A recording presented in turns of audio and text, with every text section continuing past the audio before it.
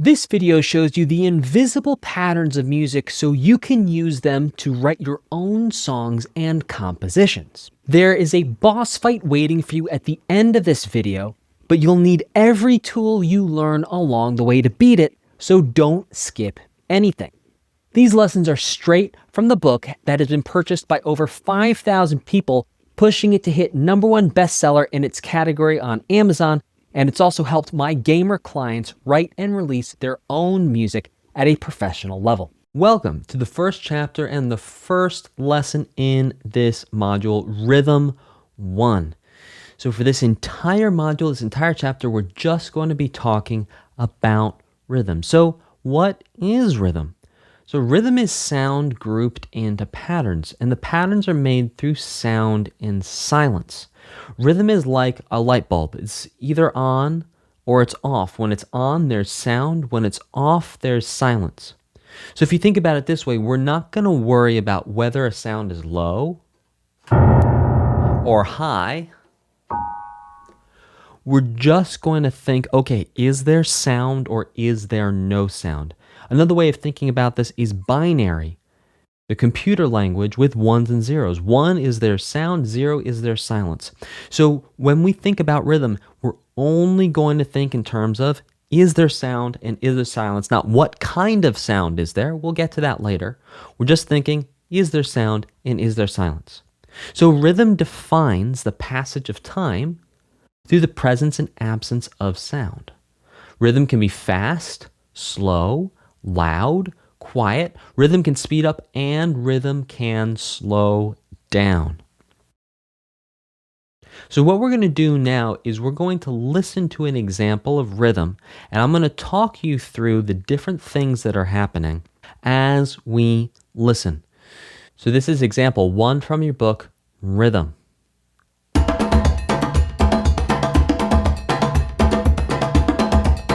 This is an African kind of rhythm. But listen, we're not worried about what these different sounds sound like. You can hear that there's a sound and then there's silence. Slowing down, speeding up. See, rhythm can speed up. Faster, faster.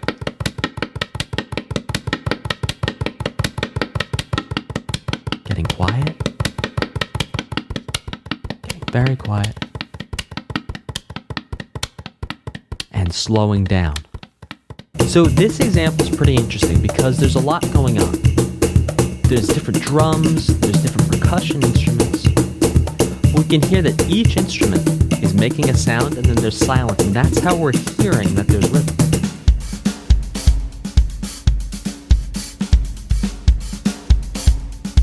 So again here, there's sound and silence. We're not worried about how high or how low a sound is.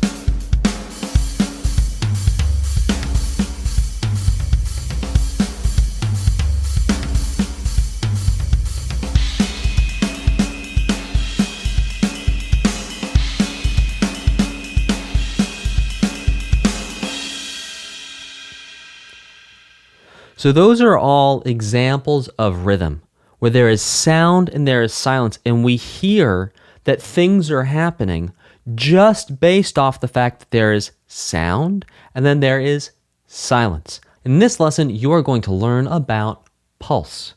Now, a pulse is a type of rhythm.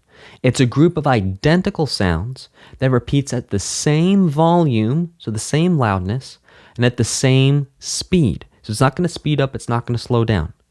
No pulse is louder or more quiet than the pulse that comes before or after it. So a pulse is a group of completely identical sounds that are all exactly the same. There's no difference between them.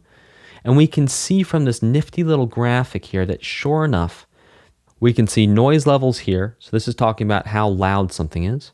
We can see time here. So this is talking about, well, how long are we listening to this for? And then we have our sounds and then silences, sounds. And we can see that all these sounds, they're exactly the same. And they have the same amount of space between them, and they're all exactly the same loudness or the same volume. Let's listen to the example of a pulse. Okay, every sound is exactly the same. No sound is different from the sound that came before. And there's an even amount of time between each sound.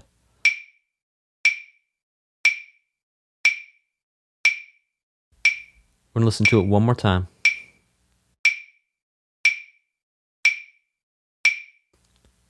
Okay, bringing it on back. Here it is. Listen to it. Exactly the same every single time. It's so the same that you can actually anticipate and feel and guess when the next one's going to come because it's so even. It's so reliable.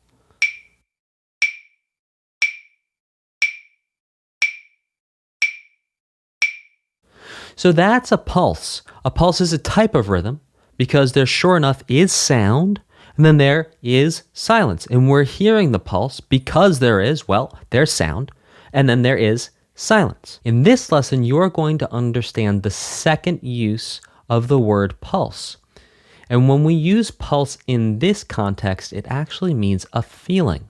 So the word pulse can also describe the underlying rhythmic movement of a piece of music that is felt by you, but not seen or ever written down. Interesting, huh? So when you hear a piece of music, you might start to clap along with it. When you clap along with it, you are feeling the pulse. No one's telling you to clap along with it, but you sort of instinctively feel where to clap or where to bob your head. That's you feeling the pulse. So because pulse is subjective, that means you might feel a pulse different from how I feel a pulse, and we both feel a pulse different than someone else feels a pulse.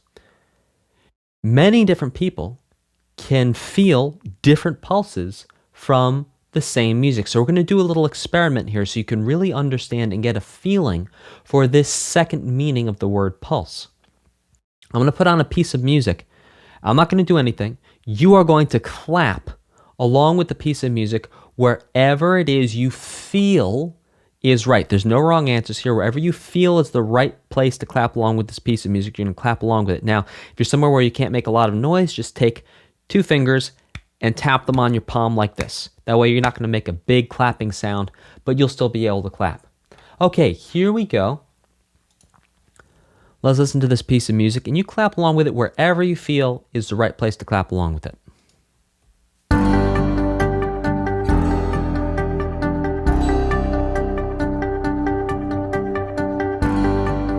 Clap. Good. Keep it going. Keep clapping.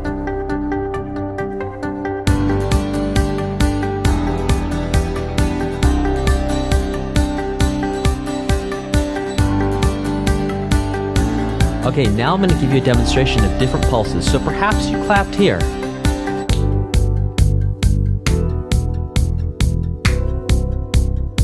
Now some of you might be saying, no, that's not where I was clapping.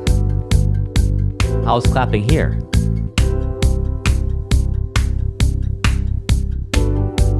And still others of you might be saying, well, Dan, I wasn't clapping in either of those places. This is where I was feeling the pulse.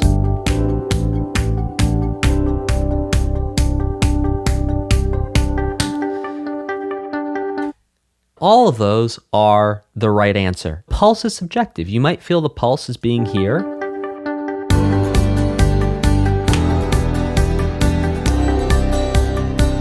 Now, can you feel where I'm clapping? It makes sense. It feels right. This also feels right.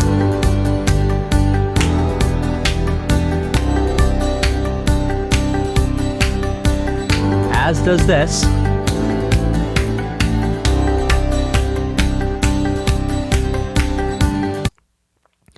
So pulse is subjective, and this is the other meaning of the word pulse. So if you hear a piece of music and you nod your head with the music or you clap with the music, this is the pulse. So pulse can mean a sound that is the same every single time it happens. There's no change in the volume or in the way that it sounds or how it sounds. It sounds exactly the same every single time. You can also think of pulse as the feeling when you listen to a piece of music. In the next 2 lessons, we're going to unpack the word beat. What is a beat? What does it mean? And how does it relate to rhythm and also pulses? So a beat is a type of rhythm. In the same way that a pulse was a type of rhythm, beat is a type of rhythm. So you can call beat rhythm, but a beat is not a pulse and a pulse is not a beat. So a beat is often counted or connected to, associated with, thought of being part of a particular pulse. When this association, when this connection, when this thought happens, a beat is then called the beat, and it is felt like the pulse. So when you feel the beat, I'm sure you've heard a song in your life, or you've heard someone say, "Can you feel the beat?" What they mean is, can you feel the pulse? Can you also hear where the pulse should be in the fact that you're feeling that pulse? Where we, in the last lesson, where we were clapping along with the music, maybe you clapped in one of those 3 different pulse places. When someone says, "Can you feel the beat?" what they're saying is, can you feel this pulse that I am also feeling?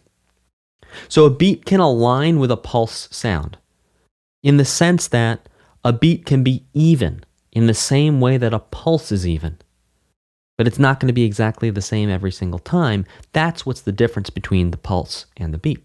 But a beat can still be even, just like a pulse sound. A beat, just like we talked about, can also align with the pulse feeling. So someone says, "Can you feel the beat?" What they're saying is, can you feel the pulse that I am feeling? Now, a beat is different from a pulse because it can be loud, it can be quiet, and each sound in the beat does not have to be the same as the beat that came before it. So a beat is actually made up of different pulses that are all different from each other, and sometimes there can be more than one sound or more than one pulse happening at a time, and all these different sounds or pulses come together to create a beat. So let's look at this nifty little graphic here. And sure enough, you can see that sometimes there's 2 sounds happening at the same time. There's 2 different pulses happening at the same time. So using this graphic as an example, let's break down and understand how many different pulses are happening here. So we have pulse number 1 is down here. We have pulse number 2 is here. And we can see pulse number 1, there's no other pulse number 1s because there's no other sounds happening at the same noise level there. So by definition, if it's not happening at the same noise level, it's not going to be a pulse. Also, if it doesn't sound the same, it's not going to be a pulse. Here's pulse number 2. Are there any other pulse number 2s? Nope. No pulse number 2s. All right, how about pulse number 3? We're going to do pulse number 3 in a different color here. So pulse number 3. Looks like we have 2 pulse number 3s. Okay, so a pulse can repeat. Yeah, that's what pulses do. They repeat. Now let's get one more color. Let's do blue. How about?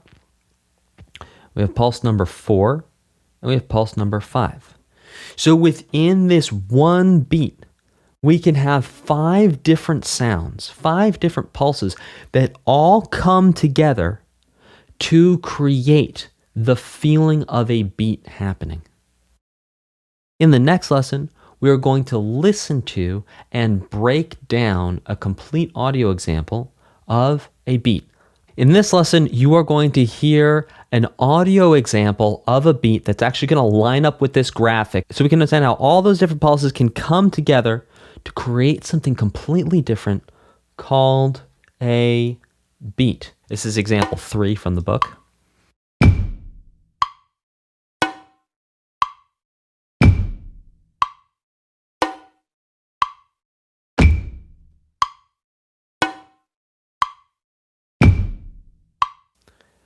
So you can hear that there are definitely different things happening here. Okay, now let's go through and break it down. So watch for me when I point like this is when pulse number 1 and pulse number 2 are happening. And we have pulse number 1 and pulse number 2. We're going to color code these. Oh, how about red? These are pulse number 1 and pulse number 2. So whenever these happen, I'm going to go like this. Here we go.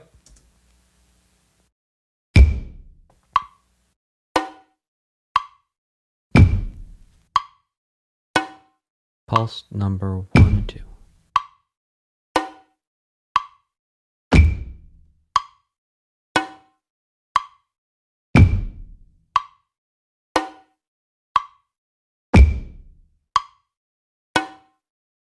Okay, so that's pulse number 1 and 2.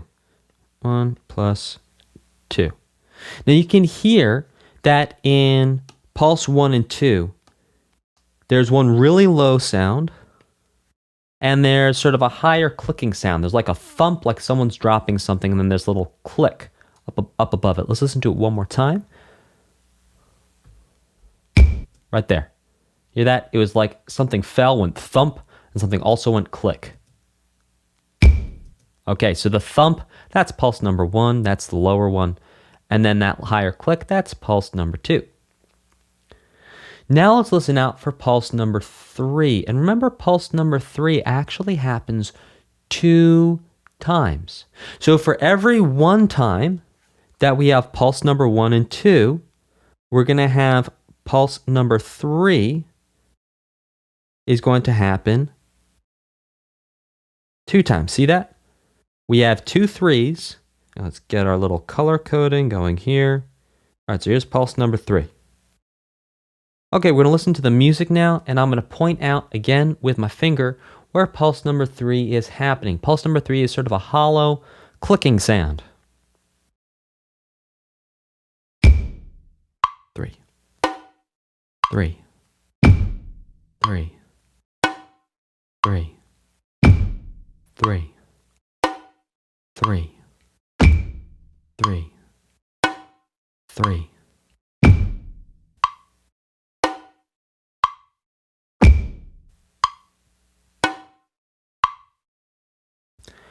Okay, so pulse number 3, let's listen to it one more time so you can really get it. It's that hollow clicking sound.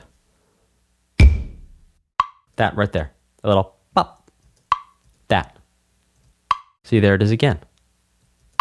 There it is again.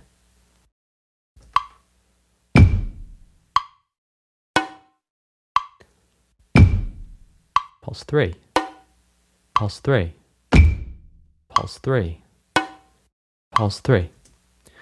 Okay, so let's unpack what we have so far in terms of our pulses. We have pulse number 1 and 2. Now every time pulse number 1 and 2 happen, they sound exactly the same. They also happen at even intervals of time. So 1 and 2, they come back around every single time they're exactly the same. That means they are both pulses, but they're 2 different pulses. Now pulse number 3, every single time it comes back around, it's the same volume, it sounds the same, it's not speeding up, it's not slowing down, so it is a different pulse from pulse number 1 and 2. Now one more thing to point out, I know I mentioned this earlier, but this really is important, that pulse number 3 is happening 2 times for every 1 time that pulse 1 and 2 happens, and then pulse 3 happens 2 times. And pulse 3 is still happening at even intervals. It sounds exactly the same. It is a pulse, for sure. Now let's talk about pulse number 4 and 5. We're going to give these guys the blue color. Okay. I'm going to point out again with my finger every single time pulse 4 and 5 come around.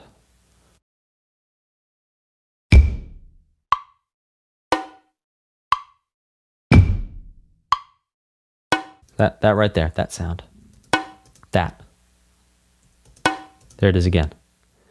So it might be a little hard for you to hear that there's 2 separate sounds there, but there are. There's sort of this drum sound, this pop happening, and then also there's another hollow clicking sound that's different from the other hollow clicking sounds happening on top of it. There it is. Can you hear that there's a drum hit and a hollow clicking sound there? If you can't, that's okay. Just as long as you can hear that 4 and 5 are happening together and that they are different from 1 plus 2 and 3, that's all you really need.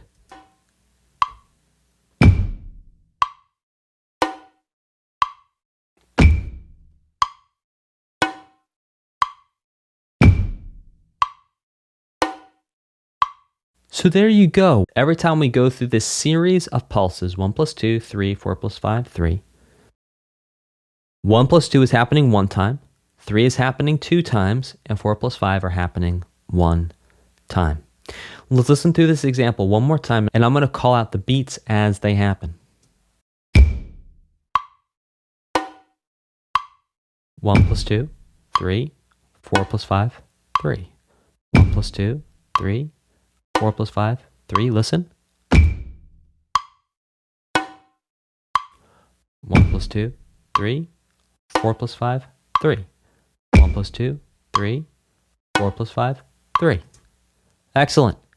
I will see you in the next lesson where we are going to tie up all things beat. I will see you there. In this lesson, you're going to learn the rest of the uses of the word beat. So as we discussed before, beat can be used to describe a particular pulse. When someone says, "Can you feel the beat?" what they mean is, can you feel the pulse that I am feeling? And they actually may mean a particular beat, and we'll get to that in a couple of lessons when we talk about something called time signatures. Another use of the word beat is for an instrumental production for hip hop and sometimes for pop or dance music that is ready and waiting for a singer or rapper or MC, if you will, to sing or rap over the beat to make a song. An instrumental is when you have a piece of music that is just instruments. There's no vocals, there's no singing, there's no talking. Sometimes maybe there are little background pieces of singing or talking, but there's nothing that would capture your attention and make it feel like a song that you would sing along with on the radio or sing along with from a streaming service. So when we have just the piece of music without the rapping, without the singing, that instrumental piece of music is called a beat. In this lesson, you are going to learn about and understand how to use a metronome. Now, a metronome is a device or software application that produces a sound at even intervals of time. Well, what does that sound like? Sure enough, that's a pulse. Now, the thing about a metronome is you can actually speed it up and slow it down. You can change the speed of the pulse, but it's always going to generate a completely even pulse. Metronome speed is measured by how many times it makes a sound, a pulse, or a click every minute. So like in a car, when you measure miles per hour, that's how you measure the speed. For metronomes, you're going to measure beats per minute or clicks per minute. How many times does it click in a minute? Every click of the metronome is considered a beat for the examples in this book, even though, and you might be thinking about this, well, hang on a second, Dan. You said if a sound sounds the same every single time and it's produced at even intervals of time and it's not louder or more quiet than the sound that came before it and it sounds the same as the sound that came before it, that sounds like a pulse. And well, you'd be right. But this is just the terminology that's used, so we're going to roll with it. Every time a metronome clicks, it's called a beat. And we measure a metronome in beats per minute, or BPM. Throughout this book and this course, you will see a metronome icon. This is a metronome icon. And whatever the number in the icon is, that's how many beats per minute you should do the exercise or the activity at. So, how to use a metronome. You can check out the description below this video for links to free software metronomes so you don't have to spend any money. That'll save you between $20 to $100, depending on the metronome you get. I will be using my trusty physical metronome. Now, sometimes during this course or working with the book, you will find that certain examples are a little challenging to do at the speed of the metronome icon. If that's the case, just slow the metronome down a little bit and you will be good to go.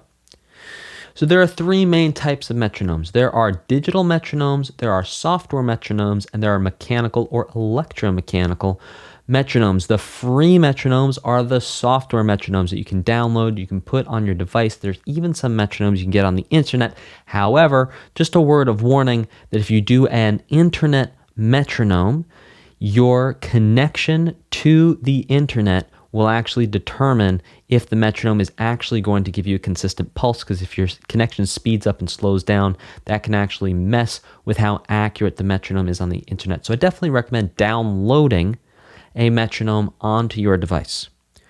So take a moment, go grab one of those free metronomes, put it on your device, and then come back here and we'll finish this video together. Pause the video, get yourself a metronome if you don't have one already. Okay, and we are back. So you're going to take your metronome, you're going to set your metronome to 60, 60, and press start or play on your metronome. Listen to the pulse. Now what you're going to try to do is you're going to try to anticipate. You're going to try and feel the pulse in addition to hearing the pulse. And you're going to wait until you can hear the pattern of the pulse. Wait until you can feel like you know when the next click, when the next sound is going to happen.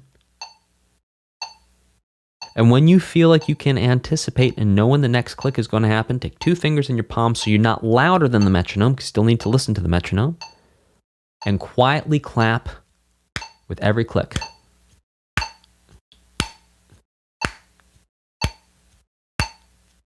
Try not to clap before the click or after the click. Clap exactly with the click every single time.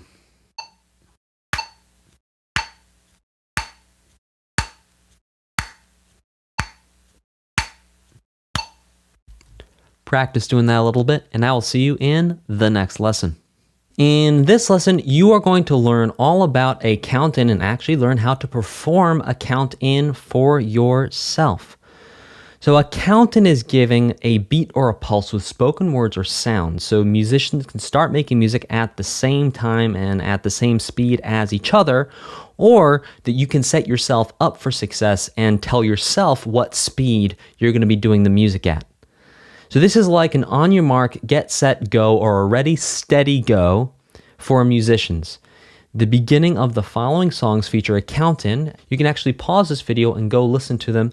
They're in the description below. I Saw Her Standing There by the Beatles, Patience by Guns N' Roses, and Hey Ya by Outkast. And you will hear at the beginning of each one of those songs a 1, 2, 3, 4, or 1, 2, 1, 2, 3, 4, or in the case of Hey Ya, a 1, 2, 3, And those sounds and words are a count-in. They're telling everyone involved in making the music how fast the song is going to be and when the song is going to start. So go ahead, pause this video, give that a listen, and then pop back in, and you are going to learn how to perform a count-in for yourself. You are going to learn how to do a count-in in groups of 4, which is what you just heard in all 3 songs. I Saw Her Standing There, Patience, and Hey Ya. There was 1, 2, 3, 4 that happened before the music started. So you're going to learn how to do that. You're also going to learn how to count in for 3, because in this book and in this course, you're going to be actually working in groups of 4 and in groups of 3.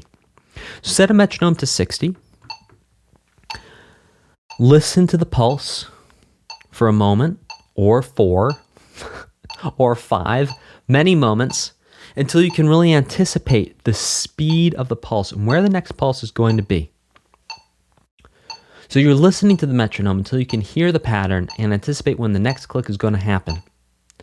Once you feel like you know when that next click is going to happen, you're going to count 1, 2, 3, 4 aloud with each number you speak happening at the same time as a click. Just like this. 1, 2, 3, 4. That's it. Now try to be precise as possible. Speak exactly with the clicking sound, not before or after. Just like in the last lesson, we wanted to clap exactly with the click. Here's a count-in for 4 one more time. 1, 2, 3, 4. To count into 3, we're going to follow the same process. We're going to listen to the metronome until we can anticipate when the next click is going to happen. So listen.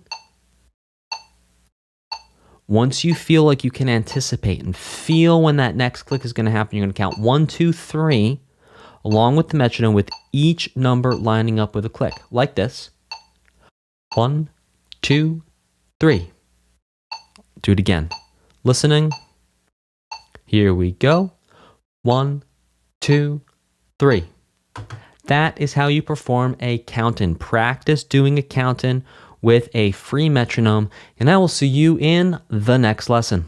In this lesson, you are going to learn about the word tempo, what it means, how to use it, and also how it can actually be very confusing and very hard to tell what the tempo of a song actually is if you don't know music theory. So tempo is an Italian word that means time.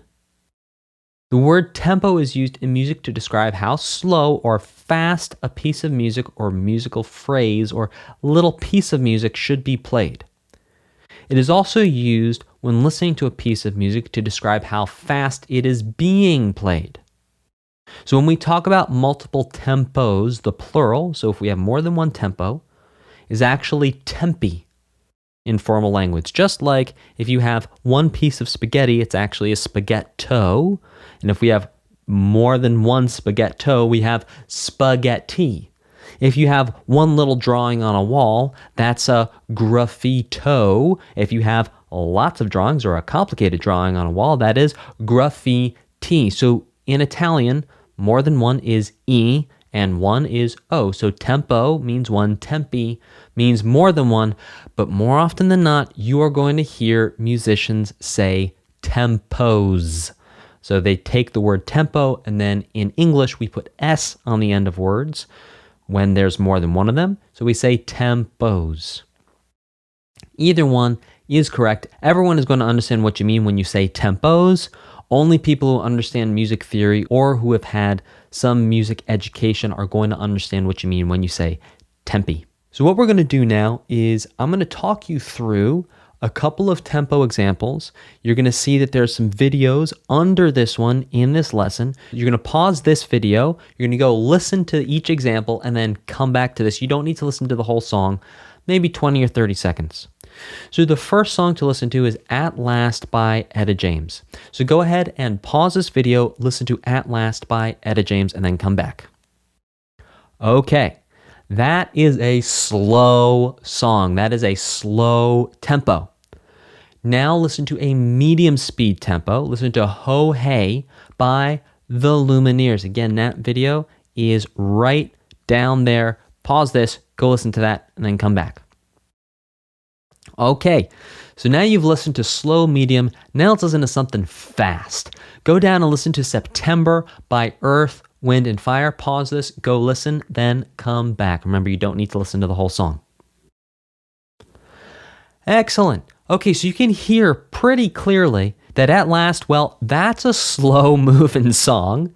It's sort of like molasses. It's just rolling along real slow. Ho Hey, it's moving. It's kind of walking. It's grooving along. And then September, it's really moving quite fast. That's like someone power walking or jogging. It's moving quite quickly. Now we're going to listen to 3 more examples where it's not going to be quite so obvious how fast the piece of music really is. So let's start with an easy one. Go down and listen to Change Is Gonna Come by Sam Cooke. Pause this, go listen, then come back. Okay, now listen to Jump Start by Greg Howe. Pause this, go listen, come back. Now what you may have noticed with Jump Start is it feels like a fast tempo. It doesn't seem to be very medium. That thing feels like it's moving, doesn't it? It sounds fast. Now, here's the crazy one. Pause this, go listen to Love is a Battlefield by Pat Benatar, then come back. Okay, now you've listened to Love is a Battlefield by Pat Benatar. Now, let me ask you this. Which one sounds faster to you? Jump Start, our medium speed by Greg Howe, or Love is a Battlefield, our fast one by Pat Benatar? If you said that Jump Start actually feels faster to you, that's actually kind of normal. A lot of people hearing these 2 examples say that Jump Start sounds to be faster than Love is a Battlefield. But if you go back and listen to the drums of Love is a Battlefield, they're actually going very fast. You're going to learn in Module 2, Chapter 2, about why drums are so important to actually understand how fast of a piece of music is. I will see you in the next lesson.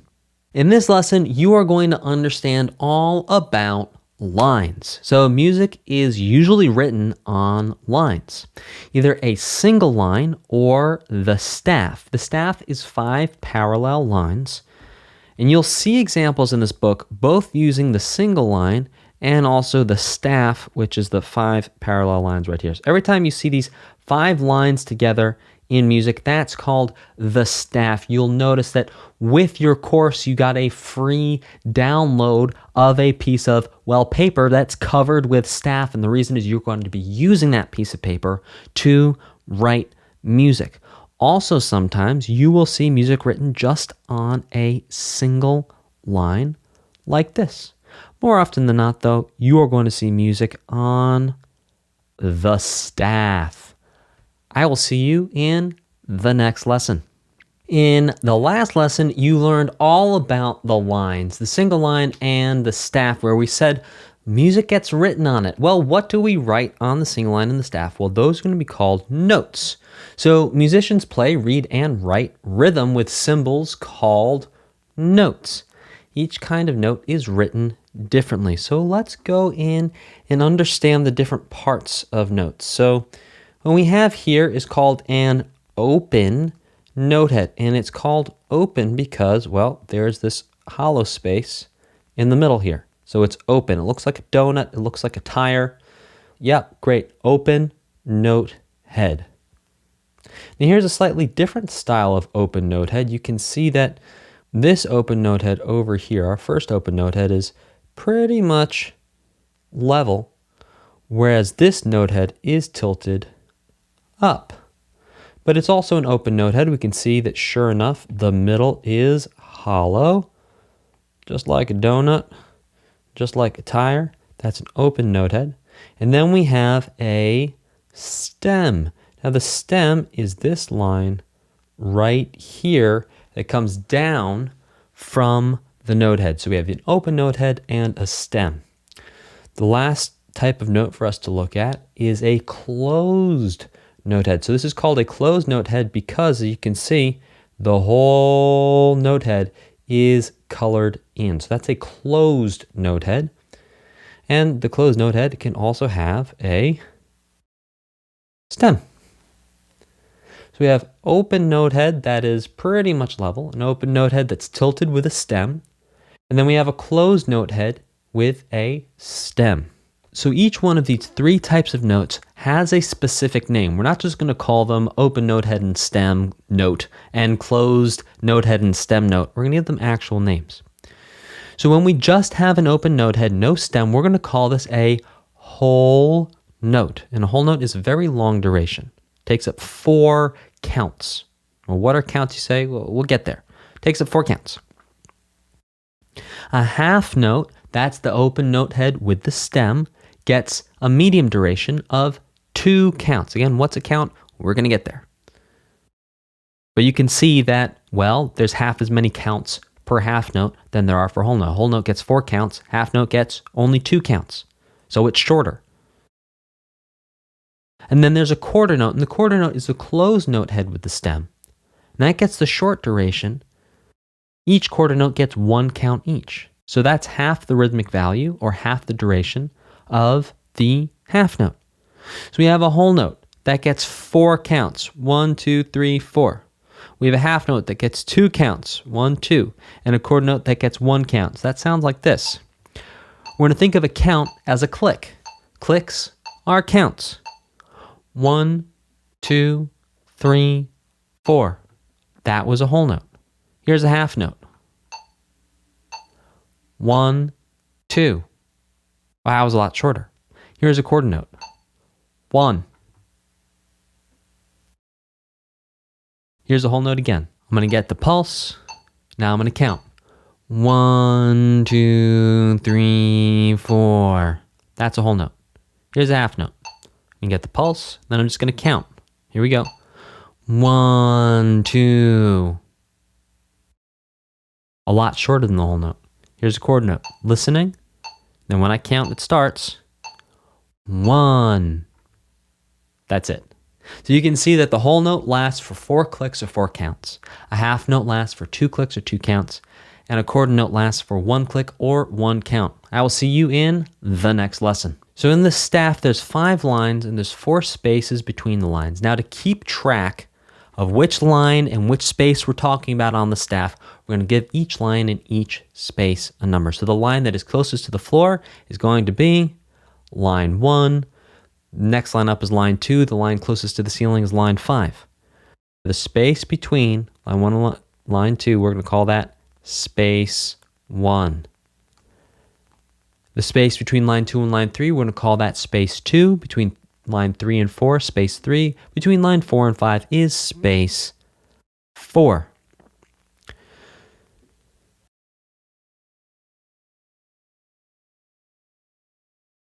In this lesson, I'm going to give you a demo of writing quarter, half, and whole notes on different lines and spaces of the staff. I think it's very good to practice writing your note heads in space 4 and in space 1 because then it's very easy to measure your stem length, and then you can start to get used to how long your stem should be, and then that can start to translate over to when you write note heads on different lines of the staff. Little point: for rhythm, it doesn't actually matter where you write the notes. It's not going to change how the notes sound because with rhythm, we're just concerned about on, off. Is the light switch on? Is there sound? Is the light switch off? Is there silence? Okay.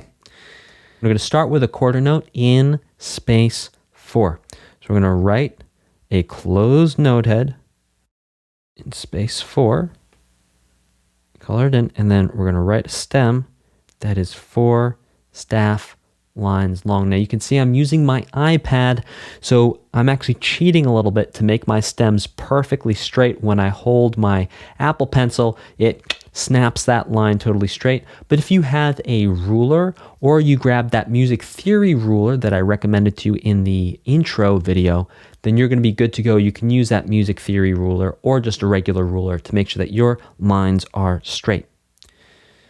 Okay, now let's do a quarter note in space 1. So we're going to write a closed note head, and then we're going to write a stem that is 1, 2, 3, 4 staff lines long. Perfect. Now we're going to write a quarter note on line 3 of the staff. So start in the middle, go down to the middle, come back around, color it in, and then 4 staff lines long is the stem. There you go. So that's how you write a quarter note. You're always going to write the note head first and then add the stem. Let's walk through writing half notes. So here's going to be a half note in space number 4 of the staff. Great. Make sure you have that tilt for about 45 degrees, and then bring the stem down. There you go. That's your half note. Now we're going to do a half note in space 1 of the staff. Up, around, good to go, add a stem, don't you know.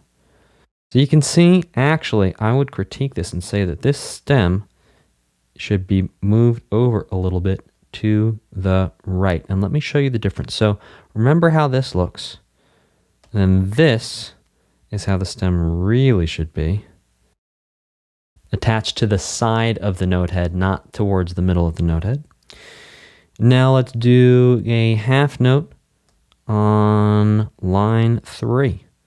There we go. Boom, there's a note head. And there's the stem. There you go. So quarter notes and half notes. Let's wrap it up with whole notes. Whole note in space 4.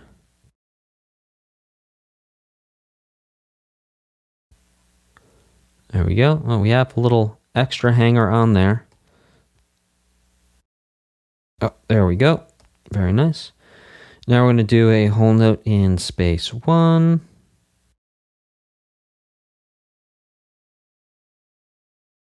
There we go. That one has a little bit of a tilt to it, which we really don't want. We want it to be more even Steven. So let's try to even that one out. There we go. And then we're going to write a whole note on line 3 of the staff, again, starting in the middle, and then make the whole note. There we go. I will see you in the next lesson. In this lesson, you are going to learn how to actually clap and count rhythms, because one of the best ways for you to really understand the difference between whole, half, and quarter notes is going to be to clap and count them. So we're going to make it easy on you so you don't need to get really good at reading music. We're going to add a couple of hints in there to help you out. So to clap your hands, you're going to have a little up arrow, and to remind you to count, we're going to put the word count. So let's take a look at our first example. Sure enough, for every quarter note that there is, we have a little arrow for you to clap. Before you actually read the music, practice just counting and clapping quarter notes. And that's going to sound like this. You're going to put a metronome on. When you can anticipate when the next click is going to be, then you're going to do one clap with every single click, like this. That first one was a little early, but that's okay. Now, once you can do this comfortably, you're going to count 1, 2, 3, 4. 1, 2, 3, 4. Then you're going to do the next step, which is to actually read and count through example 6. So you're going to give yourself a count in. Also, keep in mind you can follow along with me here, clap with me here, but also look at example 6 and try to actually clap and count along with example 6. So step number 1 is we're going to set the metronome to 60, because sure enough, our little tempo icon over there on the left next to the number 6 says 60.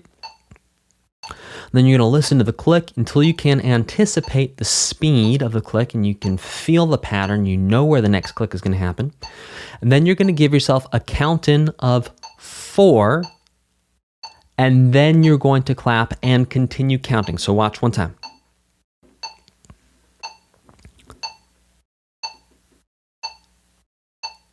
1, 2, 3, 4. 1, 2, 3, 4. 1, 2, 3, 4. 1, 2, 3, 4. 1, 2, 3, 4. So you notice I just counted to 4 times, and sure enough, I read the music from left to right, counting 1, 2, 3, 4, clapping every single time I saw one of those arrows line up with the note. And that is how you read music, from left to right, top to bottom, just like a book.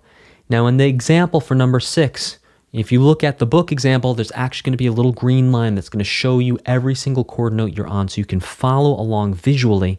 That's another reason I really recommend using those examples. In the next lesson, you are going to learn how to clap and count half notes. I will see you there. In this lesson, you are going to understand how to clap and count half notes. So before you go and try and read, clap, and count through example 7, just practice clapping and counting half notes by themselves. So for half notes, we're going to listen to the click. Then we're going to clap on one beat. We're going to skip the next. We're going to clap on the next beat, skip the next. So we're going to alternate clicks, clapping and waiting. So it sounds like this: clap, wait, clap, wait, just like that. Once you get comfortable doing that, you're going to add in 1, 2, 3, 4. So it's always nice to give yourself a count in before you start. So give yourself a ready, set, go, and on your marks, get set, go with the count in of 1, 2, 3, 4 before you start clapping.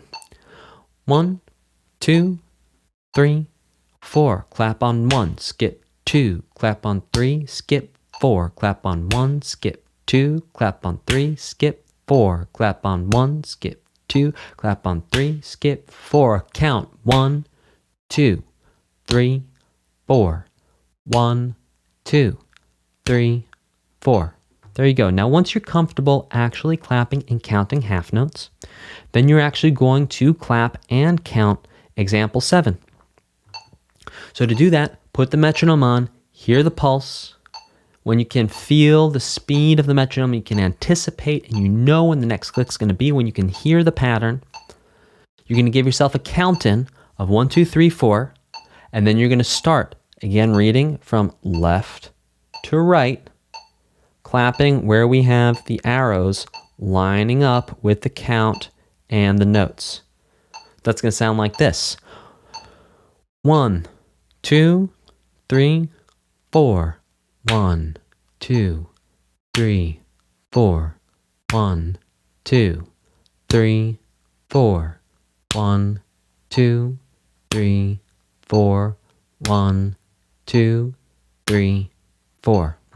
I do recommend watching example 7 a couple of times because there's a nice little green bar that shows you exactly where you are at all times. Try clapping and counting along with me in this lesson. Also with example 7, practice clapping your half notes by themselves. Then try doing example 7 by yourself, literally just looking at the book with a metronome, clapping, and try to get it to sound exactly the same as what I did here and also how it sounds in the example. I will see you in the next lesson. In this lesson, you are going to understand and learn how to clap and count whole notes. So just like with quarter notes and half notes, we're going to follow the same process here. First, we're going to understand whole notes by themselves without actually trying to read them. So we're going to put the click on when you can anticipate the speed of the click. Once you can anticipate where the click is going to be, you're going to give yourself a count in of 1, 2, 3, 4.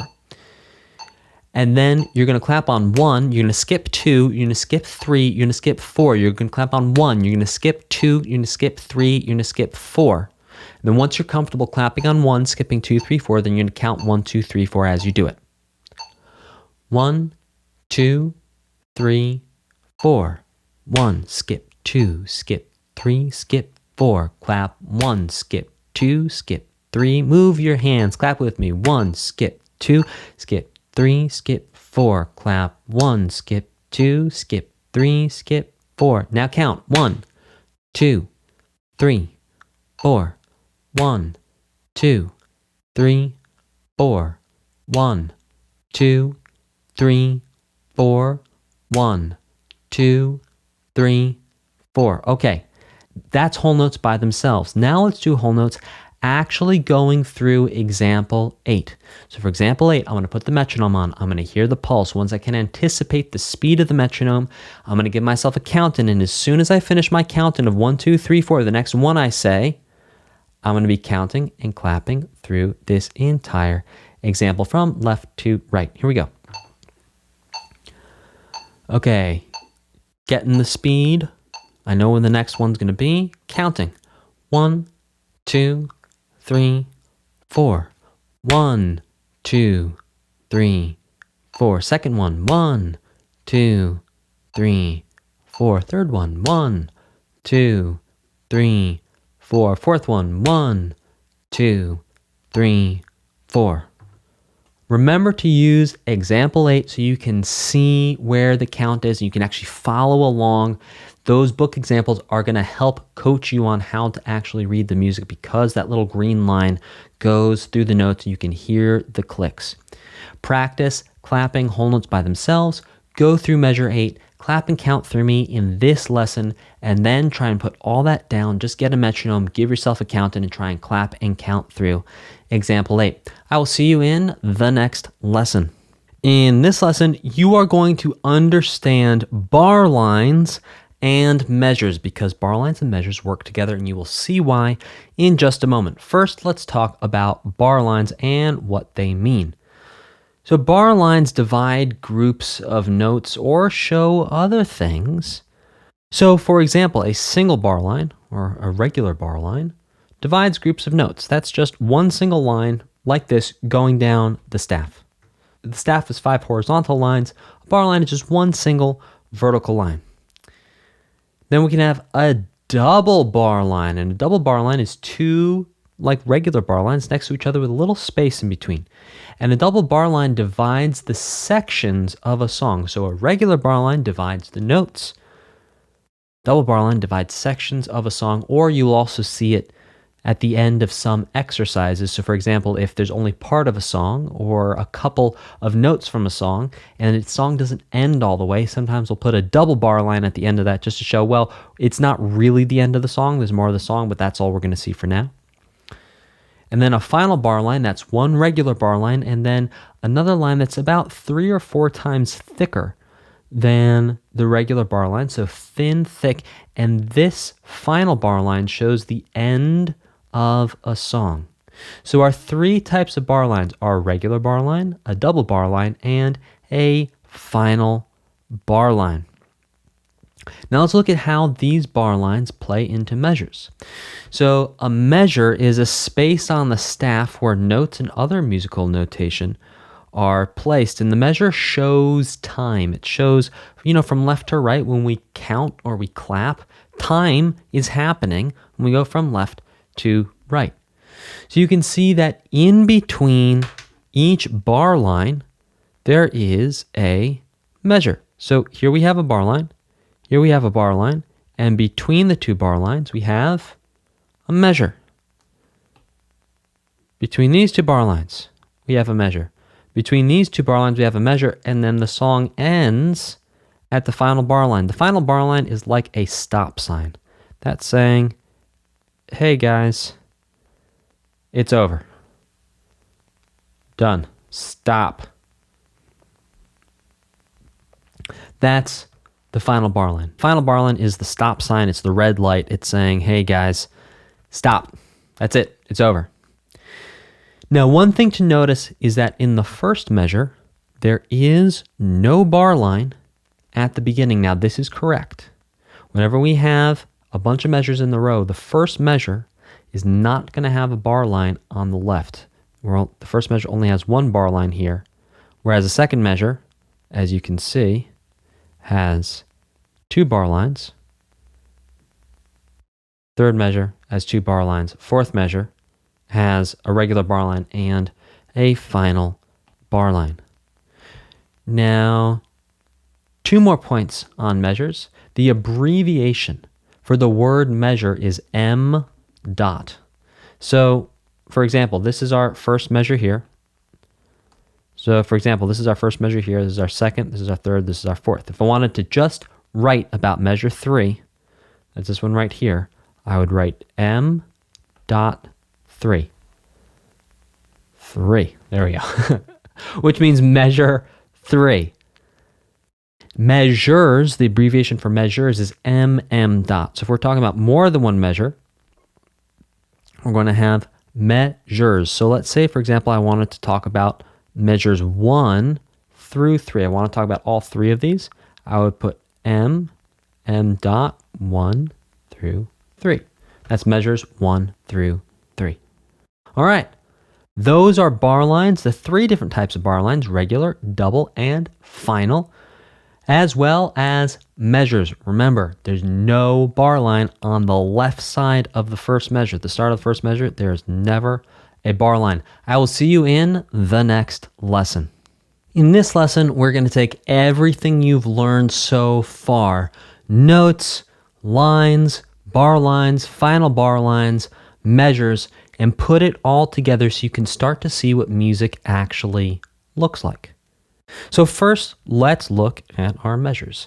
In this example, we have measures of 4, which means there's going to be 4 notes or 4 counts in every measure. You can see we have 4 measures total. We have measure 1 is here, measure 2 is here, 3 is here, measure 4 is here. And to keep things super simple, it's not on the staff, it's on a single line. And to keep things simple, the notes are on a single line instead of on the staff. Now you can see that in each measure, there are 4 quarter notes in every single measure. 4 quarter notes. Each one of those quarter notes is going to get a beat, a click, or a count of 1, 2, 3, or 4. Notice that in every measure, when we finish the measure and we get to the bar line, so here in this measure, we go 1, 2, 3, 4. We get to the bar line, and then what happens is we start over from 1 again. 1, 2, 3, 4. We get to the bar line. What happens? We start again from 1, 1, 2, 3, 4. Every single time. So every time we get to a bar line, we're going to start counting 1 again. So when you were doing your clapping and counting examples, and you're going 1, 2, 3, 4, 1, that second 1 would be in the next measure, or the next after in the next measure, or you can think about it as being after the bar line. So I'm going to clap and count this example here.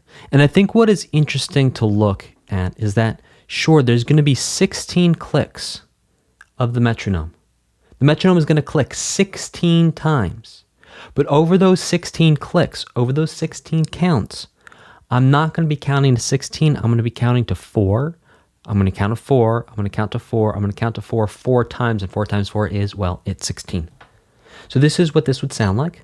So getting the pulse, then I'm going to give myself a count in. 1, 2, 3, 4. Measure 1. 1, 2, 3, 4. Measure 2. 1, 2, 3, 4. Measure 3. 1, 2, 3, 4. Measure 4. 1, 2, 3, 4.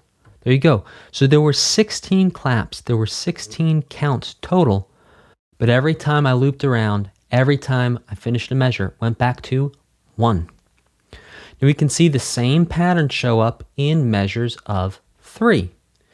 In measures of 3, the only difference is that there are not 4 counts, or there's not 4 quarter notes in each measure. There's 3 counts, or there's 3 quarter notes in each measure. But you can still see everything's working exactly the same. There are 4 measures. There is a final bar line. There are bar lines in between each measure, and the first measure does not have a bar line to the left of it. Now the difference here is, instead of there being 16 counts over 4 measures, there's only going to be 12 counts over these 4 measures, because I'm going to be counting to 3 4 times instead of 4 times in a row. Every time we get to a bar line, we start the count new at 1 every single time.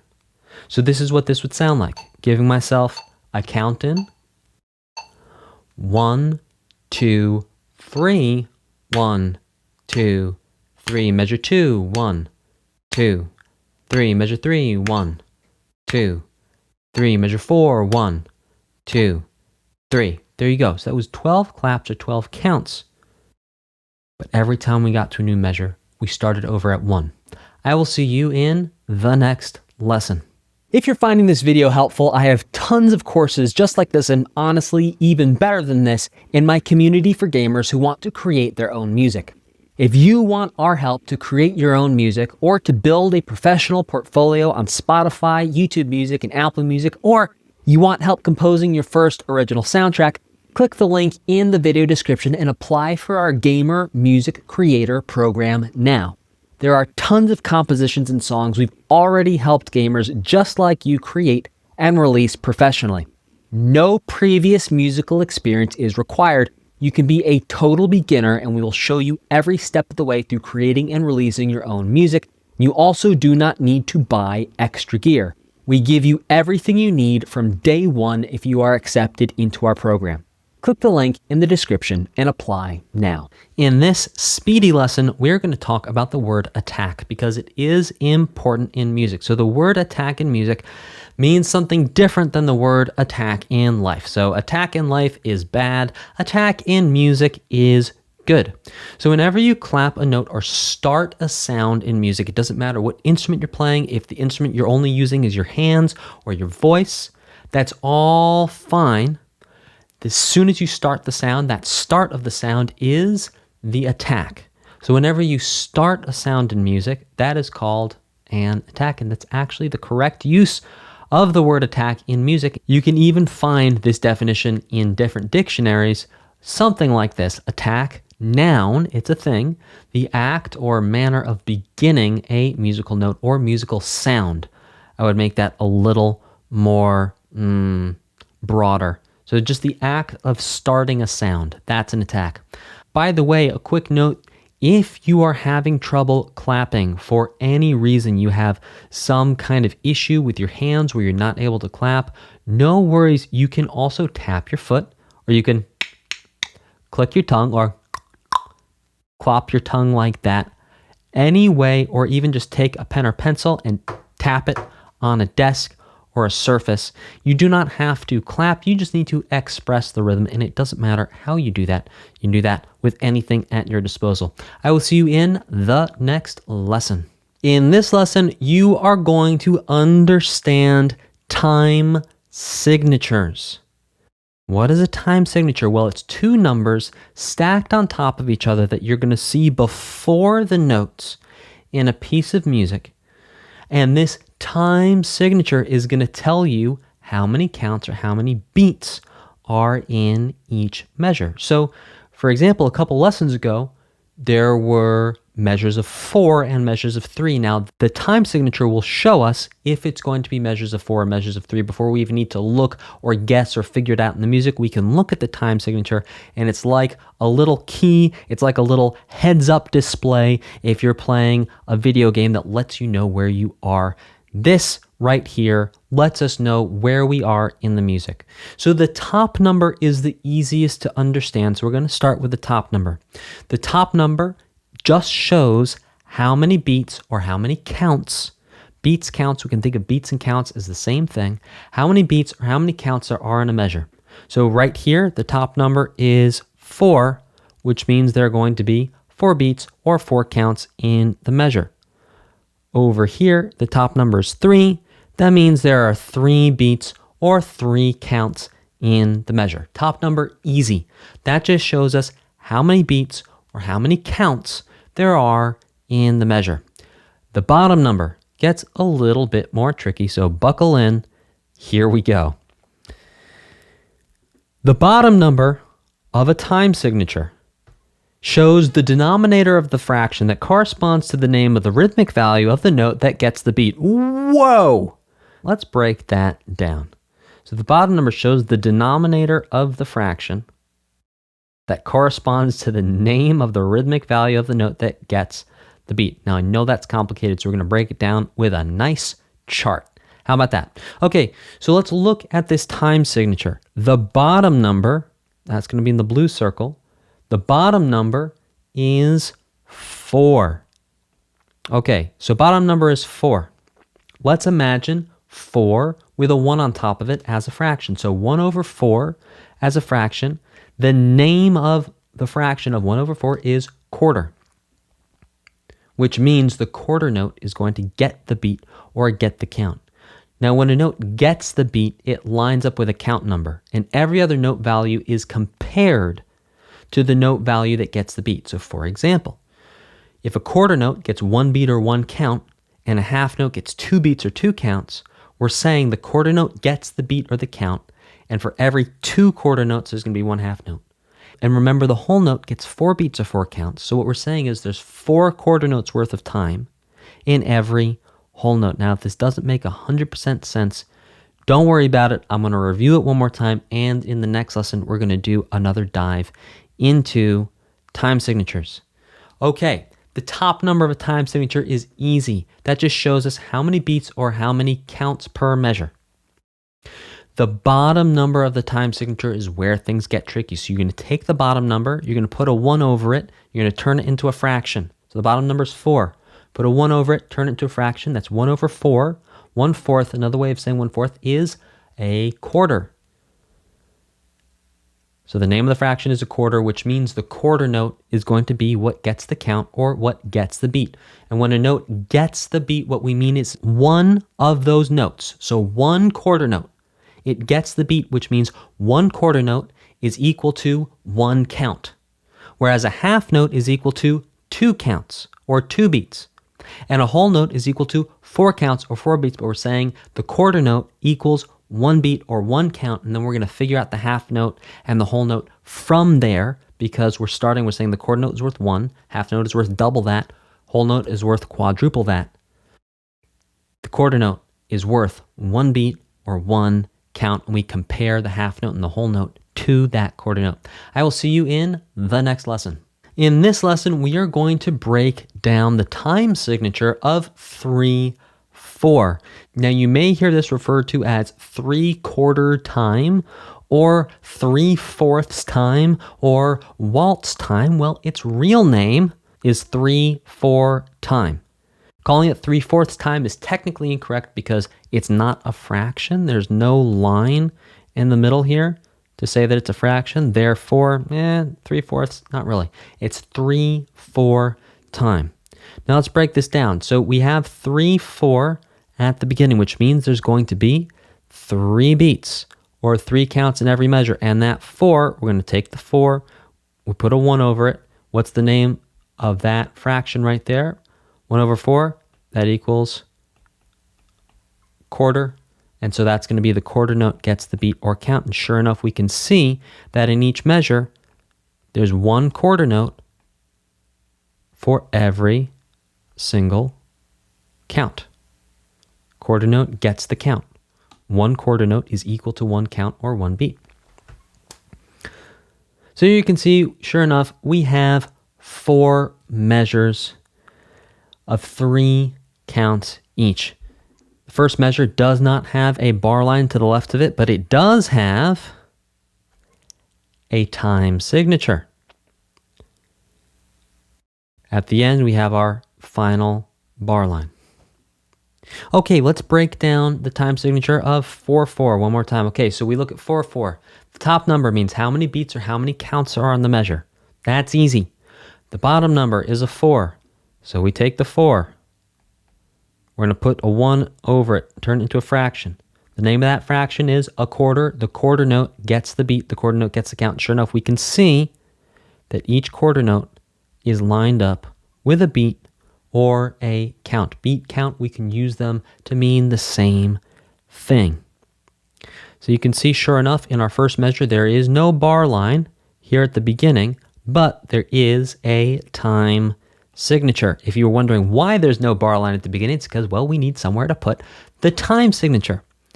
We can see that we have 4 measures here, and in each of these 4 measures, there are 4 beats or 4 counts. Great. That lines up with our top number of the time signature. And we can also see that in each one of these 4 measures, there are 4 quarter notes, and each quarter note gets a beat or gets a count. Another way of saying that, it aligns with the beat, it aligns with the count. Another way of saying that is each quarter note is only worth 1 beat or 1 count worth of time.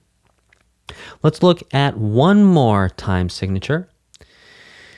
So because 4/4 is actually the most popular time signature in modern music, it's also called common time. And to save us all some energy having to write a bunch of 4s, you can actually abbreviate 4/4 with a C. This right here is actually a time signature, believe it or not. Just the letter C is in and of itself a time signature, and the letter C just means common time or 4/4. So if you ever see a C instead of a time signature, it actually is a time signature, and it means 4/4. And sure enough, we can see that there are 4 beats or 4 counts in every measure. That's our top number. And to agree with our bottom number of the time signature, we have 4 quarter notes in every single measure, and each quarter note is lining up with a beat or a count. I will see you in the next lesson. In this lesson, we're going to do a breakdown and a deep dive into how to write time signatures. The top number of the time signature is always going to go between line 5 and 3. So let's say we want to write a 4/4 time signature. We're going to write a 4. Actually use the lines. See that? From line 3 to 5. There you go. And then the bottom number of the time signature goes directly below the top number, and that goes from line 1 to line 3. Or line 3 to line 1. There you go. And you can see that I'm using the lines of the staff to help me write my 4. So that's a 4/4 time signature. Now if we were to write a 3/4 time signature, the top number is going to be a 3. And then the bottom number is going to be a 4. And again, the top number is going to take up the space from line 5 to line 3. The bottom number takes up the space from line 3 to line 1. The only 2 time signatures you are going to need for level 1 are going to be 4/4 and 3/4. So practice writing these on some staff paper, practice writing them out in your workbook, and I will see you in the next lesson.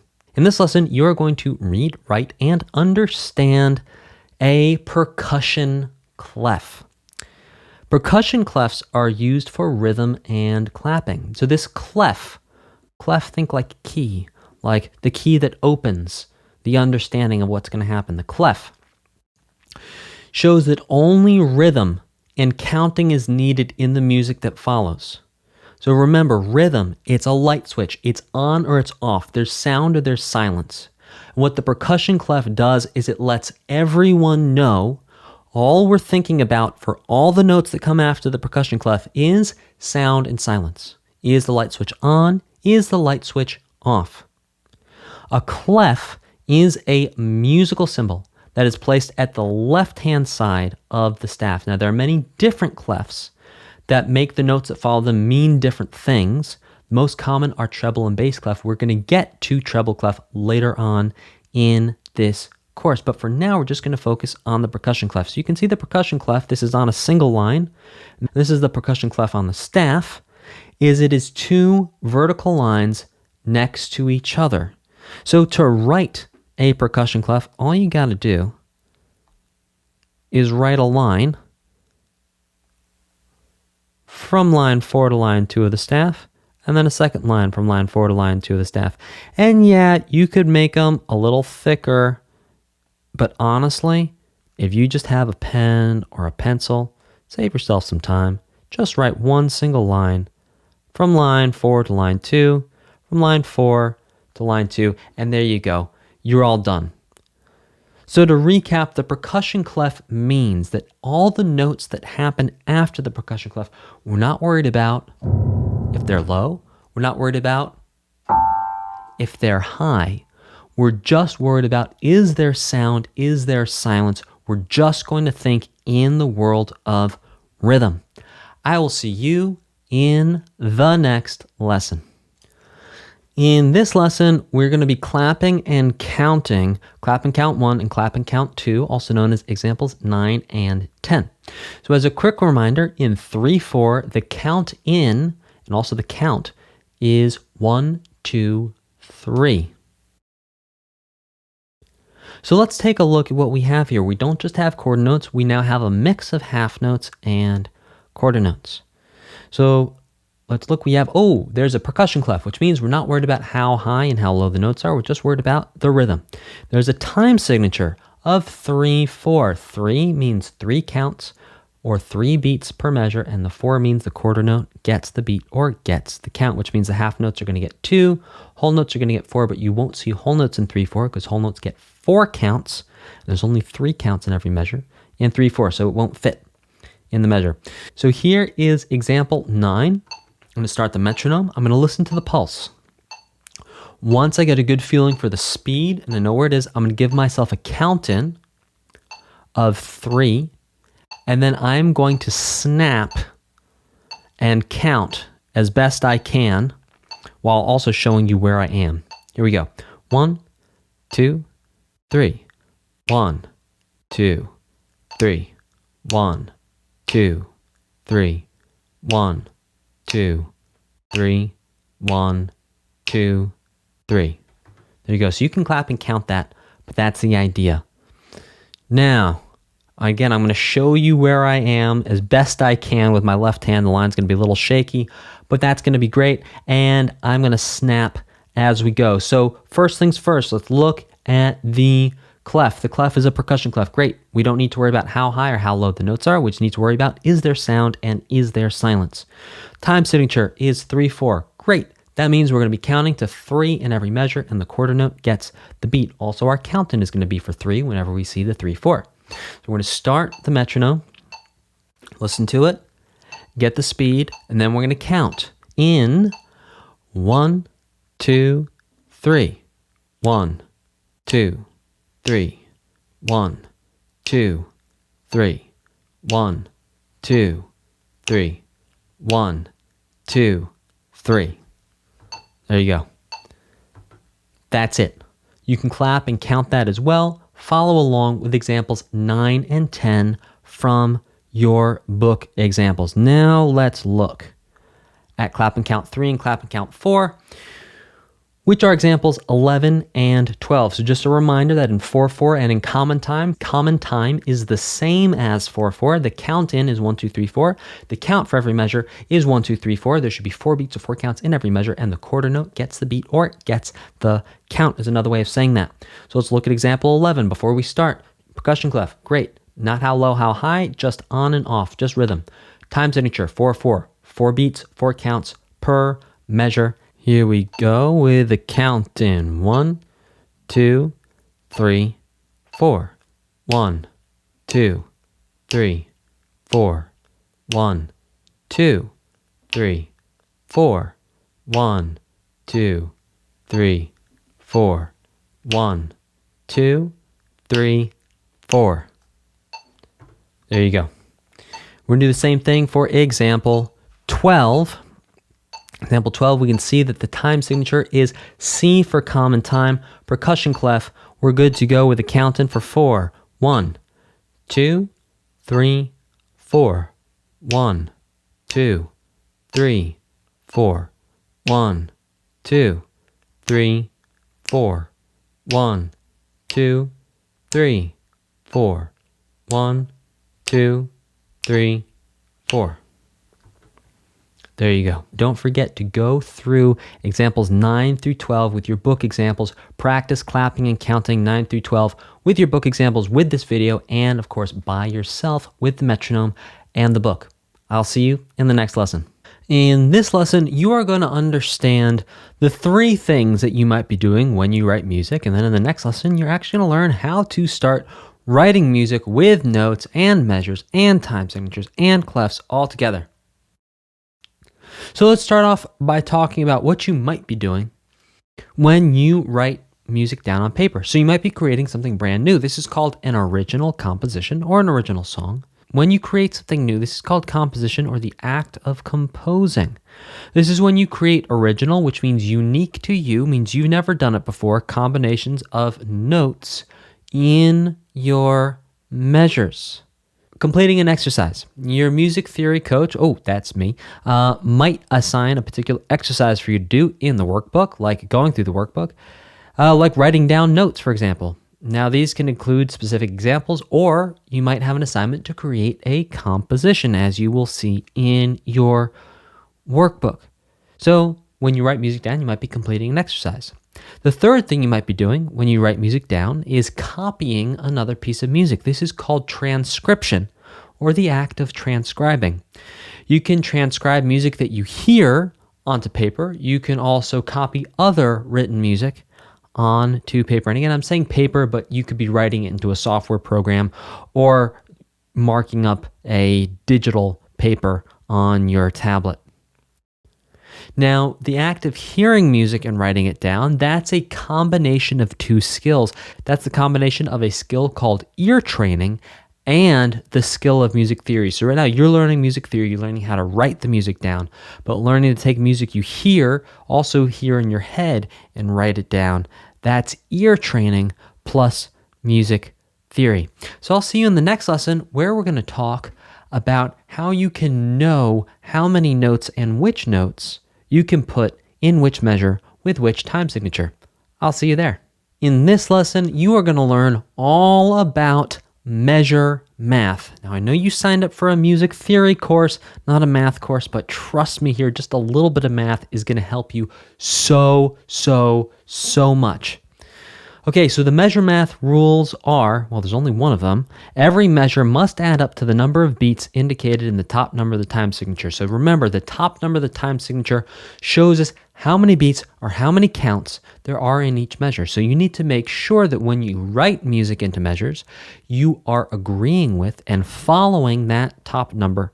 Let's look at some measure math for 4/4. And we're going to do that with 3 types of notes. Whole notes, which get 4 beats or 4 counts. Half notes, which get 2 beats or 2 counts. And quarter notes, which get 1 beat or 1 count each.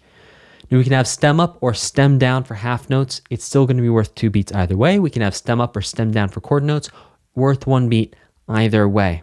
So let's look at some measure math for 4/4. In 4/4, every measure must contain exactly 4 beats or 4 counts worth of notes. You can combine any notes together just so long as you keep each measure to only 4 beats or 4 counts worth of notes.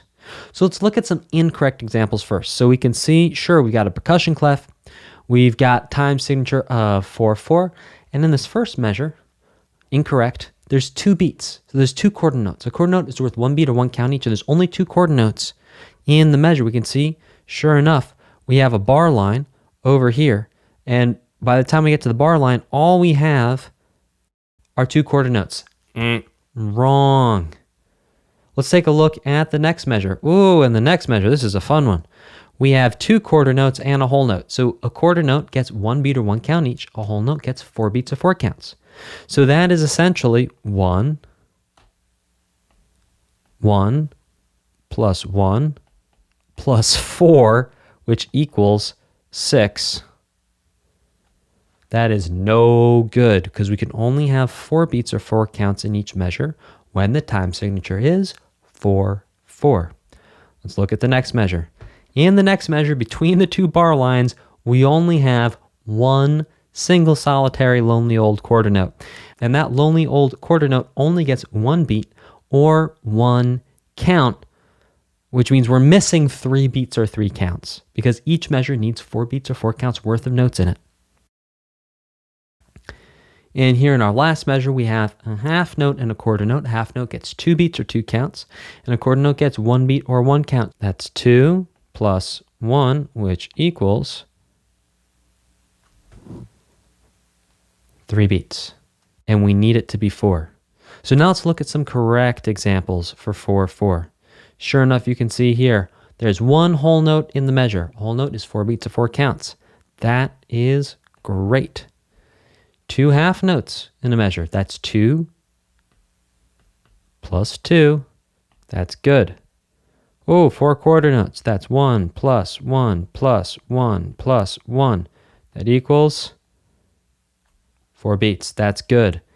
Now we have a quarter. That's 1. Plus a half note. That's 2. Plus a quarter. That's 1. 1 plus 2 plus 1. 4 beats, 4 counts. So you need to make sure that every measure has exactly 4 beats of 4 counts. Now what you cannot do is you cannot start a note at the end of a measure that goes past a bar line. Now what I mean by that is this. Let's say we have this measure here exactly as it is. So we have 1 plus 1 plus 1. Now let's imagine for a moment that this here is in fact a half note, not a quarter note. That doesn't work because this half note is in this measure.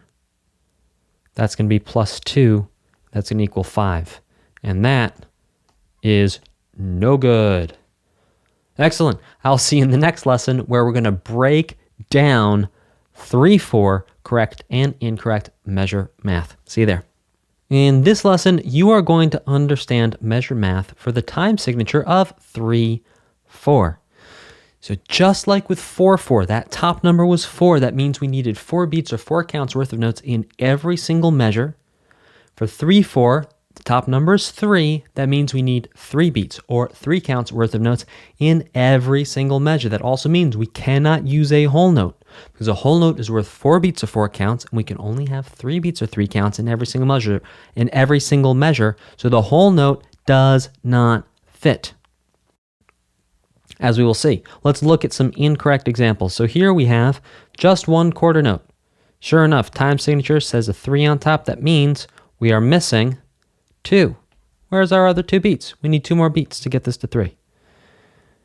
Time signature is 3/4, and we have here a whole note. Well, that's no good because we need 1 less because this needs to equal 3 to agree with the time signature. Here we have a half note plus 3 quarter notes. Well, that's 2 plus 1 plus 1 plus 1, which equals 5, which is no good because we need to agree with the 3. of the time signature. And in the last measure, we just have one half note. A half note equals 2 beats. Well, that's no good either because each measure needs to equal how many? 3 to agree with the time signature. Okay, now let's look at some correct examples. Now, as you can see here, sure enough, the time signature is 3/4, which means every measure needs 3 beats or 3 counts worth of notes in it. So we have 2 plus 1. Great, that's 3. That agrees with the time signature. 1 plus 1 plus 1 equals 3. Fantastic. 1 plus 2 equals 3. Great. 1 plus 1 plus 1 equals 3. That almost looks like a 7, but trust me, folks, it's a 1, and there's 3 beats or 3 counts in that measure. So whenever you write in 3/4, make sure that in every single measure you have 3 beats or 3 counts worth of notes. No more and no less. You cannot write a whole note in any measure in 3/4 because a whole note gets 4 beats or 4 counts, and each measure of 3/4 can only hold 3 beats or 3 counts. I will see you in the next lesson. In this lesson, you are going to understand how to write lines of music. Now, this lesson is going to be split into 2 parts. The first part, I'm going to talk you through it. I'm going to point to some examples. In the second part of this lesson, I'm actually going to get on some staff and talk you through it in real time as I go through it. So, step number 1 is going to be to divide an entire line of staff in half with a single bar line. You see that bar line right there in the middle?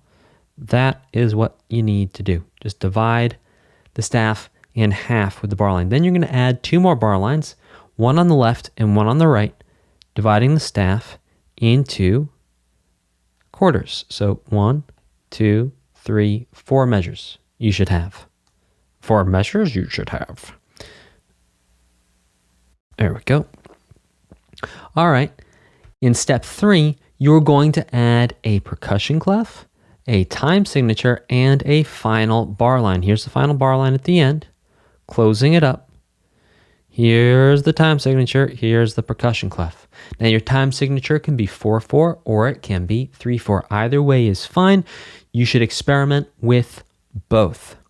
As a last step, you are going to use your understanding of measure math to fill in each measure with the correct number of beats or counts worth of notes to agree with the top number of the time signature. Oh, that turned into a heart. That's perfect.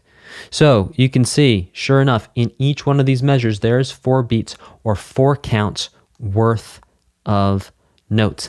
Let's hop into some staff paper, and I'm actually going to talk you through it and walk you through it in real time. Here we go. Step number 1 is to divide the staff in half with a single bar line. So in half, there we go. Use a ruler if you can to get your lines real straight. Then we're going to add a bar line to the right, add a bar line to the left to give us 4 measures total. Then what we're going to do, we're going to add a final bar line. So that's going to be 1 regular bar line, a little bit of space, and then another line that's about that thick. And you can see here's my one issue with what I just did, is that you can see those bumps of the lines of the staff. There you go. We want that closed off clean like that. We don't want to see those bumps of the staff sticking out, those extra ends of the lines. Then we're going to go to the left side of the staff where, sure enough, we've left that extra space. There's no bar line at the beginning of measure 1, and that's because at the beginning of measure 1, first we're going to write a percussion clef, and then we're going to write a time signature. I'm going to write 3/4. You could write 3/4 or 4/4. Well, let's make that 3 just a little larger there. Here we go. There we go. That's better. 3, 4. Excellent. And there you go. That's ready to now write 3 beats or 3 counts worth of notes in every single measure. So that's what I'm going to do now. So I'm going to actually write all my note heads on line 3 of the staff. That's 1, 2. Let's make that more oval, shall we? 1, 2. Here's beat 3. There we go. 1, 2, 3. And the next measure, you know what? We're going to do the opposite. We're going to start with a quarter note. That's going to be beat 1. There you go. We add the stem. And then we're going to add a half note for beats 2 and 3. There you go. In the next measure, we are going to add 3 quarter notes. That's going to be a 1, a 2, and a 3.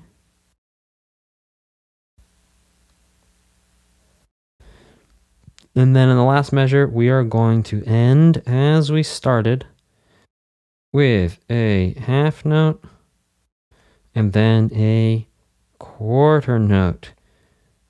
And you can see that each one of these measures, sure enough, is worth 1, 2, 3, 1, 2, 3, 1, 2, 3, 1, 2, 3 beats, or 3 counts. I will see you in the next lesson. In this lesson, we're going to do a review of everything you have learned so far. There's still a couple more lessons left in this module, but this is going to summarize everything up to this point to actually allow you to start writing your own original rhythmic compositions. So you can actually come back and use page 24 whenever you want as a quick reference when you are writing to make sure you're doing everything the right way. So you don't have to flip through different pages of the book. You can just come straight to page 24, and that's going to have all the rules you need. So how to write music in 4/4. Number 1, every measure must add up to 4. Notes cannot cross the measure lines, which means you cannot write a half note on beat 4, on count 4, and then have it extend into the next measure. Each measure must have only 4 beats or 4 counts, and if you follow rule 1, rule 2 doesn't even matter. Rule number 3, whole notes can only be written on beat 1. That's right, you can't write a quarter note and then a whole note, because then that would be 5 beats in the measure. We can only have 4. Half notes can be written or start on beats 1, 2, and 3. Quarter notes can be written on beats 1, 2, 3, and 4. You set up a line of music for yourself with the percussion clef and time signature of 4/4. Don't forget your final bar line. And then you write 4 beats worth of notes in each measure for the entire line of staff. To write a piece of music in 3/4, every measure must add up to 3. Notes cannot cross the measure lines, but if you followed rule number 1, rule number 2 won't even matter. Rule number 3, a whole note cannot be written in 3/4. This is because a whole note gets 4 beats or 4 counts, and each measure in 3/4 can only hold 3 beats in total. Half notes can be written on beats 1 and 2, and quarter notes can be written on beats 1, 2, and 3. You set up a line of music for yourself with the percussion clef and a time signature and a final bar line, and then you're going to write 3 beats worth of notes in each measure. As a reminder, measure math rules. Every measure must add up to the number of beats indicated in the top number of the time signature.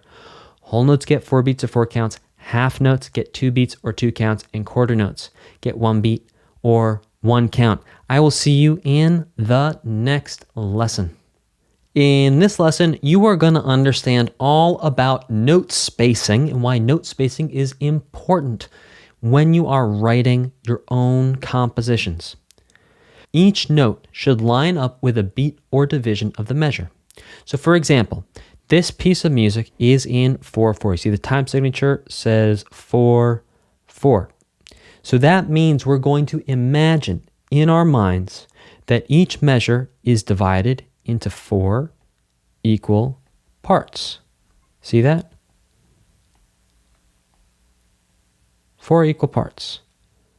4 equal parts to each measure.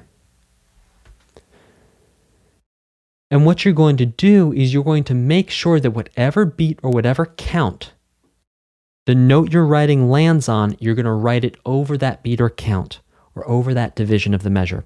Let's break down what that means.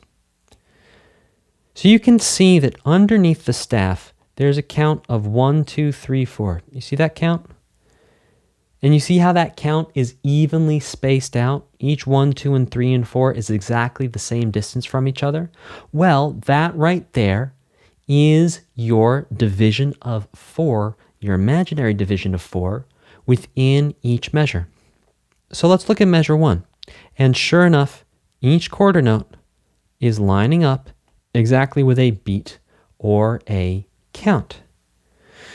Now what's interesting is if we compare measure 1 and measure 2, you see we have 2 half notes, but these 2 half notes are not written right next to each other. No, they are spaced out evenly so they each take up half the measure. So you see this half note here gets 2 beats or 2 counts, and it takes up the space for 2 beats or 2 counts. Same thing with this half note right here. Takes up 2 beats or 2 counts. Let's look at measure 3. Measure 3 is interesting. So we have a quarter note taking up 1 beat or 1 count worth of space. Then we have a half note taking up 2 beats or 2 counts worth of space. And then finally a quarter note coming and taking up 1 beat or 1 count worth of space. Now you can see the whole note starts over beat number 1 and it takes up the entire measure of space. So this is what we mean by note spacing. And you can do the same exact type of thing if the music is in 3/4. So let's go back a little bit and check out our correct example of 3/4. And if we look at 3/4, we're going to divide the measure into 1, 2, 3 equal parts. 2, 3. And sure enough, we can see here that this half note is getting 2 beats or 2 counts worth of space.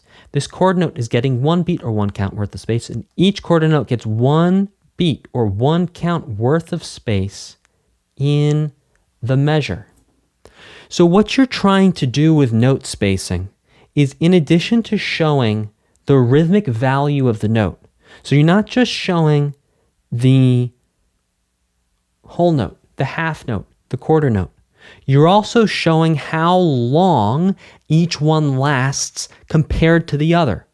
So remember, because the bottom number of the time signature is 4, that means the quarter note gets the beat or count, which means a quarter note is going to get 1 division of the measure. So if we're in 3/4, 1 quarter note gets 1/3 of the measure. If we're in 4/4, a quarter note gets 1/4 of the measure. And then the half note in 3/4 would get 2/3 of the measure, and the half note in 4/4 gets half of the measure. And then in 3/4, you can't write a whole note. So a whole note gets 4 beats, 4 counts, or the entire measure in 4/4. Let's look at some incorrect note spacing now that you understand these rules. Yeah, sure enough. You see how these notes are not evenly spaced out in each one of their divisions? Oh, that's no good. So you almost have like 2 notes in that one division, and then there's nothing over here in division number 4. See, this half note has got to go all the way back here. This half note has got to go back here. It's a mess. This half note should be over beat 2. Yeah, it really is messy. And this whole note here should be over beat 1. So when you space your notes out correctly, in addition to making it super, super clear which notes go where, you actually show anyone who wants to play your music, or you make it easier for yourself to read your music, because you're showing the actual amount of time that each note takes in the measure. I will see you in the next lesson. Now everything really comes together.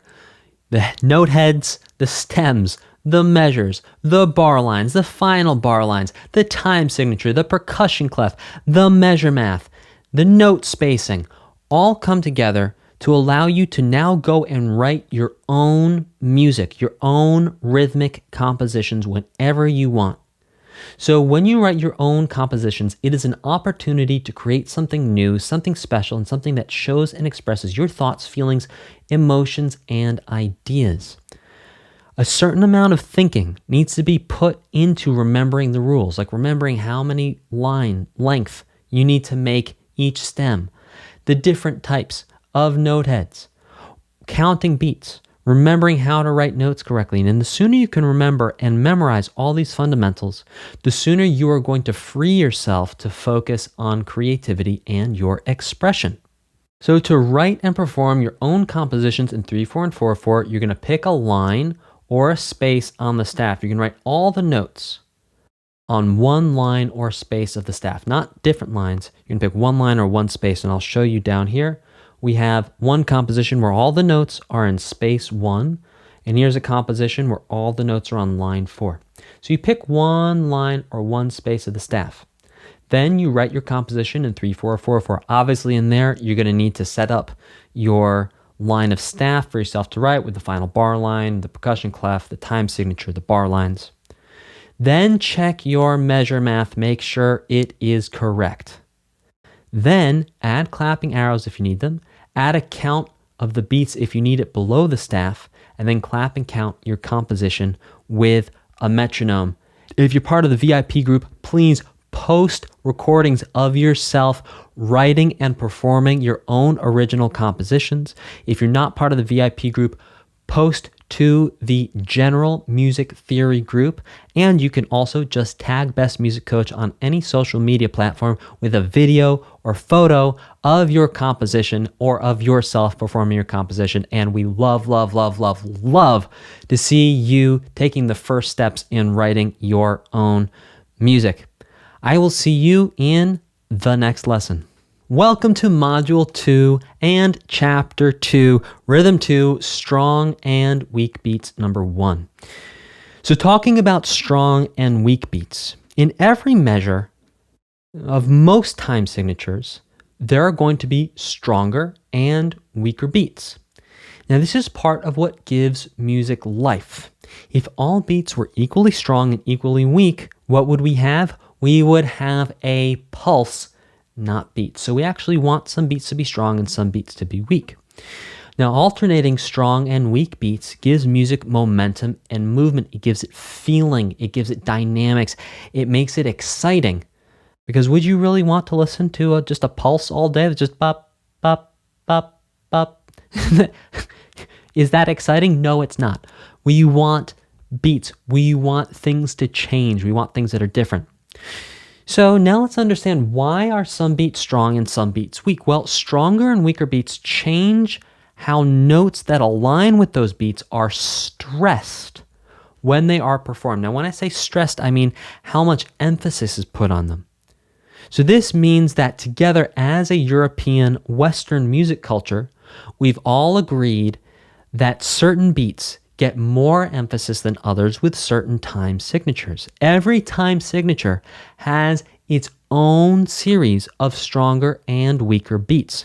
Now, other music cultures, like that of India and Bali, have different music rules and different cultures with different strong and weak beats. So, for example, in 4/4, in our music culture, we say strongest, weak, strong, weakest.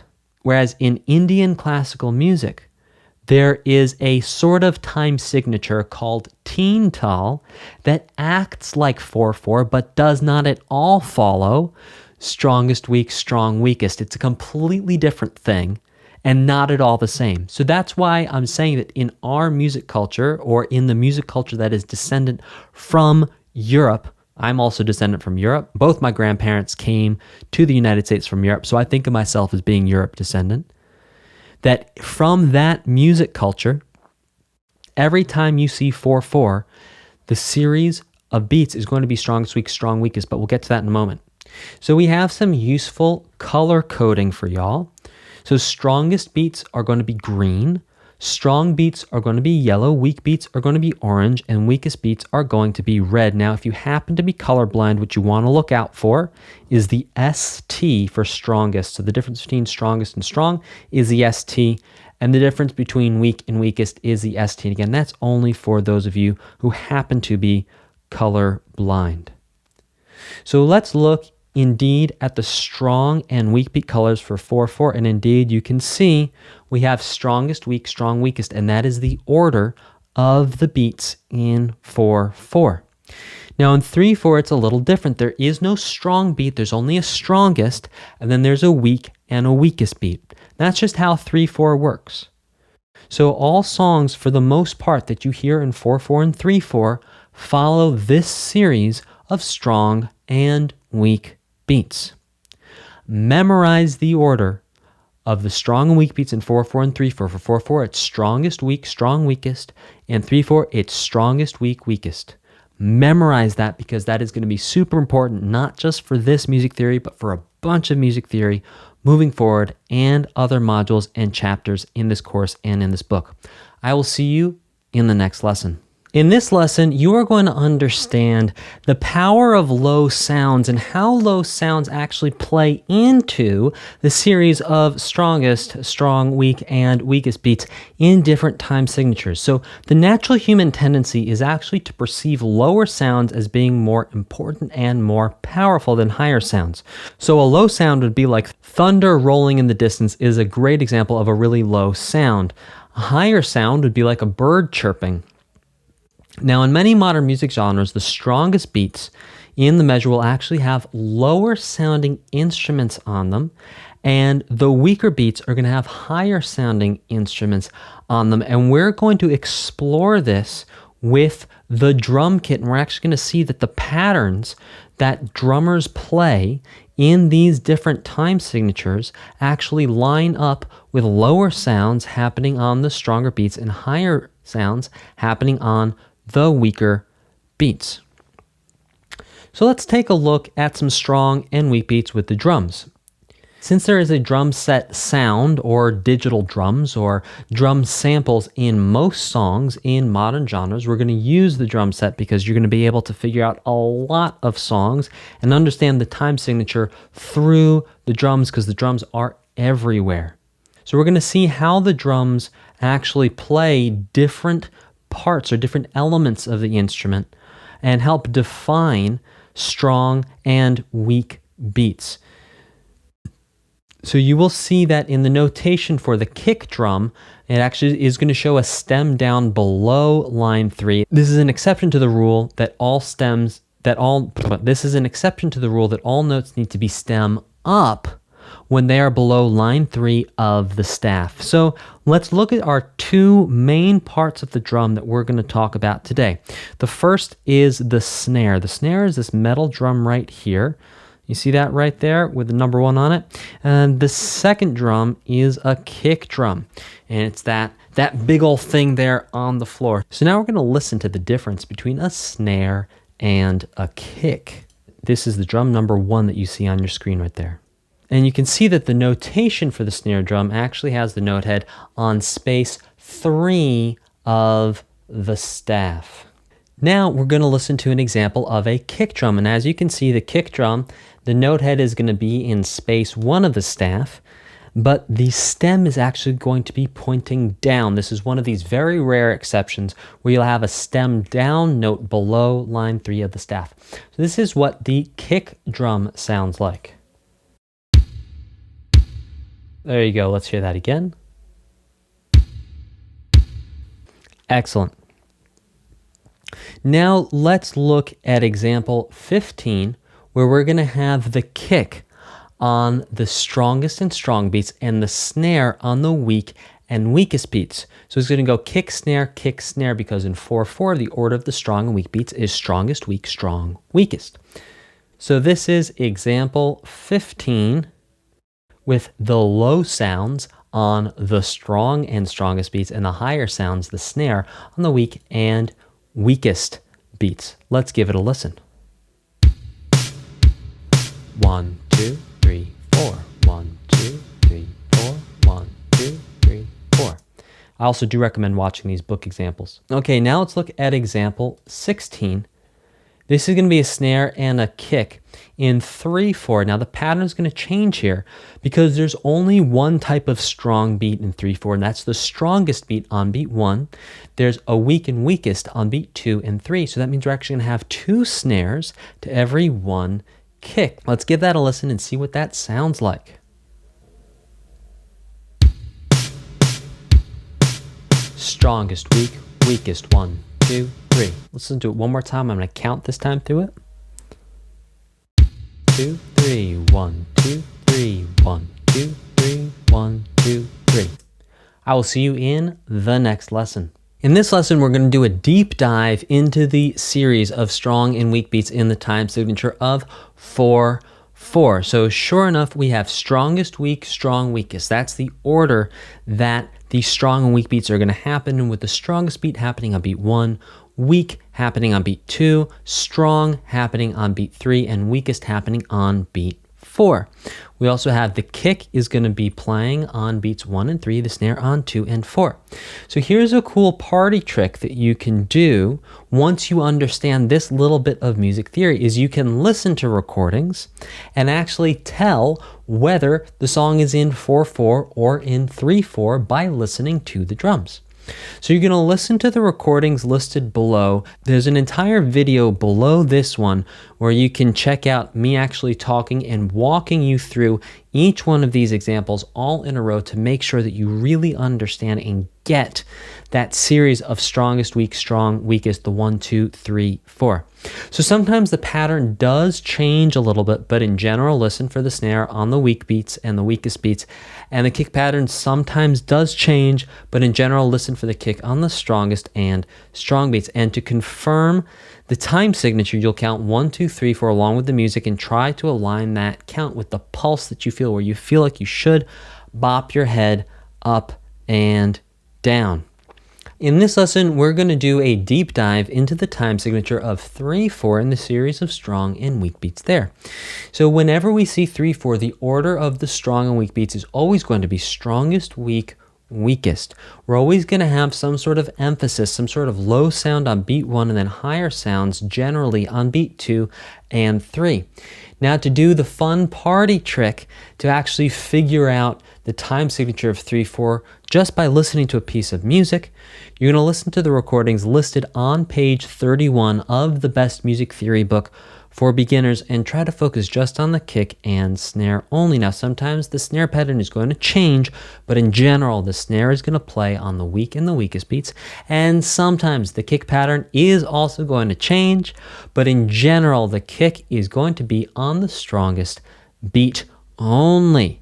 Now, to confirm the time signature, you can count 1, 2, 3 along with the recording and see if that lines up with the pulse that you can feel. Now, some of these examples do not have drums or don't have drums in part of the song. What to do? Well, you're actually going to listen to the song and hear where there's low attacks, there's low sounds on the beat 1, and then there's higher sounds on beats 2 and 3. There is another video right below this one that you can go check out, me talking and walking you through all of these examples to make sure you can understand and you can hear that 1, 2, 3 pattern.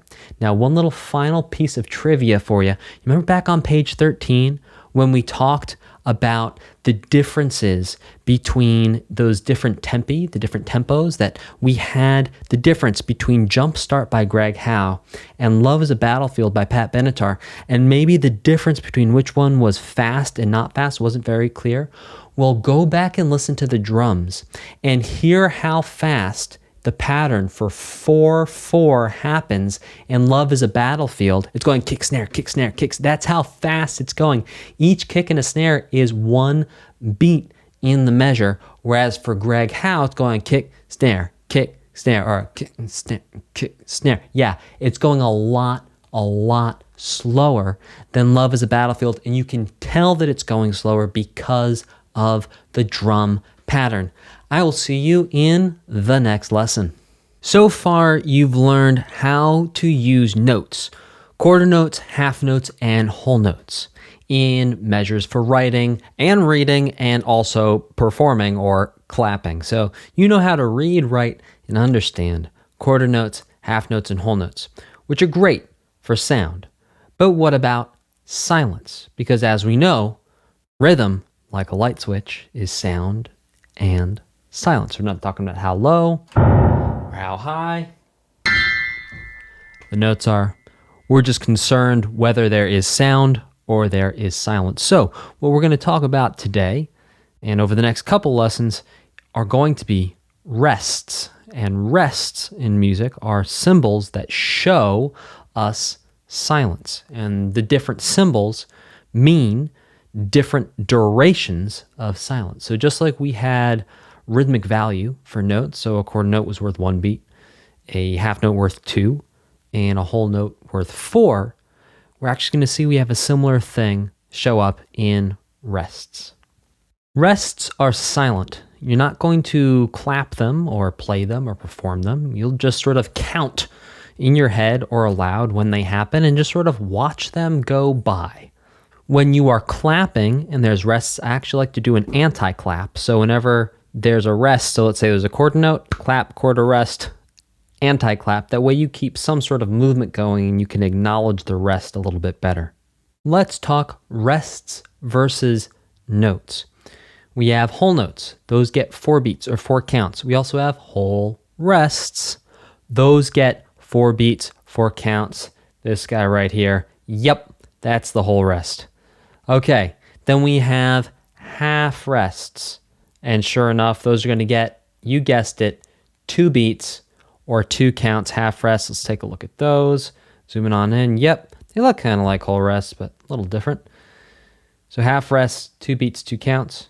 And then we also have quarter rests, which get 1 beat or 1 count each. Let's zoom in, take a look at those. Oh, those are complicated looking, aren't they? Scary things, quarter rests, but don't worry, we're going to walk you through how to write this. Now, there's an interesting piece of information I'm going to bring up to you several times over the next several lessons, and that is going to be a whole rest can be used in any time signature to show a full measure of rest or a full measure of silence. Now, I'll go into that more in depth the next time you hear it, but I want to plant the seed so you really start to get that one. So let's do a quick comparison here. 4 beats or 4 counts, that's either going to be a whole note or a whole rest. 2 beats or 2 counts, that's going to be a half note stem up, half note stem down, or a half rest. And 1 beat or 1 count is going to be quarter note stem up or stem down or a quarter rest. I'll see you in the next lesson. In this lesson, we're going to be talking about how to write whole rests, half rests, and quarter rests. We're going to do this in 2 parts. The first part, I'm going to talk and I'm going to point, and I'm going to break things down for you. And in the second part, I'm actually going to get on the iPad and write the rests in real time so you can do it with me in your workbook to make sure we are all on the same page on exactly how to write rests. So let's get started talking about whole rests. So whole rest is a small little rectangle, and it hangs down from the 4th line of the staff. The rectangle is the same length as a closed note head. Don't make your rectangles like this long. And the rest hangs down 50% of the way between the 3rd and the 4th lines of the staff. Let's zoom in and take a look at that. Yeah, you can see that space between line 3 and line 4. Right here. Whoop. Yeah, right there. You see that space between line 3 and line 4? It's about 50-50. 50% taken up by the rest, and then 50% taken up by space. Pretty even division there. Also, we got some ketchup and mustard colors going on. Didn't plan it, but glad it happened. Now, in 4/4, you'll write whole rests at the beginning of measures on beat 1. So you'll write it the same place you wrote the whole note. Whereas in 3/4, you're actually going to write the whole rest in the middle of the measure. Now remember we talked about in the last lesson that a whole rest can be used in any time signature to show an entire measure of silence. Well, sure enough, we can also do that in 3/4. We can show that there's a whole rest, and even though you're only supposed to have 3 beats worth of content in a measure of 3/4, you can have the whole rest in there to show that it's taking up the entire 3 beats of silence. That's just one of those weird music theory rules. Okay, let's talk about half rests. Half rests are small little rectangles that rise or sit on top of the 3rd line of the staff, line number 3. The rectangle is the same length as the closed note head, which is also the same length as the whole rest. And just like the whole rest took up 50% of the space between line 4 and line 3. Again, the half rest is going to take up half the space. So you can see that half the space is open for mustard or other condiments. Okay. Lastly but not leastly, we have our quarter rests. Now, quarter rests, I'm going to walk you through how to write them, but I'm going to talk you through it the first time. So you're going to start a diagonal line going down to the right, below line 5, attaching to line 4. Then you write a diagonal line to the left, connecting line 4 to 3, then to the right, ending before line 2, and then we hook around, ending before line 1. Don't worry, I know that was complicated. I'm going to walk you through how to do it. Also, your workbook walks you through how to do it step by step. Don't worry, I got you. I'll see you in the next lesson where I'm actually going to write the whole rest, half rest, and quarter rest, and talk you through it as we go. I'll see you there.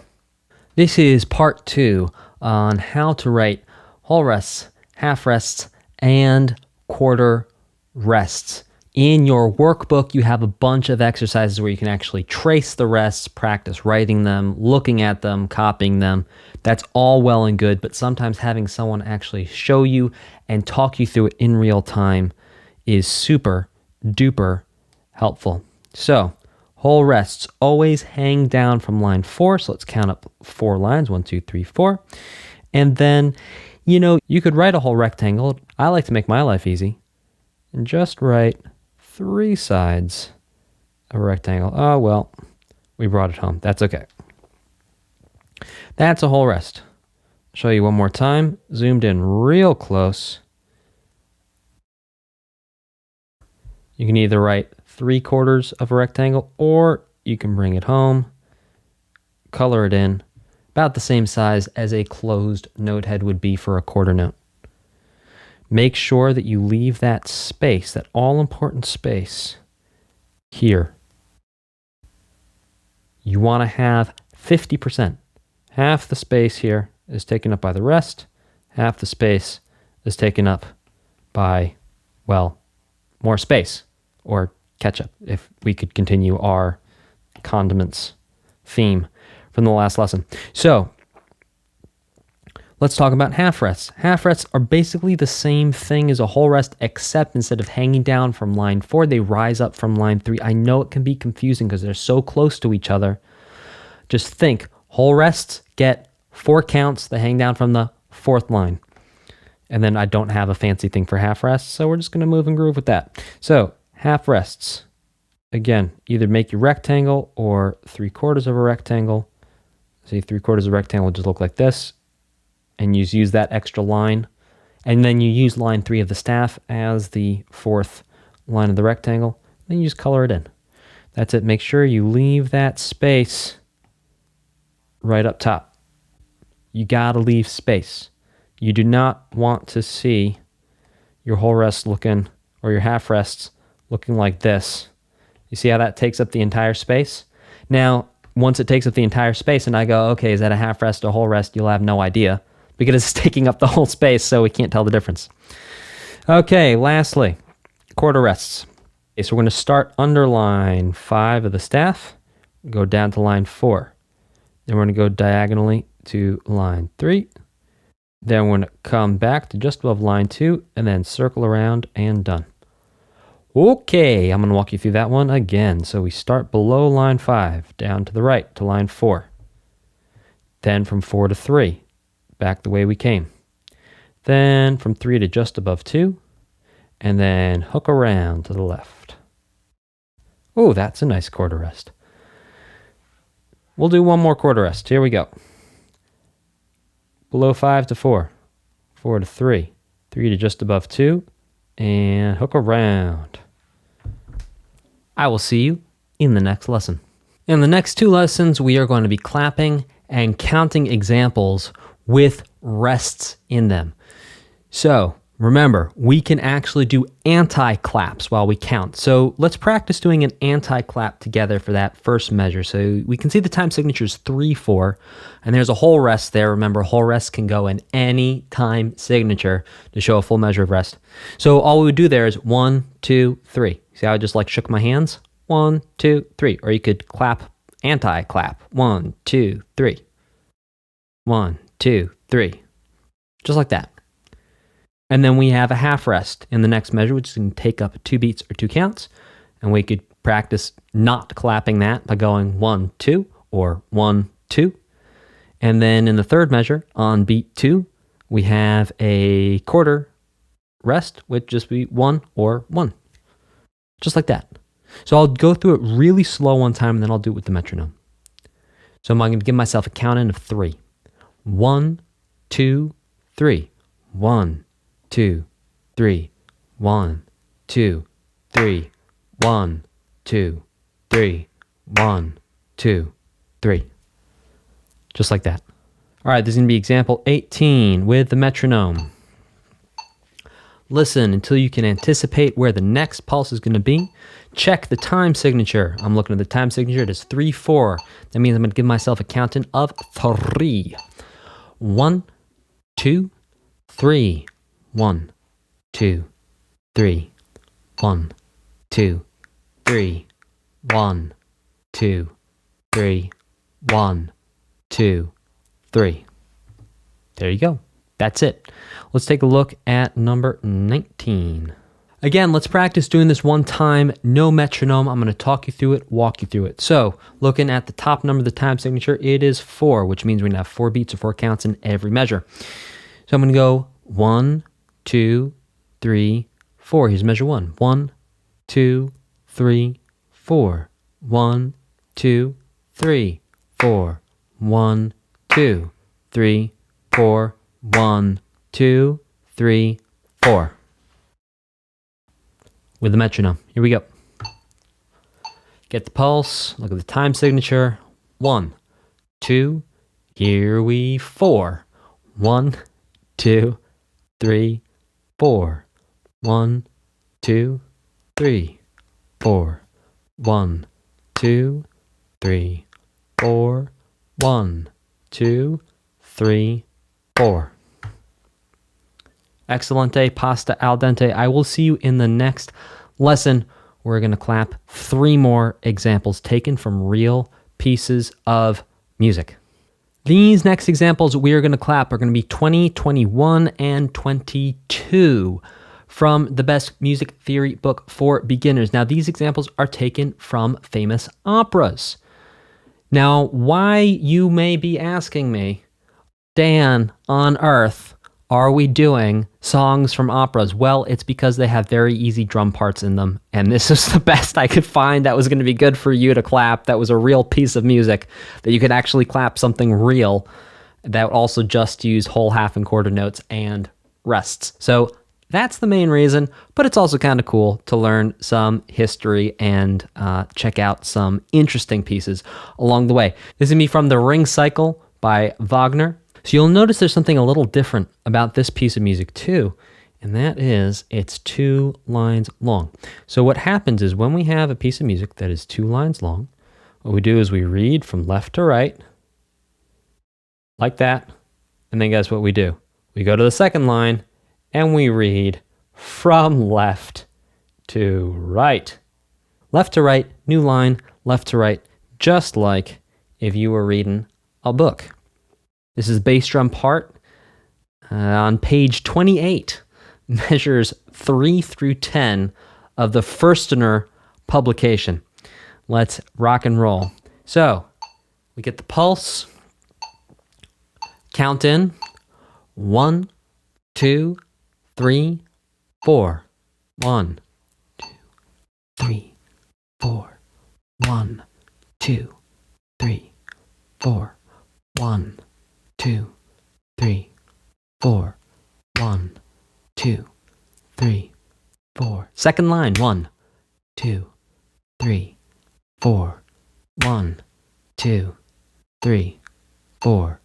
1, 2, 3, 4. 1, 2, 3, 4. In this next piece, you'll notice that there are, again, 2 lines of music. So we're going to read through the first line, then we're going to read through the second line. This is actually from Rusalka by Antonin Dvorak, And this opera actually tells the story of the Little Mermaid. Now, you'll notice that there's these little numbers above the notes, like that little 57 there, and then over here, that 61. These are actually called measure numbers, and very often you will see those numbers above the staff to indicate what measure you are in. So let's rock and roll. Looking at the time signature, common time, that basically means 4/4. So counting is going to be like this: 1, 2, 3, 4. 1, 2, 3, 4. 1, 2, 3, 4. 1, 2, 3, 4. 1, 2, 3, 4. 1, 2, 3, 4. 1, 2, 3, 4. 1, 2, 3, 4. 1, 2, 3, 4. In our last example, Les Vêpres Siciliennes, we have a Giuseppe Verdi opera. Here now we have 3 lines, and for a 3-line piece of music, well, we're going to do the first line. Then we're going to do the second line. Then we're going to do the third line, just like that. And we don't stop or pause between. We go straight from the end of the first line to the second line, and straight from the end of the second line to the third line.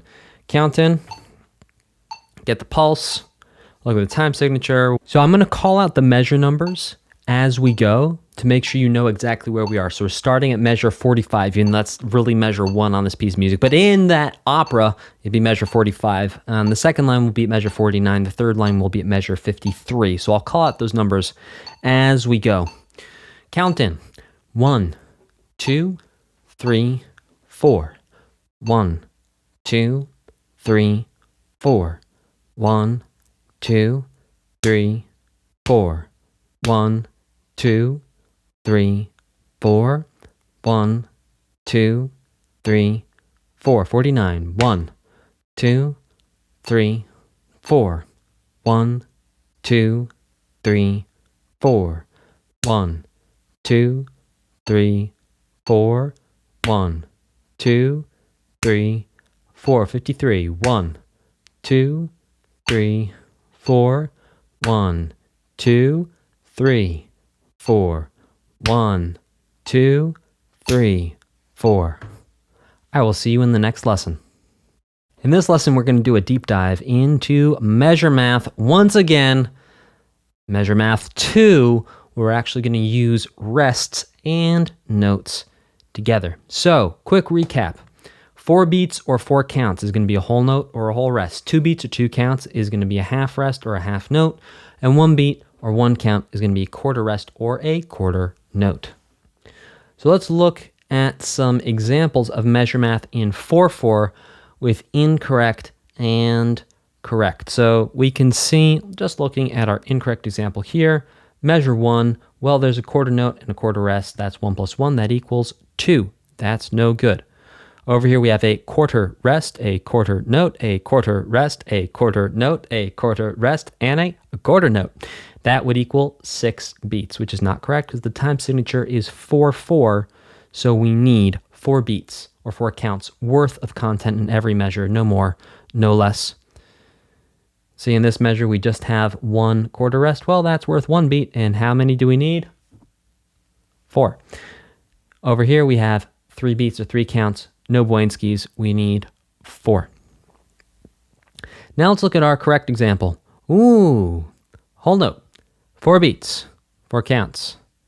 Half note plus, yeah, that's a half rest rising up from line 3. Oh, that's 4 beats. Let's see, half rest plus a quarter note plus a quarter rest. Sure enough, that is 4, 2 for the half rest, 1 for the quarter note, and 1 for the quarter rest. And then over here, we have, again, 4 beats. We have 1 quarter rest, 1 half note, and 1 quarter rest. That's a total of 4, count them, 4 beats. Let's look at some incorrect and correct measure math for 3/4. So the time signature is 3/4. We need 3 beats or 3 counts in every measure. Well, 1 quarter note, that's not right. 1 half rest, and 1 half note. That's 4 beats. That's not right.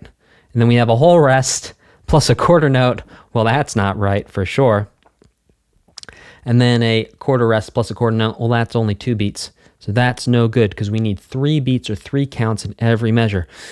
Now, in the correct measure math, this is the correct measure math, we have 3 beats or 3 counts. And you might be saying, well, hang on a second, that there is a whole rest. And you'd be right. But remember, a whole rest can be used in any time signature to show an entire measure of silence. It sort of morphs itself to whatever time signature you're in. It changes itself to whatever time signature you're in to be worth that number of beats. In the next measure, we have a quarter note, a quarter rest, and a quarter note. 1 plus 1 plus 1 equals 3. In the next measure, we have a quarter note plus a half note. 1 plus 2 equals 3. In the next measure, we have 1 quarter rest and 2 quarter notes, which equals 3 beats or 3 counts. I will see you in the next lesson. In this lesson, we're going to be talking about how to write lines of music when there's two lines of music, not just 4 measures, but 8 measures now of music. First, I'm going to talk you through it and show you the pictures, and then I'll actually walk you through it in the next lesson, writing in real time so you can get a good sense of how to do it. So we're going to start off by getting 2 staves. That's right, when you have 2 staffs and you put them together, they become a staves. That's the plural when you have more than 1. So what you're going to do with the 2 staves, you divide them both in half and both into quarters with regular bar lines. Then, and this is very interesting, at the end of both, on the right side of both staves, you are going to put on the top one a regular bar line, and at the bottom one, a final bar line. I'm going to zoom out so you can really see that. There you go. Regular bar line, final bar line. Step number 3.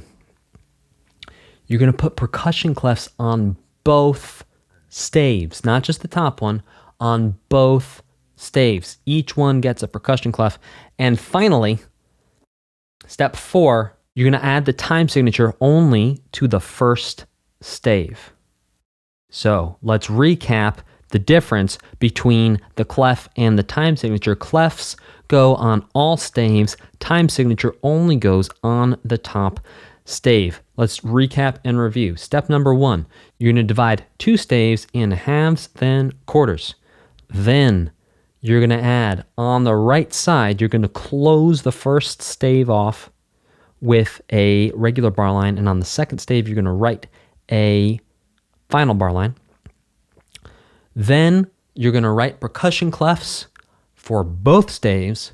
Finally, you're going to write your time signature 4/4, 3/4, or C for common time on the first stave only. I will see you in the next lesson where I'm actually going to walk you through setting up 2 staves for 8 measures, both for 4/4 and for 3/4.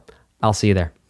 In this lesson, I'm going to talk you through and walk you through writing 8 measures all in a row on 2 separate staves. So let's go ahead and first divide our 2 staves into halves with a bar line. Boom. Boom.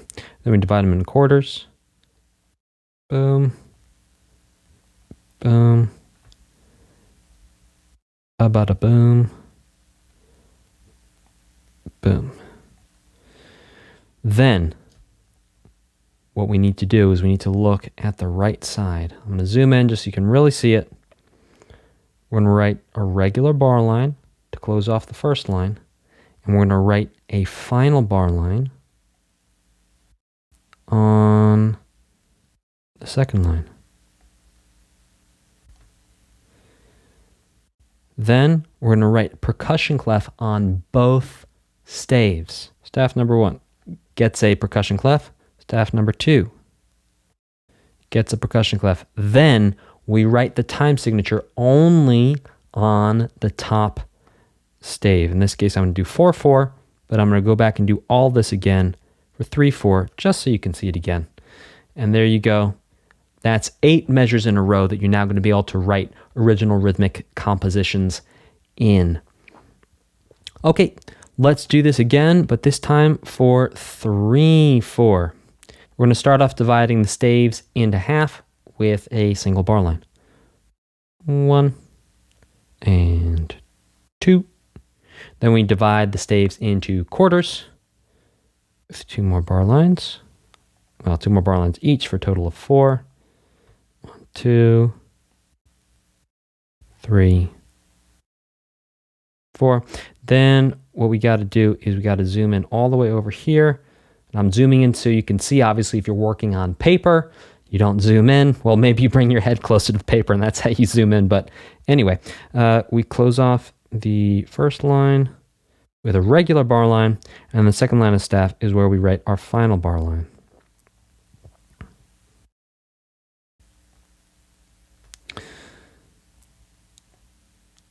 Now we come back to the left side and we see you have nothing there. I'll clean that up just a little bit. And then we're going to write percussion clef for both lines. 1, 2, 1, 2. And then we're going to write our time signature on the top. In this case, it's going to be 3. Oops, I was looking up at my screen. I got a little messy, but that's okay. 4. 3, 4. And that's 8 measures for 3/4. I will see you in the next lesson. Over the next 2 lessons, we're going to be talking about how to write both notes and rests in measures. Now, this does get a little bit complicated, so we have a really awesome, unique, nifty-difty color coding system that you'll see in a moment. So first, let's talk about some rest rules. We have 6 rules for rests. Please feel free to come back to this page whenever you are writing music. Rule number 1 is a rest starting on a strong beat can, C-A-N, can, it is able to last into a weak beat. Rule number 2 is a rest starting on a weak beat cannot last into the next beat or beats. Use separate rests. That one's interesting. 3, when possible, combine smaller rests into larger rests as long as this does not break the previous 2 rules. Ooh. If your head's starting to spin, don't worry, we're going to break it down. Number 4, a whole rest shows a measure of silence in all time signatures. You might remember that one.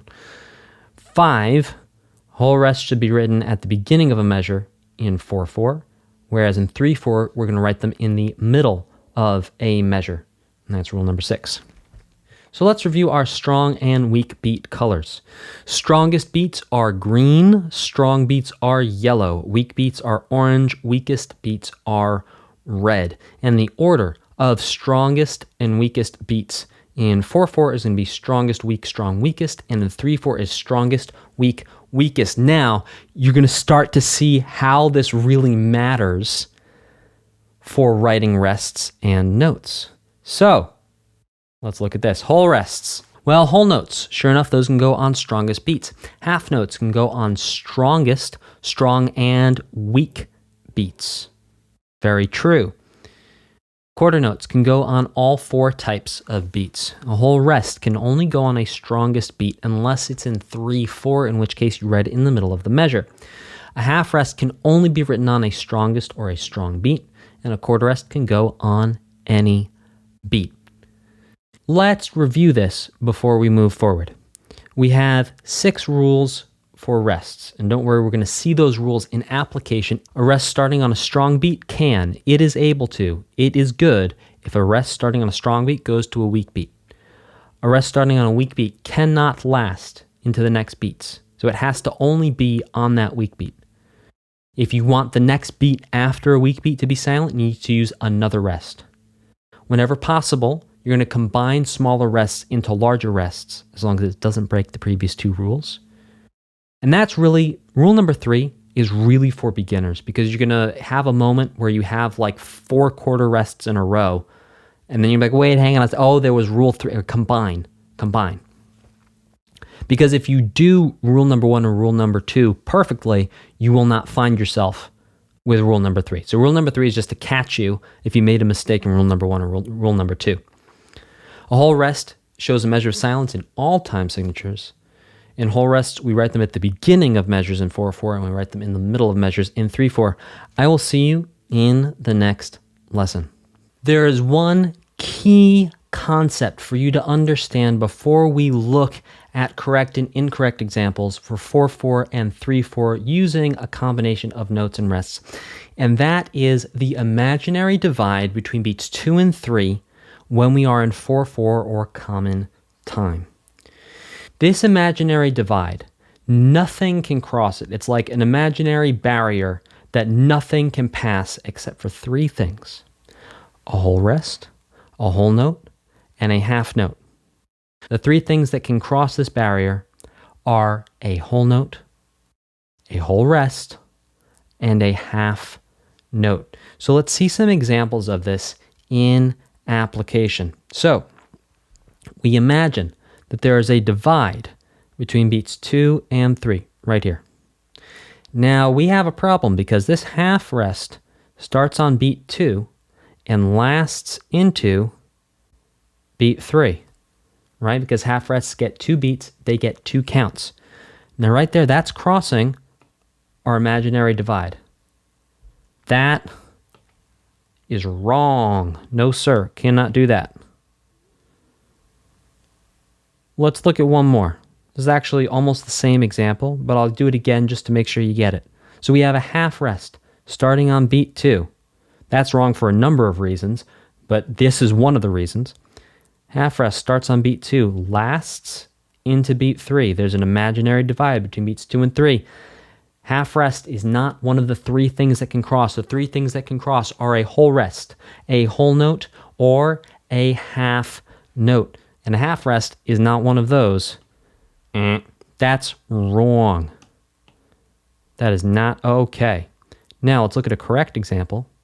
Oh, right here we have indeed beat 2 half note lasts into beat 3 because a half note is worth 2 beats or 2 counts, so it's worth all of this. But that's okay because there's 3 things that can cross our imaginary divide between beats 2 and 3, and those are whole notes, whole rests, and half notes. So an easy way to remember which type of rest you can use where is to think to yourself, okay, if I put a half rest on beat 2, because I want 2 beats of consecutive silence, I want beats 2 and 3 to be quiet, so I'm going to put a half rest on beat 2.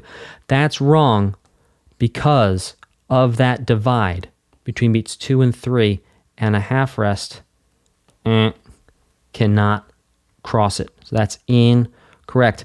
I'll see you in the next lesson where we talk even more about the divide between beats 2 and 3 in the time signature of 4/4 or common time.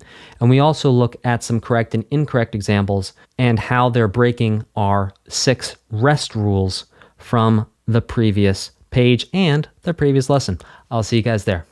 In this lesson, we're going to be breaking down some correct and incorrect examples using a mix of notes and rests, but mainly we're going to be focusing on the rests to show why they are incorrect in the incorrect examples and why they are right in the correct examples. So all of these measures sound exactly the same. They're just written differently. It's like writing the word to, T-O-O, versus T-O versus T-W-O.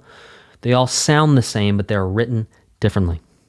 All right, let's take a look at this first one. Okay, so this is incorrect for 2 reasons. Number 1, it's crossing our imaginary divide between beats 2 and 3, and there's only 3 things that can cross that divide, and that is a whole note, a whole rest, and a half note. So that's no good from that perspective. And then also, rest rule number 2, we cannot start a rest on a weak beat and then have it last into another beat. So anytime you want to have a rest on a weak beat, it's most likely going to be a quarter note because that rest cannot continue on into the next beat. You need to write a second notation, which might be another quarter rest in the case of this, to get the correct. So let's look at the correct example, and sure enough, we got 2 quarter rests, which means number 1, we have our divide between beats 2 and 3. very clean. And number 2, the rest on the weak beat is not lasting into the next beat.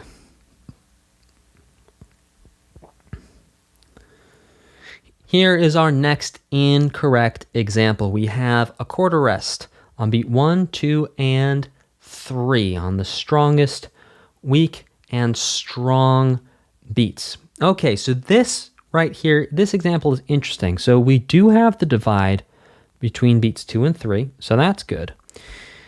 Now, the problem is, this is actually breaking rest rule number 3. And rest rule number 3 is that we need to combine any smaller rests into larger rests whenever possible. And sure enough, because we have this strongest beat here, it's okay, rest rule number 1, it's okay to have rests that last into other beats if they start on strong beats. That's the last for 2. Let's go over, look at the correct one. Sure enough, we have a half rest lasting for 2 beats, and it's okay for the half rest to be there because it's starting on a strong beat, and the half rest is not starting on a weak beat. So another way to think of this is you can look at the color coding too, and the color coding shows these same rules. It's like you can't write a half rest on a weak beat or a weakest beat. You can't do it. Anytime you want a weak beat or a weakest beat to be quiet, there to be silence, you need a quarter rest. You can, C-A-N can, you are able to write a half rest on strongest and strong beats. Always. Always. That's always cool. Let's break down one more incorrect example. Okay, so this is wrong. Well, number 1, because we need our divide between beats 2 and 3. I don't know why that turned an arrow, but here we go, right? This cannot do that. That's a no. And that's really the only thing that's wrong here. Now, keep in mind that what we want here is we want 3 beats of silence, right? So beat 2, 3, and 4. These all have rests on it, right? Shh. We want rests on beats 2, 3, and 4. So we want one sound, we want one attack on beat 1, and then on 2, 3, and 4, shh, we want silence. So let's take a look at what that looks like when we write it correctly. And sure enough, because you cannot have that half rest on a weak beat, and you also don't want to break the divide between beats 2 and 3, only 3 things can do that: a whole rest, a whole note, and a half note. Very good. We have our half rest written on beat 2 because we want 3 beats of silence in a row. Remember, we have beats 2, 3, and 4. Shh. We want silent. Over here, beats 2, 3, 4 again. Yep. They all have rests on them. They're all silent. So these measures sound exactly the same. They're just written differently. So on our weak beat, we have our quarter rest. And starting on our strong beat, we have the half rest that lasts very correctly 2 beats. Now, it would not be correct to have a quarter rest here and a quarter rest here because rule number 3, whenever possible, we need to combine rests, and that gets us our half rest there. In this lesson, we're going to continue to break down the correct and incorrect uses of notes and specifically rests in measures. So just a quick reminder that whenever we see 4/4 common time, we're going to imagine there is a divide between beats 2 and 3. There's a divide right down the middle of the measure. So we can see here in our first incorrect example that that half rest would start on beat 2 and it would last into beat 3, right? Because it gets 2 beats. So it starts here and really it lasts all the way up to here, right? It's 2 beats of silence. Now that's crossing our imaginary line, which is a no. Cannot do that. So the correct way of writing that would be 2 quarter rests. That way we have, yay, the imaginary line between beats 2 and 3. So let's look at this incorrect example. This example is incorrect for 2 reasons, actually very similarly to the first example. This is incorrect because we have a rest starting on a weak beat going into a strong beat. Whenever we have a rest on a weak beat, we need to write a different rest on the next beat. It is also incorrect because that rest is crossing our imaginary divide between beats 2 and 3. That half rest right here lasts for 2 beats. It gets 2 counts. No, we don't want that. So the way we're actually going to show this, keep in mind right here, we're talking about 3 beats of rest. 3 beats of rest. So we want 3 counts all in a row on 2, 3, and 4 of silence. How are we going to show that? This is how we show it. Number 1, we have our imaginary divide between beats 2 and 3. Number 2, we have the rest that is starting on the weak beat, stays on the weak beat, and then we have a new rest starting on the next beat. Let's look at one more in 4/4. This is actually a correct example. So let's say a whole note starts here. Yep, it can last through, so technically crossing the divide because it's worth 4 counts. And a half note, sure enough, can start on beat 2 and last into beat 3 and cross the divide. That is A-OK to do. I will see you in the next lesson where we're going to break down some correct and incorrect examples in 3/4. In this lesson, we're going to be breaking down examples in 3/4 with incorrect and correct rests. Now, 3/4 is a little easier than 4/4 because we don't need to think about that imaginary divide, or maybe it's harder than 4/4 because we don't have that imaginary divide to rely on. Let's unpack some measures, shall we? Okay, so this is incorrect because it is breaking rest rule number 2. You cannot have a rest start on a weak beat and last into the next beat. No, cannot have that. So let's break down what we want to have happen here. What we want to have happen here is we want a sound on beat 1, right? We want a quarter note on beat 1, and then we want 2 beats of silence. We want beat 2 and 3 to be silent. How are we going to write that correctly? There you go, just like that. So whenever you have a weak or weakest beat that you want to be silent, you need that quarter rest. You need the quarter rest. Always, always, always, always. We can go back, we can look at our colors, and sure enough, half rests, you see that? Half rests only go on green or yellow, they only go on strongest or strong. Only. No exceptions. Now let's talk about one more. In 3/4, we have a quarter rest on beat 1, and we have a quarter rest on beat 2, and then a quarter note on beat 3. So essentially what we want is 2 beats of beat 1, beat 2. We want silent. Now the problem here is that this is breaking rest rule number 3, that all rests must be combined if they can. If you remember, we just talked about this, that the half rest can go on green or yellow.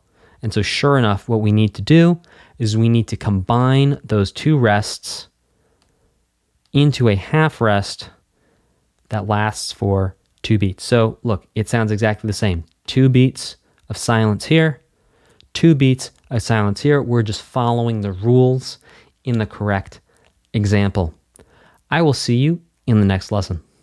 In this lesson, we are going to give you some composition ideas for you to start writing different rhythmic compositions with for either 4 measures or, as you learned how to do a couple lessons ago, 8 measures at a time. So these are just 1 measure examples of different combinations of notes and rests. Here's 2 examples of 2 beats of rest in a row using half rests in 4/4. Here's 1 beat of rest and a half note. That's fun.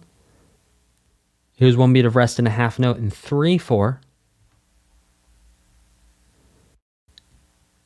Here's 2 consecutive beats of rest and quarter notes, which is very interesting. So we can have a half rest, 2 quarter notes. We have a quarter note, quarter rest. Why? Why can we not write a half rest there? Well, for two reasons. Number one, we have our imaginary divide. And number two, half rests cannot start on a weak beat. And in 4/4, beat 2 is, weak. And then finally, we can have a half rest starting on beat 3. 2 consecutive beats of rest and a quarter note in 3/4. This is always very interesting. Whenever you see 3/4, remember, you're always going to have these 2 quarter rests on the end because beat 2 is weak. So you cannot start a half rest there. It's always got to be 2 quarter rests, whereas at the beginning, our first beat is strongest, which means a half rest can start there. Here's 1 beat of rest. So basically just going to juggle around a quarter note. There you go. So that's 1 beat on beat 1, 1 beat of rest on beat 2, 1 beat of rest on beat 3, 1 beat of rest on beat 4, and then the same thing in 3/4. Now, these are not things for you to copy or follow.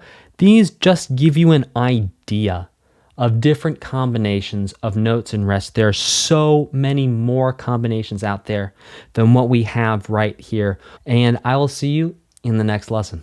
Welcome to Rhythm 4. We're going to start off by talking about dotted notes, specifically the dotted half note. And the dotted half note is the only dotted note you're going to have to worry about for this entire course and this entire level 1. All the books, all the work pages, we're only ever going to be looking at a dotted half note. There are other dotted notes, but we're not going to worry about those for now.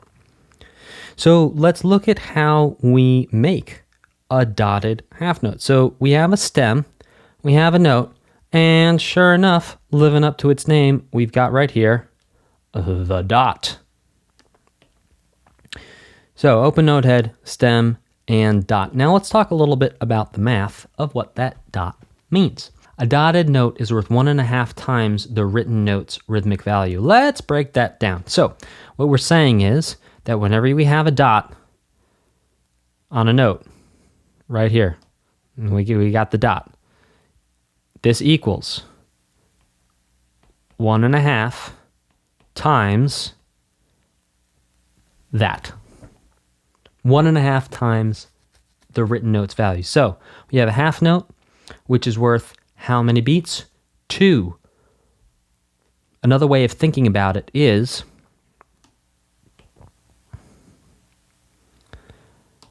and 1.5 times 2 equals 3. Another way of thinking about that is 1.5 plus 1.5, which equals 3.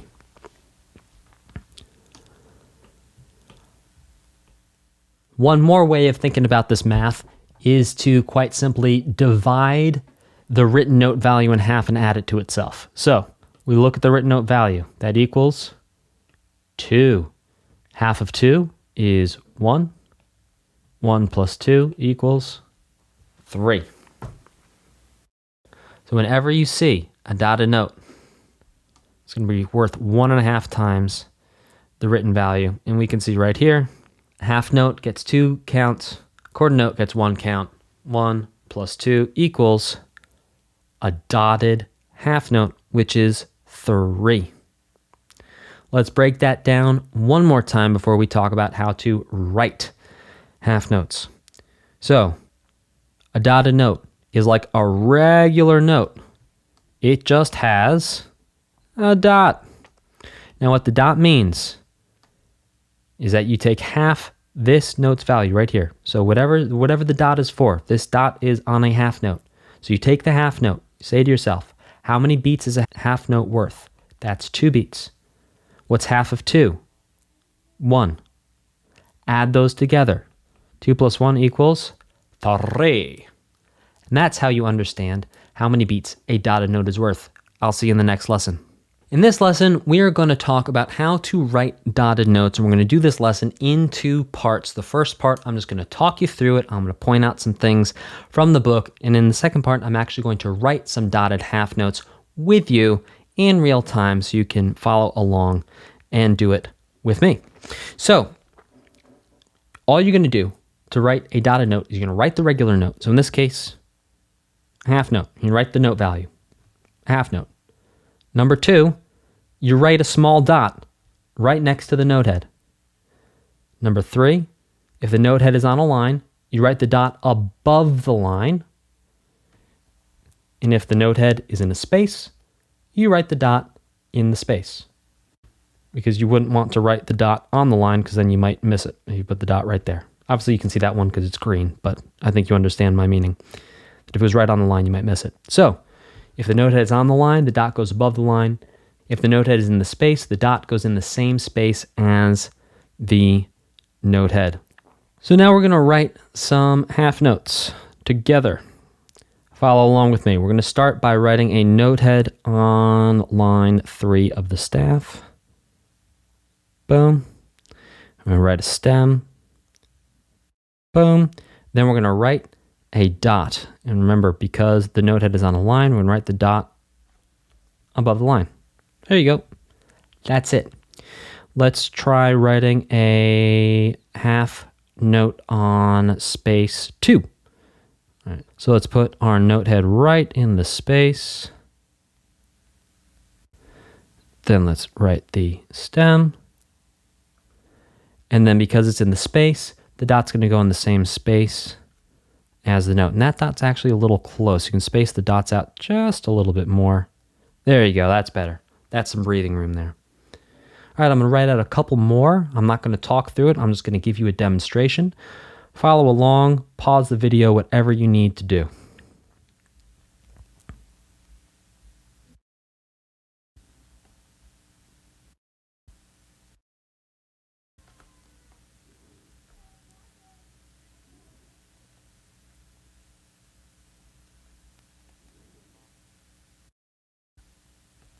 Then dots above the line or in the space. One more.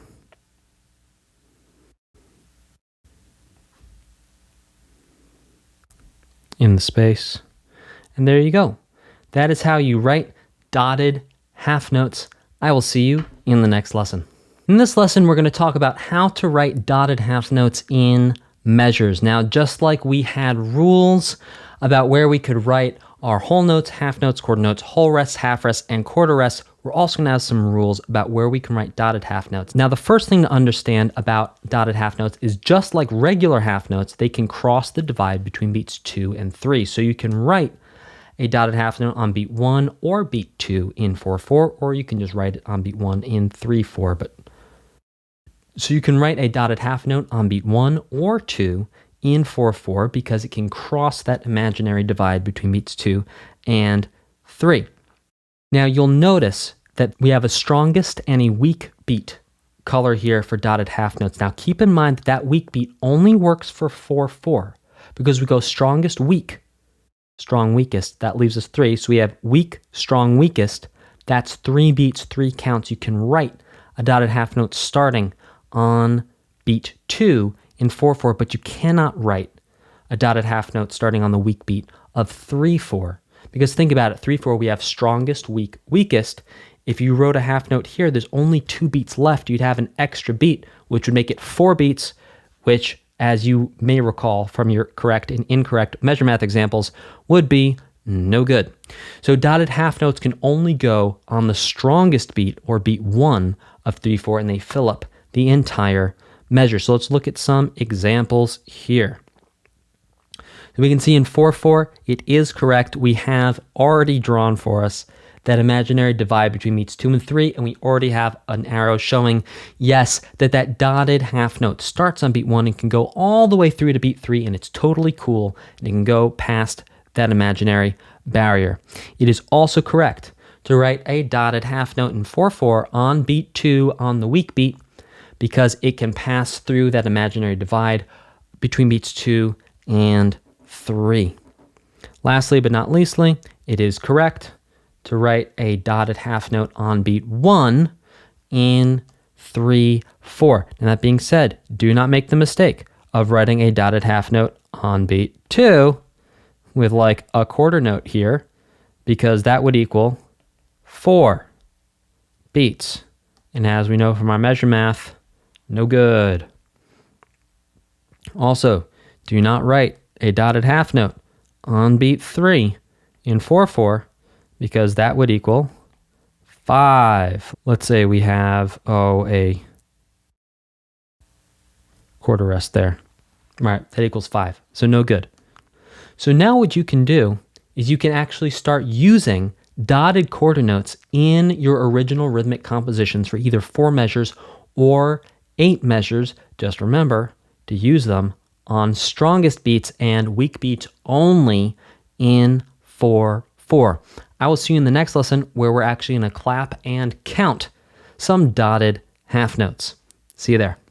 In this lesson, we're going to be talking about how to clap, or rather taa, dotted notes. Now, the reason why we're going to taa, we're actually going to use our voice to go taa. Try that one time. Right. So we go taa, and that is so that we can actually hear the full rhythmic duration of the note. So think about it this way. If we just clap 1, 2, 3, 4. Now, was that a whole note or was that a quarter note? You can't tell because I just clapped on the one. You could hear the attack happened on count 1, but you couldn't actually hear the duration of the note. So hopefully by now you've done a little bit of clapping, a little bit of counting. You understand how the whole thing works. So we're going to take the counting with your mouth out of the equation. We're actually going to use your mouth to say ta for a different note. So for example, if I was to ta a whole note, so metronome at 60, feel the pulse, and here I go, ta. See how I held that out for 4 counts or 4 beats, right? That's a whole note. Now this would be 2 half notes. Ta, ta. Now these would be quarter notes. Ta, ta, ta, ta. This would be a dotted half note. Ta, 3. So what we're going to do now is actually ta examples 23 and 24. Here we go. Going to listen for the pulse. Double check the time signature. 4/4. All right, the count is. Here we go. 1, 2, 3, 4. Ta, ta, ta, ta, ta, ta, ta, ta, ta, ta,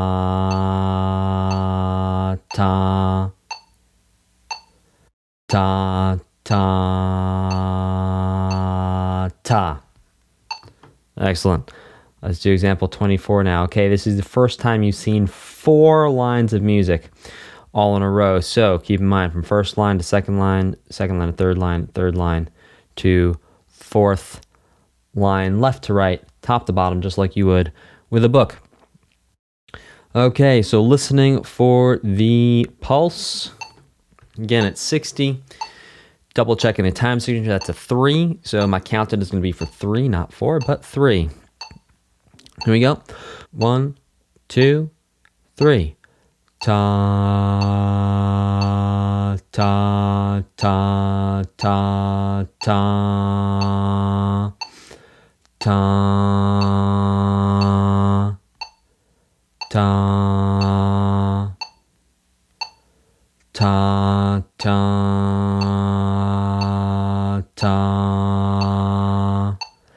ta, ta, ta, ta, ta, ta,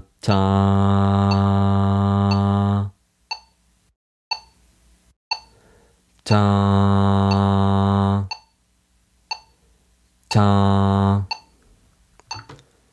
I will see you in the next lesson. In the next couple of lessons, we're going to be talking about tied notes. So first, let's understand what ties are, how they work, and what they do. So ties connect notes together. Tied notes, when you tie 2 notes together, are worth the rhythmic value of both the notes connected by the tie. So let's say we have a quarter note, we tie it to another quarter note. 1 + 1 = 2 beats or 2 counts. Let's say we have a half note tied to a quarter note. Half note gets 2 beats, 2 counts. Quarter note gets 1 beat, 1 count. Tie them together. You add them together. That's going to be 3 beats, 3 counts. So tied notes make the duration of notes longer by connecting the notes together. And interestingly, the second note of the tie does not get an attack. You're just going to hold it out like we did with the Taas. Now, ties can connect notes in many ways. Number one, they can combine the rhythmic value of 2 or more notes in the same measure, but you're not going to see that in this book, and you're actually not even going to write that in this book or in your workbook. Number two, combine the rhythmic value of 2 or more notes in connecting measures. Now, this one you're going to see a lot of ties connecting notes from one measure to the next, both in your workbook and in this book and in this course. Number three, they combine the rhythmic value of 2 or more notes from one line of staff to another line of staff, and you will see that also in this course, in this book, and in your workbooks. Let's start off by taking a look at quarter notes tied to other notes and how many beats that would be worth. Let's zoom in here. Okay, so we have a quarter note tied to a quarter note. That's 1 plus 1. That would equal 2 beats, 2 counts. Here's a quarter note tied to a half note. That's 1 plus 2. That would equal 3.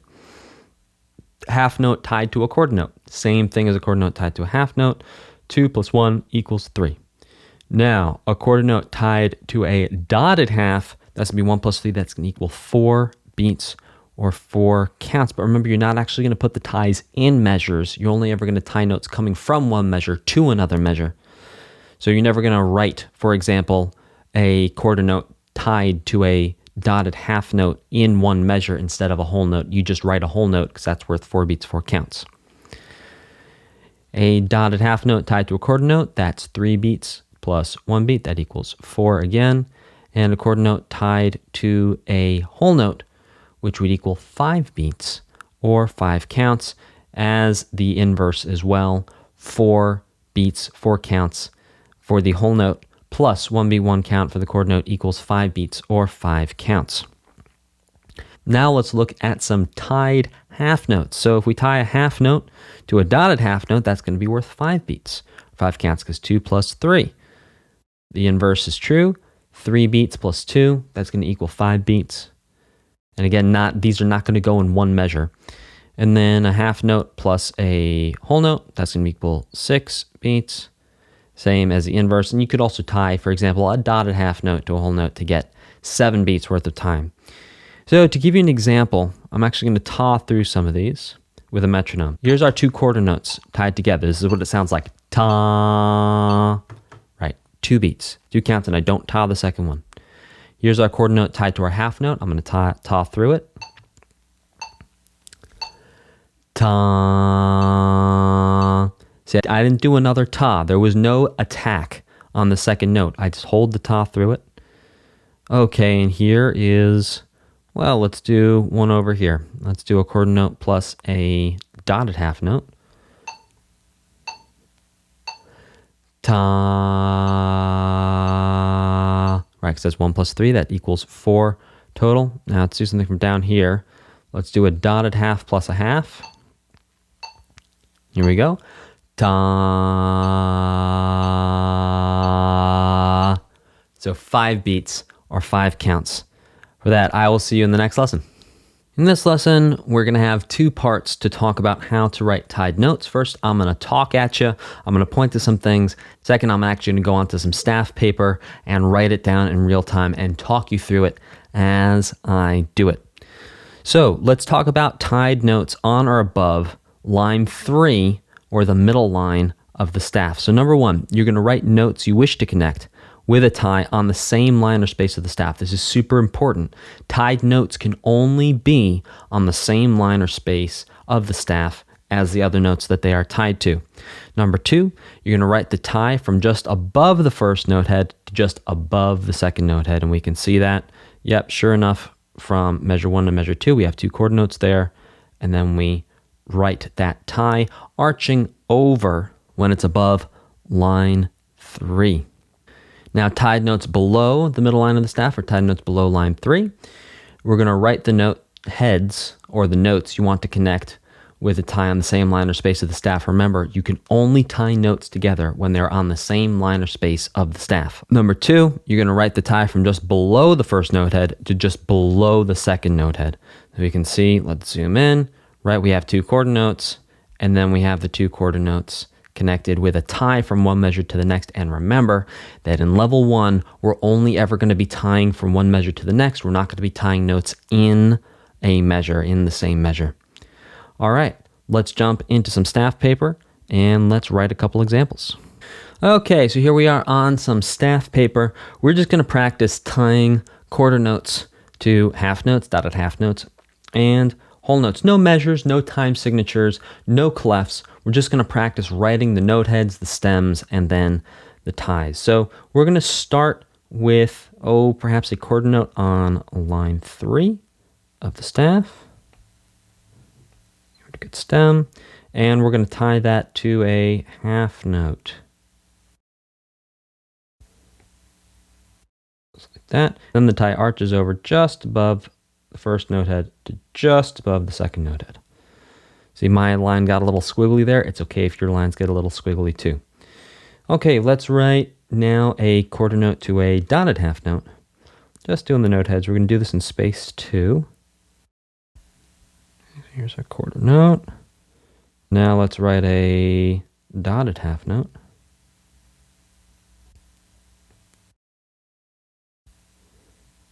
Dot. And because these note heads are below line 3 of the staff, we're going to tie under just below the first note head to just below the second note head. Excellent. Now let's practice tying to a whole note from a quarter note. So let's write a quarter note. You're on line 4 of the staff. And we're going to tie that to a whole note. Also, oops, I misspoke. I said line 4, I meant space 4. We're going to tie this quarter note to a whole note also in space 4. There you go. I will see you in the next lesson. In this lesson, we're going to talk a little bit about the rules for using tied notes in measures. Now, first rule for tie notes is only use ties when you cannot use a note of a larger rhythmic value. Tie rule number 1 is you're only ever going to use a tie when a larger rhythmic value note cannot be used. So for example, you would never ever in a same measure tie a quarter note to a half note, because you could just write a dotted half note right there, because look, what we want here is 3 beats or 3 counts of sound. Ta. And the easier way to write that is just to put a dotted half note. So keep in mind, for level 1, we're only ever going to be looking for ties to go from one measure to the next measure. That's level 1. We're never going to be tying notes in measures, and that just has to do with the math of how the ties work out. It's not an arbitrary rule that I'm just making up for you. It's literally that there's no combination of beats for sound all in a row that you could make with a tie that you cannot do with either a quarter, half, whole, or dotted half note within a single measure. Now, ties cannot skip over rests. So you cannot tie a note to another note and skip over a rest. And remember that ties on or above line 3 of the staff arch over, whereas ties below line 3 of the staff arch under. So let's unpack some of these correct and incorrect examples. We already talked about this first one here. Now this is incorrect because, look, what do we want out of this? What we're essentially saying is we want beats 1, 2, and 3 to have sound, right? We want sound for beats 1, 2, and 3. And right now, that's what we've got. We got sound starting here, lasting through to here.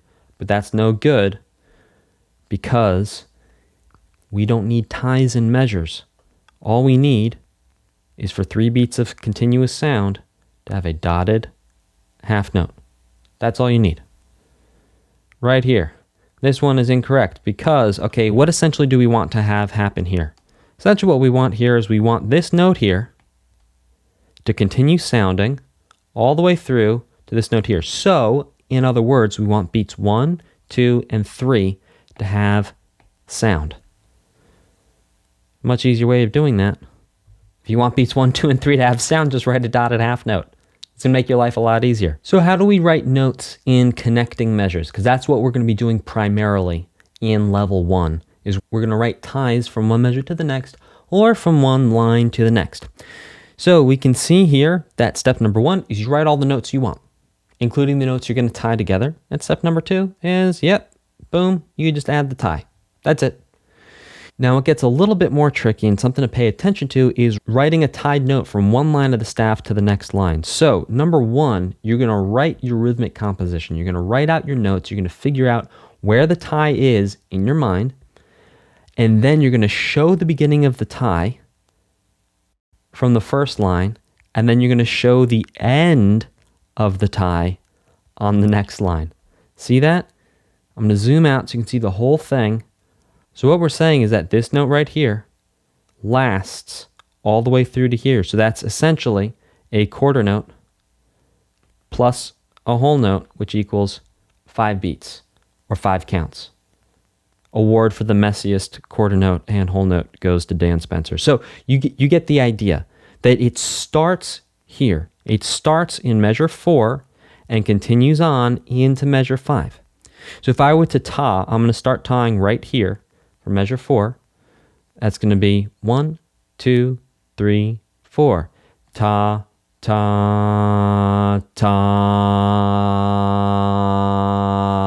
ta. So you can see that ta starts here in measure 4, but it carries on for an additional 4 beats or 4 counts in measure 5. I will see you in the next lesson. If you're finding this video helpful, I have tons of courses just like this, and honestly, even better than this, in my community for gamers who want to create their own music.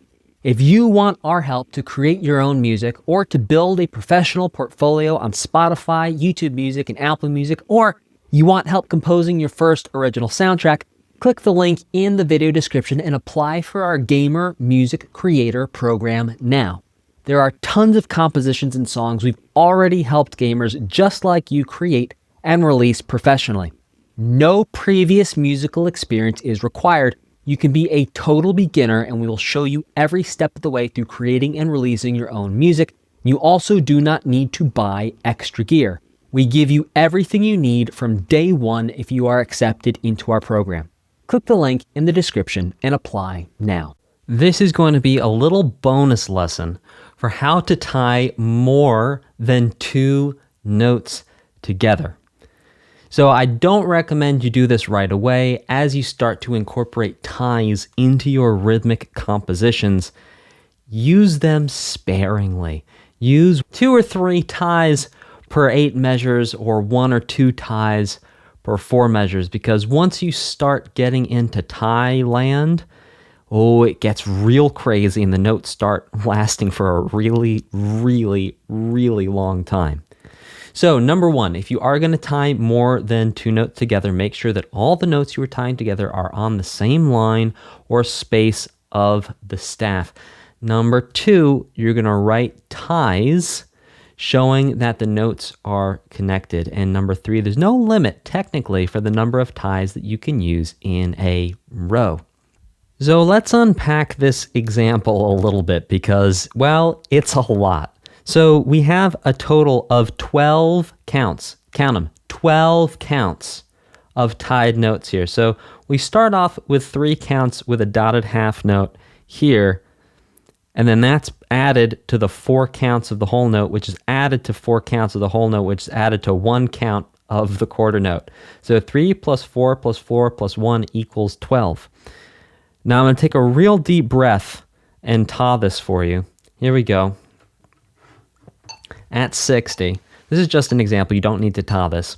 1, 2, 3, 4. Ta, ta.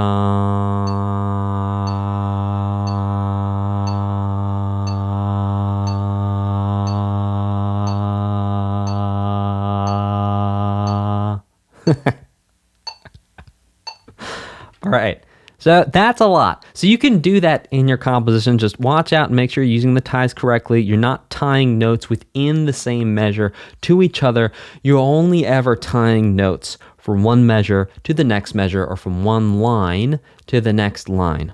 I will see you in the next lesson.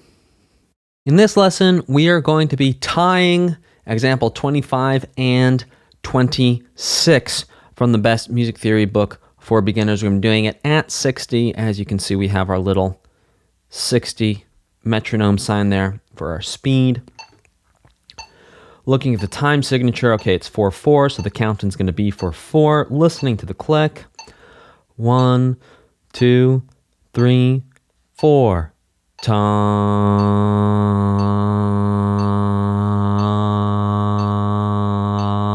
ta, ta, ta,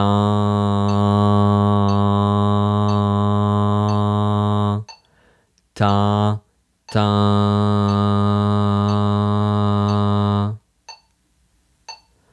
ta.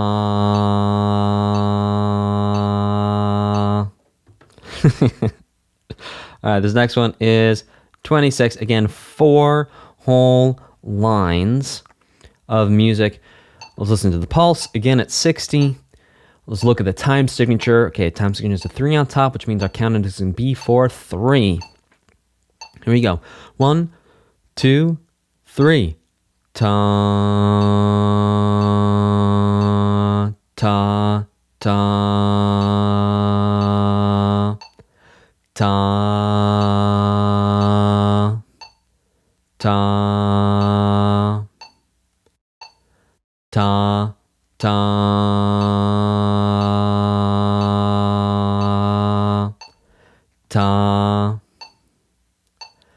ta, ta,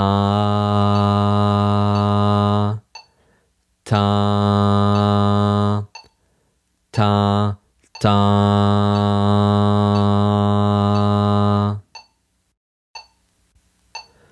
ta.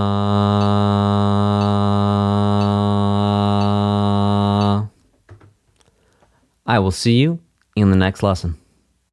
In this lesson, we are going to be talking about repeat signs. Now, repeat signs are little symbols that look like this. See, it's sort of like a final bar line with 2 dots. And those symbols will help us actually repeat measures or entire lines of music, or maybe just one measure at a time. So what we're going to do is we're just going to go through 2 examples in this lesson. We're going to go through example 27 and 28. And I'm going to break down for you what we're going to do, and then I'm going to talk through it. So in example 27, we're going to start in measure 1. We read through measure 1 all the way to the end, at which point we hit the repeat sign. The repeat sign is like a bumper. It bumps us back to the beginning of the piece of music, and then we read all the way from the beginning to the end. And that bumper is only worth 1 bump. That repeat sign doesn't continuously bump you back and forth forever. It just bumps you 1 time, and at the end, we treat it like a final bar line, and the song is over. So I'm going to ta 27.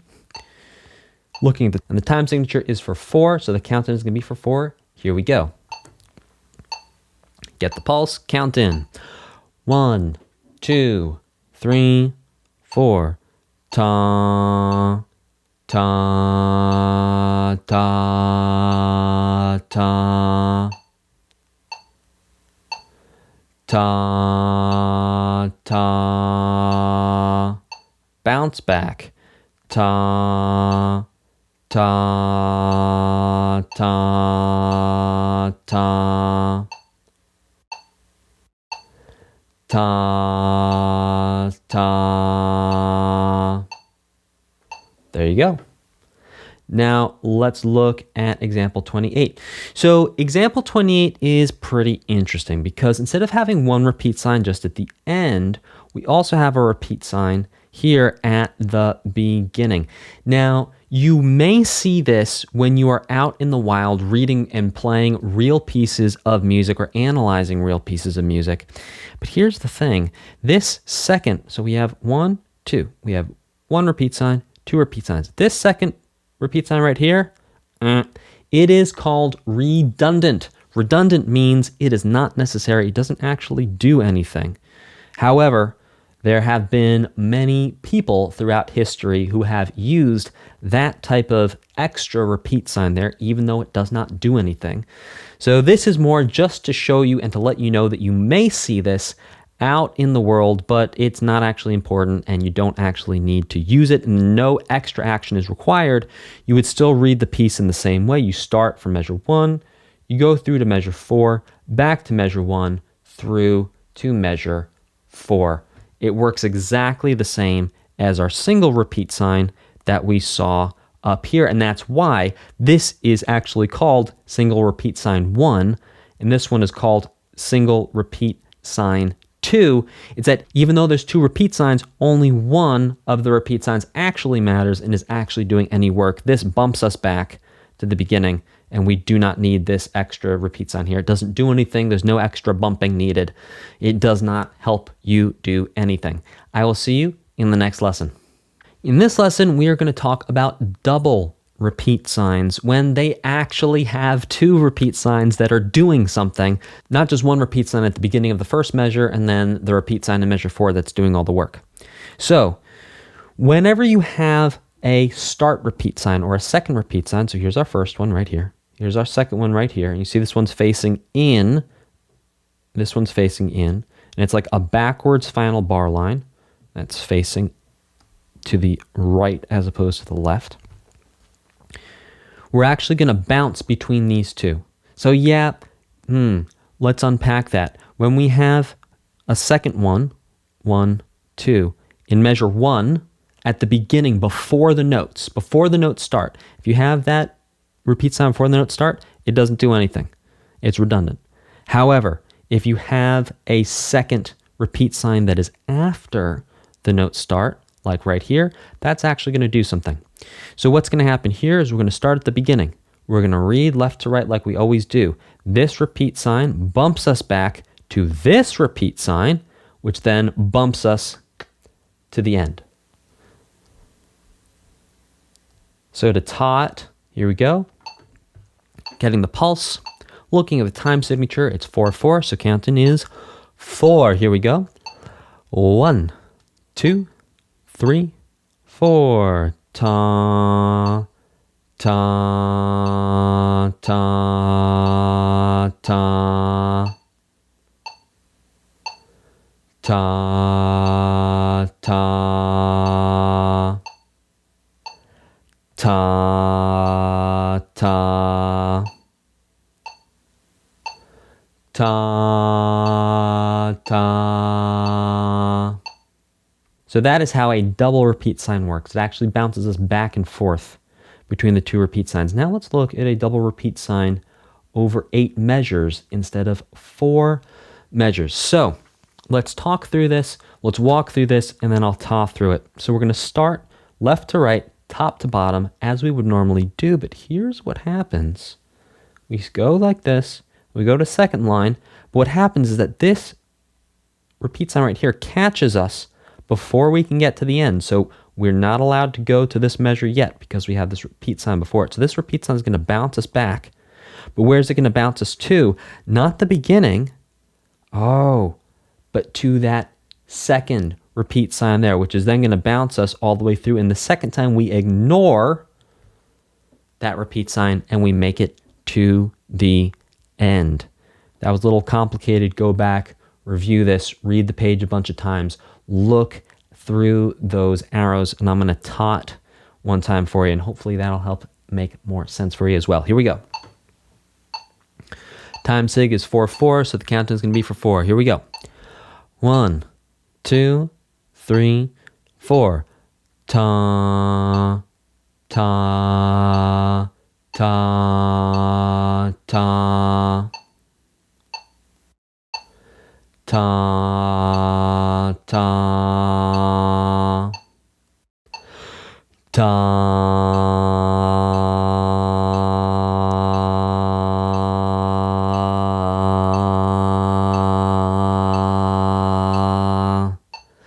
ta, ta,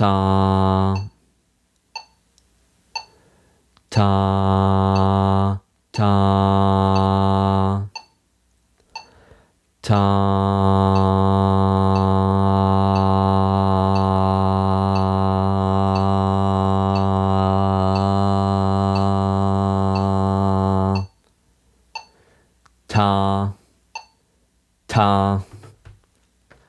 see you in the next lesson. In the next 2 lessons, we're going to be talking about how to write repeat signs. In this lesson, we're just going to talk about how to write them, not in the context of music or in the context of measures, just writing repeat signs by themselves. We're going to do this lesson in 2 parts. First, I'm going to talk you through it, walk you through it, and then I'm actually going to write on some staff paper so you can copy me in real time or just see me do it as I talk you through it in real time. So we're going to talk about repeat signs in 2 different ways. We're going to talk about start repeat signs, and those are the ones with the dots on the right side, like this. And then we're going to talk about end repeat signs that have the dots on the left. So to write a start repeat sign, we need to write a backwards final bar line. That's step number 1. And then number 2, we add a dot above and below line 3 of the staff. And to write an end repeat sign, we write a regular final bar line, and then we write a dot above and below line 3 of the staff. To write a start repeat sign, we're going to start by writing a backwards final bar line. So that's going to be thick, thin, instead of thin, thick. There we go. And then a dot just above and below line 3 of the staff. And, we could color that in a little bit better. But that's basically the idea. Now, to write an end repeat sign, we're going to write a regular final bar line. Boom. That's going to be thin, thick. And then add a dot above and below line 3 of the staff. I will see you in the next lesson. In this lesson, we're going to talk about how to write repeat signs into your compositions for either 4 measures or 8 measure or original rhythmic compositions. We can see that how to write a repeat sign at the end of a line of staff, all you've got to do is set up your line of staff like you normally do. Divide in half, divide into quarters, add a final bar line, percussion clef, time signature, and all you're going to do, boop, add those 2 dots in there. So the only difference is that from the top to the bottom, we've got those 2 little dots right there. And that's basically it for writing a repeat sign. So if you want someone to go through something twice, all you got to do is write a repeat sign at the end, and you can do it at the end of 4 measures or at the end of 8 measures, either way. Now let's talk about how to write repeat signs in the middle of a line of staff. So number 1, you're going to set yourself up with a line of music like you normally do. Bar line, divide in half, 2 more bar lines, divide in quarters, final bar line at the end, percussion clef, time signature. If you're doing 8 measures, obviously just a regular bar line at the end of measure 4, and then the final bar line at the end of measure 8. Then for step number 2, you're going to write your start repeat sign where you want people to bounce back to. Now in this case, the start repeat sign is on measure 2. So basically what we're doing is we're coloring over the regular bar line with the thick part of our final bar line to make that start repeat sign right there. And then step number 3 is to write the next repeat sign, because remember, we don't want people to go all the way to the end. You want to keep them contained within the line of staff. So we're going to write the second repeat sign there. So with this, people would go boom, boom, boom, just like that. So our end repeat sign bounces us back to our start repeat sign, and then we skip the end repeat sign and go to the end. Last one for us to talk about is how to write repeat signs over multiple lines of staff. So let's say you have 8 measures that you want to do an original rhythmic composition on. All you're going to do is set up your 8 measures like you normally would. Remember your regular bar line here, your final bar line here, and remember percussion clefs on both lines of the staff. Then what you'll do is you'll decide where you want to have your start and your end repeat sign. In this case, we put the start repeat sign here, and we put the end repeat sign here. So what this piece looks like, get ready, this is, you can get squiggly. We start, we go from here to here, in which case we bounce back to here. We go through one more time to the end. Squiggle, squiggle, squiggle. This is almost identical in the way it works to the double repeat sign here, except the end repeat sign is just 1 measure forward. It's in measure 6 as opposed to measure 7. in this example right here, you can see that in the clapping, tawing example, it was here, and it just moved here. So you can put repeat signs wherever you want in your music for your compositions. And I will see you in the next lesson. Welcome to Pitch and Notes 1. You've officially graduated from all the rhythm lessons. And from now on, we're going to be talking about pitch, which means how low and how high notes are, not just is there sound and not sound for rhythm.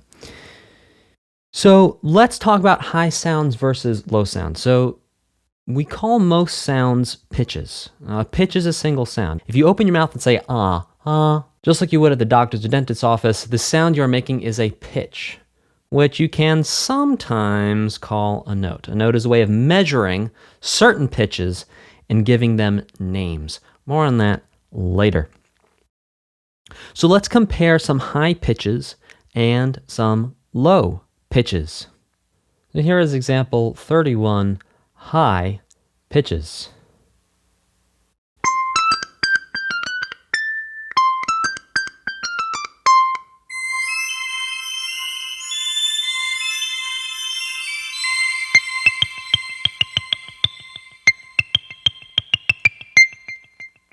Those sure are high sounding pitches. Sounds kind of like a bird chirping or a door squeaking, or if you've ever had the misfortune of hearing a car brake squeaking as well. Pretty close to that. Okay, let's listen to some low pitches. This is example 32.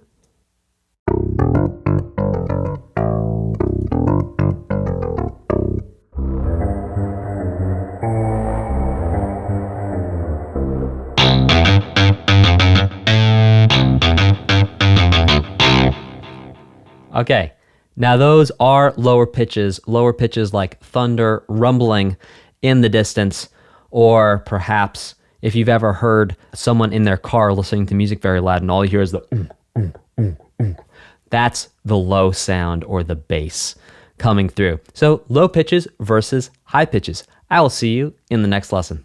In this lesson, we're going to talk about how sound is made and measured, because now that we're concerned with how low and how high sounds are, not just whether there is sound or silence for rhythm, we're concerned about pitch. We're concerned about, well, how low is the sound? How high is the sound? We're going to talk a little bit about how sound is made and measured. So sound actually happens through waves, and these are called sound waves. So whenever you hear a sound, there's a literal wave of vibration happening that your ear picks up. So for example, if I clap, that creates a vibration that my microphone picks up. My microphone records that through all my software, and now you listening to that in your video hear that clap from your speakers that vibrate these very small, fine bones in your ear, and that's how you actually hear sound. So sound waves vibrate through the air, and then they vibrate the fine bones and membranes in your ear so you can hear sound. Now what's interesting is that higher pitches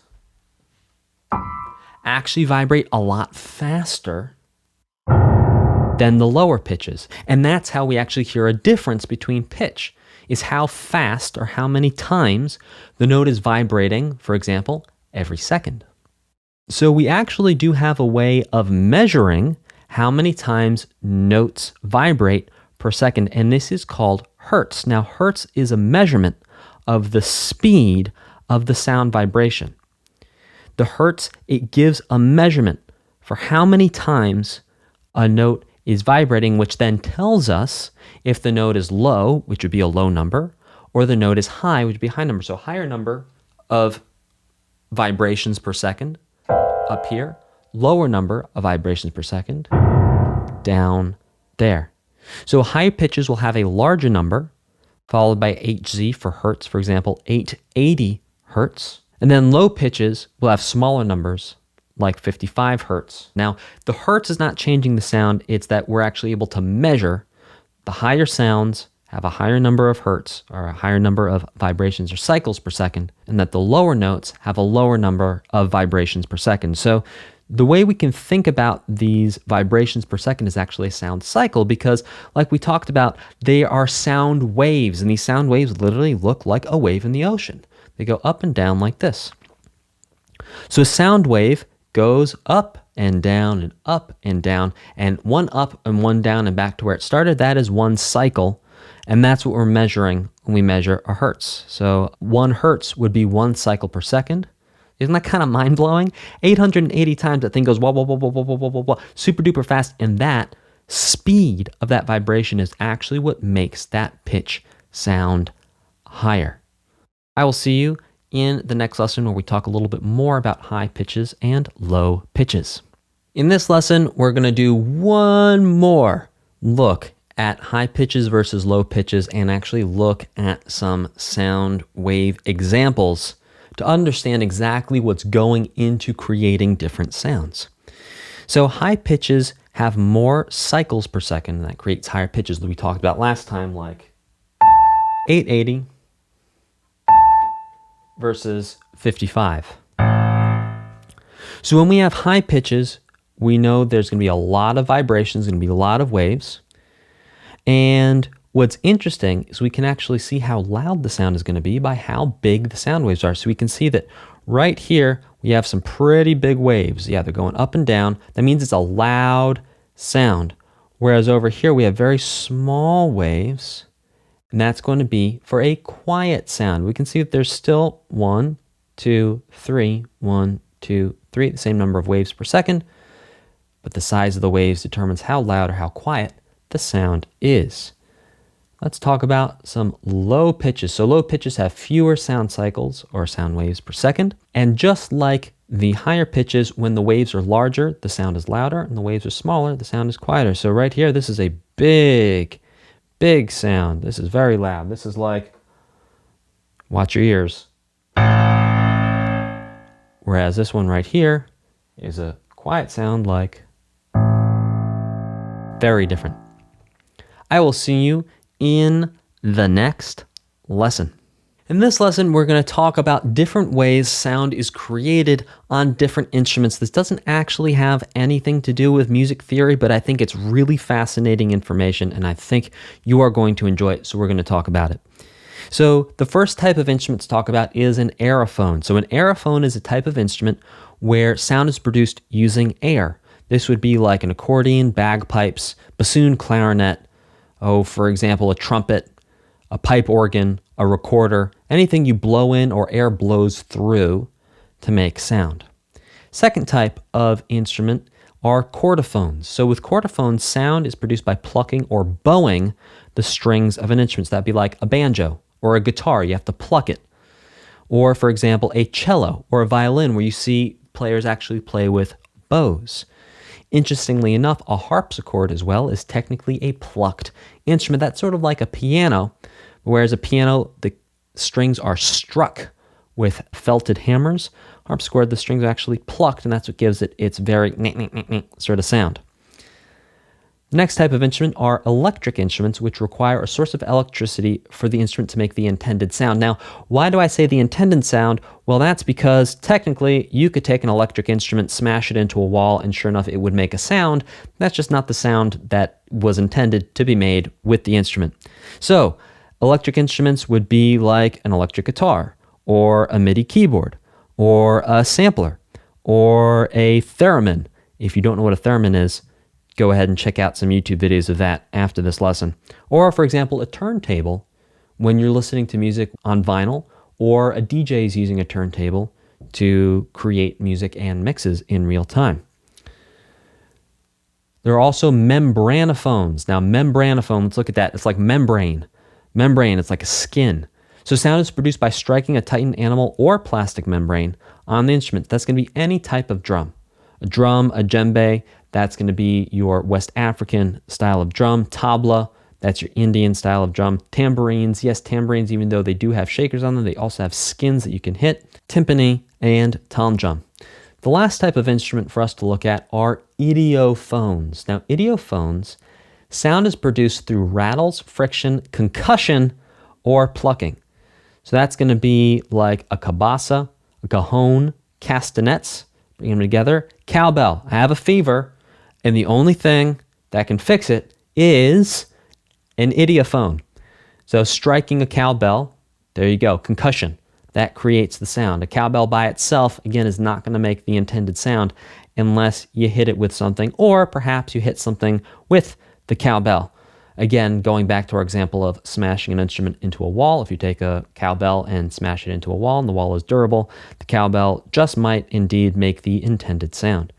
Perhaps maracas, shaking maracas, or a xylophone, or even a vibraphone, which is like a big xylophone with some electrical components to it sometimes. So these are the different types of instruments and how sound is made. You can look over this list. You can Google all of these instruments. You can go on YouTube, listen to examples of people playing these, and it's quite a learning experience. There's a lot of typical instruments on this list and some that you may have never heard of before. So have fun with that, and I will see you in the next lesson. So far, we have talked about low pitches and high pitches. We've talked about hertz. How fast is the sound vibrating? Faster vibrating sounds create higher pitches, lower and slower vibrating sounds create lower pitches. Now let's talk a little bit about how sound is defined, or the quality of the sound. For example, you hear my voice might sound different from your voice, even though we say the same words with the same notes. Just the way it sounds, the quality sounds different. So let's talk about the word tone. The word tone can be used interchangeably with pitch. So I can say, oh, that was a nice tone. Play another tone. There you go. That's another tone. Rarely used in the United States, more commonly used perhaps in Europe and the rest of the world outside of the United States. Tone also can mean timbre. Now, timbre is very interesting. Timbre means the quality of a sound. So the quality of a sound is what makes a sound unique from other sounds, or it's the color of the sound. So to understand timbre, we're going to listen to 3 different instruments play the same exact pitches in the same exact order at the same exact speed, but you're going to hear a big difference between those 3 instruments, and that's because of the timbre of the instruments. Here is example 33. We're going to listen to the violin. So the violin's a chordophone. The performer makes sound by bowing the strings or plucking the strings. The violin has strings, and it's sounded with a horsehair bow and has a wooden body. And this is the sound, or the timbre, the quality of the sound that a violin creates.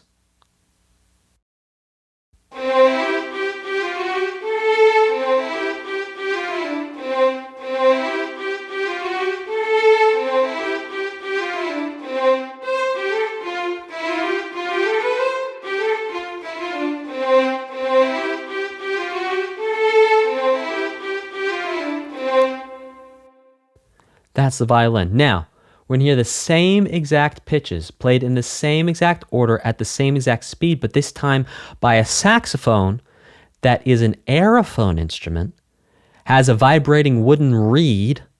That's how the performer makes sound, is they actually vibrate a reed on top of some metal or some plastic. It's sounded with the performer's own breath and has a metal body. Let's hear how different the quality of that sound is going to be.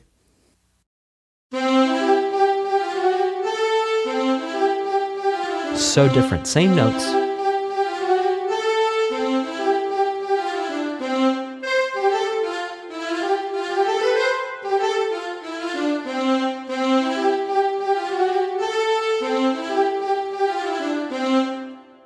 Now let's listen to a piano, which is a chordophone instrument that is sounded by striking strings when a performer presses a key, and has a metal and wooden body. Oh, so different.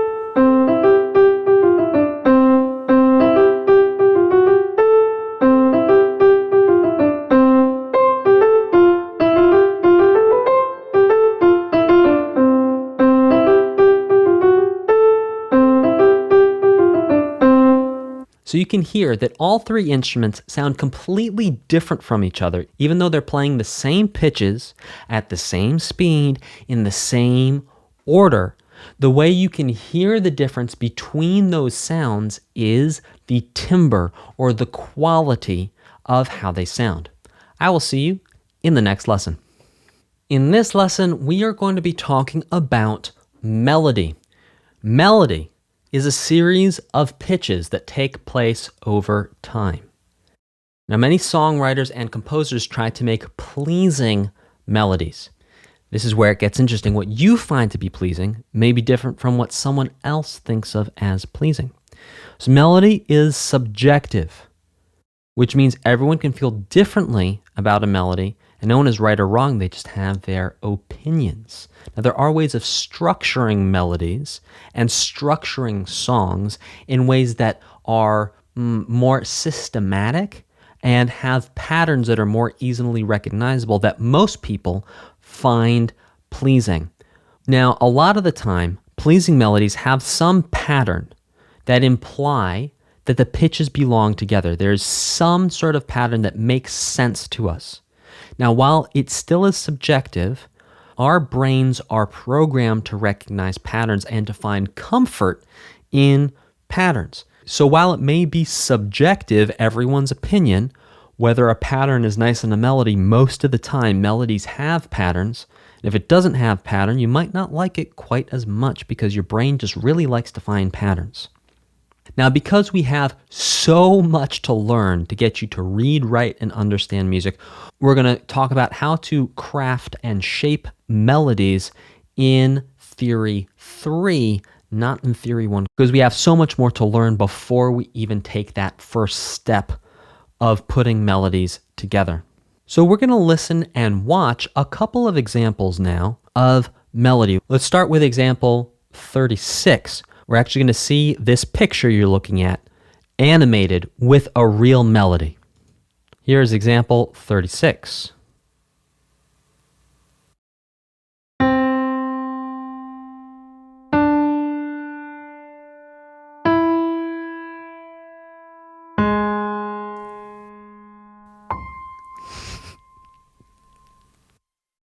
What we heard was a melody. Bum, bum, bum, bum, bum.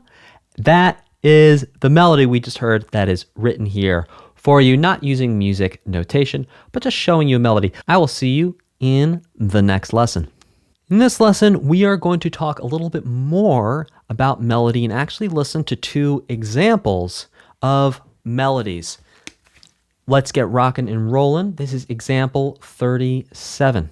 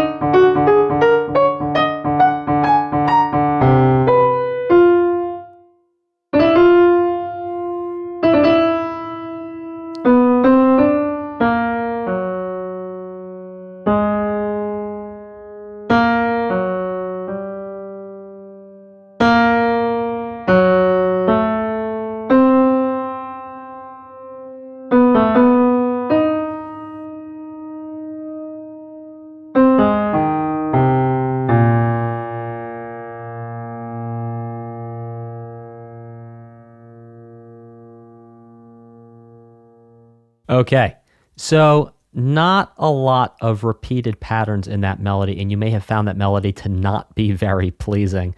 And you may have found that melody to be, well, a little bit all over the place. Let's listen to 38.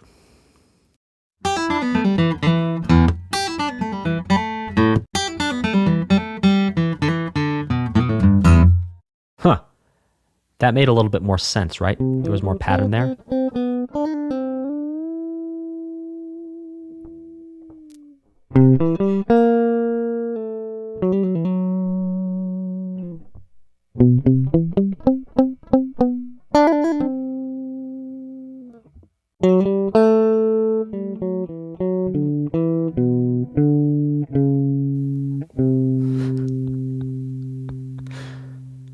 Okay, so we heard two different melodies there, both of which had a little bit more pattern to them than 37. You may have found the melodies in 38 to be, well, more pleasing because they make more sense, because they have a pattern that you can identify and hear and just make sense to your brain.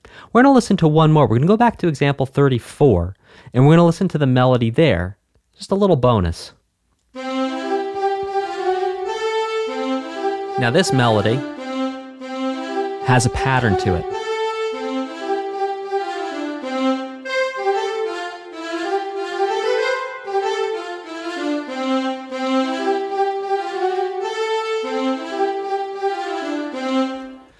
So you could hear that in example 37, there were a couple of patterns, but not a lot of patterns that you could immediately identify. It sounds sort of like a Jackson Pollock painting. There's sort of like paint everywhere. Whereas melody example 2, example 38, and then also we just listened to 34 again, they make more sense. They're more easily found, I think, to be pleasing. Perhaps you feel differently. Perhaps you feel the same. But the point here is to see that there's a very big difference between melodies that sort of make sense and have a pattern you can find and you can hear, and melodies that don't have a pattern that you can immediately hang on to. I will see you in the next lesson. In this lesson, finally, we're going to start talking about notes. Now, notes are names that we give to certain pitches. Only some pitches have note names. Now, the story about how we as a human race came up with these names and why we picked just some of the pitches and which pitches we picked to give names is a very long and complicated story going all the way back to ancient China, also ancient Greece, and involves a whole lot of math. So we're not going to talk about that today. We're going to jump straight into what you need to know about notes. We have some note rules. So, number 1, notes are written and spoken with letters from the alphabet, A, B, C, D, E, F, G. That's how we're going to refer to those notes. Now, notes are pitches, and these pitches get a letter name, and the letter name is going to be A, B, C, D, E, F, or G. Now, we assign these letters to different pitches, right? Some pitches we're going to call A, some pitches we're going to call B, some pitches we call C, some pitches we call D, some pitches we're going to call E, some pitches we're going to call F, and some pitches we're going to call G. Now, there is a pattern to how we assign the letters, and the letters repeat themselves over and over again in the pattern. Let's take a look at this pattern in what is called the basic musical alphabet. Now, the basic musical alphabet, as you can see right there up top, is just A, B, C, D, E, F, G. And the basic musical alphabet are the first 7 letters of the regular alphabet, A, B, C, D, E, F, G. Now, what's interesting about the basic musical alphabet is it actually repeats back to A after G. So instead of going to H, you go A, B, C, D, E, F, G, A, B, C, D, E, F, G. After G, we go A, B, C, D, E, F, G, A, B, C, D, E, F, G. And these letters, these are note names, a way of giving names to pitches. You can say A, B, C, D, E, F, G as many times as you want in a row. It goes on for infinity. A, B, C, D, E, F, G, A, B, C, D, E, F, G, A, B, C, D, E, F, G, A, B, C, D, E, F, G. It goes on and on and on and on and on, with the notes getting higher and higher and higher. And you also can go G, F, E, D, C, B, A, G, F, E, D, C, B, A, G, F, E, D, C, B, A backwards, with the notes going lower, or the pitches going lower. You also don't need to start on A. You could start on B. You could start on C. For example, I'm going to start on D. D, E, F, G, A, B, C, D, E, F, G, A, B, C, D, E, F, G, A, B, C, D. You could start on B. B, C, D, E, F, G, A, B, C, D, E, F, G, A, B, C, D, E, F, G. You can start on G. G, A, B, C, D, E, F, G, A, B, C, D, F, G, A, B, C, D, F, G. Start on F. F, G, A, B, C, D, E, F, G, A, B, C, D, E, F. Like that. I will see you in the next lesson where we're going to explore a little bit more of the basic musical alphabet. In this lesson, we are going to talk more about the basic musical alphabet, and we're going to look at it in 2 ways. The first way is as a circle. Now, the reason why we're looking at it as a circle is because, remember, one of the things about the basic musical alphabet is it goes on and on forever from low to high. So, A, B, C, D, E, F, G, A, B, C, D, E, F, G, A, B, C, D, E, F, G, like that, and it goes backwards from high to low.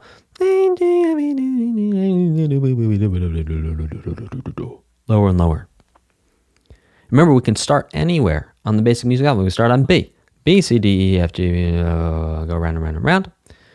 We can go backwards, starting on any letter. Start on G, and we go backwards, backwards, backwards, backwards, backwards, backwards, backwards.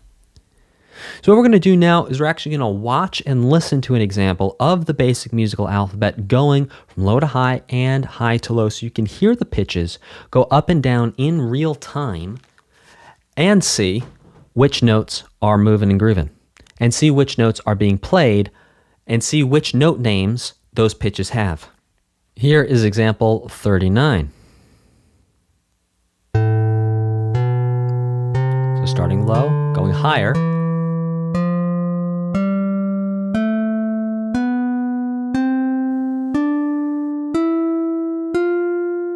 Counting up the musical alphabet.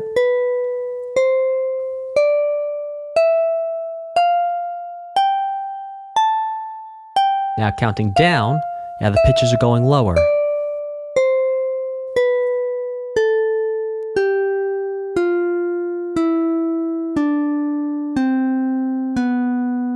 And lower.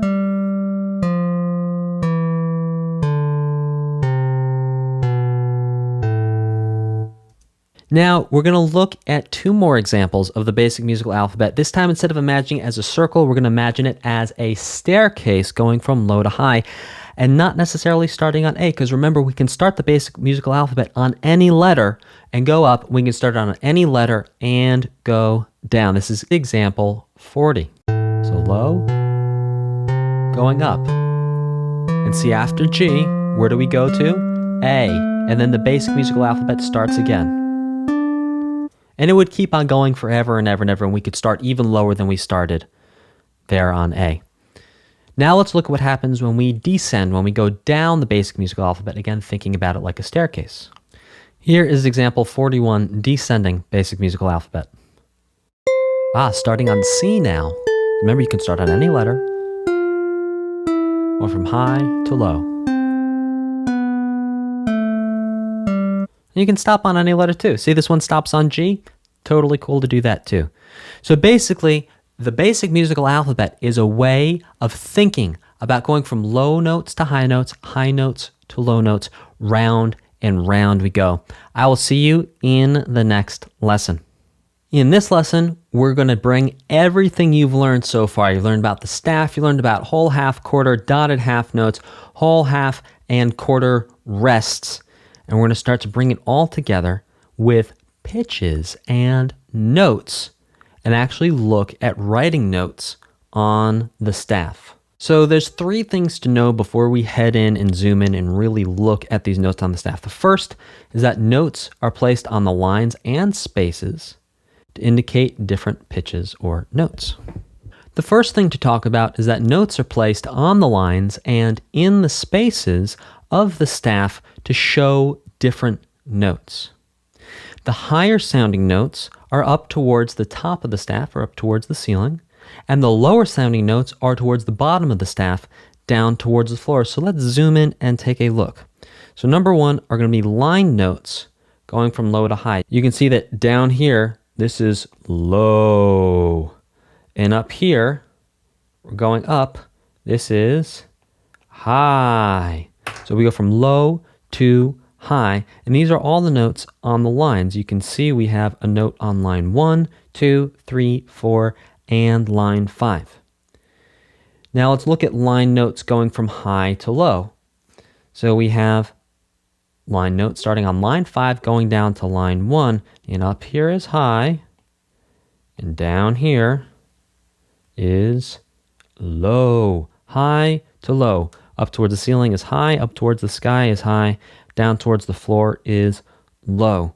Now let's look at some notes written in the spaces of the staff. Written in space 1, 2, 3, and 4. And again, we're going from low up to high. And then in the spaces from high down to low. So you have space 1, 2, 3, 4, space 4, 3, 2, 1. And it always works like this. Whenever you have notes that are higher up on the staff, they're always going to be higher than the notes that are below them on the staff. I will see you in the next lesson. In this lesson, we are going to be talking about the treble clef or the G clef. We already had a clef, that was the percussion clef. This is a new and different clef. So it's going to take the place of a percussion clef. We're never going to have a percussion and a treble clef. We're just going to have a treble clef. Now, the treble clef shows us that we're using notes, that we're using pitches. We're no longer just concerned about the rhythm. We're really showing that there's going to be a difference between low sounds and high sounds, and we care about the difference between low sounds and high sounds with the treble clef. Now, the treble clef actually also is known as the G clef, and there's an interesting reason why. So, line 2 of the staff, you can see right here, line 2. You can see right here, line 2 of the staff. Anytime a note goes on line 2, the name of that note is always going to be G. Every time. And so because the treble clef curls, see that? It curls around line 2 of the staff.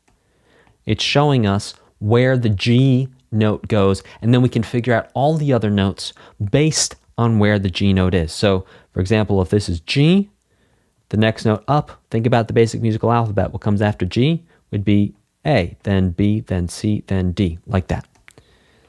But don't worry about that just yet. We'll get to that in the next lesson.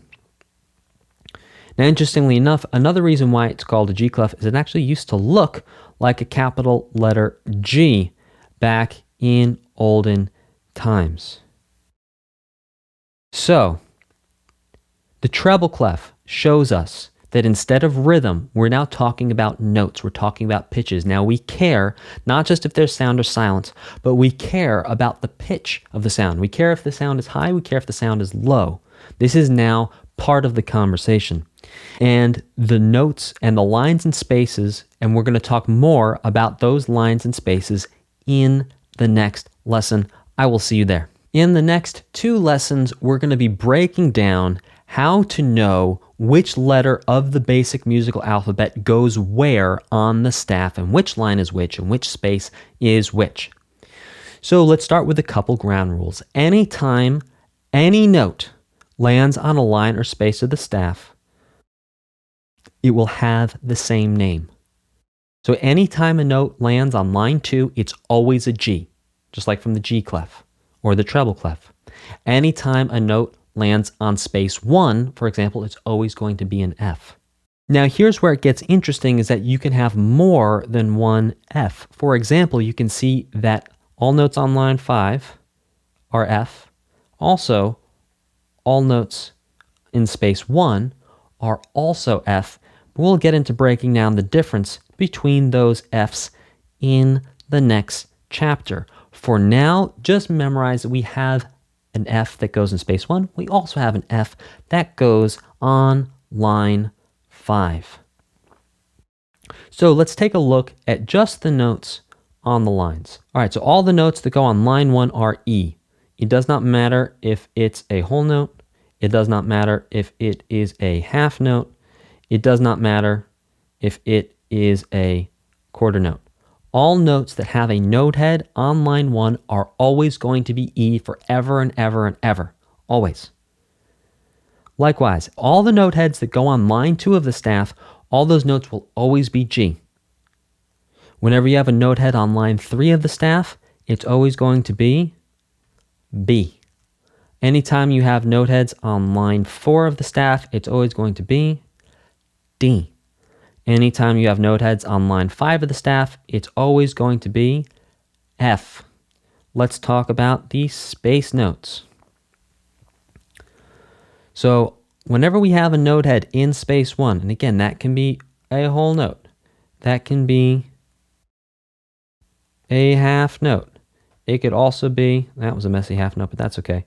It could also be a quarter note. It does not matter what type of note. Just as long as the note head is in space 1, always, always, always, it is going to be called an F note. Whenever the note heads are in space 2, always, always, always, we're going to call those notes A. Anytime a note head is in space 3, always, always, always, we're going to call that note C. And anytime a note is in space 4, always, always, always, we're going to call that note an E. I will see you in the next lesson. In this lesson, we're going to talk about how to remember the notes on the staff. So we just talked about all the line notes. Depending on the line, the note is going to have a different name. But let's talk about some tips and tricks to help us remember the names of the notes.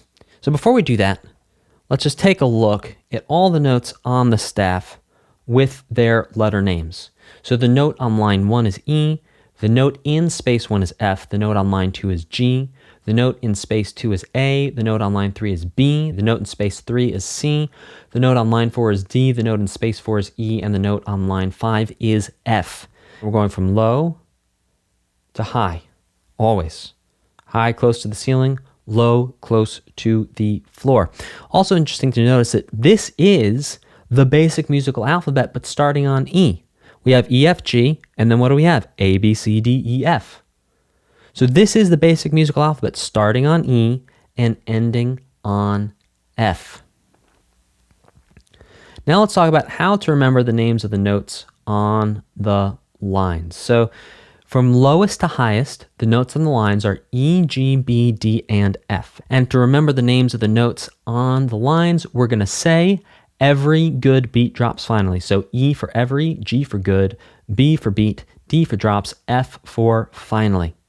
And to remember the names of the notes in the spaces, we're going to say face. And I like to sing a little song that's going to help get this stuck in your brain so you'll never ever forget it. You're welcome. There's face, face in the space. There's a face in the space. Hey, hey, there's a face, face in the space. There's a face, face in the space. All right. So F-A-C-E spells, sure enough, from low to high, face.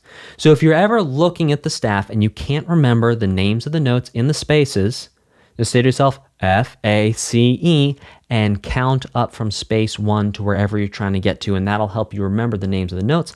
Likewise, if you're trying to figure out the name of a note on the line of the staff and you cannot remember, count up every good beat drops finally. And that way you will be able to remember and recall where the notes go and the names of the notes that land on each line or space of the staff. So to review, when we look at all the notes on the staff, we have the basic musical alphabet starting on E, ending on F.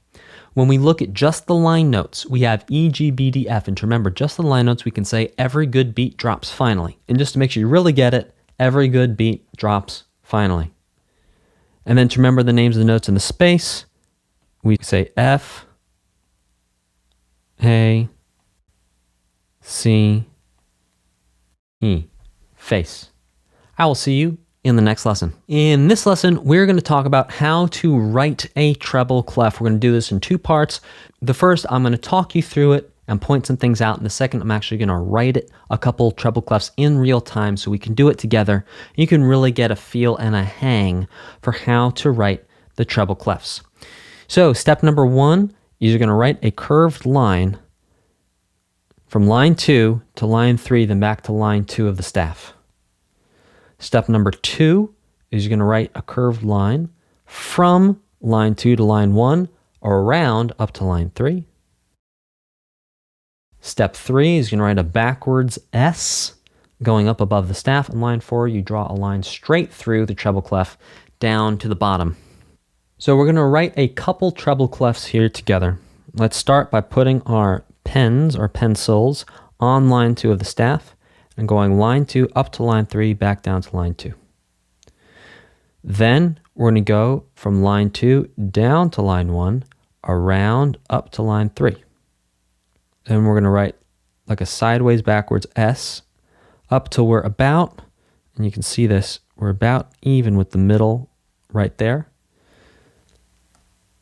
And then we go straight down and do a little curly at the end. Let's do that one more time. Line 2 to line 3 to line 2, down to line 1, around to line 3. Weird little S thing to in the middle, down, curl around.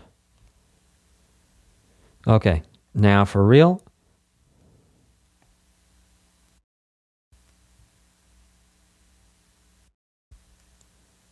Yeah, okay.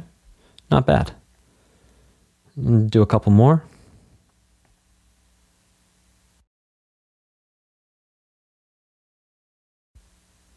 And again. Line 2, line 3, line 2, line 1, up, around, down, curl. As you can see that these treble clefs all look a little different. That's okay. We're not trying to be engravers. We're just trying to learn some music theory. Get it so your treble clefs look more like this. The problem with this one here, you can see that the curl really needs to happen a little higher up. So doing it more like this would be better. See, that curl happens above the staff. That's what we want to see. We want to make sure that this curl is above the staff, that little loop-de-loop. All right, I will see you in the next lesson. In this lesson, we're going to talk about actually writing your own compositions using notes and pitches. Now, here's the thing. You may not play an instrument.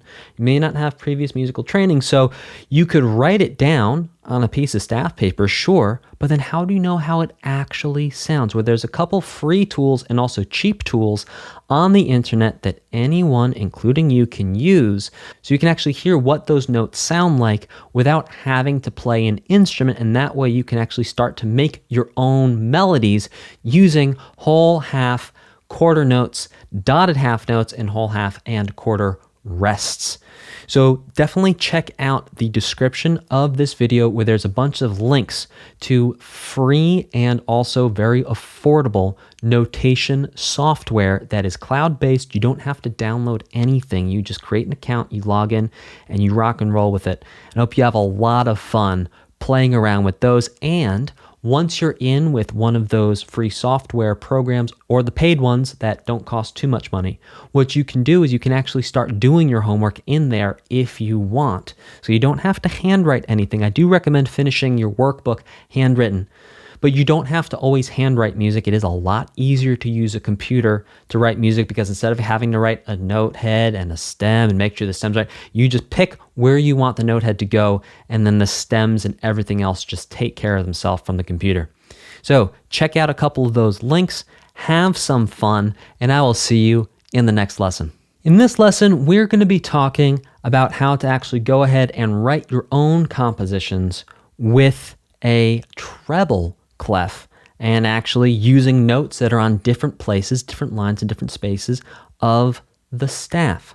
So number one, you're going to set yourself up like you normally would by dividing the line of staff in half and then into quarters, except this time when you go to add your clef and your final bar line, you're going to write a treble clef in front of the time signature instead of a percussion clef, because again, the treble clef shows us that we're using pitches and notes as opposed to just concerned about the rhythm, whether there's sound or silence. And then you can fill in, depending on your time signature, either 3 notes or 4 notes worth of content in each measure, writing out whatever notes you want. I do recommend trying this exercise out both on paper or marking up on your tablet, and also in some of those free or cheap resources from the last lesson so that you can hear the notes and you can hear how the notes go up, how the notes go down, and get a much better feeling for what's actually going on as you are writing your original compositions. And you can also write original compositions for 8 measures. And again, it would be the same thing. You would set up 2 lines of staff, divide with bar lines, add a final bar line at the end, measure 4 gets a single bar line, and you'd put treble clef on line 1 and line 2, and only the time signature on line 1. I will see you in the next lesson. In this lesson, we're going to be talking about ledger lines. So ledger lines are small lines that go above or below the staff that let us continue the basic musical alphabet of notes above or below the staff. So let's do this. Before we dive in, let's first get a bird's eye view of what's going on here in terms of ledger lines. So we can see that our notes on the staff, starting on E, right on line 1, going up to F on line 5. E, F, G, A, B, C, D, F. Now we can see below the staff, going backwards down the basic musical alphabet, we have E, D, C, B, A, G, F, and E. And then above the staff, we have F, G, A, B, and C. We're going to watch example 44 together so you can hear and see these ledger lines in action before we jump in and break them down. So here's example 44.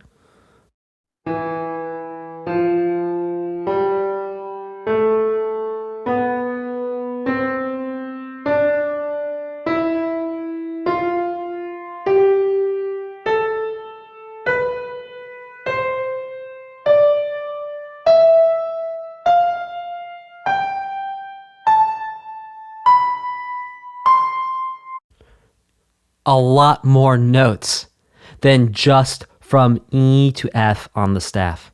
So you can hear that we have lower notes and now we also have higher notes. So now we're going to check out example 43 where we can see the notes starting on line 5 of the staff going up on ledger lines and the notes starting on line 1 of the staff going down also on ledger lines. Let's check it out.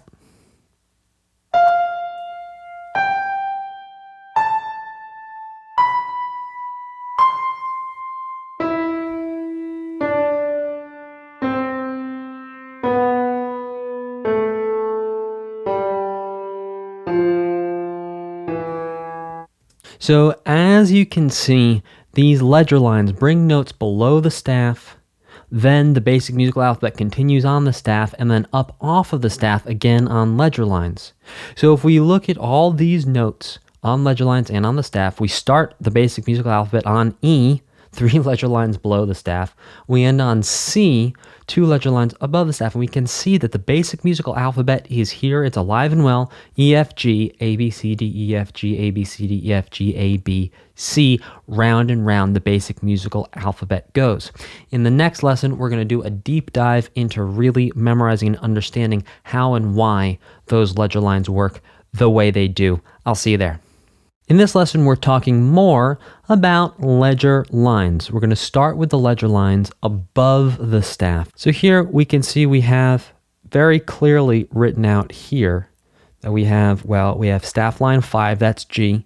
In the space above the staff, that would be G. On ledger line number 1, we'd have A. In the space above ledger line number 1, we'd have B. And on ledger line number 2, we would have C, and sure enough, we can see that we have F, we have G, we have A, we have B, and then we have C. F, G, A, B, C. And we can see that sure enough, this is super zoomed in on the ledger lines to make it super clear. We can look up here, and sure enough, A is on 1 ledger line. G is just sitting on line 5. There's no ledger line above it. And then the B note is sitting on ledger line 1, no ledger line above it. And C is sitting on ledger line number 2. Now let's look at the notes under the staff. Starting on line 1 of the staff, we have an E note. Below line 1 of the staff, sitting under line 1 with no ledger line, is a D. Below that we go C. See, we're going backwards down the basic musical alphabet, E, D, C, A, B, G, F, E. And then on ledger line number 1, we have a C note. Below that ledger line, we have a B. Ledger line number 2, we have an A note. Below that ledger line, we have a G. Ledger line number 3, we have an F. Below that, we have an E. So let's look at this connection here. So staff line 1, we have an E. Right below the staff, we have a D. On ledger line number 1, we have a C. Right below ledger line 1, we have a B. On ledger line number 2, we have a A. Below ledger line number 2, we have a G. On ledger line number 3, we have F. And below ledger line number 3, we have a E. So you can see, just like we talked about in the last lesson, that the basic musical alphabet continues on with these ledger lines. And if we look at the order, we're just going backwards down the basic musical alphabet, same as we just broke down vertically, but now vertically and horizontally. So we go E, D, C, B, A, G, F, E.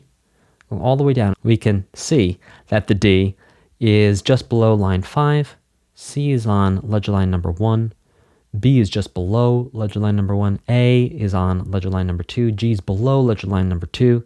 F is on ledger line number 3. And E is below ledger line number 3. I will see you in the next lesson. In this lesson, we're going to talk about how to write notes with ledger lines. There are some interesting rules, especially with stems, that are going to be good to remember for writing notes on ledger lines. So, first of all, typically speaking, ledger lines should be thicker than the staff. However, if you're just using pen or pencil, don't worry about it. Just write the line. If we zoom in, we can see, yeah, sure enough, if we compare that staff line to that ledger line does look a little bit thicker. But again, if you're writing with a pen or a pencil, don't worry about that. Just write a line. You're going to be good to go. We can also see the same thing below the staff. Also, whenever we have a note head that's on a ledger line or above a ledger line or below a ledger line, we should make sure that the ledger line is long enough that it extends on either side of the note head. You can see that there. Kind of looks like a rotisserie chicken or a rotisserie tofu if you are so inclined. There you go. We can see the same rules of the ledger line being a little thicker and extending on either side of the note head here with half note style open note heads, and then also whole note style open note heads. Whenever you have two notes that are on ledger lines next to each other, the ledger lines will not touch. So we're not actually writing full lines. We're leaving space between the ledger lines. Now you'll see that the vertical space, or basically just the space between the ledger line and the staff, is the same space as the staff line. So if you think about the staff line as being 2 ketchups thick, we can see that also the space between the ledger line and the staff is also 2 ketchups thick. And that's the same as above and below the staff. See, 2 ketchups in every space. As your president, I guarantee we will have 2 ketchups in every space. Okay, notes that have stems, that's going to be your quarter note and your half note, that are on or below one ledger line, the first ledger line. We're still going to keep the same rule of 5 staff spaces for the length of the stem. So keep the stem length the same when you're writing a note on or below one ledger line. Ledger line rule number 5 is that whenever we have a note that is above the staff, that is above the first ledger line, and whenever we have a note that is below the staff, that is below the first ledger line, which you can basically think of that as B, because B happens to be the first note here and here. The first note above a ledger line above the staff is a B, and the first note below the first ledger line below the staff is also a B note. They're both Bs. You can think about from Bs up and from Bs down, you're going to make the stems long enough that they're actually going to meet and touch line 3. So it doesn't matter how many ledger lines. We could have 3 ledger lines and we could write an E note. We could have 3 ledger lines, we can write an E note, and that stem has got to go all the way up to line 3. All the way. Same thing above the staff as below. I will see you in the next lesson. Welcome to Pitch and Notes 2. We're going to really get into some good theory, not as if we haven't already so far, but oh, this is some chunky stuff that I'm so excited to share with you. So let's get to know the piano. And the reason why we're going to get to know the piano, it doesn't matter if you've never played the piano before. It doesn't matter if you're an expert piano player. The piano is a really great instrument for us to visually see notes. Remember, just like with melody, our brain likes finding patterns. Well, the piano, the way it's laid out, is very easy to find and spot patterns on. So we're actually going to use that as a sort of interface to understand different patterns in music while we also look at the music notation. And again, it does not matter if you've never played or never seen a piano before in your life. Just look at the patterns, and this is going to help you. So let's start by understanding the first pattern on the piano, which is the 12-8 key pattern. First, let's watch a video, and then I'm going to break it down for you. Here's example 45. To the left of the piano, there are low sounds. As you play keys that are more to the right, they make higher sounds. From left to right, each key makes a higher sound than the key before it.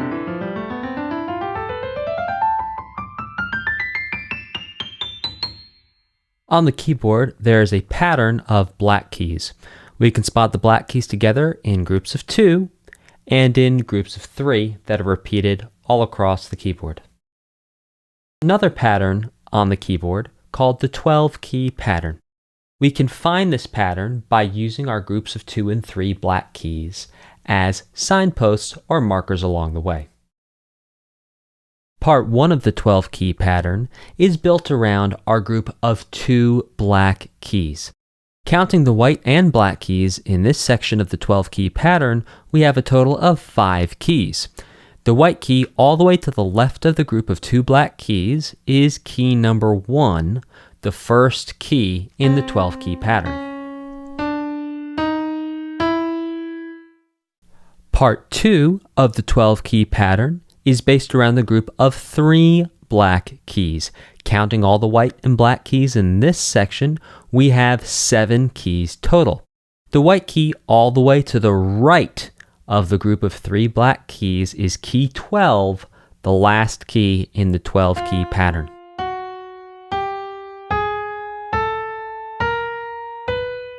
When we take parts 1 and parts 2 of the 12-key pattern and put them together, we can see the full 12-key pattern.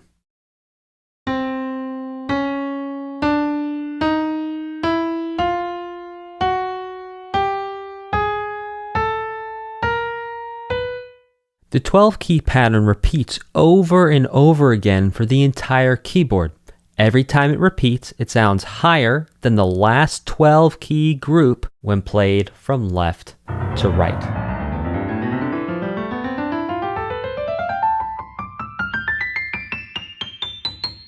So basically what we have with the piano is the basic musical alphabet going from low to high, low pitches to high pitches, in this series of 12 keys over and over and over again. In the next video, you're going to understand why it was important to learn this and how we're going to relate this to the basic musical alphabet. I will see you in the next lesson. In this lesson, we're going to talk about why it was important to learn about the piano and how it's going to actually help you make sense of the basic musical alphabet and make sense of notes on the staff, and also help you with music theory. So we can see that we have white keys and black keys on the piano. What we're going to do for now, we're going to forget about the black keys and we're just going to look at the white keys. So key number 1 from our 12-key pattern just so happens to be C, a C note from the basic musical alphabet. And key number 12 from our 12-key pattern just happens to be a B note. And sure enough, if we see C, D, E, F, G, A, B, that's the basic musical alphabet starting on C and ending on B. Because remember, we can start and end the basic musical alphabet on any note of the basic musical alphabet. So what that turns into when we put our 2 groups together is we have C, D, E, F, G, A, B. Now, just like the 12-key pattern repeated from low to high on the keyboard, that's the same way the basic musical alphabet goes from low to high. It repeats A, B, C, D, E, F, G over and over again, and we're going to see the same thing here. Let's take a look. Sure enough, A, B, C, D, E, F, G, A, B, C, D, E, F, G, A, B, C, D, E, F, G, A, B, C, D, E, F, G, A, B, C, D, E, F, G, A, B, C, D, E, F, G, A, B, C, D, E, F, G, A, B, C, D, E, F, G, A, B, C.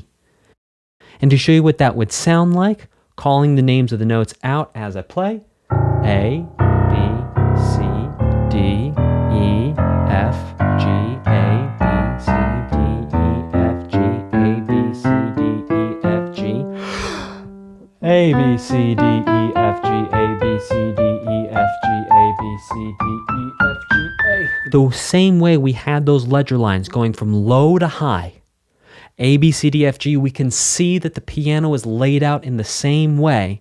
We have the basic musical alphabet going from left to right, from low to high, in the same way that the piano keyboard is laid out from left to right, going low to high.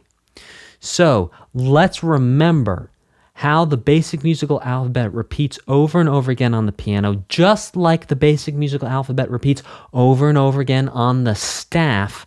And that's going to help us understand some really interesting things in the next couple of lessons. I will see you in the next lesson. In this lesson, we are going to talk about pitch class. Pitch class are all the notes that share the same letter name. So for example, we learned about the F note in space 1 of the staff and the F note on line 5. We said, oh, those are two different F notes, but we'll talk about that later. Well, we're getting to the point where we're going to start to talk about why those are different. So those two F notes, they're both F notes. They're the same pitch class. So all E notes, those are all the same pitch class. All G notes, those are all the same pitch class. All B notes, those are all the same pitch class. All D notes are the same pitch class. All F notes are the same pitch class. All A notes are the same pitch class. All C notes are the same pitch class. So pitch class doesn't show us how low or how high the note is. It doesn't show us whether it's a low pitch or a high pitch. All it's doing is it's saying the name of this note is E, and all of the notes that are named E, they belong to the same family or the same pitch class. So now we're going to watch example 47 together, and we're going to see and hear how different notes that are in the same pitch class sound from each other. So each pitch class is the same family. The pitch class is all the E's, all the F's, all the G's. But the F's are going to sound different one from the other. The E's are going to sound different one from the other. But you might hear that there's a common element. It's sort of like when you see a family together and you see the cousins and the brothers and the sisters and the mother and father, and they all sort of look a little similar. There's something that's a little similar about how all they look. That's what you're going to hear for pitch classes, that there's a similar thing in each pitch class, how all the E's sort of sound like they're related, even though they're different, just like different members of a family are related, but they're different. All the F's, they sound, oh, there's something a little bit similar, but it's a little different. Let's check it out.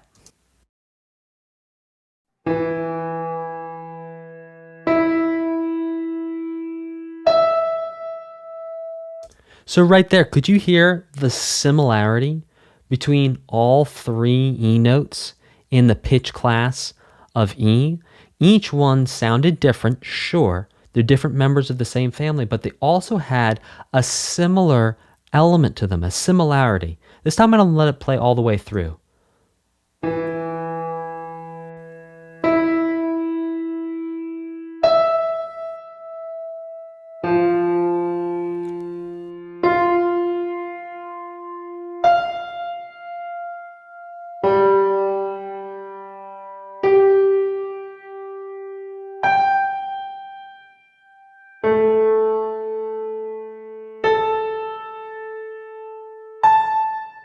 We're going to listen through this one more time. This time I'm going to talk while the video is playing.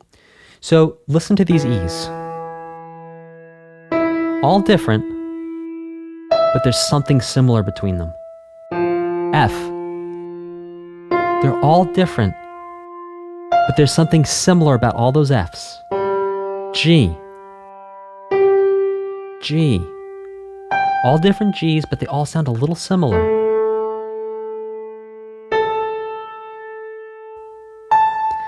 And the similar that I'm talking about is not how high or how low the pitches are. There's just something in there that your pattern recognizing brain may be picking up on and going, something sounds similar there. I see the family resemblance between the E's. Even though some of them are very low, some of them are very high, there's still a family resemblance. There's still a family resemblance between the F's, the G's, the A's. Though we're not listening to them, it's the same thing with B's. B, B, B, B. All similar. Here's all the C's. C, C, C, C. So then you can hear they're all different. Some are much lower than others, but there's a similar thing to them, which we are going to talk about. Here's all the D's.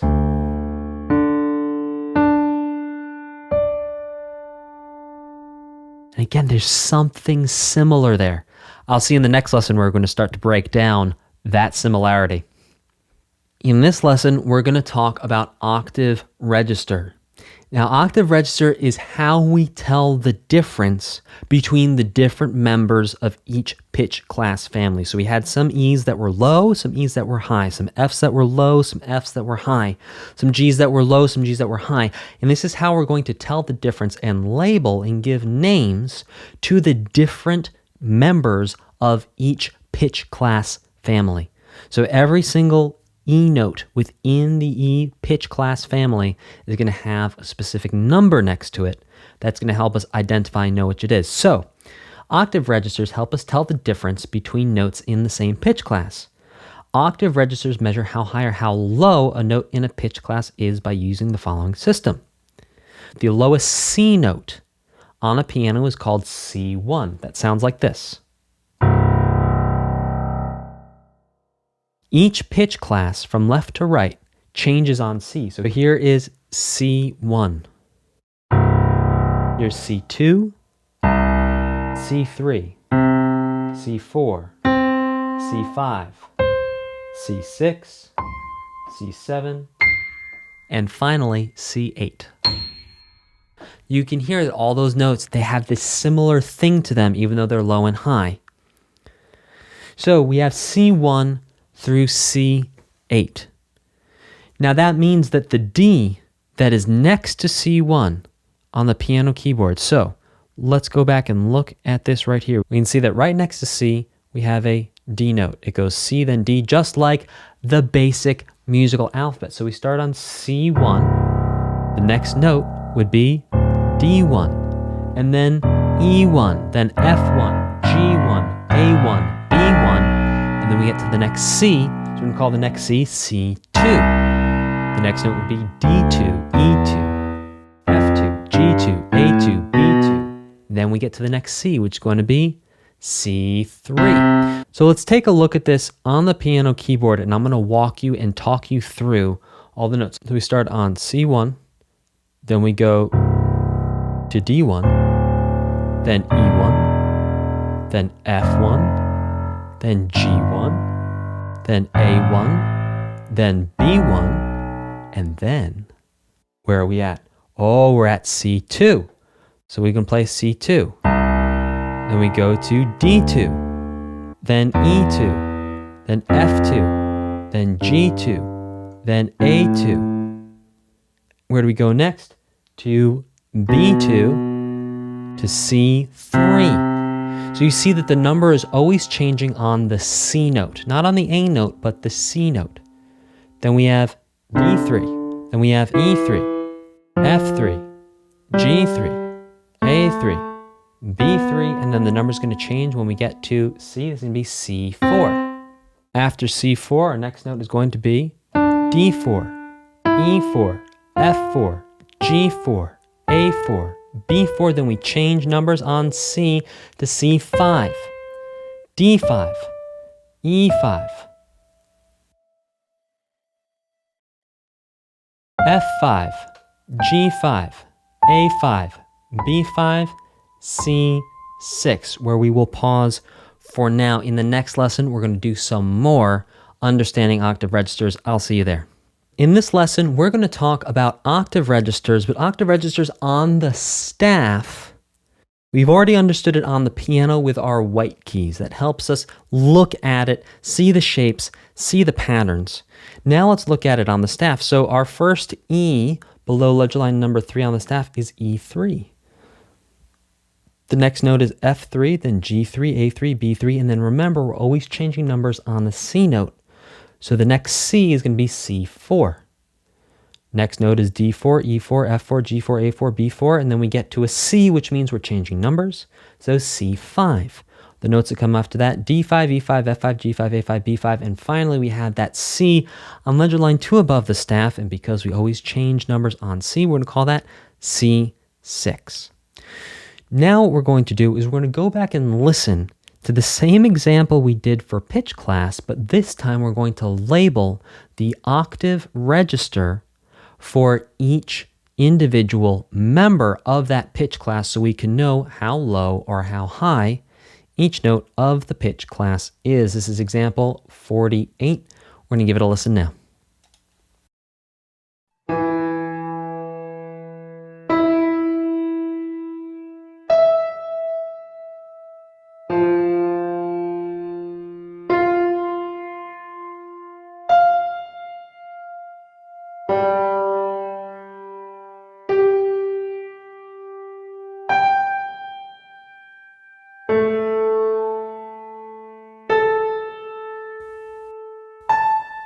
So first up, we have 3 notes from the pitch class of E. We have E3, E4, E5. Now we can hear, sure enough, E3 is lower than E4, E4 is lower than E5. Another way of saying that is E4 is higher than E3, and E5 is higher than E4 and E3.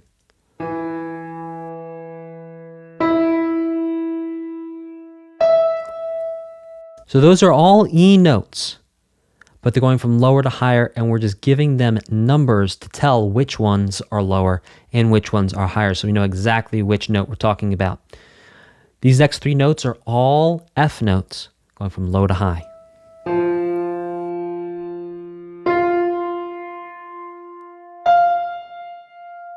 These next 3 notes are all G notes, going from low to high with their octave register number next to the letter name of the note.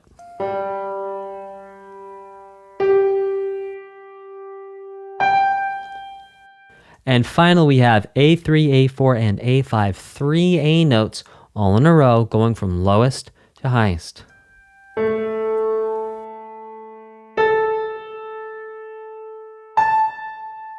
Those are octave registers. Remember, the number always changes on C notes. But this is a very useful system so we can always know which E we're talking about. So instead of saying, oh, the E that is 3 ledger lines below the staff, we just say E3. Instead of saying, oh, the F on line 5, we just say F5, which lines up very well, don't you think? I will see you in the next lesson. In this lesson, we are going to talk about octaves. Now, the octave is a space between 2 notes that are in the same pitch class that are 1 octave register away from each other. So, for example, E3 to E4, that's an octave. E4 to E5, that's an octave. A1 to A2, that's an octave. You can also think about it the other way around, going from high to low. A5 to A4, that's an octave. E4 to E3, that's an octave. F2 to F1, that's an octave.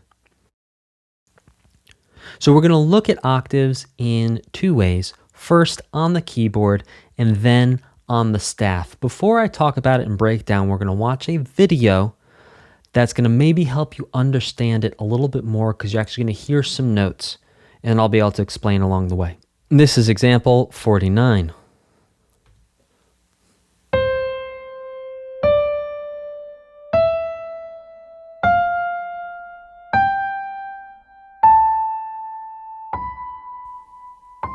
Great. So we can see the octave. Oct, like octagon, like octopus, is 8. Octopus has 8 legs. So octave means 8 notes. And you can see, sure enough, from C4 to C5, that's 8 notes. C, D, E, F, G, A, B, C. That's 8 notes. Now back and forth between C4 and C5. Think about that 1 and 8.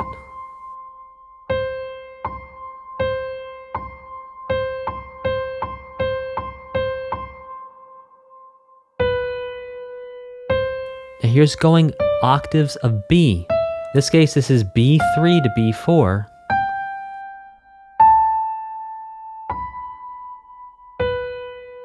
And again, there's 8 notes of separation. You can see B, C, D, E, F, G, A, B, 8 notes, octave. And when you hear those playing back and forth, when it's going... Now listen as it goes back and forth between the Bs, because what it's showing you that, like we talked about, there's this family similarity between these Bs. Even though one is much lower than the other one, there still is this common element between the two of them that your pattern recognizing brain might be picking up and going, yeah, there is something that sounds the same about them, even though one is much lower and one is much higher.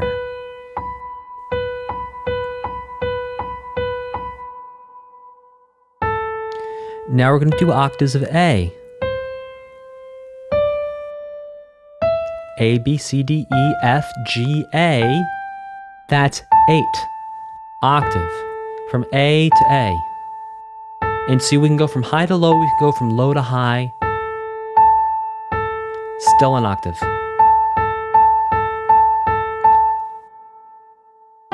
Now talking about G. G, A, B, C, D, E, F, G. Just going up the basic musical alphabet by 8 gets us to G. 8 notes.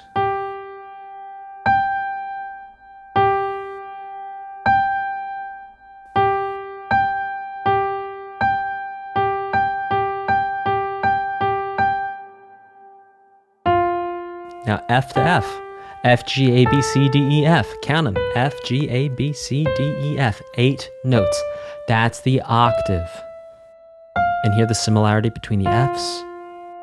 One's lower, one's higher, but there's something similar about them. That's an octave.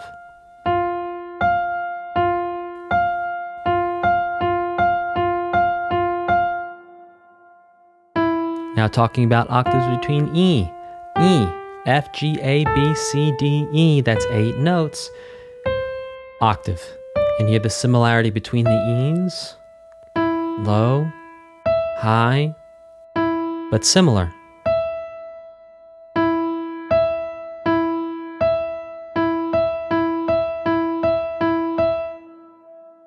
One more. The octaves between D's. D, E, F, G, A, B, C, D. Up 8 notes on the basic musical alphabet. That's the octave.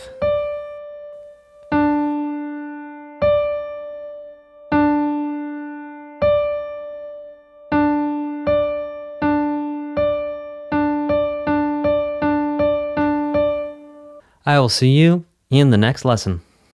As you learned in the last lesson, octaves are 8 notes apart. They're going to be 2 notes from the same pitch class that are 1 octave register away from each other. For example, C4 to C5, 8 notes apart, C4 to C5, and again, you can go from low C4 to C5 or C5 to C4.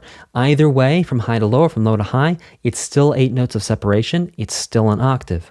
We can see the same thing here, 8 notes between A and A, 8 notes between D and D, 8 notes between E and E.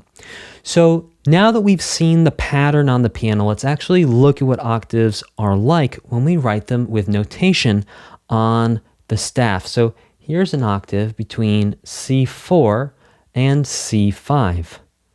Here's an octave between C5 and C6. Here's an octave between D4 and D5. Here's an octave between E4 and E5. Here's an octave between F3 and F4. Here's an octave between F4 and F5. Remember that octave always is only going to go up by 1 number. So F4 to F5, F3 to F4, F3 to F2, F1 to F2. That separation between 1 octave register in the same pitch class, that's our octave. Let's look at a couple more examples. Here's G4 to G5. Here's A3 to A4, A4 to A5. Now here are some octaves going from high to low. We have G5 to G4, E5 to E4, and D5 to D4. Those are octaves as written with music notes on the staff. They all have the same distance of separation, which is 8 notes of the basic musical alphabet going up or down. As we can see, we have ascending octaves, which means going from low to high, and we have descending octaves going from high to low. Octaves work either way. Just make sure that there are 8 notes in your octave and that the octave register only changes by 1 number. So G4 to G5, G6 to G5, F1 to F2, C4 to C3, just like that. I will see you in the next lesson. In this lesson, we're going to start to talk about accidentals.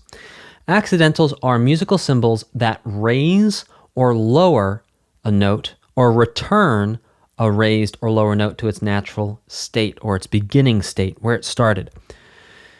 Now, when we say raised or lowered, for right now, we're just going to say raised or lowered by a little bit. So it changes the sound just a little bit. So it doesn't change it so much that it becomes a new letter. For example, you couldn't put a sharp in front of a C and have it sound like a D. You couldn't put a flat in front of an F and make it sound like a C. It's not going to change the letter. Then each note name is going to keep the same letter, but it's going to change its sound just a little bit when we add one of these notations to it. Now, throughout this book and this course, you're going to see accidentals written in different ways, both with handwriting and printed in several ways. That's because when you're out in the real music world, you will see these accidentals printed and written in slightly different ways. So I want to make sure you can recognize them wherever you see them. So let's talk about our three accidentals. The first accidental is called a flat. You can see a flat looks kind of like a little lowercase b, but with a pointy end down at the bottom. And a flat makes a note sound at a slightly lower pitch. And a flat will be added to the note name. So for example, if you had a D note and you have a flat with it, you would say D flat. The next accidental for us to talk about is a natural accidental. A natural accidental is kind of like an L and then an upside down L joined together with a little space between them. Now, what a natural does is it cancels out any other accidentals. So perhaps we have a flat accidental that made a note a little lower. If we put a natural accidental on it, it's sort of like taking a healing potion while you're playing a video game, and all of a sudden you are back to normal. That's what the natural does. It returns you to your regular state. Now, whenever we talk about naturals, if we have a natural on a note, we're going to add natural to the note name. So instead of saying D, we'll say D natural. The last accidental for us to talk about is the sharp accidental. Now, the sharp accidental looks kind of like a hashtag, but with slightly shorter arms going out to the side. You can see it's not even, that the top, the two vertical lines are actually longer than the two horizontal lines. Now, sharp accidentals make the note sound at a slightly higher pitch. Whenever we talk about notes that have a sharp, we're going to add sharp to the note name. So instead of saying D with a sharp, we'll just say D sharp. In summary, accidentals are little symbols that change a note. They'll change how a note sounds. A flat accidental, which looks like a lowercase b with a pointy end, makes a note sound lower than it normally would. A natural accidental, poof, returns a note to its natural state, so it sounds as it would normally do, a regular D note. And then a sharp accidental makes a note sound a little bit higher than it would normally. I will see you in the next lesson. In this lesson, we're going to go a little deeper into flats, naturals, and sharps by listening to some examples and playing some music so you can start to hear the difference between flat, natural, and sharp notes. So we're going to listen to example 50 to start off with.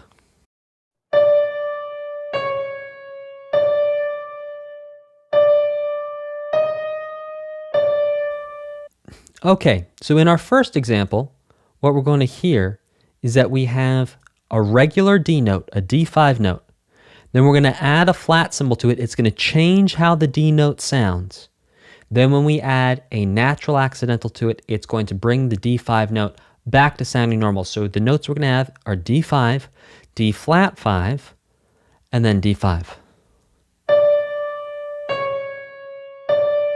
And sure enough, you'd hear, bum, bum, bum. Those are different sounds. Those are different pitches. That flat accidental there is actually changing the pitch of the D note. Now let's listen to, we're going to do D5 to D sharp 5 to D5. So the D5 is going to sound like a regular D5. The D sharp 5 is going to sound a little bit higher. It's going to change the pitch. It's going to make it sound a little bit higher, and then that natural accidental is going to bring us back to that regular D5 where we started. And sure enough, ba, ba, ba. Those are different pitches. The D, well, that right here I'm singing a D3. D3, D sharp 3, D3, D3, D flat 3, D3. So what I'm going to do now is I'm going to play a couple of notes and actually call out the sharps and flats for them as we go. So we have D, D flat, D, D sharp. Oh, definitely different notes.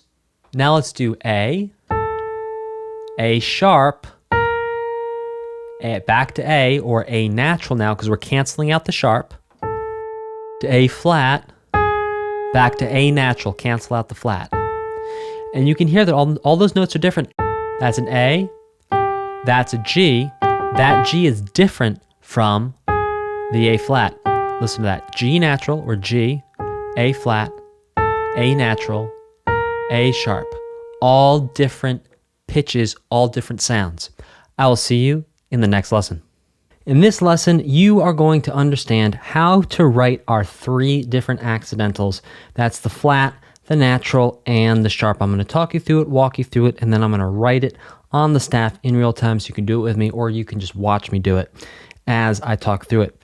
So to write a flat accidental, all you got to do is write a flat line and then make a curved line on top of it, which point at the end. So less like a B, but kind of like a letter B, just pointy at the end. For a natural accidental, you just write a letter L, and then you connect another letter L on top of that to create a natural sign. To write a sharp accidental, you're going to write 2 vertical lines, and then 2 slightly shorter horizontal lines to create the sharp accidental. So let's practice writing a flat accidental in a space and on a line. So for the flat accidental in a space, we're going to write the little tail of the flat and then boop, just like that. And you see how that round open part, that's kind of like an open note head or the hollow space of the B, how that's exactly in the space of the staff. That's exactly what we want to see.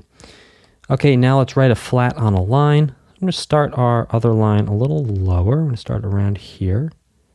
We're going to go below the line and then up, around, down, flat. And the important part here is that you can see the line pass through the hollow part of the accidental. I'll do a couple more flats here. Here's a flat on the next space, or rather in the next space, just like that. Flat for the next line. There you go. Space, line. This part should be a little taller. And space. There you go. Now you can also write flats with ledger lines. So we can have, let's see, 1 ledger line, 2 ledger lines. And we can write a flat over the first ledger line.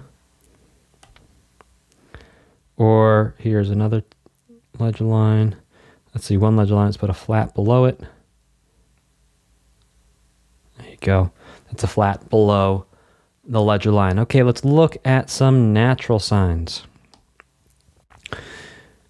Natural sign in a space. We're just going to write the 2 L's on the lines of the staff, and that's going to get us a nice open space. You see my first uppercase L, I write the bottom of the L along the line of the staff, then I write my upside down L along the line of the staff, and then I come down. That's a nice, beautiful, symmetrical natural sign. Now we can also do that on a line. There we go. We're going to go about halfway between the two lines in the space. There we go. This could be a little longer. There you go. That's a nice, beautiful natural sign. Let's do a couple more natural signs. On the line.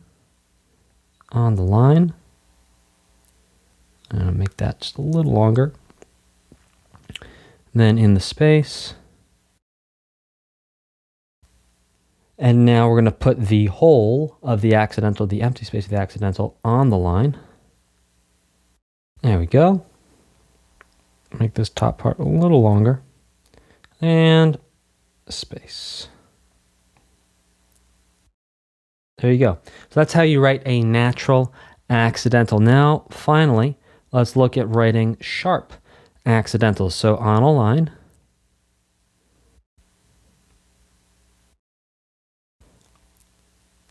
We want to have, you can see right here, where I just colored in blue, that you can see the line going through the hollow part of the sharp. You always want to be able to see that. Now a sharp on a space.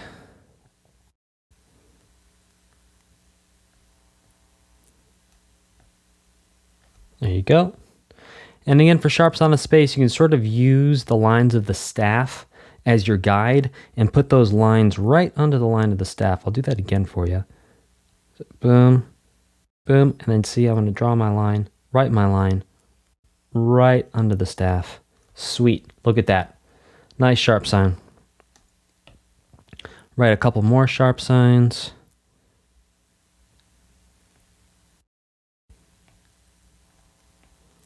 There's one.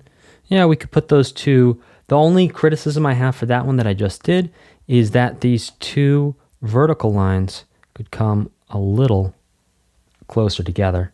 So it should actually look more like this. Boom, boom. See how close those are now? There you go. That's looking more like a sharp. Right there. You really want those vertical lines to be longer and closer together than the horizontal lines. I will see you in the next lesson.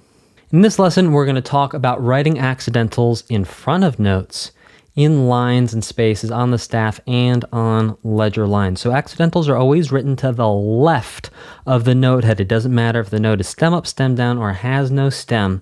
The accidental is always going to go to the left of the note head. That's because accidentals change how the note sounds, so we need to see them first to know that what's coming next is going to be changed. Step number one is you place the accidental to the left of the note head as close as you can get to the note head without touching it. You still want to see a little space between the accidental and the note head. And for accidentals in the space, you're going to fill the space with the hole or the open part of the accidental for the flat, the natural, and the sharp. You can see that right here, that the flat, the natural, and the sharp, they're all in spaces. You all see them clearly. And then make sure that when you're writing the accidentals for notes that are on lines, and the accidentals are going on lines, that you can see the line of the staff going through the middle of the accidental. Now, a little author's note, the whole of the accidental is not technically a music theory term until now. What are we going to call it? The hollow part of the accidental, the empty void betwixt the lines of the accidental? No good way of describing that thing, so we're just going to call it the whole of the accidental. Groove with me here. We're going to head over to some staff paper where I'm going to write some notes with some accidentals so you can see me doing that in real time, and I'll talk you through it. All right, so I'm going to start by writing a note head on space 4 of the staff, add a stem. All right, that's half note. Now I'm going to write a flat in front of this. So I'm going to make sure. There you go. E flat. Now, my only criticism of what I just did is that this could go just a little bit closer towards the note head to look something more like, yeah, that right there. That looks better. Now, let's do some note heads with other accidentals. Let's do a natural accidental next. Okay, I'm going to use a ledger line for this one. again, remember you want to keep the same amount of space between the ledger line and the staff as there are between staff lines. We're going to write a B quarter note. Remember, this is below line 1 of the staff, so the stem is going to go all the way up to line 3. And now we're going to write our natural accidental just like that. Fantastic.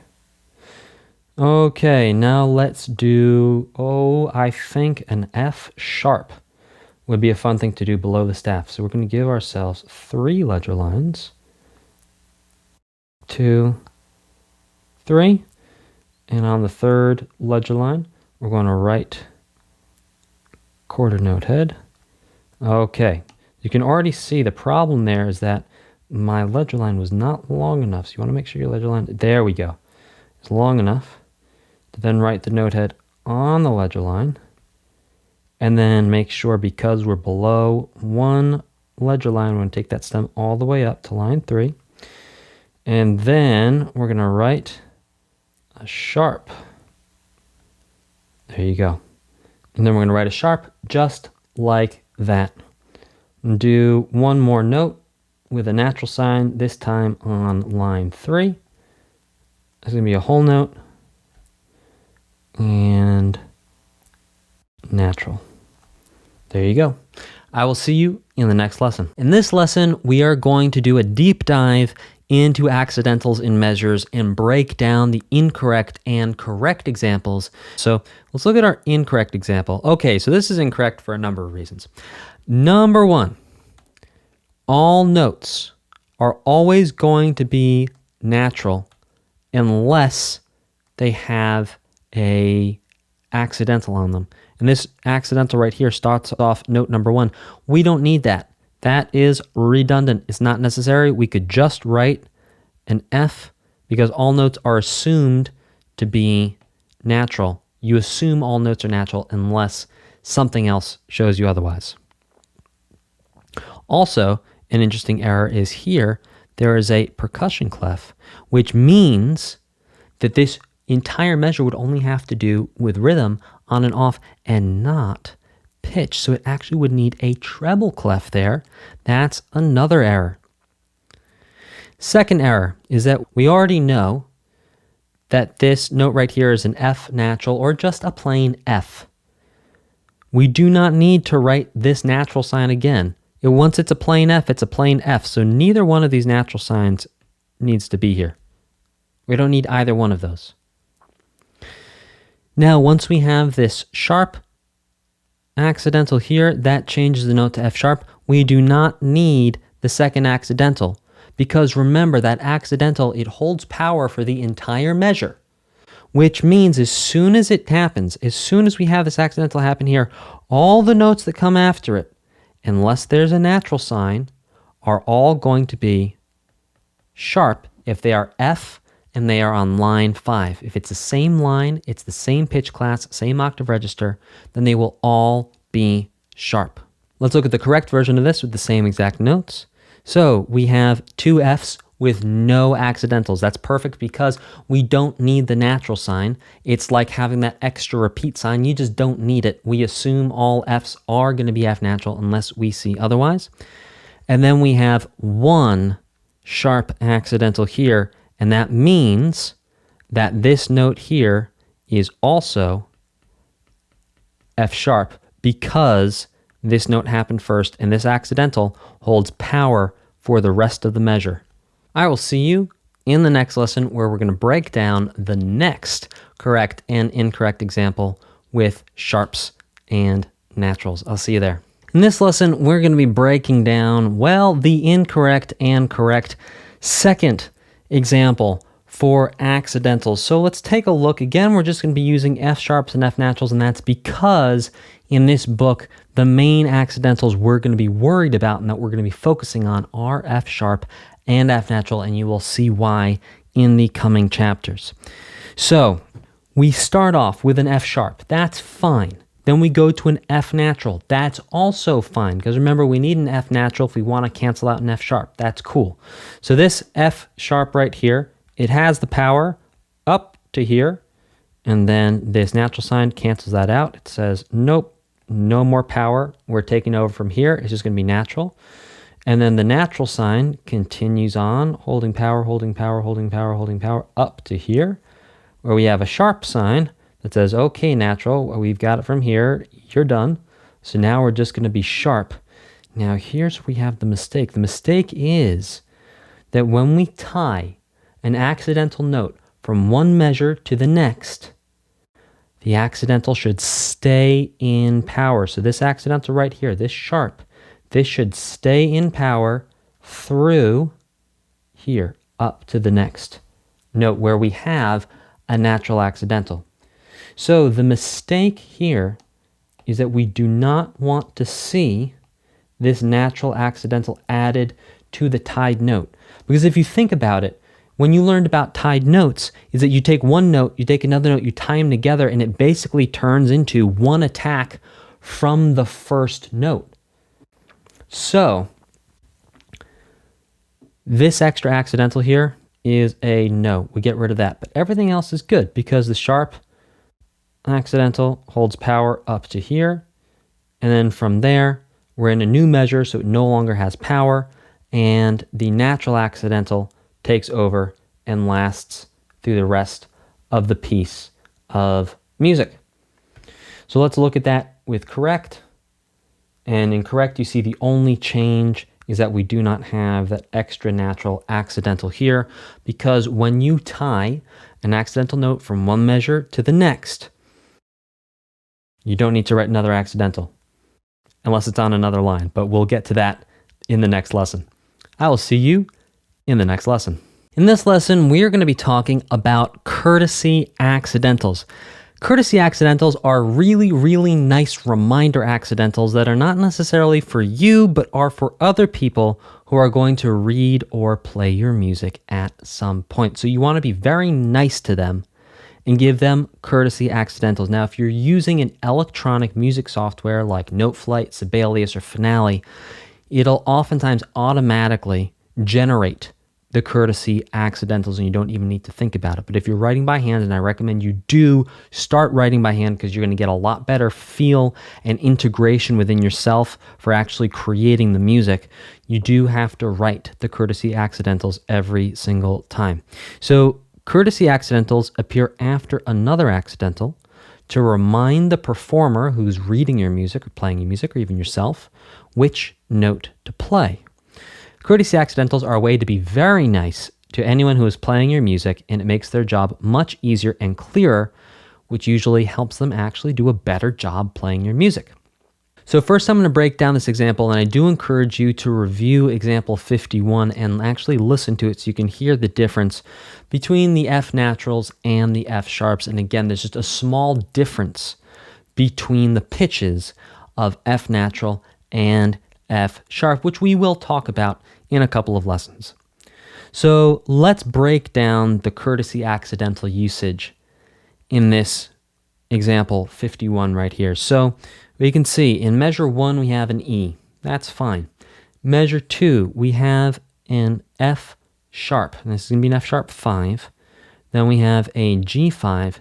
And then we don't need to write the natural accidental here, but it is a courtesy accidental. Now, the reason we don't need to write it is because this accidental over here only holds power for this measure. It stops there. It does not go past there. Remember, accidentals only hold power for the measure that they are in unless they are tied in a note into a next measure. So we know, and all musicians, by the way, if they have any training and they know how to read music, they're going to know this as well. They're going to know that that F sharp only lasts for this measure right here. So what you're doing with this courtesy accidental right here is you are showing and being super nice and be like, hey, listen, by the way, you remember 2 measures ago you played an F sharp? Well, just a kind and friendly reminder that in this measure over here, it doesn't need to be an F sharp anymore because, as we all know, accidentals only hold power for one single measure. So that's why that is a courtesy accidental. And then you can see again over here towards the end, we have another sharp. But that's not a courtesy accidental. That's actually changing the note. As you know, when we add a sharp to a note, it makes it sound a little bit higher. So it's actually asking the performer to make a different sound, to play a different pitch, to play a different note. So to break down and in summary, in measure 4, there's a courtesy accidental. It does not need to be there. The sharp accidental in measure 2 only changes the F to an F sharp for that measure. The next time the performer sees an F note of the same octave register, they're kindly reminded to play an F natural. So it's just being very, very, very nice to whoever's reading your music and also possibly yourself to remind everyone, by the way, this is an F natural. I'll see you in the next lesson. In this lesson, we're going to be breaking down more courtesy accidentals to see where and why we would use them to be super nice to anyone who is reading the music that you are writing. So let's zoom in and take a look. We have, sure, an F sharp, an F natural, that all looks good. F natural again on beat 3, F sharp on beat 4, which carries into beat 1, that's all good. Now this natural right here on beat 2, we don't technically need it because remember, sharps, flats, and naturals, all accidentals, they only hold power for one measure, and the only way they get out of that measure is if they're tied to a note. So this sharp accidental here, it only holds power for this measure, and that power is added just a little bit more and tied to this note. That power is extended, but it stops right here. Its power stops there.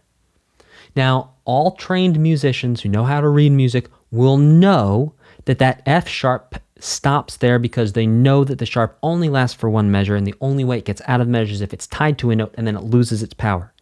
So all musicians will know, if you write this for someone, if you write this for a musician to play, they will know that the F sharp stops there. But what you're going to do is you're going to be very, very nice. You're going to be very courteous and polite.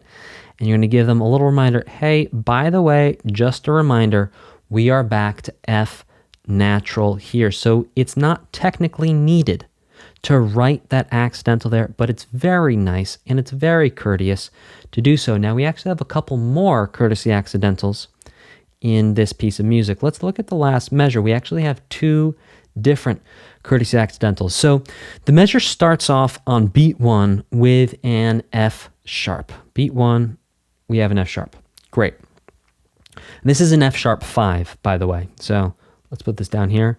F sharp 5. Now the next note we have is an F4.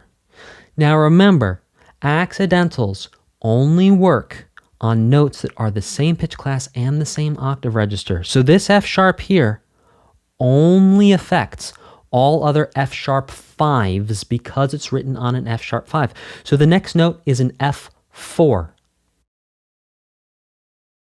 That accidental has no power on F4 because it was written on an F5 to turn that F5 into an F sharp 5. Any performer who knows how to read music, who knows how to play music, is going to know that that accidental only holds power on that pitch class in that octave register, that F sharp 5, and they're going to know that that F4 is not going to be sharp.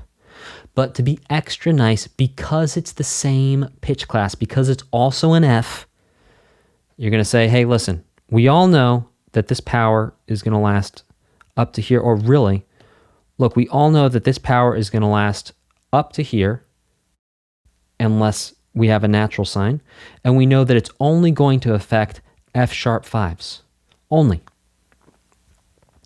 So what you're doing is you're saying, hey, listen, here's an F4, just a quick reminder, it's natural. And then here we have an F3, and we have another reminder, hey, by the way, just a reminder, we have that sharp on the F5, making the F5 sharp, but that F4 and that F3, they're not sharp, so no need to change them. And then lastly, we have one more F5 written, which would indeed be an F sharp because the accidental holds power for the entire measure. So in summary, in measure 2, there is a courtesy accidental. It does not need to be there. The sharp accidental on beat 4 of measure 1 carries over to beat 1 of measure 2 only because of the tie. Once the tied notes are completed, the accidental has no more power.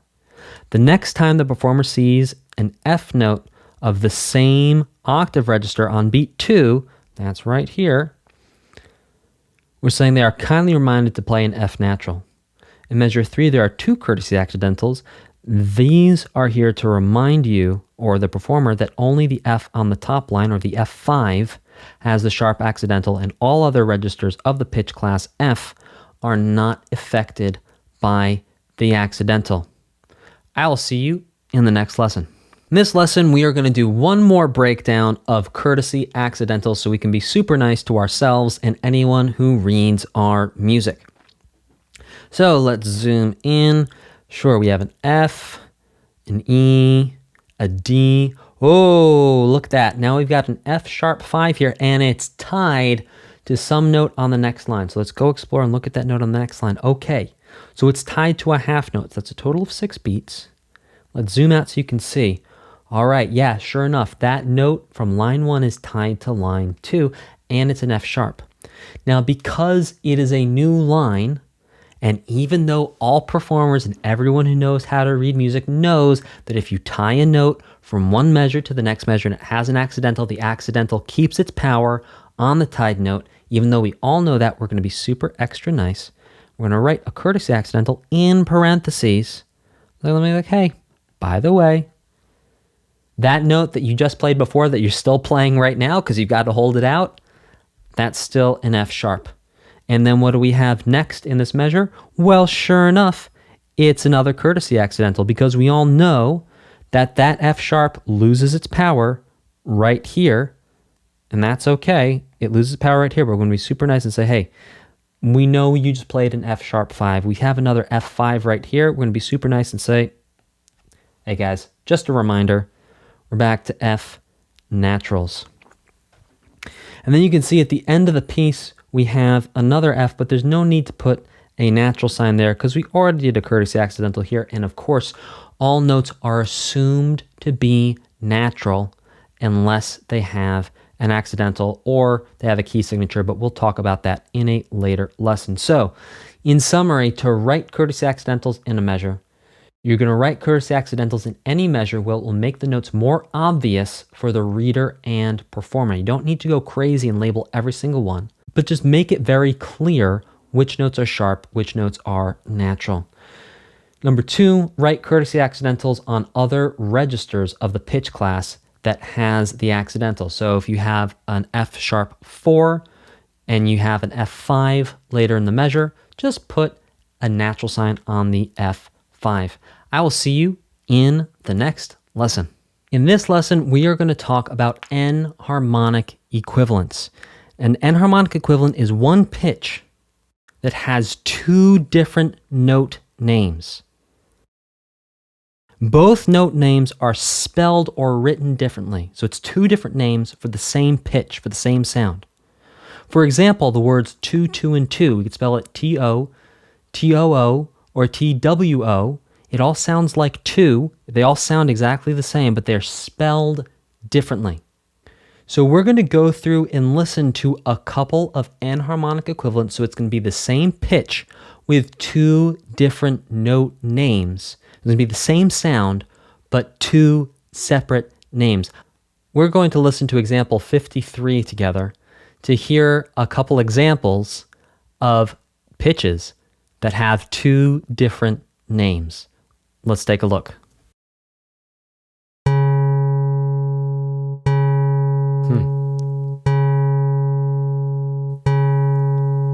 So right there, that was a C sharp, also a D flat.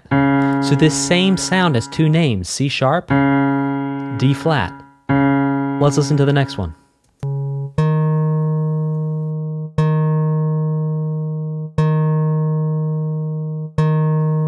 So right there, D sharp sounds the same as E flat, and E flat sounds the same as D sharp.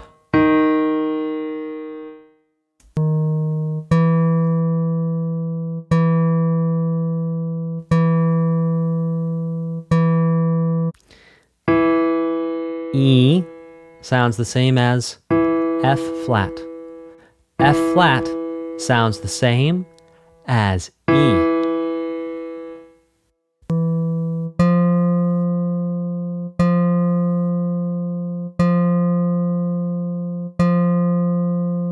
So, F sounds the same as E sharp, and E sharp sounds the same as F.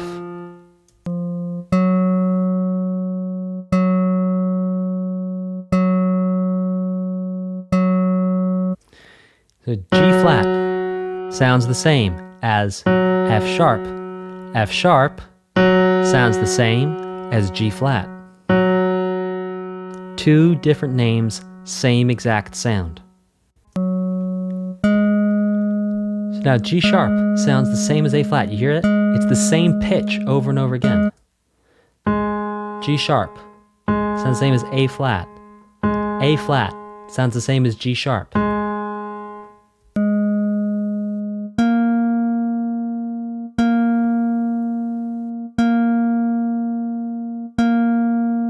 So, A sharp sounds the same as B flat, and B flat sounds the same as A sharp.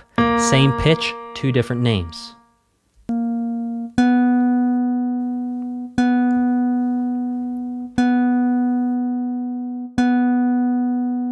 And B sounds the same as C flat, and C flat sounds the same as B. One more.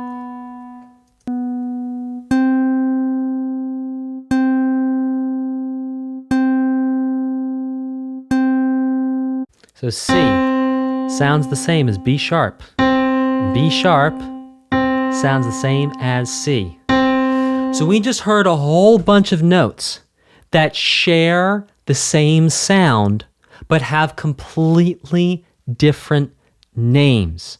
Let's look over these notes one more time together. So we have C sharp and D flat have the same sound, two different names. D sharp and E flat, same sound, different names. E and F flat, same sound, different names. E sharp and F, same sound, different names. F sharp and G flat have the same sound, but different names. A sharp and B flat have the same sound, but different names. B and C flat, same sound, different names. And B sharp and C, same sound, different names. And again, this is like 2, 2, and 2. They all sound the same, but how you spell them, how you write them is completely different and means completely different things. Like if you said, I'm going to see you, and you spelled it, I'm going TWO, to see you, it would not make sense. In the same way, sometimes when you use a C sharp, it's going to make sense. And if you were to use a D flat, it would not make sense. Sometimes when you use an F sharp, it would make sense. And if you use a G flat, it would not make sense. Sometimes when you use an A flat, it makes sense. But if you use a G sharp, it doesn't make sense. And this comes down to music spelling. And we're going to learn a lot about that in the next chapter. I will see you in the next lesson. In this lesson's, congratulations, you're finally going to learn the full musical alphabet. So excited for you. This is phenomenal. So the 12 notes of music, we're just going to jump straight into it. Now, the first thing I want to point out is that there are less common enharmonic equivalents, and those are in parentheses. You can see that C flat, B sharp, F flat, and E sharp, those are not very commonly used enharmonic equivalents. It's very rare, actually, to see those enharmonic equivalents used. So you actually can kind of forget about those enharmonic equivalents for now and just think about B as being B and C as being C instead of B as possibly being C flat. You're very, very rarely going to see a C flat, very, very rarely going to see a B sharp, and likewise, very rarely going to see an E sharp or an F flat.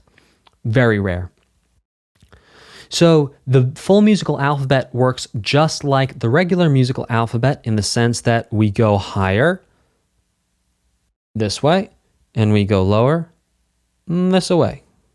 So let's take a moment and listen to example 54 so we can hear the full musical alphabet. And on the next page and in the next lesson, we're actually going to see this written out in music notation. But for now, let's just look at the names and the order and hear the sound, and then we'll talk about next steps.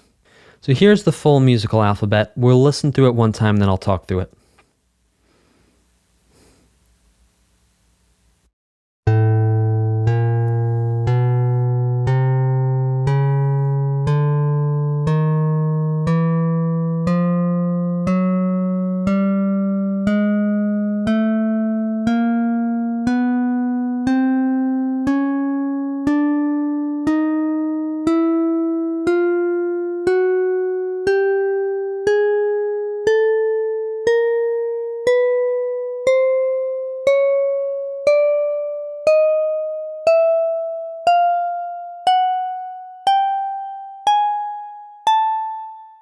Now back down, so descending from high to low.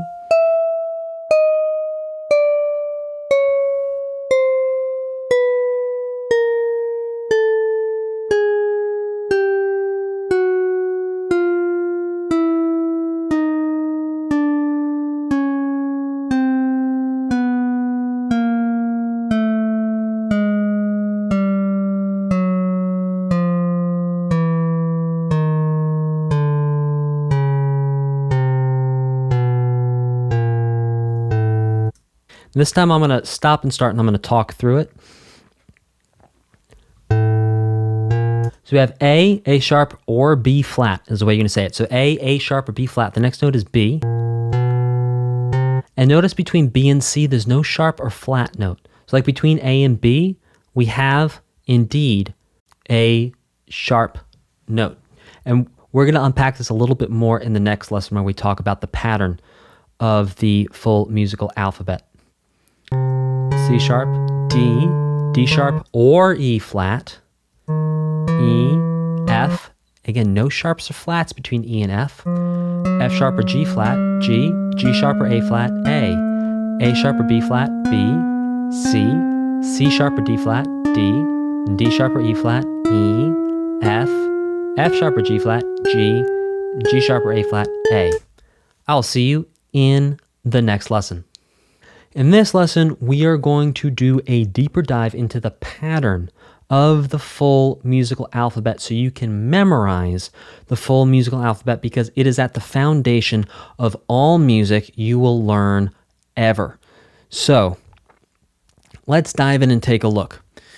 The first thing for us to understand is that between B and C and E and F, there are no sharps or flats. So when you're trying to remember, you can pretty much say to yourself, okay, there's a sharp or flat between every single note, except for B and C and E and F. So the way this pattern works is, let's start on A. So we start on A, then we go to A sharp or B flat. And we can see that right between A and B, right down the middle, we have A sharp or B flat. So if we were to raise A sharp up by a little bit with the sharp, or we were to lower B down by a little bit with a flat, that gets us the same pitch, A sharp or B flat. The next note is B, and a reminder, between B and C there are no sharps or flats. We go straight from B to C.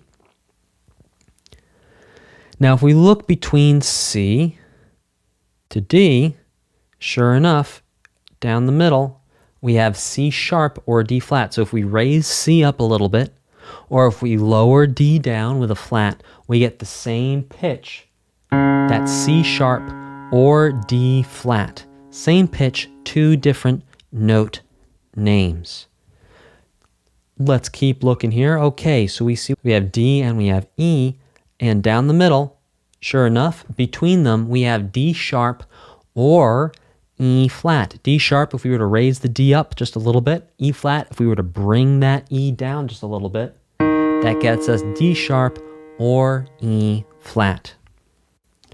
Quick reminder that between E and F, there are no sharps or flats. We go straight from E to F. Now let's look at F to G. F to G, just like our basic musical alphabet, except now we're adding something in between them down the middle. That's an F sharp if we raise the F up with a sharp accidental, or G flat if we lower the G with a flat accidental. We get the same pitch, F sharp or G flat. Again, let's go back to our basic musical alphabet from G to A. G to A. Divide it down the middle. If we were to raise G up with a sharp to G sharp, or we were to lower A down with a flat, G sharp or A flat. Now that is the full musical alphabet. I highly recommend memorizing the full musical alphabet, at least going forward. So you should be able to do this without looking at your screen. A sharp or B flat, B, C sharp or D flat, D sharp or E flat, E, F sharp or G flat, G sharp or A flat, A. Be able to go around and know the order of the full musical alphabet. I will see you in the next lesson. In this lesson, we're going to talk about half steps. Half steps are also called semitones in the rest of the world outside of the United States. So very useful to know that half steps are called semitones if you talk to anyone who, well, is not from the United States of America, which is a lot of the world. So half steps in the US, semitone everywhere else. Now a half step is the smallest distance between two notes that we're going to talk about. And that distance of a half step is from the starting note to its neighbor on the full musical alphabet. So another way of thinking of this is, in the lesson where we talked about sharps and flats and naturals, that distance between a D and a D sharp, that's a half step. Remember before we talked about it just being a little bit higher? Well, that little bit higher, that distance is called a half step. The distance from D to D flat, well, that is a half step.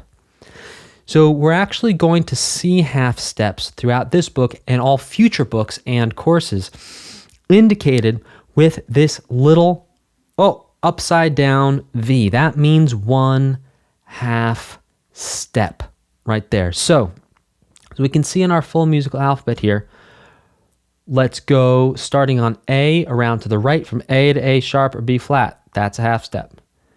From A sharp or B flat to B. That's a half step. From B to C, that's a half step. From C to C sharp or D flat, that's a half step. C sharp or D flat to D, that's a half step. From D to D sharp or E flat, that's a half step. D sharp or E flat to E, that's a half step. From E to F, that's a half step. From F to F sharp or G flat, that's a half step. From F sharp or G flat to G, that's a half step. From G to G sharp or A flat, that's a half step. And then from G sharp or A flat back to A, that is also 1/2 step. So the key thing to remember about half steps is that a half step is between one note on the full musical alphabet and its neighbor. So from A to its neighbor, A sharp or B flat, that's a half step. Also A to its neighbor, G sharp or A flat, that's a half step. So feel free to come back to this page. You can also just look at your full musical alphabet page on the previous page, where you can see all the neighbors around and see that order of the full musical alphabet. B to C, 1/2 step, they're neighbors. See how they're right next to each other on that full musical alphabet? So let's take a look at half steps written out using flats and naturals. So starting on C, the next would be D flat, the next would be D, the next would be E flat, the next would be E. And we're not using both note names of the enharmonic equivalents. We're just going to use the flat and the naturals in 56. C to D flat to D, that's up a half step. D to E flat to E, E to F, F to G flat to G natural to A flat to A natural to B flat to B natural to C. Those are all half steps. And we can see half steps as well with sharps. C to C sharp to D, D to D sharp to E, E to F to F sharp to G, G to G sharp to A to A sharp to B, B to C. And we can also see half steps written out on the piano keyboard. Finally, we know what those black keys are for. Those are for our sharp and our flat accidentals. And you can see that each black key, sure enough, has enharmonic equivalents on it. C sharp or D flat, D sharp or E flat, F sharp or G flat. Two different names, same key, same pitch, G sharp or A flat, A sharp or B flat. And we can see that that pattern continues on up. And those are half steps. I will see you in the next lesson. In this lesson, we are going to talk about whole steps, known in the rest of the world outside of the United States as a whole tone. So a whole step is the distance of 2 half steps. So let's think about it this way for a moment in terms of the neighbors. Instead of going to the neighbor in the full musical alphabet, you're going to skip and go to the next house down. So 2 houses down instead of the neighbor. So we can see here, sure enough, that if we start on A, we skip A sharp or B flat, A to B. That's the whole step. We skip C, B to C sharp or D flat. That's the whole step. C sharp or D flat to D sharp or E flat. That's the whole step. D sharp or E flat to F, because we're skipping E. That's a whole step. F to G. G back to A. So because we're skipping one note every time, we're skipping 2 houses down instead of going to the neighbor, there's actually going to be 2 different sets of whole steps that we can see here. So one is if we start on A, and one is if we start on A sharp or B flat. If we begin counting whole steps starting on A, we'll get A, B, C sharp or D flat, D, F, G, A. That's this one right here. Now, if we start on A sharp over here, then we go A sharp to C, to D, to E, to F sharp or G flat, to G sharp or A flat, back to A sharp, or B flat. Now you can, just like the full musical alphabet, begin and end on any letter. You don't have to start on A. For example, you could start on B, then go to C sharp, or you could start on C, then go to D for whole steps 2 as opposed to whole steps 1. So whole steps 1 is really, we're just thinking about it in terms of starting on A, but you could start on any of the notes. Whole steps 2, starting on A sharp, but again, it could be any of the notes. So let's look at whole steps 1 with flat notes and then sharp notes. And again, we're going to show you starting on a different note. We're not going to start on A. We're starting on D flat. So D flat to E flat, that is a whole step.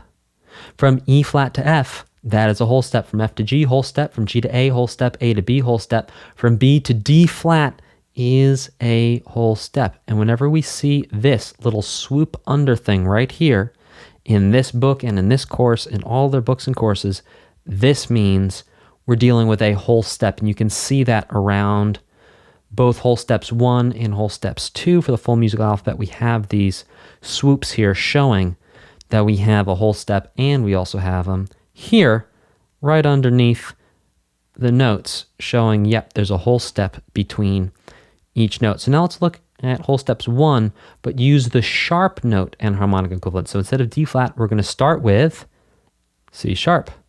Instead of E flat, we're going to say D sharp.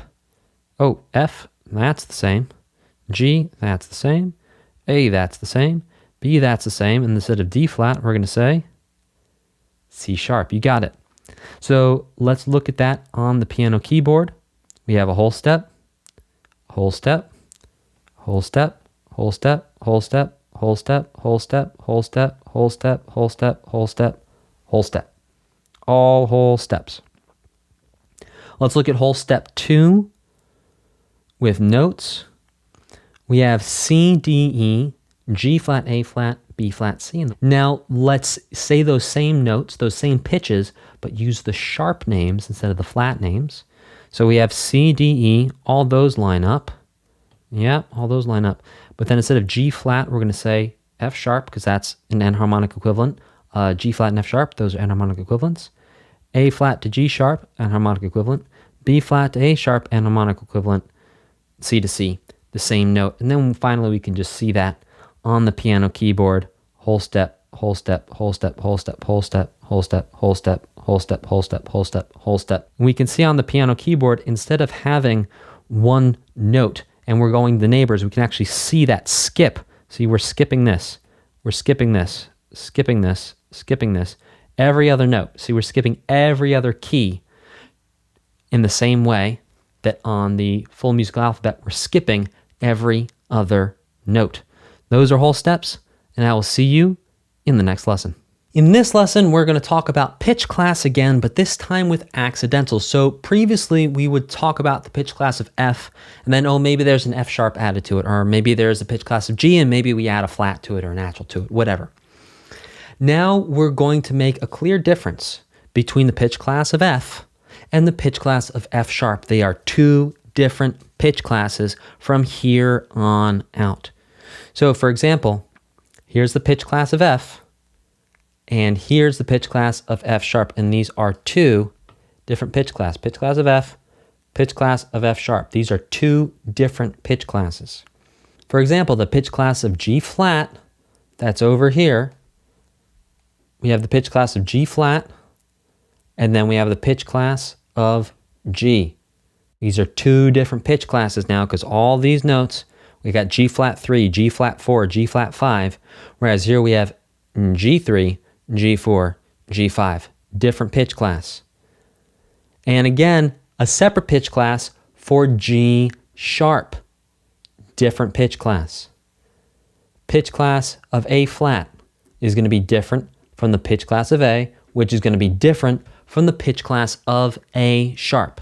So keep in mind moving forward that when we talk about pitch class, we're really going to be thinking about F sharp as its own pitch class that is separate from F, though they are very closely related. They are, maybe like second cousins as opposed to just cousins and brothers and sisters.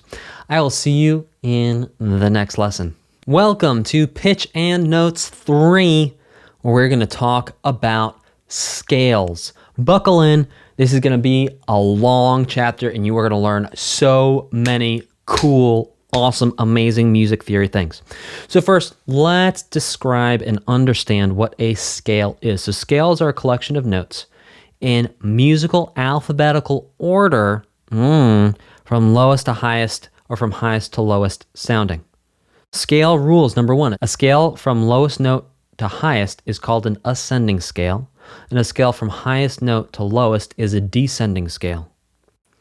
2, scales begin and end on the same pitch class, one octave apart. So if a scale starts on F4, it's going to end on F5. If a descending scale starts on C6, it's going to end on C5. If an ascending scale starts on G2, it's going to end on G3. And if a descending scale starts on C5, it's going to end on C4. The name of the scale is the pitch class it starts on, followed by the type of scale. So for example, we're going to talk about a chromatic scale in the next lesson. So let's practice this now. Let's say we have a chromatic scale that starts on the pitch class of A. Doesn't matter what octave register. It could be A1, 2, 3, 4, 5, 6, 7. Doesn't matter. So the chromatic scale starts on A, so we're going to say it is an A chromatic scale. Now let's say we have a chromatic scale that starts on C. Again, it doesn't matter what octave register, just the pitch class. We're going to call that a C chromatic scale. Let's say we have a chromatic scale that starts on F sharp. We're going to call it an F sharp chromatic scale, and it doesn't matter if it's ascending or descending. Doesn't matter if it's going from low to high or high to low. We're still just going to use the formula of the note that it starts on, the pitch class, then the type of scale. I will see you in the next lesson. In this lesson, we're going to be talking about chromatic scales. Now, a chromatic scale is a 12-note scale, or a dodecatonic scale. You don't need to remember the dodecatonic. You can just call it a 12-note scale. Now, the name chromatic actually comes from the word chroma, which means color in Greek. With this scale, you're actually going to hear and play all 12 notes in the octave, making it a very colorful scale indeed. You can also think about each note being a pitch color that is represented in the scale. So chromatic scale is going to use all 12 notes, all 12 half steps. If you think about the full musical alphabet going around, it's all those half steps. So as we recall from learning half steps, we have that little upside down V is going to indicate the space of one half step. Now we know it's a C chromatic scale because, well, it starts on C and we're calling it a C chromatic scale. Remember, that's how we name a scale. We say the pitch class it starts on plus the type of scale, so C chromatic scale. And then we also know from our scale rules that it's going to go from low to high in the order of the musical alphabet. So what we're going to see here is a C chromatic scale where flats are used only, because when we have our two enharmonic equivalents, let's say we have C sharp and D flat, well, we can't have both in a scale, and we'll unpack that later. But basically, we're just going to pick all the flats. So we're going to go D flat, E flat, G flat, A flat, instead of C sharp, D sharp, F sharp, G sharp, like that. So here's the order of the notes from low to high. We start on C, then we have D flat, then D, then E flat, then E, then F, then G flat, then G natural, then A flat, then A natural, then B flat, then B natural, then C. All right, there you go. We started on C4, we ended on C5. That's an ascending C chromatic scale. Now we're going to go down, we're going to descend the chromatic scale. So we start on C, then we go to B flat, to A flat, G to G flat, F, E, E flat, D, D flat, and C. And as always, I recommend you listen to these book examples. Go listen to 62 and 63. Let's talk about the C chromatic scale, but this time starting on C, but using sharp notes. So the way that that's constructed is like this. So we start on C, then we go to C sharp, then D, D sharp, E, F, F sharp, G, G sharp, A sharp, B, and we end on C. We started on C4, we ended on C5. That's a C chromatic scale ascending, or you could also say it in reverse order, an ascending C chromatic scale, going from low to high. Now, we can also have a descending C chromatic scale. So we have C, B, A sharp, A natural, G sharp, G natural, F sharp, F natural, E natural, which we're putting that natural and the E in there as a courtesy accidental because there's so many sharps and flats. We're just being extra kind. D sharp, D natural, C sharp, C natural. I will see you in the next lesson. In this lesson, we're going to talk about how to write your first scale, how to write chromatic scales. So you're going to set up a treble clef and a double bar line on a single line of staff. And as always, we're going to do this in two parts. I'm going to talk you through it, show you through it in the first time. Second time, I'm actually going to write it out in real time with you so you can follow along. Now we're only going to do two types of chromatic scales in this book in level 1. We're going to do chromatic scales that start on C and chromatic scales that start on G. You can start the scale on any pitch class of C or G that you know how to write with the treble clef and the ledger lines. So you're always going to start and end on the same pitch class. If you start on a C, you're going to end on a C. If you start a G, you're going to end on a G. And you're going to write all 12 notes and the starting pitch class 1 octave higher or lower.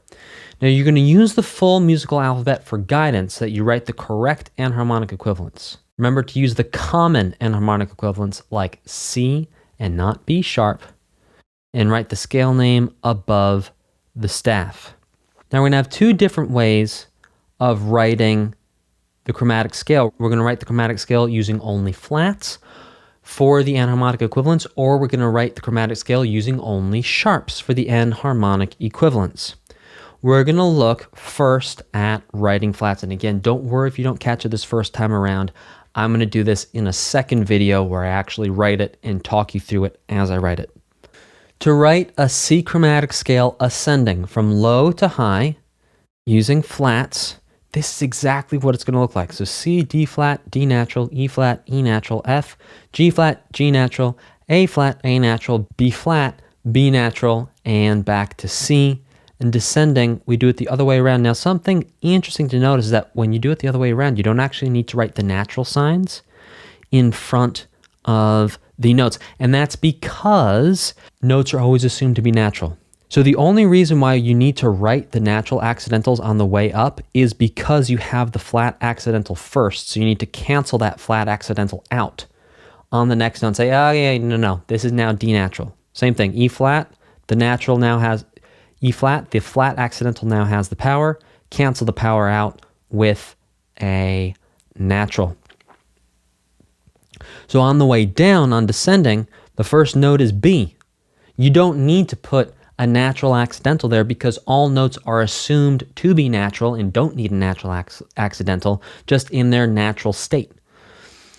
And then the second note is B flat, and you need to write the flat. And the next note is A, so we have no more Bs, so you don't need to worry about writing a B natural. And we go down just like that.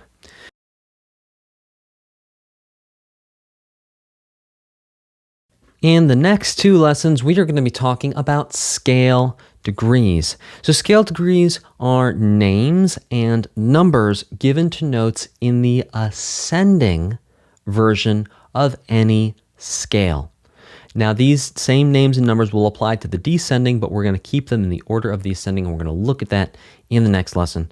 One more thing, just to plant in your brain, is that when we see scale degree numbers, the scale degree numbers are going to stay the same as the ascending scale, even in different octave registers. So why do we use scale degrees? We use scale degrees so we can understand and analyze scales and also melodies of famous songs that you know and you love later on in this course.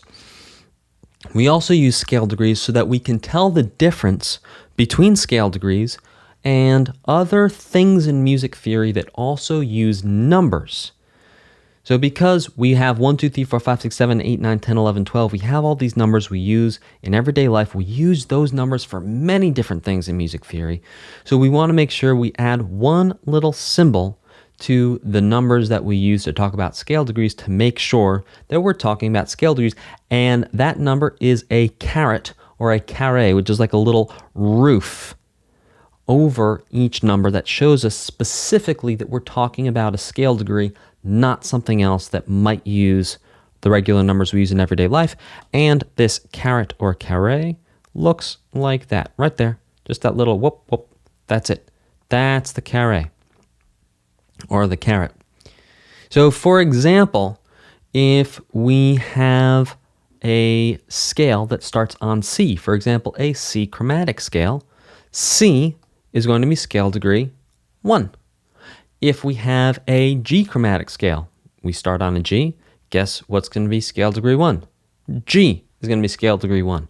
If we had a scale that started on A would be scale degree 1. If we had a scale that started on B would be scale degree 1. So whatever note the scale starts on, specifically the ascending scale, that is going to be scale degree 1, and then every note in the scale after that gets another number.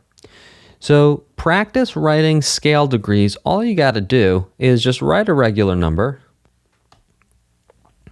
and then give it a roof, a regular number, and give it a roof, a regular number, and give it a roof, a regular number, and give it a roof. That's all you got to do for scale degrees. I will see you in the next lesson. In this lesson, we are going to talk even more about scale degrees and understand a little bit more about them. So in the last lesson, we learned that scale degrees are just regular numbers that have a little roof or caret over them. We need to put that caret there to make sure we know we're talking about scale degrees and we're not just using random numbers to talk about something else. And we also know that scale degrees are important because they're going to help us understand scales better and also understand melodies better, and also help us to analyze and understand the music that you want to analyze and understand at the end of this course. So let's talk a little bit more about what happens when notes are repeated in a scale, because as we know, every scale starts and ends with the same pitch class 1 octave apart, either ascending or descending. So here's the question. We have 12 notes in a chromatic scale. It's a dodecatonic. What happens when we add the 13th note, which is the repeated pitch class that we started on? So for example, we start on a C chromatic scale. We have to put a C up at the end, which is going to essentially be the 13th note. Now, do we call that scale degree 13, or do we call that scale degree 1 because it's the same note that we saw at the beginning? Well, here's the answer on that. We are going to call it scale degree 1. So it does not matter what octave register we find these notes in. You see here we have C4, which is scale degree 1, and over here we have C5, which is also scale degree 1. And let's say we wrote a scale from C5 to C6, and we had a C6 up here. Well, sure enough, guess what would happen? We would call C6, scale degree 1. So it does not matter what octave register you find a scale degree in, it's always going to keep its number, always. Now, because we're only looking at the ascending scale for the order of scale degrees, when we look at a descending scale, the order reverses. Now, you don't need to worry too much about the reverse order because you're always going to think about things from low to high. It's much easier to think about scales and later intervals, and even later than that, chords going from low to high. It's just easier for your brain to do. So we can see that when we have descending scale degrees, they're actually the same as the ascending. So C4 to C4 are both scale degree 1, even though this note down here is the last note in the descending scale. We're still going to call it scale degree 1. D flat is scale degree 2. D flat here, even though it's technically the 12th note in the descending C chromatic scale, we're still going to call it scale degree 2 because we're always going off of the order, not of the descending scale, but the order of the notes in the ascending scale. Always, always, always the ascending scale. So one more example for you in terms of it not mattering what octave register things are in. So imagine we had scale degree 2, but instead of being a D flat 4, it was a D flat 5. That would still be scale degree 2. So it does not matter what octave register you are in. The numbers are going to stay the same always. Now, I do add these numbers in parentheses at the end of the scale just so you can think in terms of, okay, there are technically 13 notes. Or when we see the major scales in the next lesson, there are technically 8 notes. But that's in parentheses because it's not technically scale degree 13. It really is just scale degree 1 because it does not matter what octave register the notes are in. They keep the same scale degree number. I will see you in the next lesson. In this lesson and the next few lessons, we're going to be talking about major scales. Major scales are so useful because you will find them everywhere in all kinds of music, in all kinds of genres.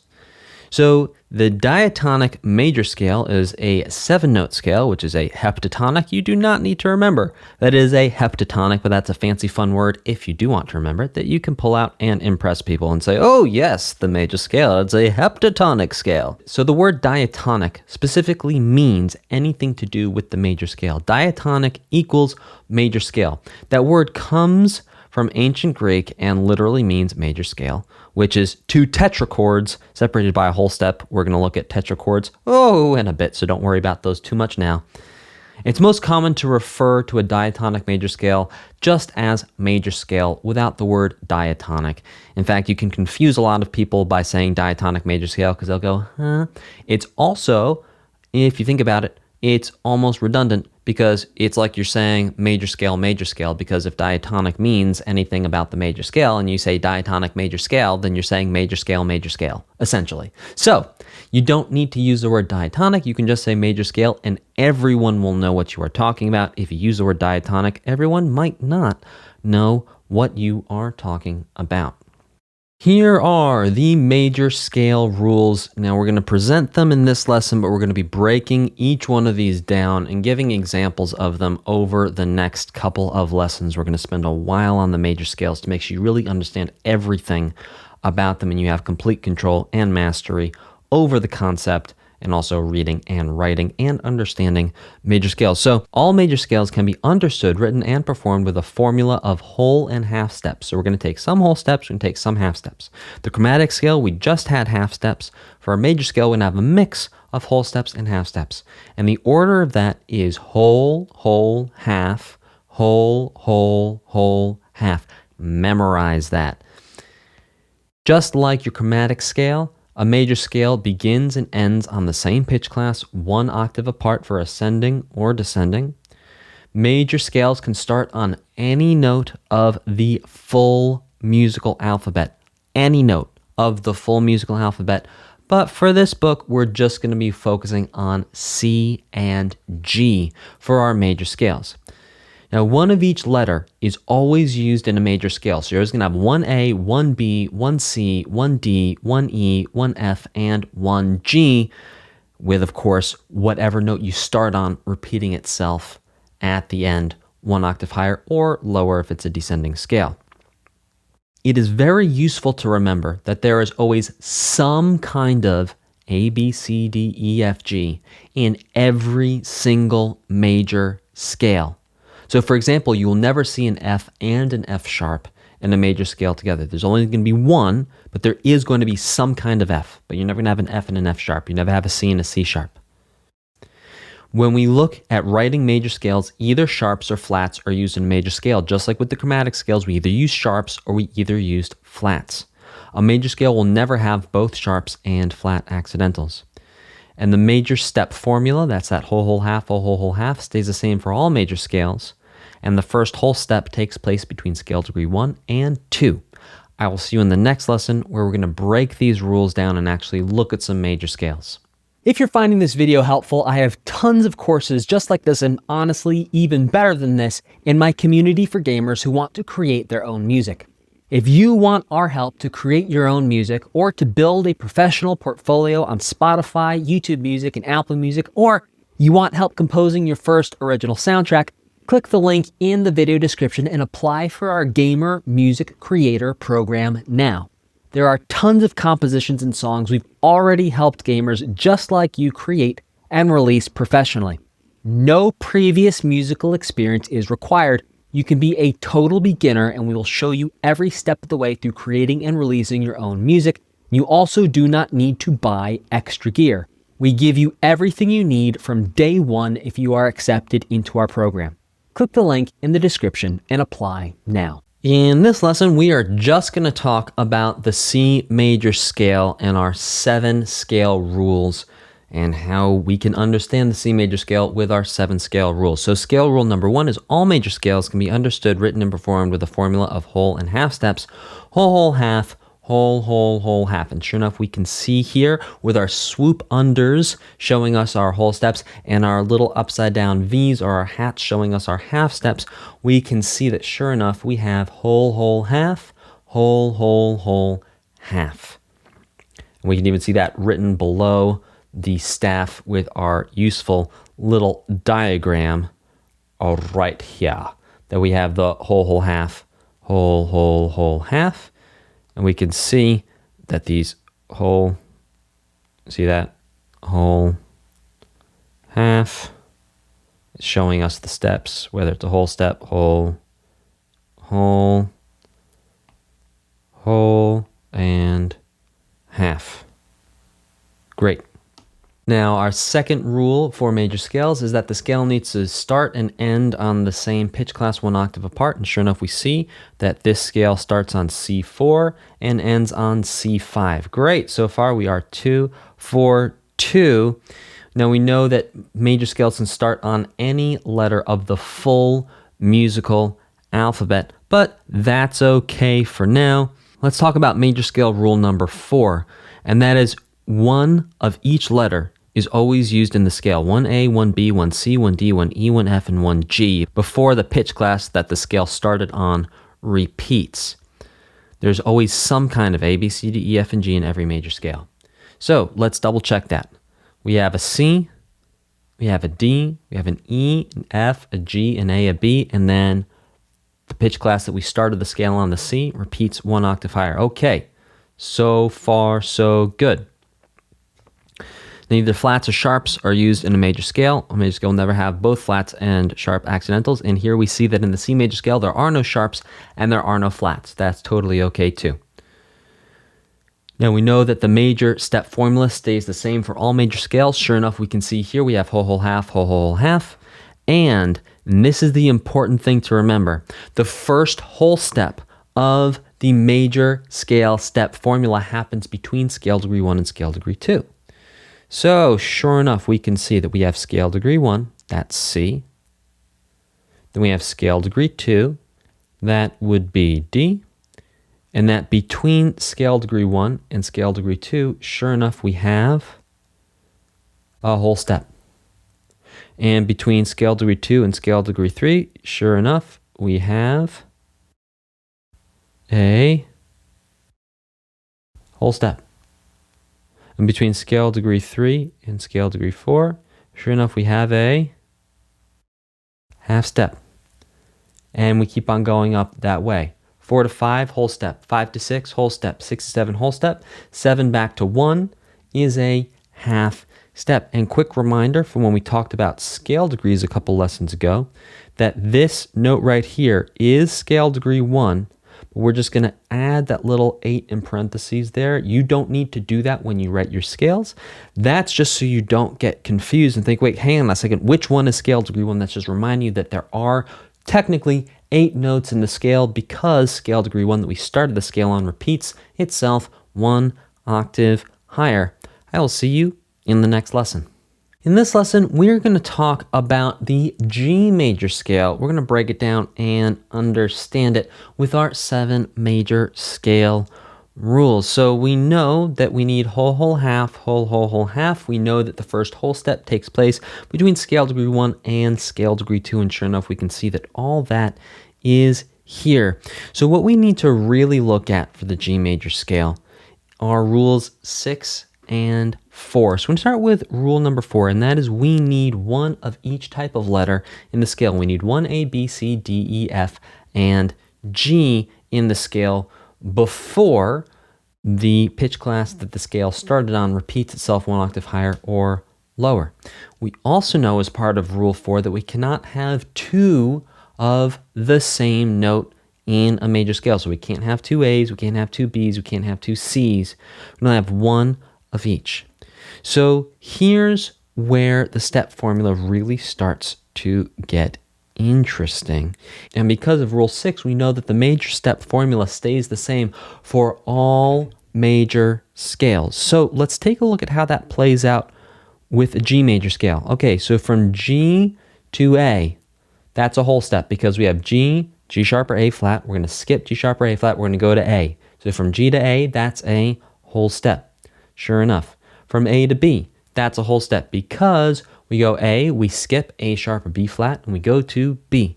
That's a whole step. There are no sharps or flats between B and C, so right there, B to C, that's a half step. If you look at your full musical alphabet in the circle, you will see that B and C are direct neighbors on the full musical alphabet, and because of that, it's just a half step of space.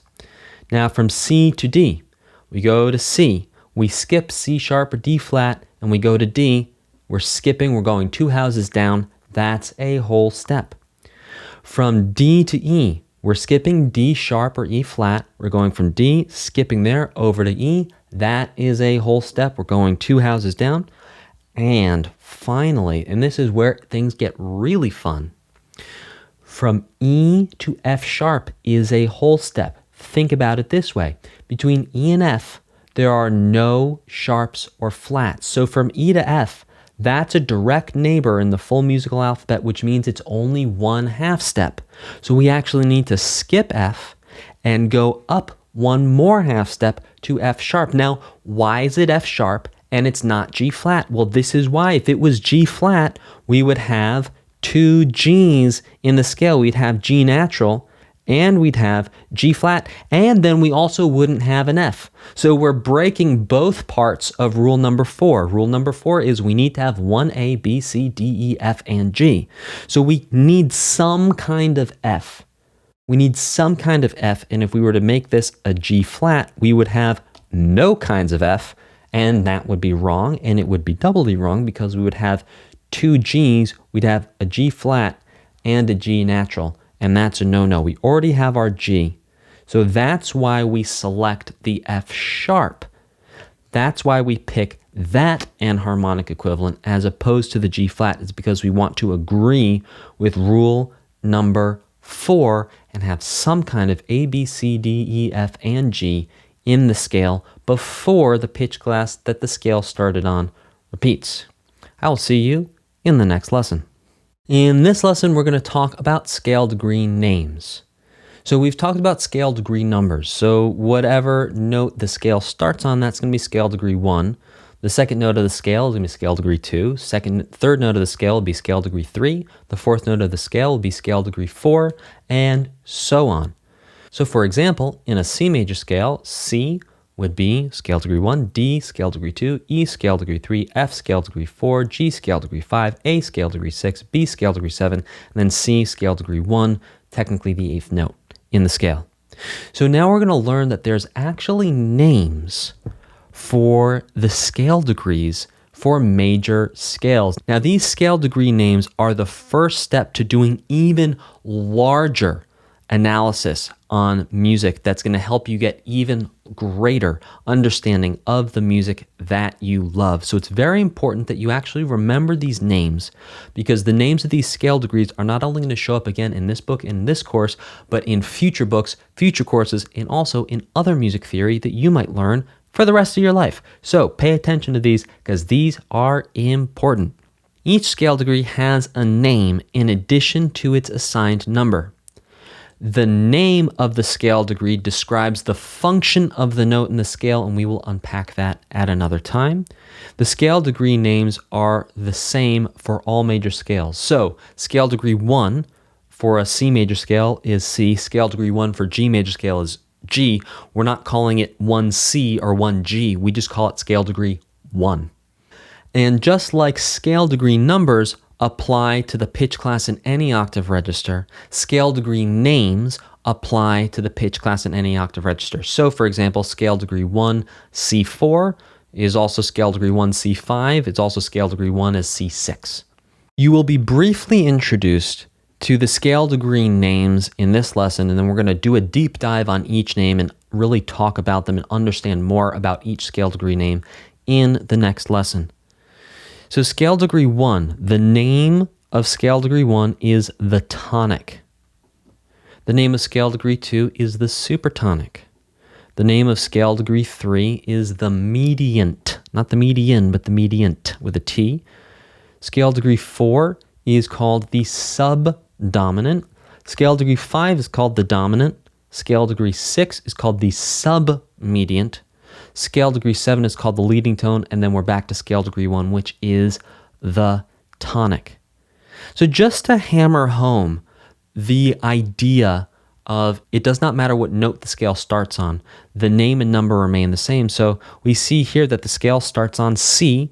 C is scale degree 1, and the name of scale degree 1 is the tonic. Now for a G major scale, the scale starts on G. G is scale degree 1, and the name of G and scale degree 1 would be the tonic. We don't change it based on the key. We don't change it based on the note. We just say tonic for any note that is scale degree 1 of a major scale. I'll see you in the next lesson. In this lesson, we're going to break down and understand even more about the scale degree names for the major scale. So as we learned in the last lesson, we have the tonic, supertonic, mediant, subdominant, dominant, submediant, leading tone, and then we're back to the tonic for scale degree 8, because as we know, every major scale starts and ends on the same pitch class 1 octave apart. So let's start by talking about the tonic, scale degree 1. So this is the first scale degree. This is the note that gives the scale its name. If the tonic is a C, the scale is a C major scale. And then when it's repeated 1 octave higher is also the tonic, because it's really scale degree 1 again. The supertonic, that's scale degree 2. Super means above. Think like Superman. Superman flies above the clouds. So Superman, supertonic. So the supertonic is just the note that is, well, above the tonic. As we can see, we have the D, which is, sure enough, higher up, closer to the ceiling than the C. So the supertonic. Now, the mediant. You can think about the median that divides a highway. The mediant divides the space between scale degree 1 and scale degree 5. It's halfway between scale degree 1 and scale degree 5, right here. That's our mediant. So that's why we call it the mediant, because it divides the space between 1 and 5. Scale degree 4 is the subdominant. So sub, like a submarine, means under. So submarine goes under the water, and the subdominant is under the dominant. So we can see scale degree 5 is the dominant. Spoilers, but that the dominant here is lower than scale degree 5, right? It's on space 1, whereas scale degree 5 is on line 2. So So it's under, it's lower than the dominant, so it's the subdominant. Scale degree 5 is called the dominant. Now, it's called the dominant because, as you will see later on in music theory, there's going to be a lot of things that happen between the tonic and the dominant is going to be very important. And that's why it's called the dominant, because it is important.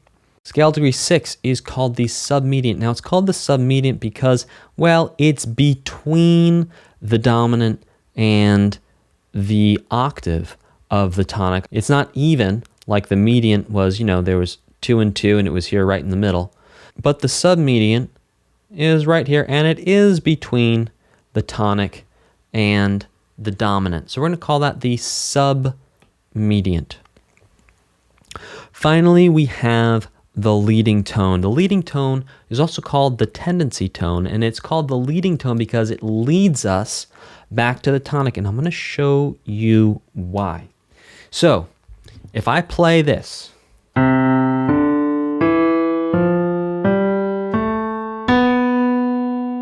what should happen next? Huh? Oh, there we go. That's what should happen next, because this 7 leads us back to the tonic. So let's listen to that again. Tonic, supertonic, median, subdominant, dominant, submedian. Leading tone wants to go where? Back home to the tonic. So that's why it's called the leading tone, because it literally makes it feel like it wants to lead you back to the tonic. I will see you in the next lesson.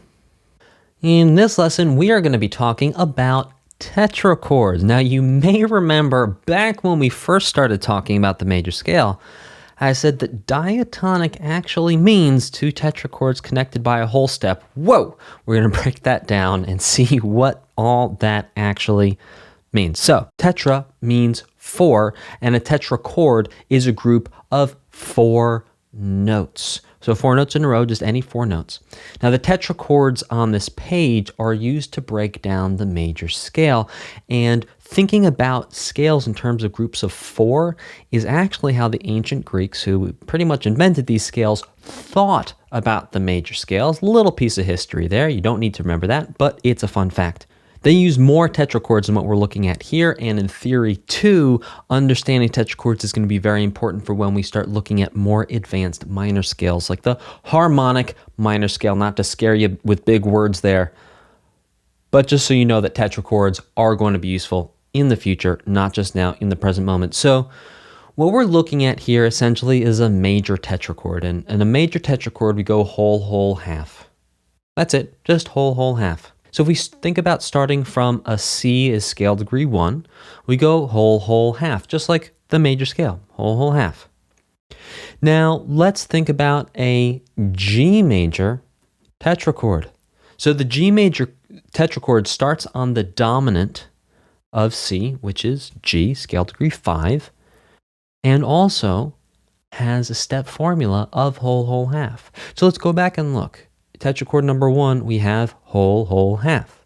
Tetrachord number 2, we have whole, whole, half. Now, what happens when we stick these together and connect them with a whole step? We get whole, whole, half, connect with a whole step, whole, whole, half.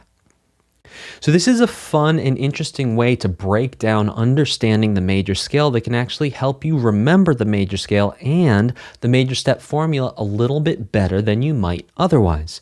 Because you can think about every major scale is just whole, whole, half, throw in a whole step, whole, whole, half, and that's it. That's literally how you can think about a major scale. So if thinking whole, whole, half is a little bit too much or it's confusing, just think whole, whole, half, throw in a whole step, whole, whole, half, and you are good to go. So those are tetrachords, and I will see you in the next lesson. In this lesson and the next couple of lessons, we are going to be talking about key signatures, what they are, how to write them, how to understand them, and why we even need to know about such a thing as key signatures. So first, let's look at some key signatures so you know what we're talking about, and then we will go through the rules. So these are what key signatures look like. Right there and right there, you see that we have an accidental over there on the right written on line 5 of the staff, and on the left there are no accidentals. And those are both key signatures. So let's talk a little bit more about key signatures. So every major scale is related to a key. A key is all the notes of a major scale. So it's like we take all the notes of the major scale, we put them in a bucket, and that's the key. The key of C is all the notes of a C major scale. The key of G is all the notes of a G major scale. When you write or perform music with a key signature, you are going to be in that key. So let's think about it this way. If we were to take all the notes of a G major scale, we would have G, A, B, C, D, E, F sharp, and G. So what we're going to do is we're just going to show in the key signature, hey, by the way, in that scale of G major, we have an F sharp. That's it. And in the key of C major, we go C, D, E, F, G, A, B, C. There's no sharps, there's no flats. So in the key signature, there's no sharps and no flats because it's showing us it's like a bucket. It's taking all the notes from the major scale and it's saying, by the way, here are all the notes in the major scale. So let's talk about our key signature rules. So number one, you're going to read and write the key signature between the clef and the time signature. And sure enough, key sig or key signature, I'll call it key sig for short. We can see for C major, because there's no sharps and no flats, it's just blank. And for the key of G major, because there is one sharp, F sharp, that F sharp goes between the treble clef and the time signature. Rule number two, key signatures use sharps and flats and the lack of sharps and flats to indicate the key of a piece of music. And sure enough, we can see no sharps, no flats to show us we're in the key of C, and one sharp to show us we're in the key of G. Rule number three, each accidental has a particular line or space it is always written on for key signatures. For example, the F sharp in the key signature for the treble clef is always written on line 5. So anytime we have a key signature with an F sharp in it, the sharp accidental is always going to go on line 5. It would never go on space 1, even though there is an F note that goes in space 1. The sharp accidental is always going to go on line number 5. Rule number 4.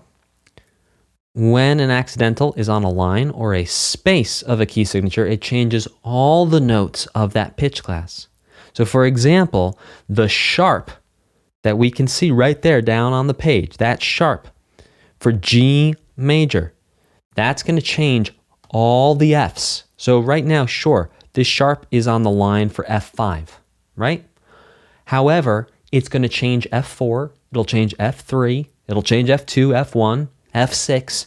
All Fs that come after that key signature are all going to be sharp in all octave registers. Now we can use natural and other accidentals to cancel out that key signature for a measure. We'll get to that later. And we will talk about rules number 5 and 6, which have to do with accidentals in a later lesson. I will see you in the next lesson. In this lesson, we're going to be talking more about key signatures and specifically how and why you'd want to use accidentals when you already have an accidental in the key signature. So let's look at our incorrect example here. So in our incorrect example, we have the key of G major. Now we know it's the key of G major because when we take all the notes of a G major scale, that's G, A, B, C, D, E, and F sharp, and we put them all in a bucket. Well, the only note that we need to show as not being a natural note is going to be F sharp. So think about this. G, A, B, C, D, E, F sharp. So we're showing that all these notes normally go in the scale, and we're just showing that here in the key signature. So it would be incorrect for us to write a sharp accidental on either of these notes, because from our key signature rules from the last lesson, as soon as we have an accidental in the key signature, it's going to change all octave registers of that pitch class. So because this sharp is on line 5, and when the treble clef, the F note goes on line 5, it's going to change all F notes for all the measures that come after it to be F sharp. So we don't actually need to write these sharp accidentals right here, these are both F sharps. And they're F sharps because the key signature says, hey, all Fs that come after this note, they're all sharp. All notes are F sharp after we have an accidental in the key signature. So we don't need to write the accidentals in. As soon as we see the accidental in the key signature, it automatically changes all the Fs to be sharp. Now let's talk a little bit about natural accidentals, because let's think about it this way. Now all of our Fs are sharp. What if we want an F natural? Well, if we want an F natural, what we're going to have to do is we're actually going to have to go in and write a natural sign. And as you may remember from our accidentals, this accidental only holds power for this measure, unless it's tied to another note. So that's why you would use natural accidentals. It's when you have a sharp or a flat in the key signature and you want the note to no longer be sharp, or you want it to no longer be flat, you put an accidental in front of it, and that would make it sound natural. Last thing for us to talk about in this lesson is a quick tip to identify key signatures. So whenever you have sharps in a key signature, the sharp that is all the way to the right, in this case we only have one sharp, so it's easy to do. The sharp that is all the way to the right is going to be scale degree 7. So it just so happens that the sharp is on the F line, and it just so happens that F sharp is scale degree 7 of what major scale? G. So that's how we can tell that this is for a G major scale. If you can't already tell by thinking about it, okay, all the notes of a G major scale, we only have an F sharp, just like we talked about before, that this key signature is actually really showing us like this. It's saying, okay, in this key signature, there's a G, there's an A, there's a B, there's a C, there's a D. Notice I'm writing these letter names on the lines where these notes would go. D, there's an E, and there's an F, but the F is sharp. So if that way doesn't quite make sense to you, don't worry about it. Just think about this sharp as being on the line for scale degree 7. Scale degree 7 is F sharp for a G major scale. So that's how we know that whenever we see one sharp in the key signature, we are in the key of G major. I will see you in the next lesson. In this lesson, we are going to talk about how to write key signatures. So the key signature for C major is actually pretty easy to write because you don't actually need to do anything because there's no sharps or flats in the key of C major. So basically what the key signature is doing is it's telling us, by the way, we have in this key a C, a D, an E, an F, a G, an A, and a B. And there's no sharps or flats. So you don't need to write anything. So to write a key signature, all you got to do is write a treble clef and then write a time signature, and just make sure you leave just a little bit of space as you would normally do between the treble clef and the time signature. And that's where the key signature is. And I know you can't see the key signature, but it's there. It's just saying there's no sharps or flats because we take all the notes from the C major scale and just show it right there. So now let's talk about writing the key signature for a G major scale because, well, we actually need to do something to show a G major scale. And the reason we need to do something is because if we think about all the notes in a G major scale, that's G, A, B, C, D, E, and F sharp, we need to show that there's an F sharp in the major scale for the key signature. So because the G major scale has an accidental on scale degree 7, we're going to show that accidental in the key signature. Now remember, the only place you are ever going to write an F sharp accidental in a key signature is on line 5. Even though there is an F note in space 1, and even though there is an F note on the third ledger line below the staff for F3, we're just going to write the sharp accidental on line 5. So to write a G major key signature, all you got to do is write a treble clef And then you just write a sharp accidental on line 5, and then write a time signature, and you're done. You're ready to go.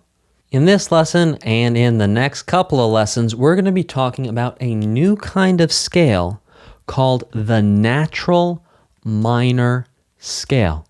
Like the major scale, the natural minor scale is a 7-note heptatonic scale. The reason why it's called natural minor is because the overall order of whole and half steps and the notes actually remain unchanged from the major scale. And you'll see that connection in a moment. So it's not whole, whole, half, whole, whole, whole, half, but it's all going to make sense in this lesson and in the next lessons. Let's talk about our natural minor scale rules. And then in the next lesson, we're going to break those down with actual examples of a natural minor scale. So number 1, all natural minor scales can be understood, written, and performed with a minor step formula. Not a major step formula, but a minor step formula of whole and half steps. And that goes like this: whole, half, whole, half, whole. Memorize it. It's going to help you tons if you memorize that. All natural minor scales begin and end on the same pitch class, 1 octave apart. Natural minor scales can start on any note of the full musical alphabet, and just like major scales, one of each letter is always used in the scale. 1 A, B, C, D, E, F, and G before the pitch class that the scale started on repeats 1 octave higher or lower, higher if it's an ascending scale, lower if it's a descending scale. Just like major scales and also chromatic scales, either sharps or flats, or no sharps or no flats, are used in a natural minor scale.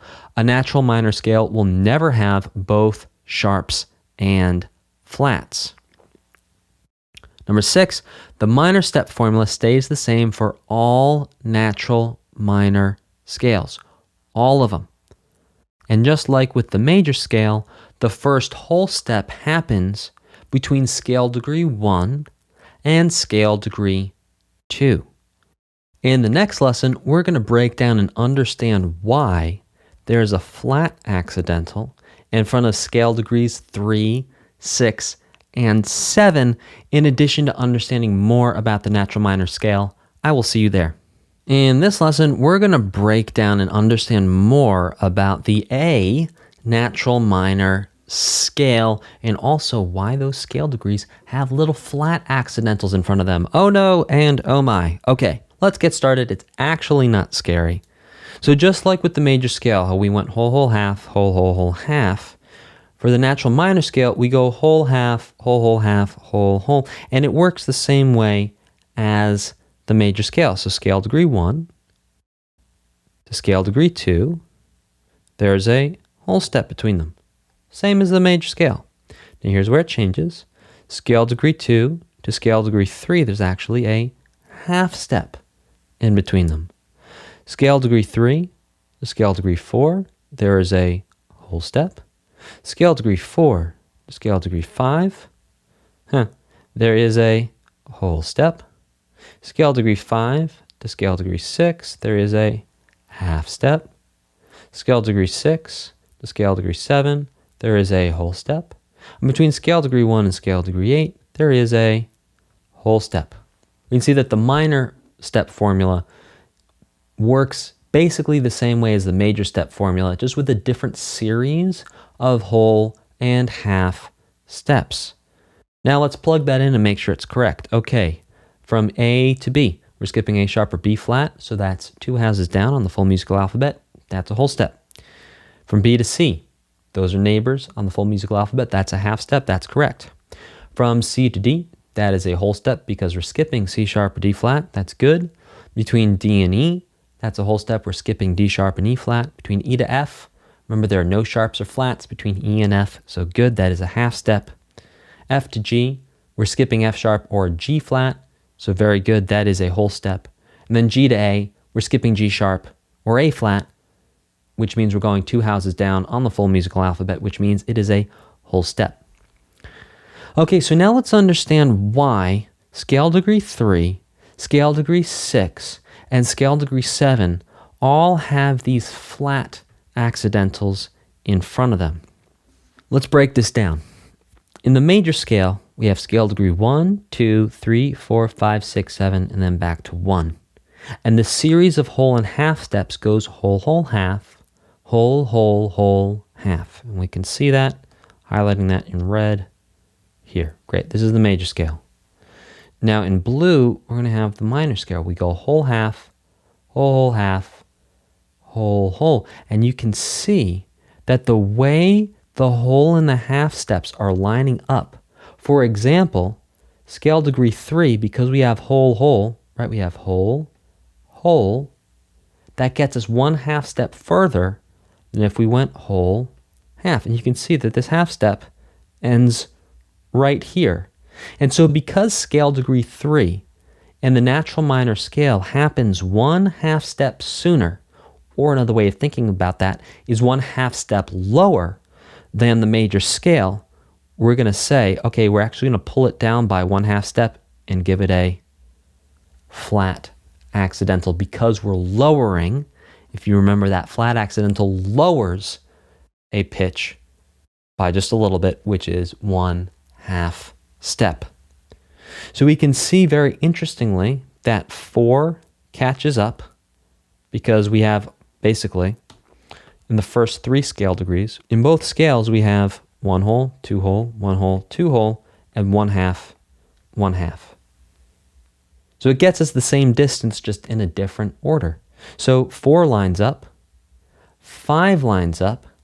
Now because we have that half step between 5 and 6 in the natural minor scale, that again pulls 6 down 1 half step, or makes it happen 1 half step sooner, whichever way you'd like to think about it.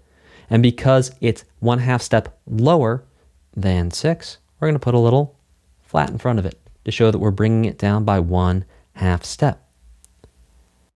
And we can see the same thing play out here. 7 is happening here in the natural minor scale, whereas 7 is happening over here in the major scale. So because it's happening 1 half step sooner,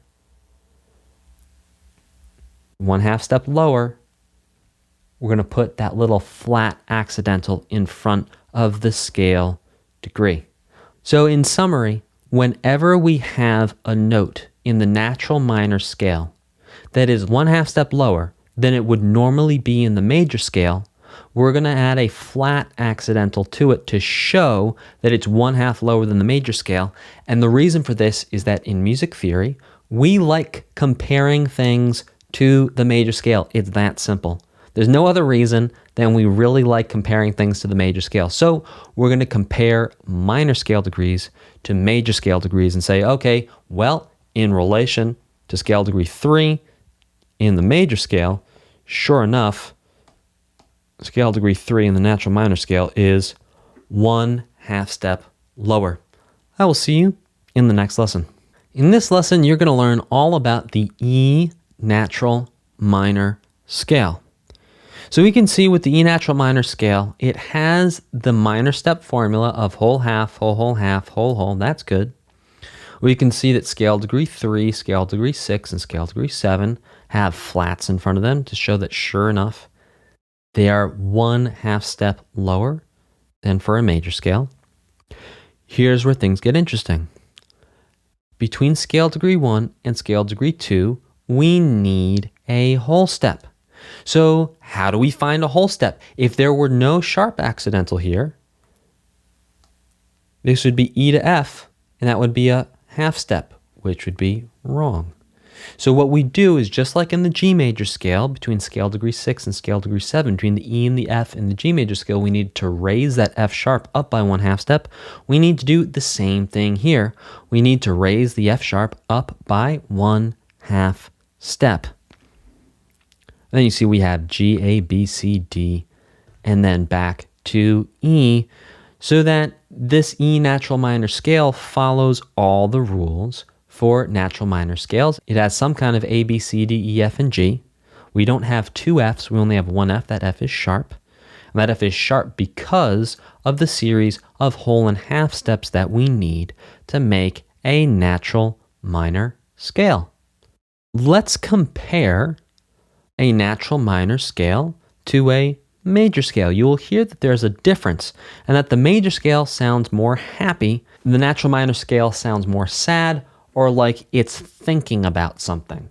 So here's the major scale. How jolly. Here's the natural minor scale.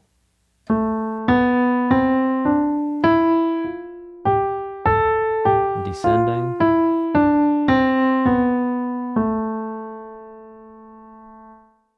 So you can hear there is a real emotional difference between the major scale and the minor scale.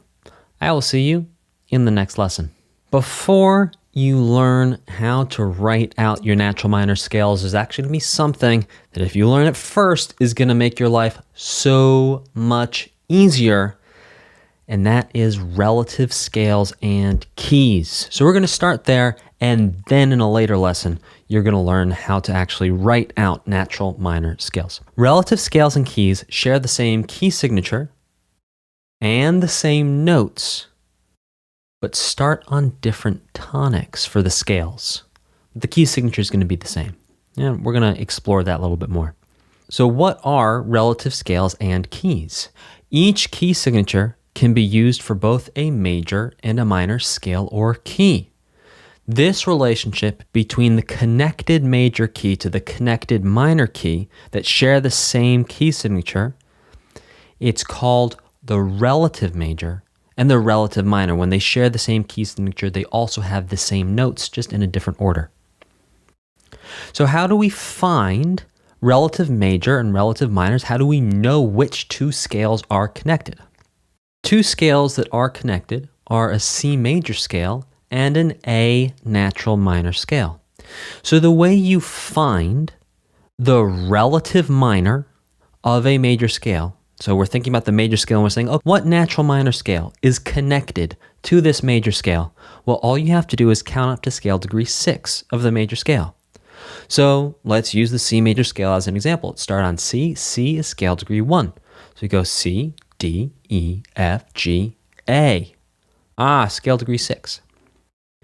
And then what we do is we do a little magic trick, is we start on scale degree 6 and we just continue saying the note names from the C major scale, just starting on scale degree 6. So A, B, C, D, E, F, G, A. And sure enough, right there, we just said all the names of all the notes in an A natural minor scale. So the connection is between a C major scale and an A natural minor scale. And the way we find that A natural minor scale is to start on scale degree 6 of the C major scale and then just say all the same notes as a C major scale, but starting and ending on A. Let's take a look at our graphic. So we have C, D, E, F, G. We get to scale degree 6, which is sure enough A. And then we do our little magic trick, and we call scale degree 6 scale degree 1. And we keep on going up the C major scale, A, B, C, D, E, F, G, A. And sure enough, those are the same exact notes as the A natural minor scale. So how we find the relative minor of a major scale is we count up to scale degree 6. I will see you in the next lesson. This is going to be a quick lesson on how to find the relative major of a minor scale or key. In the last lesson, we talked about taking a major scale like C major and counting up to the scale degree 6 to get A, and then starting on A and saying all the same notes as the C major, but just starting and ending on A, and all of a sudden we have an A natural minor scale. What we're going to talk about here is how to find the major or the relative major of a minor scale or key. And how we would do that is we'd start on A natural minor. So we say, okay, A, then we go B, C, and on scale degree 3, we continue to say all the same notes as would be in an A natural minor, just starting and ending on C. C, D, E, F, G, A, B, C, and sure enough, right there, we have the C major scale. Now, this is a useful way of finding relative majors of natural minor scales. However, I think it's going to be most useful for you to think about finding the relative minor from the major scale, counting up to scale degree 6, and then using that as your foundation. That way you have one way to think about doing it. You have one way you have to remember finding that connection between the relative major and the relative minor keys. I will see you in the next lesson. In this lesson, we are going to take a look at some color-coded note connections between relative major and relative minor keys. So all relative scales and keys share the same notes, and the scales just have a different order, but it's all the same notes. So let's look at our C major notes to our A natural minor notes. So sure enough, we have C and we have C, and those are all color-coded so we can see the connection very clearly. We have D and we have D.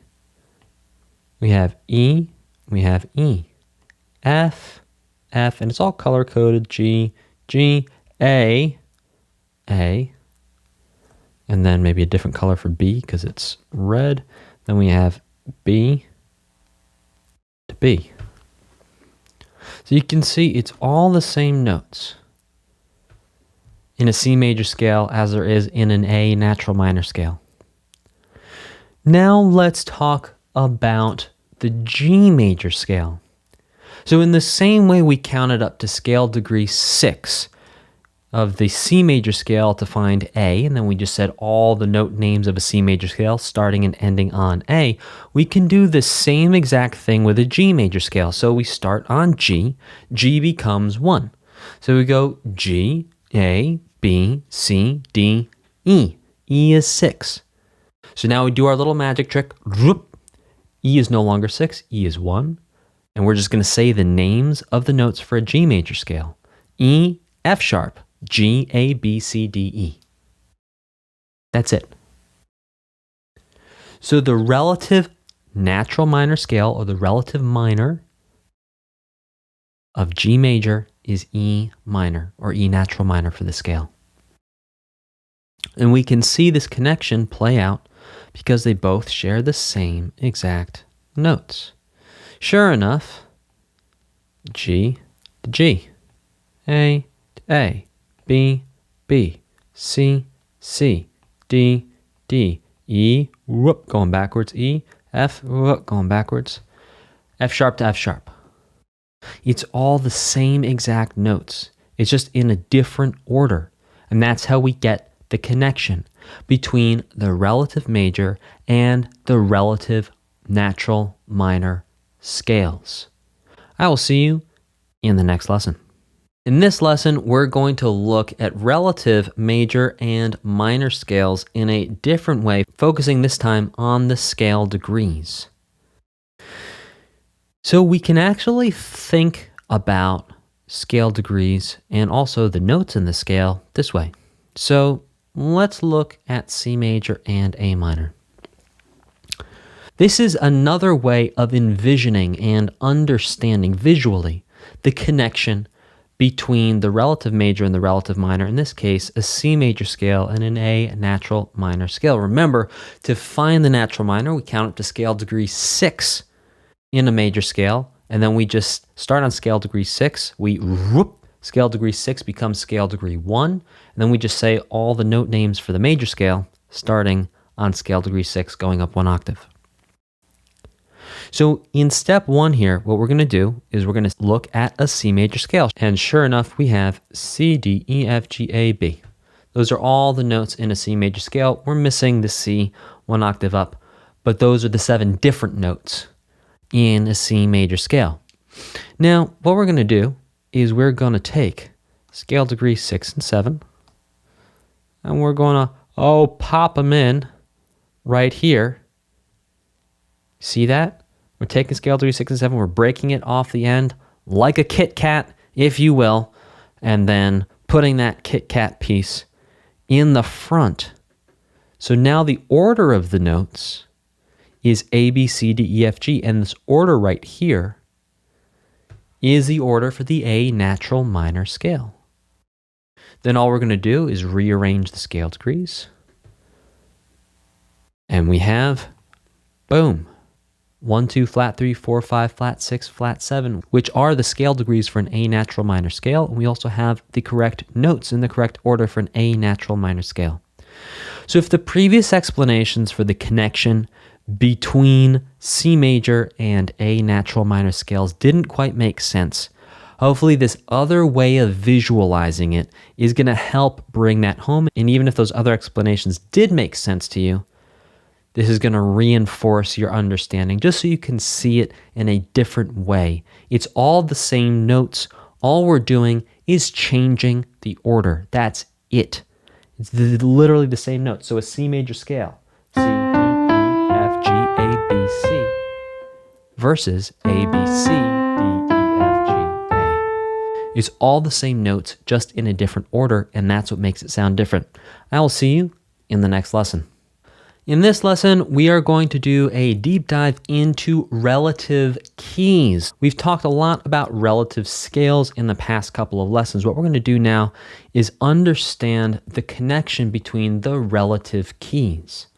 So as you may remember from the key signature lessons, a key signature, it's like a bucket or a summary of all the notes in the scale, and it's showing us that at the beginning of the music before we actually play, write, or make music. So what we're going to do is we're going to look here.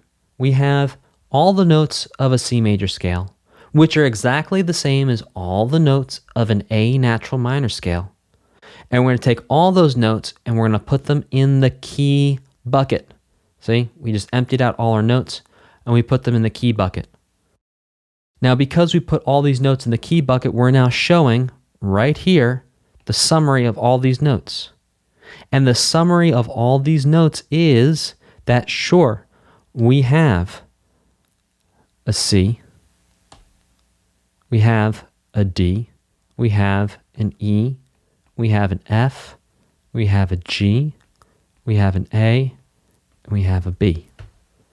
But there's no sharps or flats, and because there's no sharps or flats, we're not going to put that in the key signature. So a C major scale and an A natural minor scale actually share the same key signature because they share the same notes, just in a different order.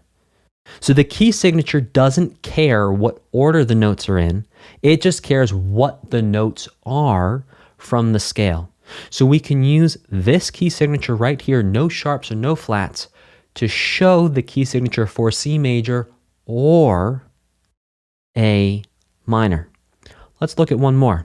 Let's look at the connection between G major and E natural minor. Now we can see, just like we saw a couple of lessons ago, that the G major scale and the E natural minor scale have exactly the same notes.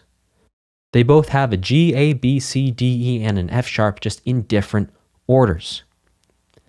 Now what happens when we take all those notes, we throw them in our note bucket or our key bucket, we have from both scales, and again, the order, the key signature doesn't care about the order, but we have from both scales a G, an A, a B, a C, a D, an E, and an F. What? Sharp. And so what the key signature is doing is it's saying, listen, the order of the notes doesn't matter. It could be E natural minor. It could be G major. The key signature doesn't care. All it cares about are the notes, not the order of the notes, but the notes. And all the notes in a G major scale and an E natural minor scale are exactly the same. And because they are exactly the same, they share the same key signature. So 1 sharp on line 5 is the key signature for G major and for E minor. I will see you in the next lesson. We have one more connection to make between our relative major and minor scales. So far you've understood that, for example, a G major and an E natural minor scale have the same exact notes, just in a different order. We can find that E natural minor scale by counting up to scale degree 6 in the major scale of G, so G, A, B, C, D, E. And then we start on E, whoop, becomes scale degree 1, and then we just count up from E to E, using all the notes of a G major scale, and hey presto, we have all the notes of an E natural minor scale, E, F sharp, G, A, B, C, D, E. One more thing to point out is there is a connection between the minor step formula and the major step formula, and that is this. So if we look at our major step formula goes whole, whole, half, whole, whole, whole, half, right here. Whole, whole, half, whole, whole, whole, half. Now, just like before when we visualized the connection between the natural minor and the major scale, or the relative major and the relative minor, by moving the scale degrees around, we're actually going to do the same thing with scale degrees and the step formula. So watch what happens. When we move the step formula, so we have this whole and half here. That's what we're moving. Between scale degree 6 and scale degree 7 is a whole. Between scale degree 7 and scale degree 1 is a half. That's what we're moving. So when we move our whole and half and we go to insert it at the beginning, so we're going to push 1 and 2 and 3 and 4 and 5 over to the right, and we're going to insert this whole and half at the beginning. All of a sudden what happens is we get whole, half, whole, whole, half, whole, whole. And if that's ringing a bell, it should, because that's actually the minor step formula. So there is a rhyme and there is a reason to why the natural minor step formula is whole, half, whole, whole, half, whole, whole. And that's because that's how the whole and the half steps work out when we start on scale degree 6 of the major scale, or rather when we start on scale degree 1 of the natural minor scale. But when they're relative majors and they're relative minors, that's the same thing. In this lesson, we are going to learn the natural minor scale degree names. Just like the major scale, the natural minor scale notes each have a name. Here's the cool thing. Even though scale degree 3 and 6 have a flat in front of them, they still keep the same name. So if you've gone ahead and memorized the scale degree names for the major scale, tonic, supertonic, mediant, subdominant, dominant, submediant, you have 6/7 of the natural minor scale memorized already. All you've got to do is memorize that scale degree 7 in the natural minor scale is called the subtonic. And the reason why scale degree 7 is called the subtonic, I will show you why. So here's an A natural minor scale.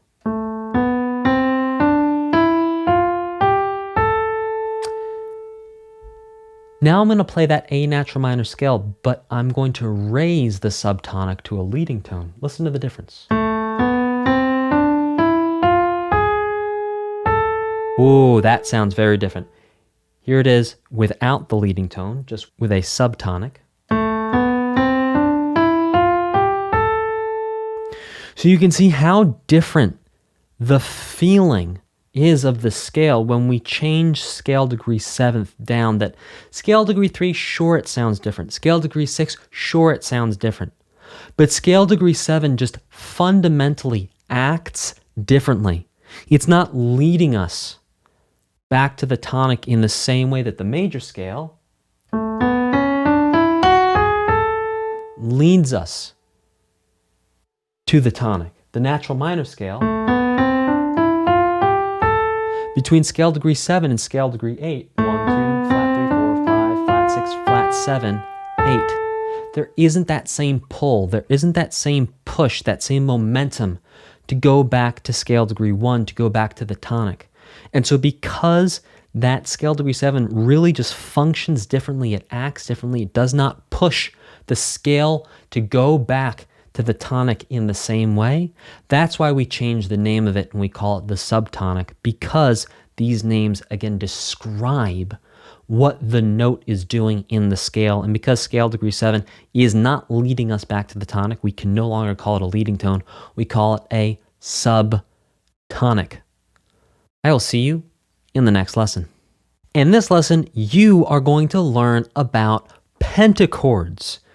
Now, just like tetrachords, pentachords are a group of notes, but instead of a group of 4 notes, pentachords are a group of 5 notes. Just like the Pentagon is a 5-sided building, or a pentathlon is a 5-activity sports event. So penta means 5. So the pentachords we're going to talk about are going to start on scale degree 1 of a major scale or scale degree 1 of a natural minor scale. Pentachords are really important because they are the biggest and most immediate difference between a major scale and a minor scale. In the first 5 notes of a major scale, we have 1, 2, 3, 4, 5. In the first 5 notes of a natural minor scale, we have 1, 2, flat 3, 4, 5. And the pentachord is actually going to be very important in coming chapters because we're going to break down a lot of concepts just using this pentachord. So let's look at a C major pentachord. A C major pentachord is just the first 5 notes of a C major scale. A G major pentachord would just be the first 5 notes of a G major scale. An A minor pentachord, well, that's just the first 5 notes of an A natural minor scale. And an E minor pentachord, well, that's just the first 5 notes of an E natural minor scale. So a pentachord is just going to be the first 5 notes of a major scale or a natural minor scale. So for example, we have a major pentachord here. Here's a minor pentachord. Major pentachord, minor pentachord. And so already there, that difference between the happy major and the sad or the thinking minor really comes down to one single note, and that is the 3. If the 3 is left alone, it sounds happy. The 3 is natural, it sounds happy. If the 3 is flattened, if it's brought down 1/2 step, all of a sudden we start to have that sad, thoughtful sound. I will see you in the next lesson. Welcome to Pitch and Notes 4, where we are going to talk about simple intervals for the entire chapter, and you are going to get so much awesome value out of this chapter and learn so many cool things, and I'm so excited for you. So an interval is a distance between 2 pitches or 2 notes. We're going to think of an interval as being the distance between 2 notes. A simple interval does not mean that the interval is easy to understand, but a simple interval is quite simply just an interval that is at the most 1 octave. So it's an octave or it's smaller than an octave. That's all that simple means. It means it's not larger than an octave. Quick reminder to listen to all your examples from the Best Music Theory book for Beginners 1, How to Read, Write, and Understand Music as we go along. There are 2 main types of intervals. There's melodic intervals and harmonic intervals. With melodic intervals, we can have ascending and descending intervals. This is just like the major scales and also the chromatic scales, where we had ascending scales and descending scales. An ascending melodic interval means that the second note is higher than the first note. In a descending melodic interval, the second note is lower than the first note, as we can see here. Yep, that's an octave, C4 to C5. Sure enough, that's an ascending interval. So we're talking about the relationship of the first note to the second note. We're saying, okay, between note 1 and note 2 is higher. That's an ascending melodic interval. Here's a descending melodic interval. We're going from C5 to C4, and sure enough, C5 is higher than C4, and that's a descending melodic interval because the second note is lower. We're calling these melodic intervals because they play one at a time, just like a melody, one after the next. The next type of interval to talk about is a harmonic interval. Now, harmonic intervals are when notes don't happen one after the next, but they happen together at the same time. Hear that? 2 notes at the same time? 2 notes at the same time. So here's melodic, here's harmonic. So harmonic intervals, you can see that they're actually written with the note heads directly above each other. And that's harmonic intervals directly above each other. Look at all those note heads, just stacked on top of each other. And when we see those note heads together at the same time, they sound together 2 notes at the same time. In summary, in this lesson, you learned about simple intervals. Simple intervals are any interval that is an octave or smaller. And you learned about the 2 main types of intervals, which are melodic, which means 1 note at a time, and harmonic intervals, which means 2 notes together at the same time. And you learned that in melodic intervals, you can have ascending intervals, where from the first note to the second note is higher, and descending intervals, where from the first note to the second note is lower. I will see you in the next lesson. In this lesson, we are going to talk about major and minor intervals. Now, until now, you've used the terms major and minor to describe the quality of either a scale or a pentachord. So we had the major scales, we had the natural minor scales, we had the major pentachord, which is the first 5 notes of the C major or a G major scale, and we had the minor pentachord, which was the first 5 notes of an A or an E natural minor scale. We're going to use the terms major and minor to mean slightly different things when we talk about intervals. So before major and minor, major really just meant it sounded happy, and it was like the major scale, and minor meant it sounded sad and thoughtful, and it was kind of like the natural minor scale. What we're going to use the term major and minor for here is that major intervals are going to be intervals that are the same as notes from the major scale. So that connection stays good. They're not always going to sound happy like the major scale, but major intervals are connected to the major scale. In the same way that when we talked about natural minor scale degrees and we had the flat 3 and the flat 6 and the flat 7 because they were 1/2 step lower when compared to the whole and the half steps from the major scale, we're also going to call intervals minor because they are 1/2 step lower than they would be if they were from the major scale. And we'll have some examples in the next lesson. So let's review. Minor intervals, in the same way that a natural minor scale has scale degrees flat 6, flat 3, and flat 7, minor intervals mean that we were lowering a note by 1/2 step from where it would be in the major scale. And the term major means that the interval or the notes remain unchanged, or rather the same, from the major scale, and they are not lowered by 1/2 step. Remember, we always like comparing everything to the major scale in music theory. I will see you in the next lesson. In this lesson, you are going to learn about interval quality.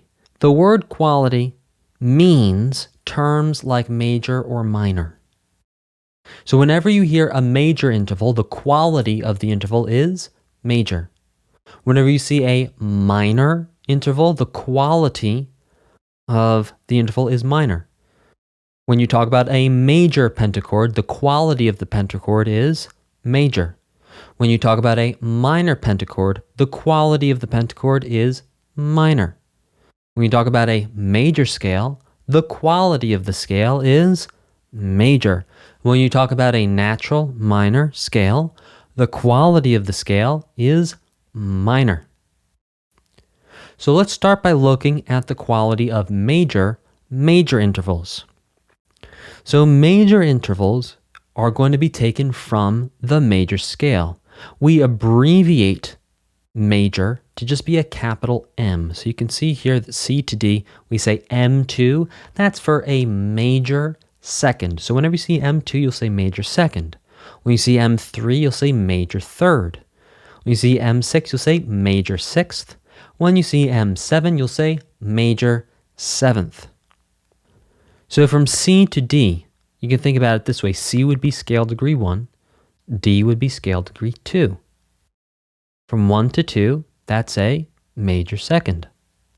C would be scale degree 1. E would be scale degree 3.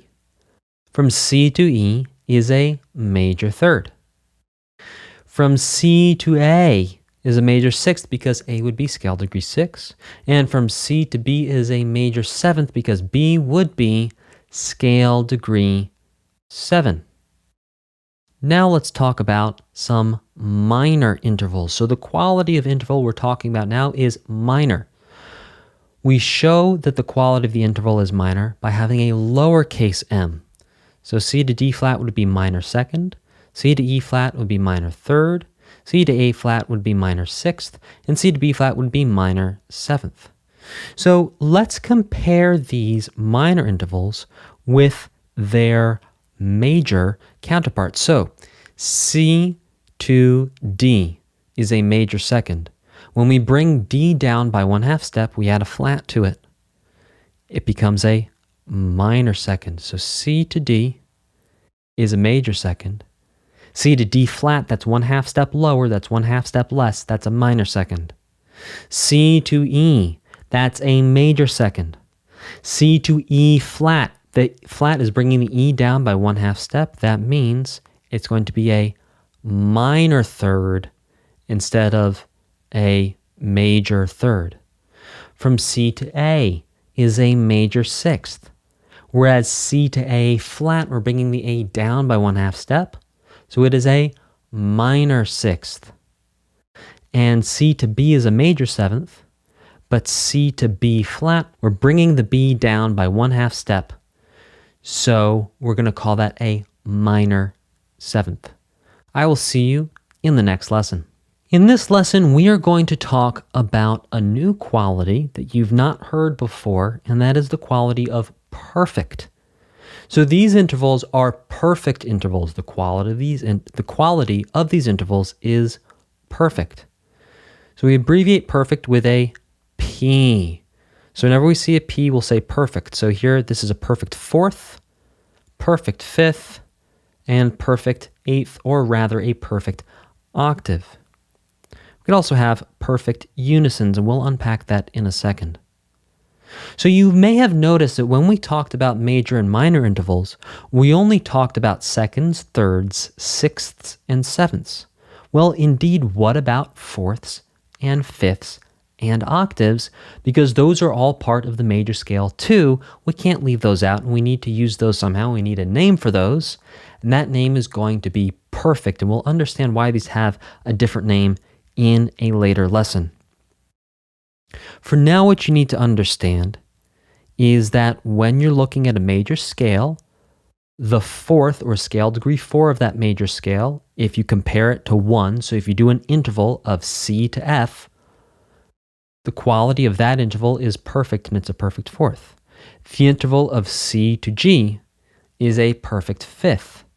And the interval of C to C, 1 octave higher or lower, is going to be a perfect octave. Let's talk about unison. A unison interval is when you have two of the same exact notes in a row. And when I say the same exact notes, I mean the same pitch class and the same octave register. So you can see here there's a C4 next to a C4. Because that C does not go up or down, it's the same exact note, it's the same pitch, it's the same sound. We'd have C4 to C4. We're going to call that a unison. Now, unisons are not ascending or descending. They just are unison. And the reason why they're not ascending or descending is because you see they don't go up or down. They stay flat. So you can have melodic unisons, like are written right here. You can also have harmonic unisons, which we'll see in a bit, but I'll give you a little preview here. Harmonic unison looks like this. It's two C's touching each other like that. Kind of crazy, huh? That's a harmonic unison. That's where you would play two C's at the same time if you had an instrument that could play two notes at the same time, which not all instruments can. In summary, in this lesson, you learned about perfect intervals, and the quality of these intervals is perfect, and that's a new quality that you have not seen before, but you just learned about now.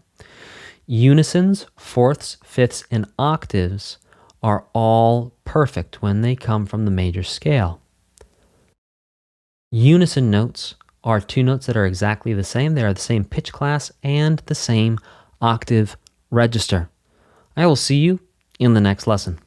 In this lesson, you are going to learn about two more qualities, but those are the last qualities of intervals, and that is the quality of augmented, which is abbreviated with an A, a capital A, and the quality of diminished, which is abbreviated with a lowercase d. So these are two new qualities, the quality of augmented and the quality of diminished. The reason why you would have an augmented or a diminished interval is because you have two notes that are 3 whole steps away from each other. So instead of going whole, whole, half, you're going to go whole, whole, whole. So for example, in the major scale, when we look at scale degree 4, which is F, to scale degree 7, which is B, and we think about the quality formula, sure enough, we have whole, whole, half, whole, whole, whole. That gets us our 3 wholes. So from F to B is 3 whole steps. Let's just put F on our thumb as 1, F, G, A, B. So that's 4. That's why we're going to call it a fourth. That's an augmented fourth. It's augmented because there's 3 whole steps, whereas in the major scale, to get to scale degree 4, normally we go whole, whole, half. But instead of going whole, whole, half, we have 1 extra half step, whole, whole, whole. And because we're going 1 extra half step further than we normally would in the major scale, we're going to call it augmented.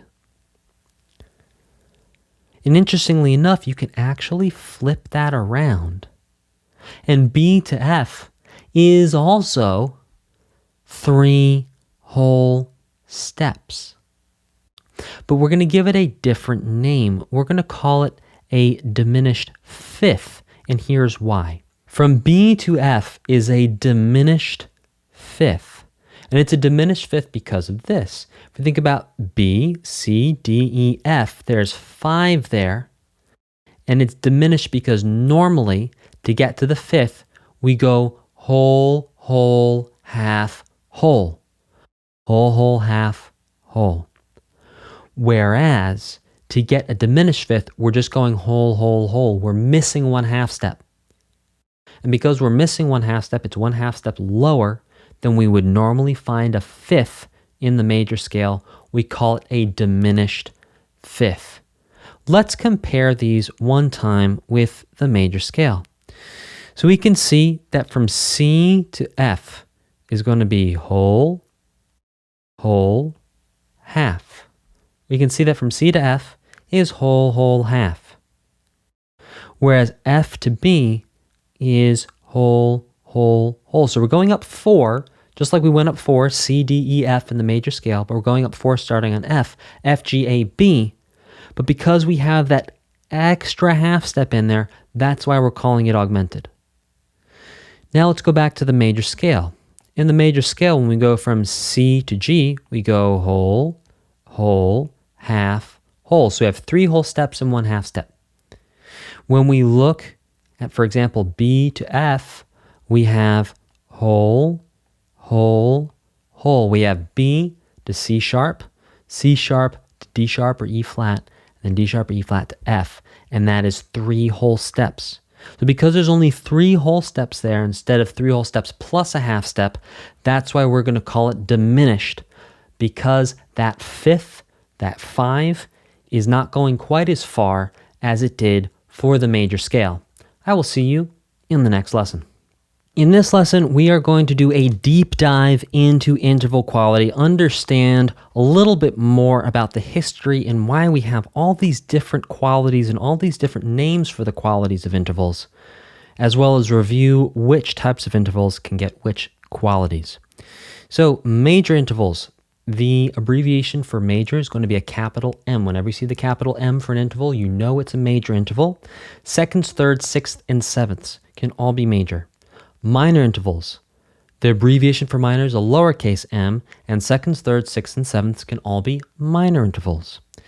Perfect intervals. That's going to be a capital P. P means perfect. Unisons, that's when 2 notes are exactly the same pitch class, same octave. Fourths, fifths, and octaves can be perfect. Augmented intervals, fourths can also be augmented, just like seconds can both be major and minor, and thirds can both be major and minor. Fourths can be perfect and augmented, and fifths can also be diminished as well as perfect. To understand where these names come from, we need to take a step back in history and talk about traditional consonants and dissonance. So in the same way that a melody can be pleasing to you, but not to someone else, what makes intervals consonant, which means pleasing, or dissonant, which means not pleasing essentially, can be different for different people. In modern music, like video game music, like pop music, a lot of times the terms consonants and dissonance are different from what you are about to learn, but the foundation of this is what all our modern music is built on. This information, this idea of consonants and dissonance is a traditional European way of thinking about it. And I say European because this was invented hundreds and hundreds of years ago, going back to a very old style of composition called counterpoint, which you will learn about more in later courses and books.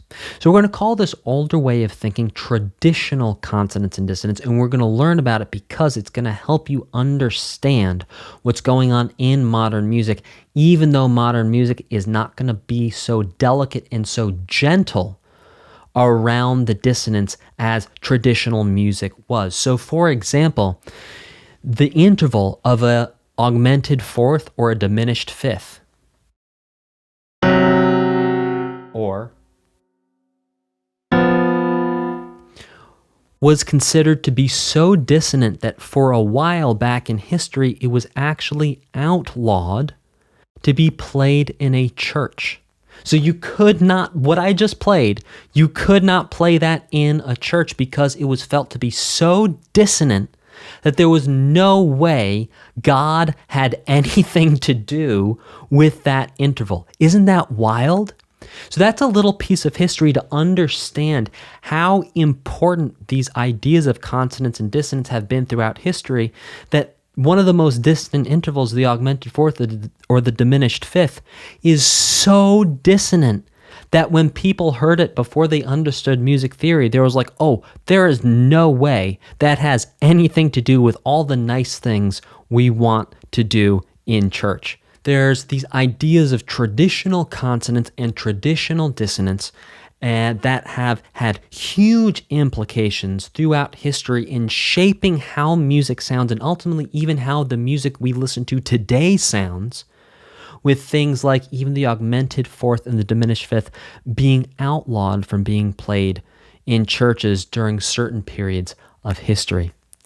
So let's talk a little bit more about consonance and dissonance and what that means. So a consonant interval is a pleasing and harmonious interval without too much friction or fight.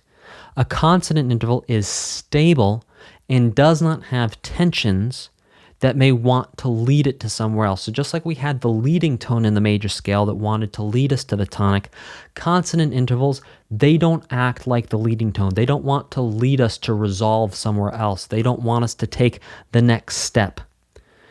Dissonant intervals, on the other hand, are unsettling and they are full of friction and they sound like they're fighting. A dissonant interval is unstable and it wants to release all the tension in it by resolving to a more consonant interval. So let's listen to some dissonant intervals. Here's one. That right there, that's a minor second. Okay, how about this one right here? That's an augmented fourth. How about this one right here? Oh, that's a diminished fifth. How about this one right here? Oh, that's a major seventh. All right, how about this one right here? This is a major second. Not quite as dissonant as a minor second. Here's a minor second. It's just really, really dissonant. It really has a lot of fight in it. Now here's some consonant intervals. Here's a perfect fourth. Almost sounds like hollow. Here's a perfect fifth. Very stable. Almost sounds like two pillars you could build a city on. Here's a perfect octave. Again, very stable. Major third. Minor third. So a little dissonance there, but not nearly as much dissonance as a minor second. Here's the minor third. It's almost pretty compared to the dissonance of the minor second. And then we have a major sixth, which is more consonant. And also a minor sixth, which is also consonant. I will see you in the next lesson. In this lesson, you are going to learn about interval direction. Now, some of this we've already covered. This is going to be a little bit of a review, but now you're going to understand why we call it interval direction. So you already know about melodic and harmonic intervals. Now, melodic intervals obviously are going to be one note at a time, just like a melody. Harmonic intervals are two notes at a time. We can see that the interval direction of a melodic interval where we have a low note and the second note is higher, that's an ascending interval. And the direction of an interval where the first note is higher, the second note is lower, that's a descending interval. And when you have two notes together at the same time, well, that's not really going in a direction, but we're going to call it a direction, and that's going to be harmonic interval. And then we have unison. So when we have unison intervals, these are not ascending or descending, they're just unison. So we can have harmonic unisons. You see harmonic unison, we just write the notes next to each other. It looks like two eyes like this peeping up at you. However, that right there is how you write a harmonic unison. And then a melodic unison, you just write some space between the notes. And melodic unisons do not get a label of ascending or descending. So within our interval directions, we have three abbreviations that we're going to use to describe our interval directions. So for ascending intervals, we're going to write the abbreviation of ASC for ascending. For descending intervals, we're going to write DSC for descending. And for harmonic, we're going to write HRM. So harmonic is HRM, ascending is ASC, and descending is DSC. We don't call unison ascending or descending, they're just unison. They're either harmonic or they're just plain old unison. I will see you in the next lesson. In this lesson, you are going to learn about interval distance. Interval distance is super important because this is how we can tell the difference of which enharmonic equivalent to use. Remember those enharmonic equivalents, that's one pitch with two different note names. So one sound like this, we could call this a F sharp, or we could call this a G flat. Either would be a correct name for the same sound. It's like using the words two, two, and two, spelled T-O, T-W-O, and T-O-O. They're spelled differently, but they all have the same sound. So interval distance is how we can tell which is the correct enharmonic equivalent to use. So when we think of the first type of interval distance that we are going to understand are ascending intervals. Thinking from low to high has been the easiest thing for us to do from scales so far, and now into intervals. We're going to think from low to high because that's always the easiest thing to do. Counting up 1, 2, 3, 4, 5, 6, 7, 8, 9, 10 is way easier than 10, 9, 8, 7, 6, 5, 4, 3, 2, 1. Likewise, A, B, C, D, E, F, G is a lot easier than G, F, E, D, C, B, A. If I even did that right, you get the idea. So when we think about interval distance, we're always trying to find some kind of interval. Just like when we were writing the major scale, we knew we needed some kind of A, B, C, D, E, F, and G. We just didn't know if the F was sharp or not for like the G major scale, and then we had to count the whole in half steps. It's the same thing here. First, we want to figure out some kind of interval, and as a second step, we'll figure out whether they're sharps or flats, any accidentals needed, or if anything needs to change. So the first thing to do is, without calculating sharps or flats or scale degrees, we're just going to count up or down the basic musical alphabet, counting the note you start on as 1. These numbers are not scale degrees. Remember, scale degrees have the little house over them, and I told you when we were learning scale degrees that we're going to use numbers for a lot of other things, and that's why we need to put the little carré or the little roof over those numbers Here's one reason why. So let's calculate the interval distance. So for example, C up to F, we're going to count around the basic musical alphabet, and we are going to go, okay, C is 1, D is 2, E is 3, F is 4. So that's some kind of fourth. C to F is some kind of fourth. So our next one, C up to A is some kind of, okay, we'll see 1, D2, E3, F4, G5, A6. C to A is some kind of sixth. We're going to do 2 more. Okay, G to A is some kind of, all right, G is 1, A is 2, that's some kind of second. And G up to C, G is 1, A is 2, B is 3, C is 4, that's some kind of fourth.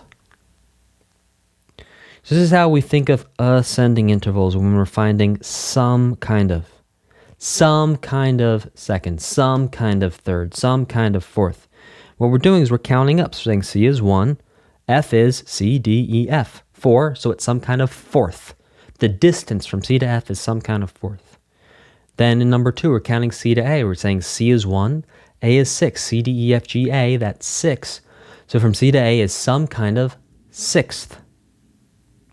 From G to A, G is 1, A is 2, 1, 2, that's some kind of second. From G up to C, G, A, B, C, that's 4, that's some kind of fourth. I will see you in the next lesson. In this lesson, we are going to talk about figuring out the distance of descending intervals. So to figure out the distance of descending intervals, that's from the highest note to a lower note, melodic, we're going to count backwards down the basic musical alphabet to get our some kind of distance. So let's look. C down to F. Okay. C is 1, B is 2, because we're going backwards now. A is 3, G is 4, F is 5. So C down to F is some kind of fifth, which is interesting because if you recall, in our last lesson we did C up to F, and going to the right around the basic musical alphabet, we got to a fourth. So C going down to F is a fifth, C going up to F is a fourth. Now let's do number 2. Number 2 is C down to A is some kind of what? Okay, so C is 1. We're going backwards now. B is 2, A is 3. Ooh, interesting. So C down to A is some kind of third. Whereas C going up to A, C, D, E, F, G, A was some kind of sixth. G down to A. Let's calculate that one out. We're doing number 3 now. So that's going to be G, F, E, D, C, B. Whoa! A, that gets us to 7. So G to A is some kind of descending seventh. And G down to C. Let's calculate that out. So we're going to start on G and we're going to count backwards. G, F, E, D, C is some kind of fifth. So whenever we're figuring out descending intervals, we're going to count backwards down the basic musical alphabet. So we're going to count down to the left. And that's going to change the number. Like we saw, ascending, G to C was some kind of fourth, but descending, G going down to C is some kind of fifth. I will see you in the next lesson. In this lesson, you are going to learn how to figure out the some kind of interval for harmonic intervals. So to figure out the some kind of interval for harmonic intervals, you're going to make it easy on yourself. You're going to think about harmonic intervals the same way you thought about ascending intervals. You're going to think about the lowest note to the highest note, and then calculate your some kind of from there. So for example, G to D, harmonic interval is some kind of second because C is 1 and D is 2. So C up to G, harmonic, is some kind of, Okay, C's 1, D's 2, E's 3, F's 4, G's 5. Some kind of fifth. C up to B. This is going to be a fun one. It's going to be C is 1, D is 2, E is 3, F is 4, G is 5, A is 6, B is 7. So it's some kind of seventh harmonic. From G to B, again, we're just going to think about this as if it's ascending. G's 1, A's 2, B is 3. There you go, some kind of third. And G to E, G is 1, A is 2, B is 3, C is 4, D is 5, E is 6, is some kind of sixth. So whenever you're trying to identify or talk about an interval, the steps you've learned so far is first to look at the direction of the interval. Is it ascending or descending or harmonic, or is it a unison? Once you know the direction of the interval, if it's ascending or harmonic, then you do some kind of interval to figure out the distance from the lowest note to the highest note. Then, if the interval is descending, you'll think about figuring out your some kind of interval from the highest note backwards down the basic musical alphabet to the lowest note.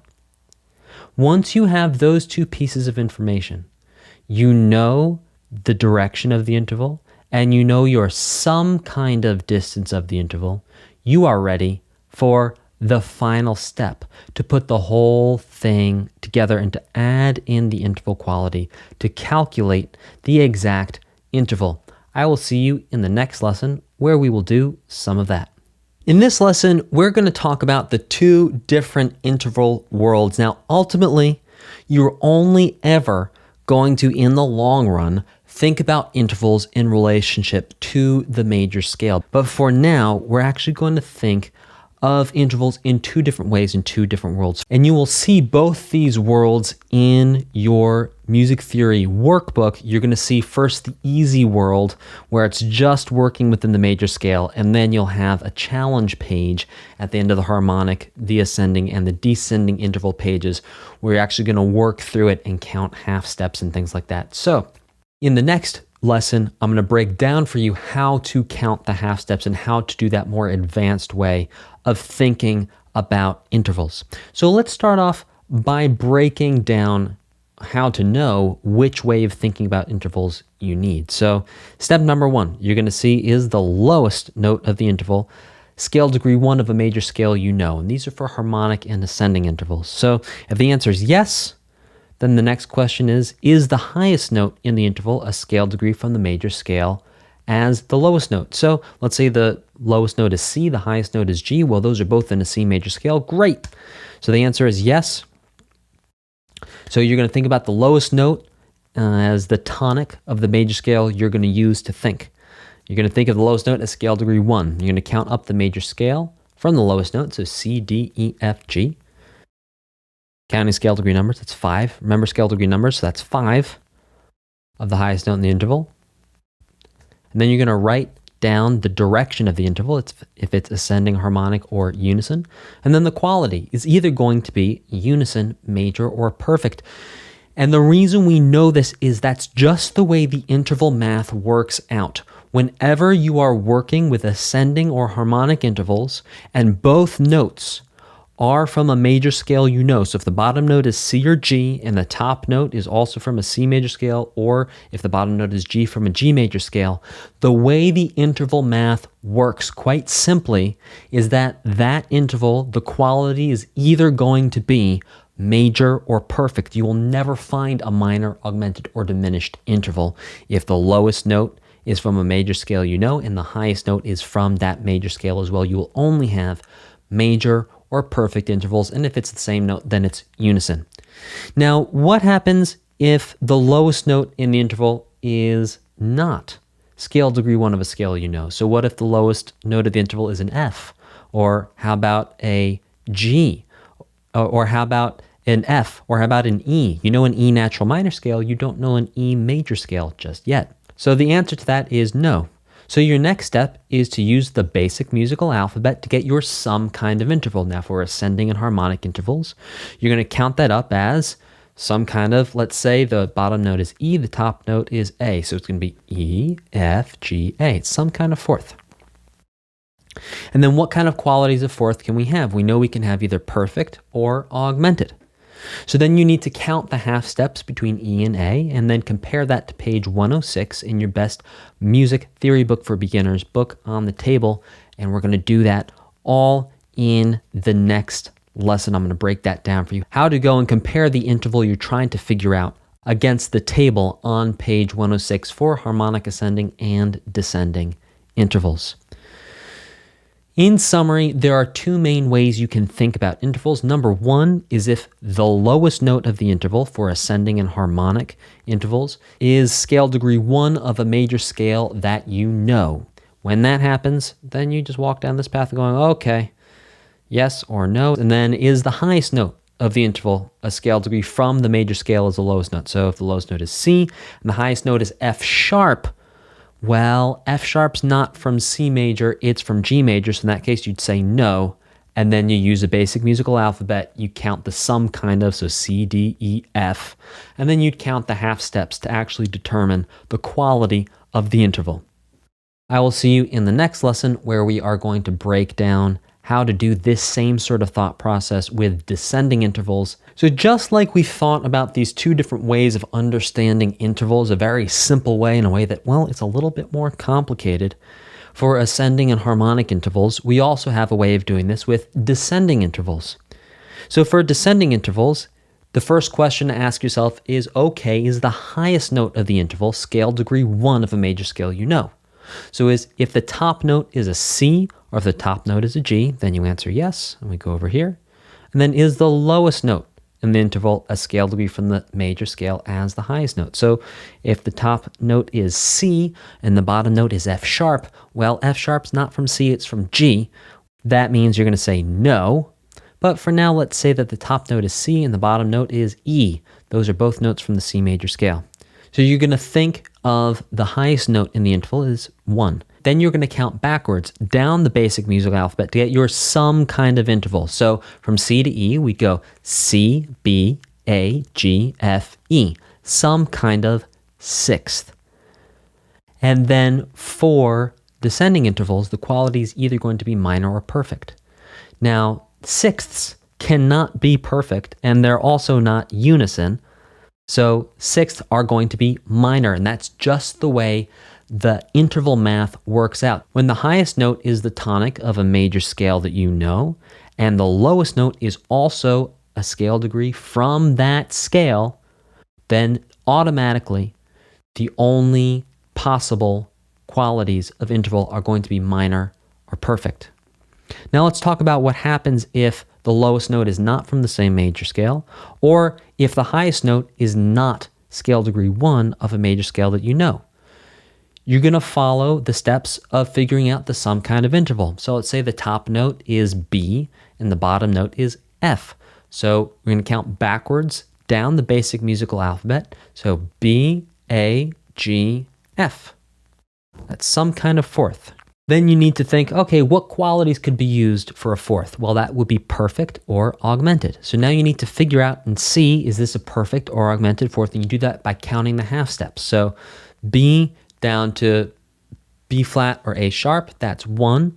Down to A, that's 2. Down to A flat or G sharp, that's 3. Down to G, that's 4. Down to F sharp or G flat, that's 5. Down to F, that's 6. And I just happen to know that 6 half steps, that's equal to 3 whole steps, which means it's going to be an augmented fourth, a descending augmented fourth. So it's a little complicated, but just follow the steps every single time, and that's going to get you the correct answers. In the next 3 videos, I'm going to break down and give you examples of harmonic, ascending, and descending intervals where I go through this process and walk you through it. I'll see you in the next lesson. In this lesson, we're going to put the whole thing together. We're going to talk about interval direction, interval distance, and then interval quality.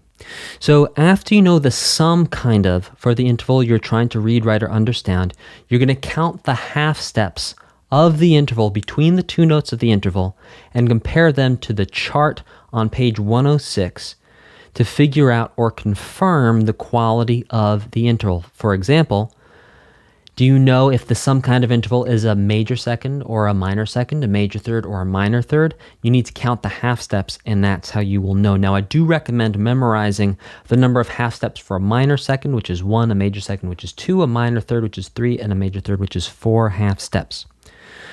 So what we're going to do now is we're going to hop over into the workbook, and I'm going to walk you through these 3 steps so you can do this on your own.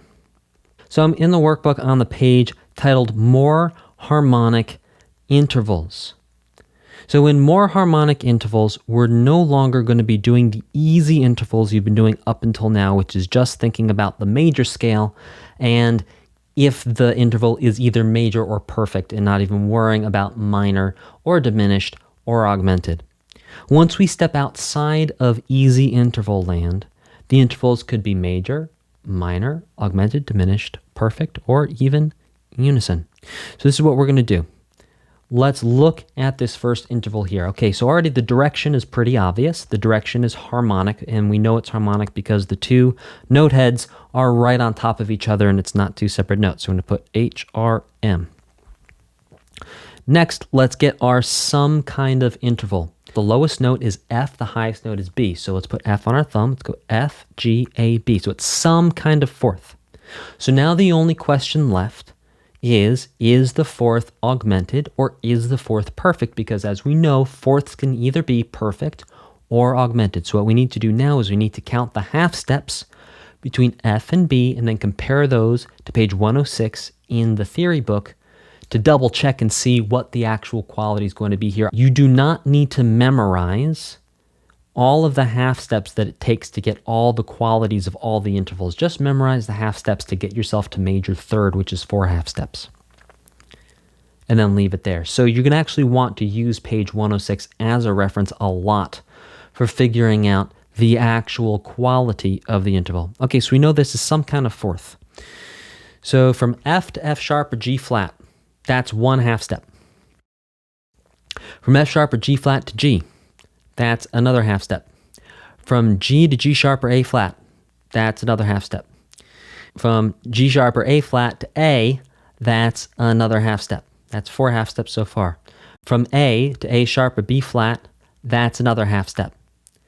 Now, from A sharp or B flat to B, that's another half step. So now we have from F to B, that is a distance of 6 half steps. So let's hop back in to the music theory book and check what 6 half steps would be for our quality. So we go to the ascending and harmonic intervals table here, and we look at number of half steps. That's right in the middle. See that? Number of half steps. And we're going to go to 6. We had 6 half steps. 6 half steps is either going to be an augmented fourth or a diminished fifth. Now we know in this case because we went some kind of fourth, so we know it's an augmented fourth, not a diminished fifth. So let's go back to our workbook. And in our workbook, we're going to write augmented fourth. There you go. That's how you figure it out. I will see you in the next lesson where we're going to do some more examples of how to figure out intervals that are not in a major scale that you know. I will see you then. In this lesson, you're going to learn how to figure out any ascending interval starting from any note. So let's look at our interval that we have here. So we have an A and a D. So first things first, let's take the easy win. We know it's ascending, so let's write that down. Okay, so now let's put A on our thumb. Let's get our some kind of interval. So A, B, C, D. All right, it's some kind of fourth. Now what we need to do is to figure out the quality of the fourth. We know fourths can either be perfect or augmented. So now we just need to count the half steps to know whether it's perfect or augmented. So we have A to A sharp or B flat. That's 1. A sharp or B flat to B. That's 2. To C, that's 3. C sharp or D flat, that's 4. To D, that's 5. Now I happen to know already that's going to be a perfect fourth, but let's take a look. And indeed, 5 half steps is going to be highlighted in green, an ascending perfect fourth. 5 half steps. All right, let's do one more ascending interval. So we're going to finish up our last one, P4, perfect fourth. Okay, ascending perfect fourth, great. Now, this next interval, we have an F and an A. Let's take the easy win and write down the direction first. That's ascending. So now let's figure out the some kind of interval. So it's F, G, A. That's some kind of third. Remember, we're counting up the basic musical alphabet. F, G, A. Now, we need to figure out how many half steps there are between F and A so we can correctly determine the quality of the interval. F to F sharp or G flat, that is 1 half step. F sharp or G flat to G, that is 2 half steps. G to G sharp or A flat, that is 3 half steps. And G sharp or A flat to A, that is 4 half steps. So we know it's some kind of third, and we have 4 half steps. Now I happen to know already that 4 half steps, because I've memorized up to a major third, is indeed going to be a major third for the quality, but let's go ahead and look at page 106 so you can see the difference between the minor third and the major third. And sure enough, you can see that a major third is 4 half steps highlighted in yellow. And had it been 3 half steps, for example, F to A flat, that would have been the ascending minor third. Let's do one more, shall we? Okay, we are going to do one more. Let's do this one right here. So let's take the easy win and let's write down the direction first, ascending. Next, let's do our some kind of interval. So we have an E is our lowest note and a D is our highest note. So we're going to go E, F, G, A, B, C, D. So it's some kind of seventh. Now here's the doozy. We've got to count the half steps from E to D to see what the quality of the seventh will be. And we know that the quality of a seventh could either be a major seventh or a minor seventh for the quality. So from E to F is 1 half step. From F to F sharp or G flat is 1 half step. From F sharp or G flat to G is 1 half step. From G to G sharp or A flat is 1 half step. From G sharp or A flat to A is 1 half step. From A to A sharp or B flat is 1 half step. From A sharp or B flat to B is 1 half step. Well, I need more fingers. From B to C is 1 half step. From C to C sharp or D flat is 1 half step. From C sharp or D flat to D is 1 half step, and we have 10 half steps there. Now I happen to know that this is going to be a minor seventh, but let's go take a look at page 106. And sure enough, you can see here ascending minor seventh is 10 half steps with a highlight in blue. There it is. Ascending minor seventh is 10 half steps. So whenever the lowest note of an interval to the left for ascending intervals is not scale degree 1 of a scale you know, and the top note is also from that same scale, then you know the quality is going to be major or perfect. But what's going to be more likely than not is that the lowest note in the interval is not going to be from a scale that you know, or even if it is, that the top note may not be from the same major scale, which means you then need to go and do exactly what we did in this video and do your some kind of interval first, and then count your half steps, and then compare it to this table on page 106 to get the correct quality of the interval. I will see you in the next lesson. In this lesson, we're going to break down 2 descending intervals that are not from major scales that you know and do not have lower notes that are also from major scales that you know. So when you do this, you're going to need to do your some kind of interval process, counting backwards, and then count your half steps to then know the exact quality of the interval in question. So let's do our first interval. This is from the workbook, and take the easy win and write the direction first. That's the easy part. We can see first note is higher than the second note. It's a descending interval. Great. The next thing to do is to count backwards down the basic musical alphabet to get our some kind of interval. So we go A, back to G, back to F, back to E. So from A down to E is some kind of fourth. Now we need to figure out how many half steps there are. So we know for fourths, it can either be augmented or perfect. So what we're trying to figure out right now is how many half steps there are, and then we're going to compare that to page 106 to see the exact quality of the interval. So we start on A, we go down one half step to A flat or G sharp, we go down another to G, we go down one half step to G flat or F sharp, we go down another half step to F, and we go down one more half step to E. And that's going to be a perfect fourth because it's 5 half steps. And you can see that here for descending intervals, sure enough, descending perfect fourth is 5 half steps. Let's go back and do one more. We're going to take one that's a little bit more challenging this time just because of the ledger lines and there's a larger distance between the notes.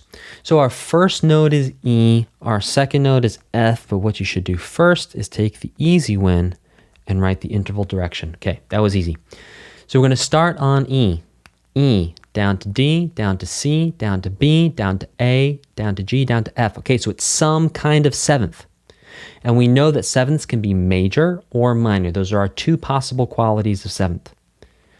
So what we need to figure out now is how many half steps there are between this E and this F so we can know if this is a major seventh or a minor seventh. So let's count down the half steps. From E down to E flat or D sharp is 1, down to D is 1, down to D flat or C sharp is 1, down to C is 1, down to B is 1, down to A sharp or B flat is 1, down to A, down to A flat or G sharp is another, down to G, down to F sharp or G flat is another, and then down to F. So that's 11 half steps. That is so many half steps. That's going to be a major seventh. Let's go back and double check that math on our table, shall we? And sure enough, you can see that 11 half steps is a descending major seventh. I will see you in the next lesson. In this lesson, we are going to summarize how to name and write interval names as well. So to name ascending and harmonic intervals, first you need to figure out the interval direction. Is it harmonic or is it ascending? Then you're going to figure out the some kind of interval using the basic musical alphabet counting up. Next, you need to ask yourself, okay, which qualities could be used for this some kind of interval? For example, if it's a second, we know seconds can be major or minor. If it's a third, thirds can be major or minor. If it's a fourth, fourths can be perfect or augmented. Fifths can be perfect or diminished. Then figure out how many half steps there are from the lowest note to the highest note in the interval. And then you're going to go back to page 106 and you're going to figure out, okay, how many half steps are there? What really is that interval? And then to name descending intervals, first you figure out the interval direction. You label or say the interval direction. That's the easy part, descending. Then you figure out your some kind of intervals going backwards down the basic musical alphabet. And then you're going to think, well, which qualities could be used for this type of interval? Then you're going to figure out the half steps from the highest note to the lowest note and compare that with page 106 right up here to see the exact quality of the interval. In summary, you're going to name the direction of the interval, ascending, descending, or harmonic. Then you're going to name the quality of the interval, major, minor, perfect, augmented, or diminished. And then you're going to name the distance of the interval, unison, second, third, fourth, fifth, sixth, seventh, or octave. Example of how we would say or write intervals would be C to a higher sounding D flat. We would say an ascending minor second, write ascending minor second. C to a lower sounding B, you would say a descending minor second, write DSCM2. And C and D played together, you would say a harmonic major second. I will see you in the next lesson. In this lesson, we're going to combine our two ways of thinking about intervals and actually compare some intervals that are easily in that major scale way of thinking about, okay, it's either major or perfect for ascending or harmonic, or it's minor and perfect for descending.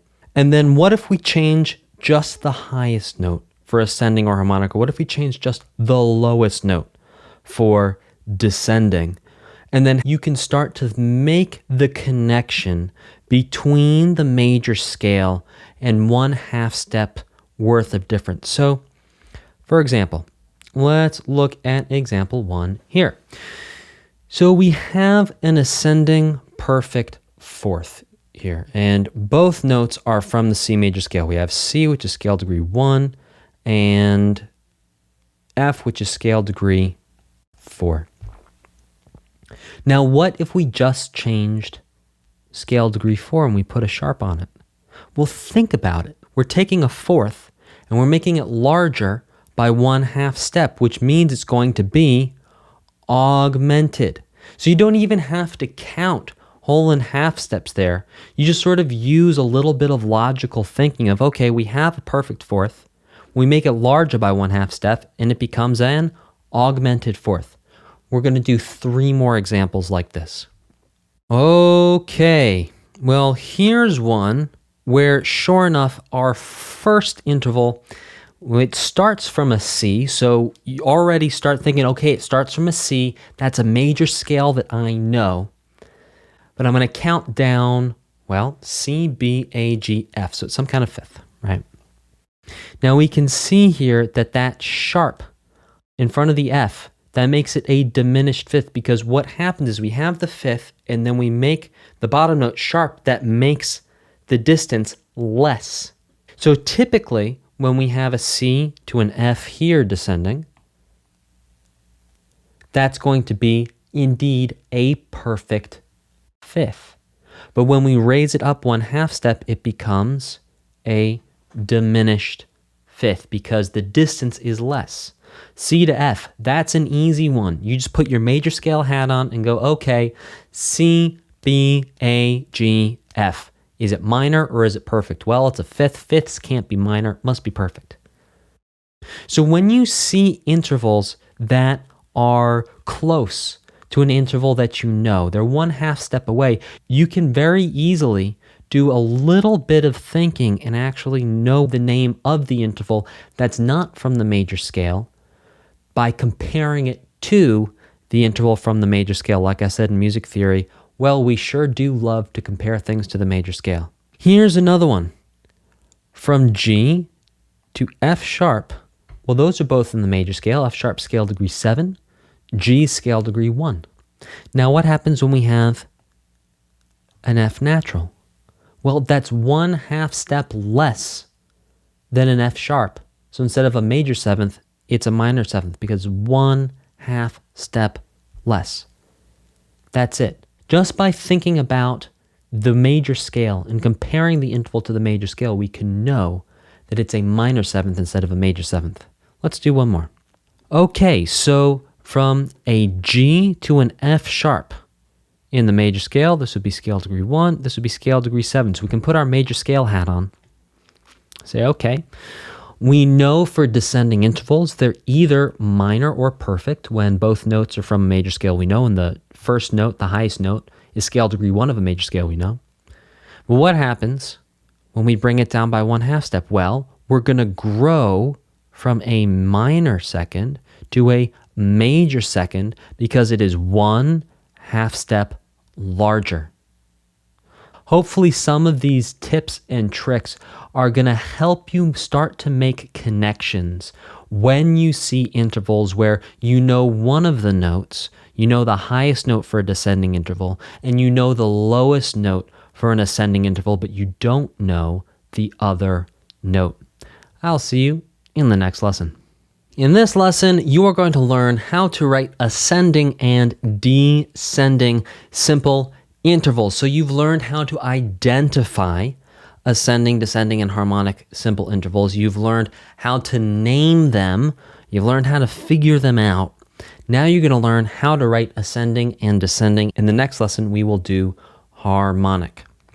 So to write an ascending simple interval, you write a clef, you can write a double bar line, and I find it very helpful to write both the direction, the quality, and the interval distance below the staff. That way you can remind yourself and just look back down at it, and it gives you clarity, it gives you a goal that you're trying to accomplish.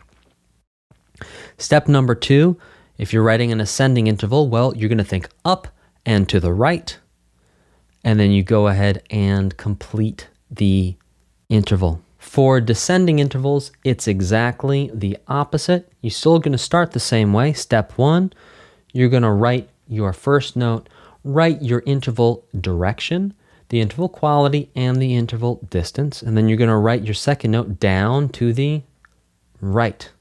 I will see you in the next lesson where we are going to unpack how to write harmonic intervals.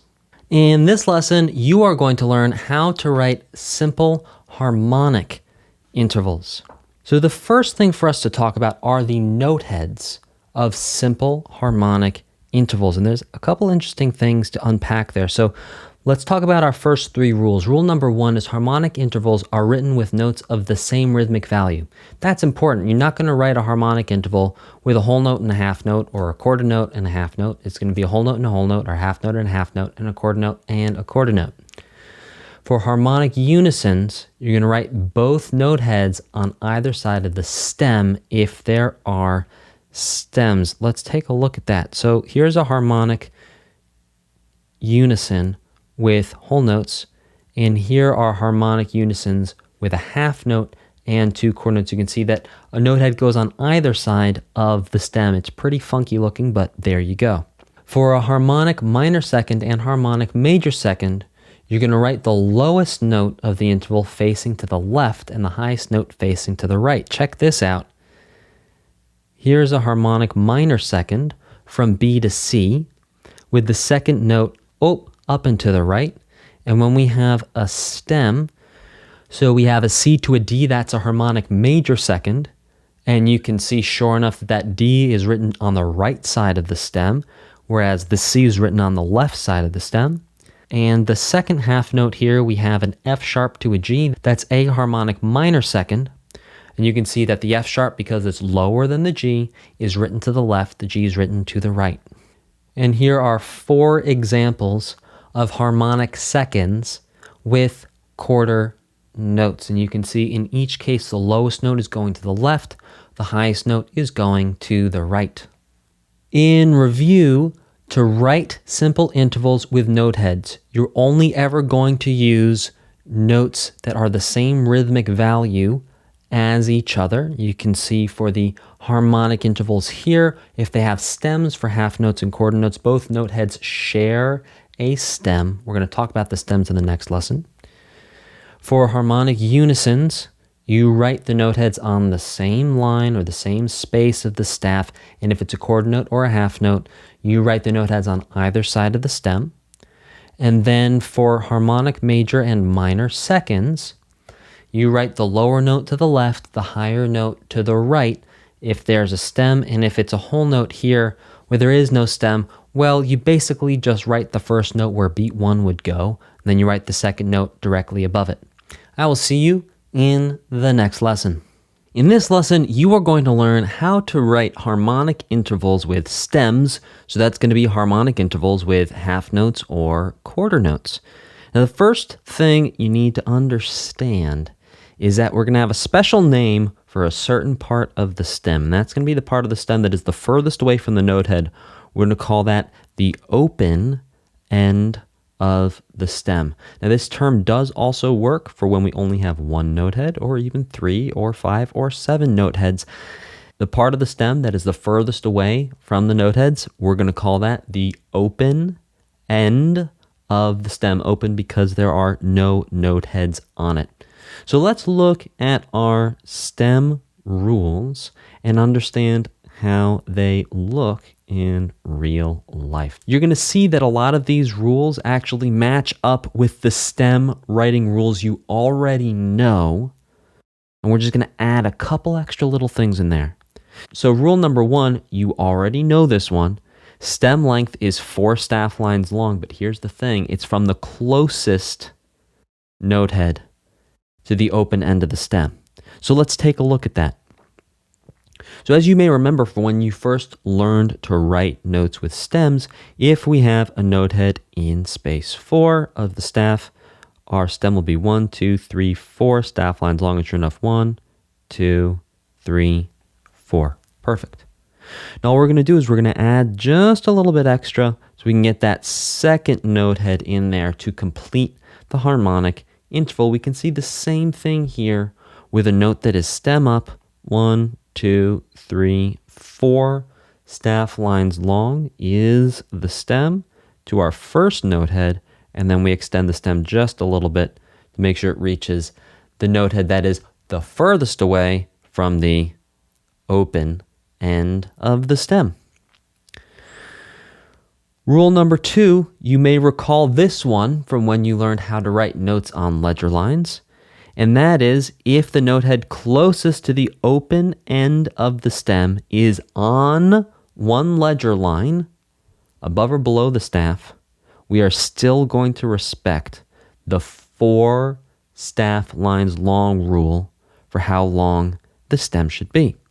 So you can see here that our note head that is the closest to the open end of the stem, that's this one right here, is closest to the open end of the stem.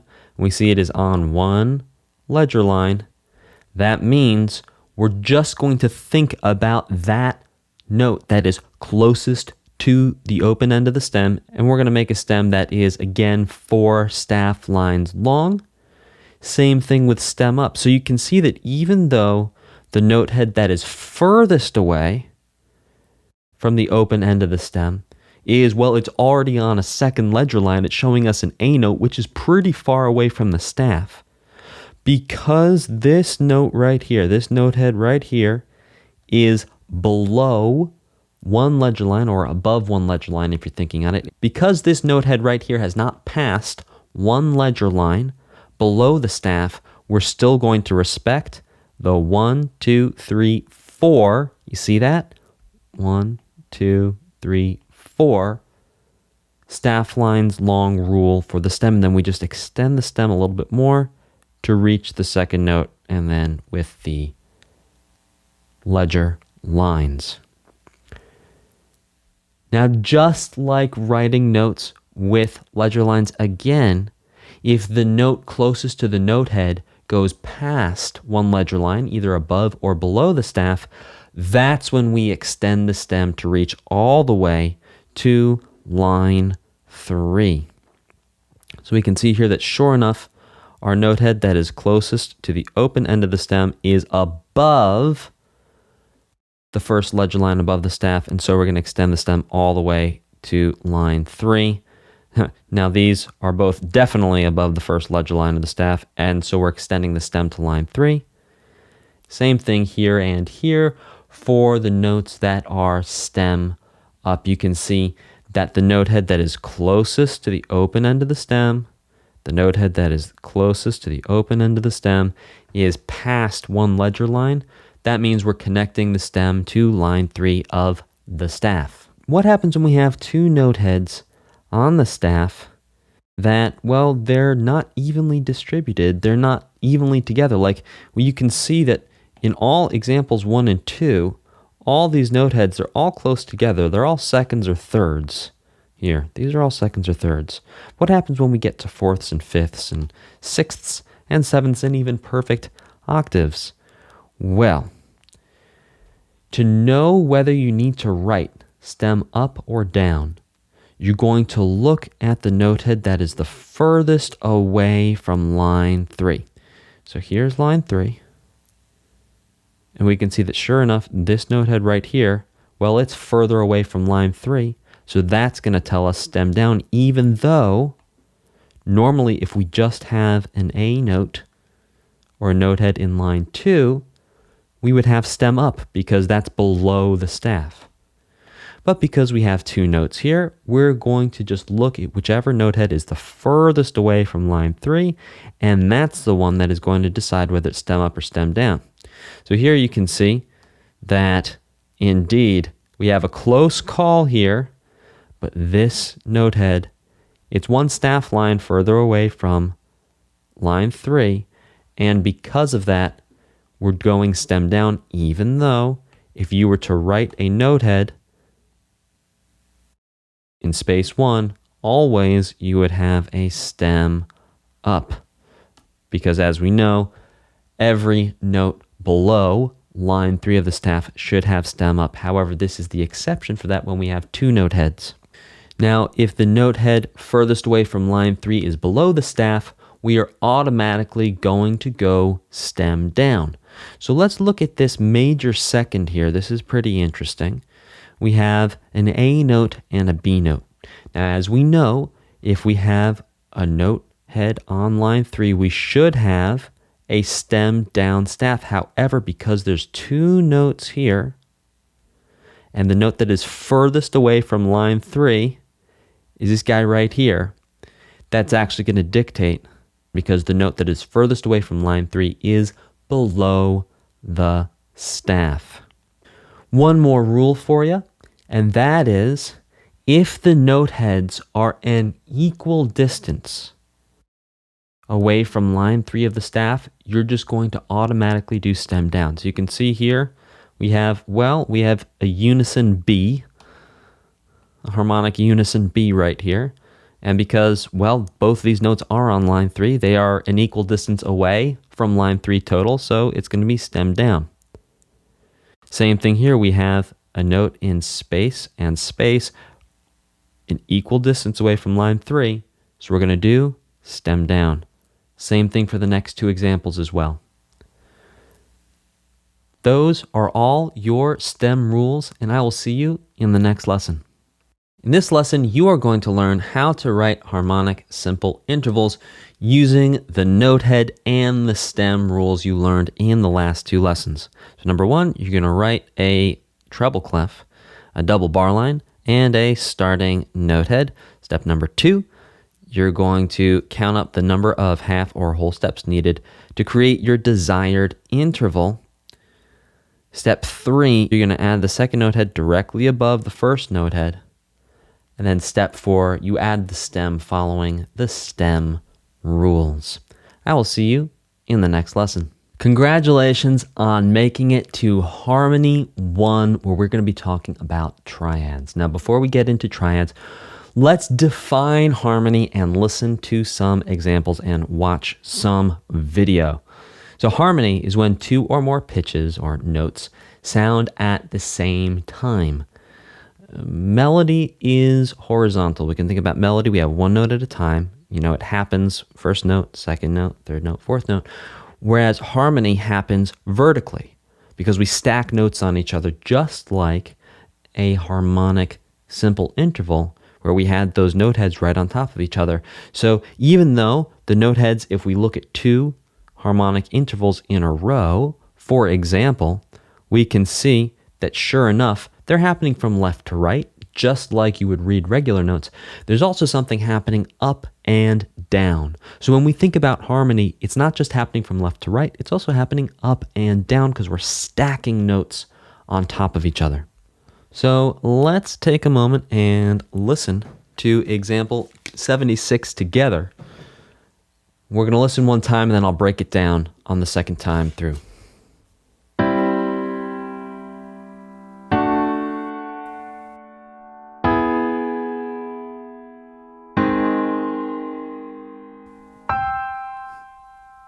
So this time I'm going to talk through it. Okay, so already, you remember our example for melody, we had 1 line. Now we have 3 lines, and you can hear there's 3 different sounds happening at the same time for each one of these dots right here. You can see that each one of these dots, don't mind the playhead there. Again, 3 sounds together at the same time, 3 new sounds together. So you can see that it is indeed happening from left to right, but there also is something happening from top to bottom, or bottom to top.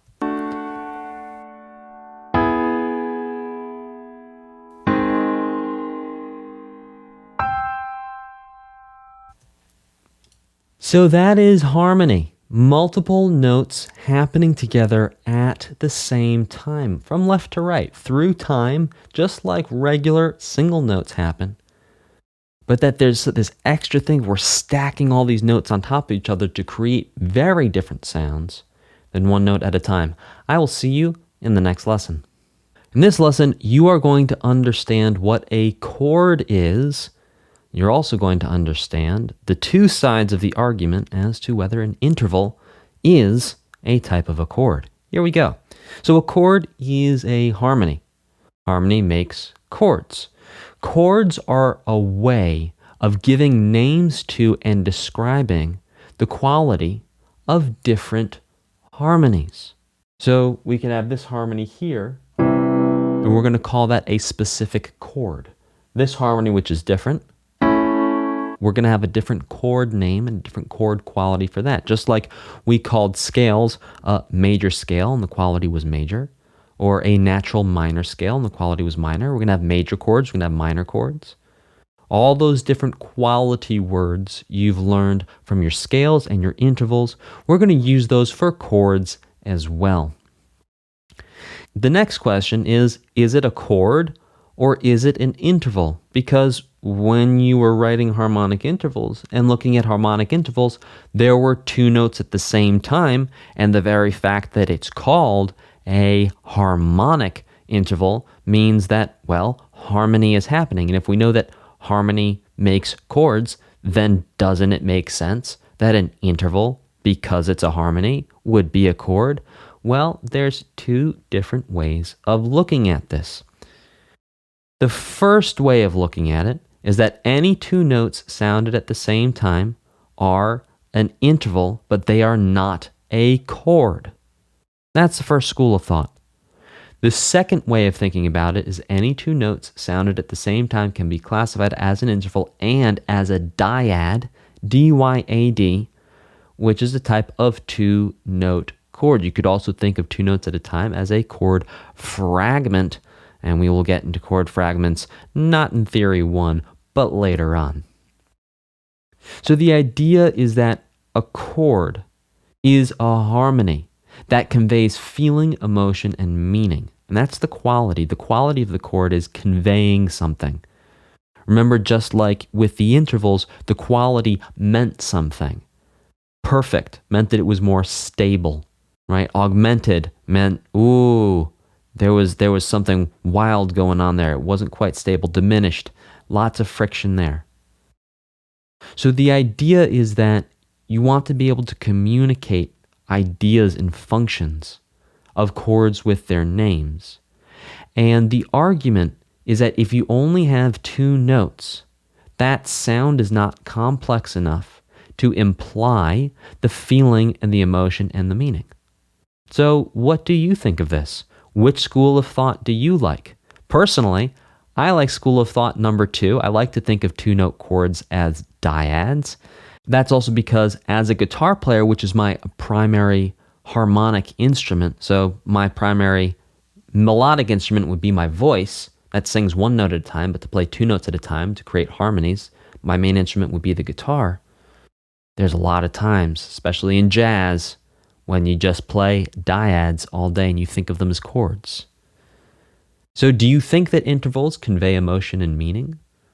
Do you think that intervals should just be called intervals? I think we should save the 3 notes for the chord versus 2 notes for the interval. There is no right answer. Or maybe there is, and we just haven't found it yet. Who knows? Hope your mind's spinning and you're thinking about things. Don't worry about this lesson too much. This was just a little fun, little tangent to go on to talk about the difference between intervals and chords.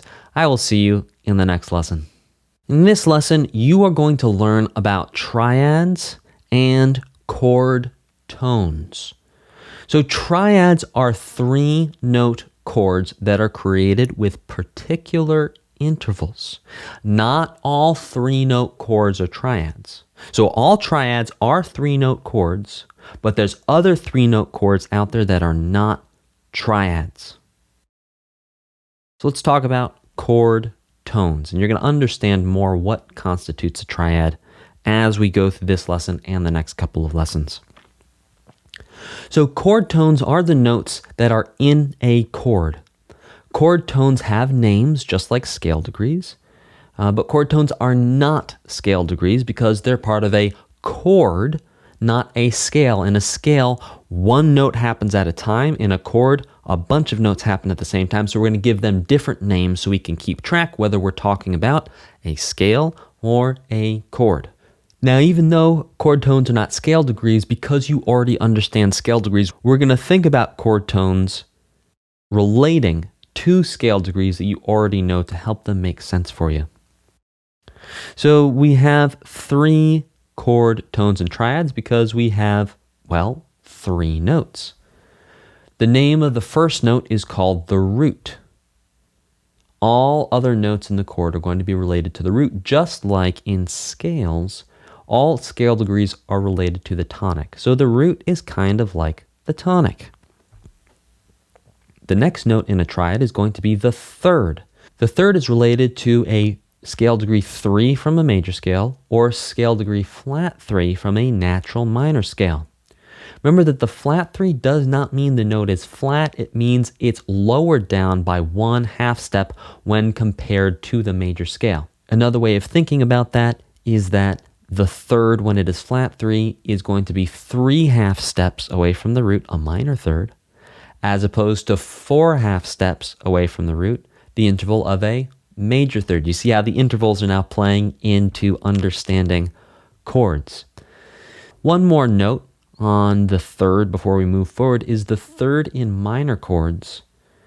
Sometimes musicians will say the flat third or the flat 3 to be specific that they're talking about a minor chord.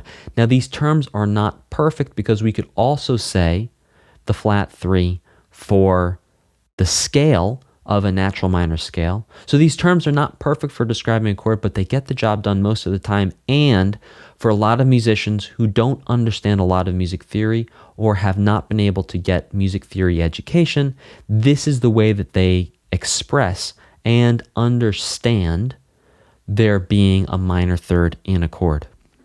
The last part of a chord for us to talk about is the fifth. The fifth is related to scale degree 5. So in summary, we have the root, which is essentially like scale degree 1 or the tonic. We're going to have the third, which is like scale degree 3 from a major scale or scale degree flat 3 from a natural minor scale, which is almost like the mediant. So the third is like the mediant. And then we have the fifth of the chord. The fifth is going to be like scale degree 5 or the dominant. In the next lesson, we are going to do a deep dive into both a major and minor triad and see these terms in application. I will see you there. In this lesson, you are going to see and understand how the terms root, third, and fifth work in a triad. So we're going to start off by looking at C major. We're going to look at the chord tones. Remember, the chord tones are just quite simply the notes in a chord. And we're going to see how they relate to scale degrees. We're also going to review their names. So whenever we want to make a major chord, we're going to take the root, third, and fifth. Another way of thinking about that is scale degree 1, scale degree 3, and scale degree 5 from the major scale, and we're going to stack them all on top of each other. So root, scale degree 1 is C. Third, scale degree 3 is E, and the fifth, scale degree 5, is G. We stack those all on top of each other, root, third, and fifth, and that's how we get a C major triad. That right there is a C major triad, C, E, and G. Now let's break down a minor triad. So for a minor triad, we're going to take the root, third, and fifth, or scale degree 1, flat 3, and 5 from a natural minor scale, and we're going to stack them all on top of each other. So in this case, we're going to use an A natural minor scale. So A is going to be scale degree 1, which we're going to call the root because it's for a chord. C is going to be scale degree flat 3, which we're going to call the third. And then E is going to be scale degree 5, which we're going to call the fifth. And we're going to take the root, third, and fifth, or A, C, and E. We're going to stack them all on top of each other, A, C, E, to create a minor triad, or to give it its full name, an A minor triad with root, third, and fifth all stacked on top of each other. In summary, all major and minor triads are built with 3 chord tones, a root, third, and fifth. And we can think about the root, third, and fifth for a major triad as coming from scale degree 1, 3, and 5 of a major scale. And we can think about the root, third, and fifth for a minor triad as coming from scale degree 1, flat 3, and 5 from a natural minor scale. I will see you in the next lesson. In this lesson, you are going to learn how to name a triad and also how to think about naming triads. So whenever we talk about naming a triad, we're always going to start with the root note or the root. And that's going to be the letter name of the chord. For example, in an A minor triad, A is the root. In a C major triad, C is the root. And in an E minor triad, E is the root. And in a G major triad, G is the root. So whatever the note name, the letter name from the musical alphabet that the root is, so whatever letter from the full musical alphabet is the root, that's going to be the first part of the name of the chord. Second, we'll name the chord quality. So chord quality defines whether the chord is major or minor. In an A minor chord, the quality is minor. In a C major, the quality is major. So let's say the root note is E and the quality of the chord is minor. You're going to call the chord E minor. Whenever you want to write down just a letter representation of a chord, it's going to be called a chord symbol. I'm going to give you some examples of some chord symbols right now. So the chord symbol for C major is just C. That's it. The chord symbol for G major is just G. The chord symbol for A minor is A and a minus sign. The chord symbol for E minor is E and a minus sign. That's it. So whenever we have a minor chord, we're going to show the quality of it being minor just by writing a little minus sign after the musical alphabet letter that is the root of the chord. So let's understand a little bit more about these chord names. So whenever you see a C or a G, we're always obviously assuming that it's major. Now here's where it gets interesting too, is that oftentimes musicians will not actually say major when they're talking or writing a chord. So you'll notice that when I wrote the chord symbol for C, I just wrote a C. I didn't put like a C, M for major or anything like that. No, it's just C. So when you talk about major chords, when musicians talk about major chords, if they say a C chord, what they mean is a C major chord. They're assuming the chord is going to be major. If you say an F chord, it's an F major chord. If they say a G chord, what they mean is a G major chord. The only time they're going to specify or talk about the quality of the chord is for minor chords, in which case they would say an A minor chord. They might say an E minor chord. You're always going to say minor. Now there's a couple of different ways you will see minor chords written. Out in the real world, you might see E-M-I-N for E minor. You might see E with a small m next to it, but E with a minus sign, that is the current and modern way of writing it, and that's how you should write it. And you just might see those other ways of writing minor chords out there, just as a heads up. What they mean is E minor, and they're just not writing it with a minus sign. But in this course and in this book and in your workbook, you will be writing minor chords with a minus sign. I will see you in the next lesson. In this lesson, you are going to understand how to think about major triads in terms of intervals. So let's get started. The quality of the chord for a major triad is major. We know that we can make a major triad from scale degree 1, 3, and 5 of a major scale, but we're going to call them root, third, and fifth because it's a chord, it's not a scale. There is an interval of a major third from scale degree 1, or the root, to scale degree 3, which is the third. Let's zoom in and take a look at that. See that? There you go. There's a major third. From C to E is an interval of a major third. Then from scale degree 3 to scale degree 5, or the third to the fifth, from E to G is an interval of a minor third. And we can count that. E to F, F sharp to G flat to G. That's going to be 1, 2, 3 half steps, which is going to be the interval of a minor third. Lastly, the interval from the root to the fifth, or if you're thinking about it in a scale way, scale degree 1 to scale degree 5, C to G, is a perfect fifth. That's the interval. Now, what's interesting is that all major triads, without exception, once you memorize these intervals, you will know every single major triad. All major triads are a major third from the root to the third. They are a minor third from the third to the fifth, and a perfect fifth from the root to the fifth.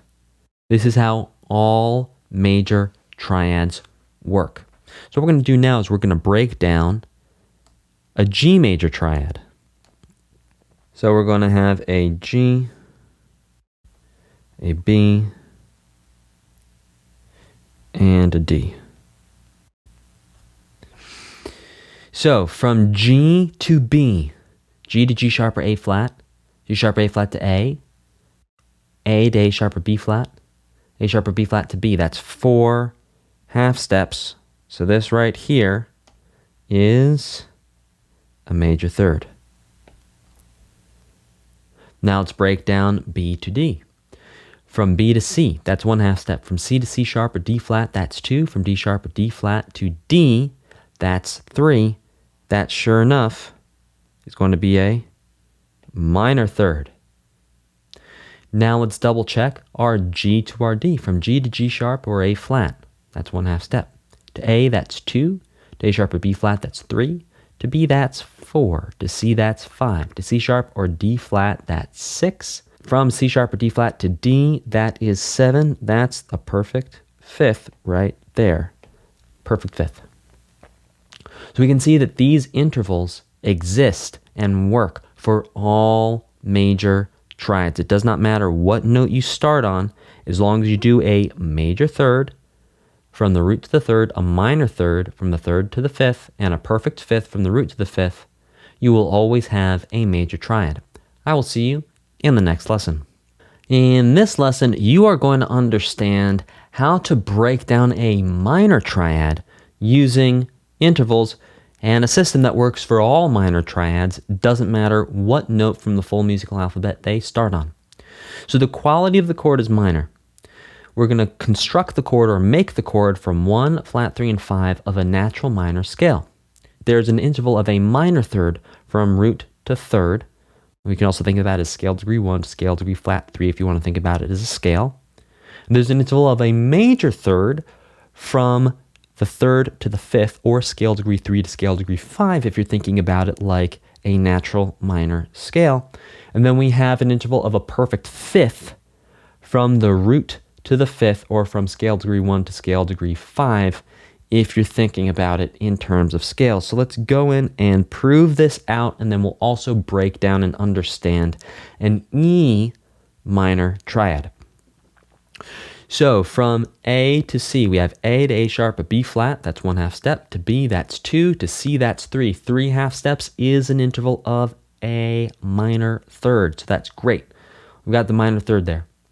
Now from C to E, from C to C sharp or D flat, from C sharp or D flat to D, from D to D sharp or E flat to E, that is 4 half steps. 4 half steps is a major third. That's an interval of a major third. So that's all good. Now we want 7 half steps to get our perfect fifth. So we're going to go from A to A sharp or B flat to B to C sharp or D flat to D sharp or E flat to E. Sure enough, 7 half steps. That gets us our perfect fifth. What I'm trying to say is all minor triads are going to be a minor third from root to third, a major third from third to fifth, and a perfect fifth from root to fifth. All minor triads. So let's prove that out with an E minor triad. So we're going to write an E, a G, and a B. Okay, let's prove this out, people. So we're looking for a minor third from root to third. So the root is E, the third is G, the fifth is B. So from E to G, we have E to F sharp or G flat to G. That's 3 half steps. Sure enough, 3 half steps is the interval of a minor third. Now we're looking for a major third from G to B. G to G sharp or A flat. G sharp or A flat to A. A to A sharp or B flat. A sharp or B flat to B. That's 4 half steps. That's going to be a major third. Now lastly, we want 7 half steps for a perfect fifth from the root to the fifth. So let's count it out. E to F to F sharp or G flat, F sharp or G flat to G, G to G sharp or A flat, G sharp or A flat to A to A sharp or B flat, A sharp or B flat to B. That is 7. Boom. Perfect fifth. So every single minor triad ever, does not matter what note of the full musical alphabet you start on, between the root to the third is always going to be a minor third. From the third to the fifth is always a major third, and from the root to the fifth is always a perfect fifth. I will see you in the next lesson. In this lesson, you are going to learn how to write triads, which is basically the same rules as writing stems for intervals, which was basically the same rules as writing stems for single notes, just adding a little extra on the end. So we're always going to think about the note head that is closest to the open end of the stem. And just as a quick reminder for you, the open end of the stem is right here. And this right here is the note head that is closest to the open end of the stem. So just like with intervals, the stem length is going to be 4 staff lines long from the note head closest to the open end of the staff. Just like writing regular notes, and then you just extend the stem up to get the other 2 notes of the triad.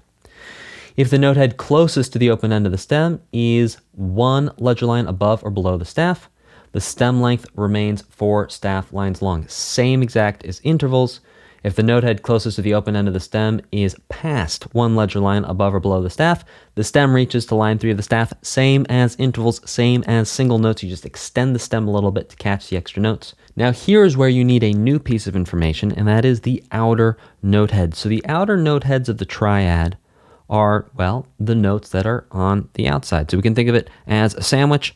This is the bread, and this is whatever good stuff you like to put in your sandwiches. So the outer note heads are the bread. So if the outer note head furthest away from line 3 of the staff is above line 3, stem down. If the outer note head furthest away from line 3 of the staff is below line 3, stem up. This is the same exact style rules as for intervals. And if the outer note heads are the same distance from line 3 of the staff, then stem down. That's it. That literally is it. It's basically the same thing as writing intervals. Now, one pro tip for writing triads. You're going to think of triads as snowmen. Do you want to build a snowman? And that's exactly what it's going to be. Because all the notes are 1/3 apart, and you're going to see this in the next lesson where we actually walk you through how to write triads on the staff. You're always just going to build a snowman. That's it. Whenever we're writing triads, all you got to do, build a snowman. If you build a snowman, you've got a triad. I will see you in the next lesson. In this lesson, you are going to understand and learn how to write triads on spaces. Another way of thinking of this is how to build a snowman on spaces. So you're going to start off by writing a treble clef, a double bar line, and your starting note. I find it also very helpful to keep focused to write the chord symbol above the staff. So you can see from this chord symbol, we're going to try to write an A minor chord. So the root of the chord is going to be A. So the first note we're going to write on the staff is an A.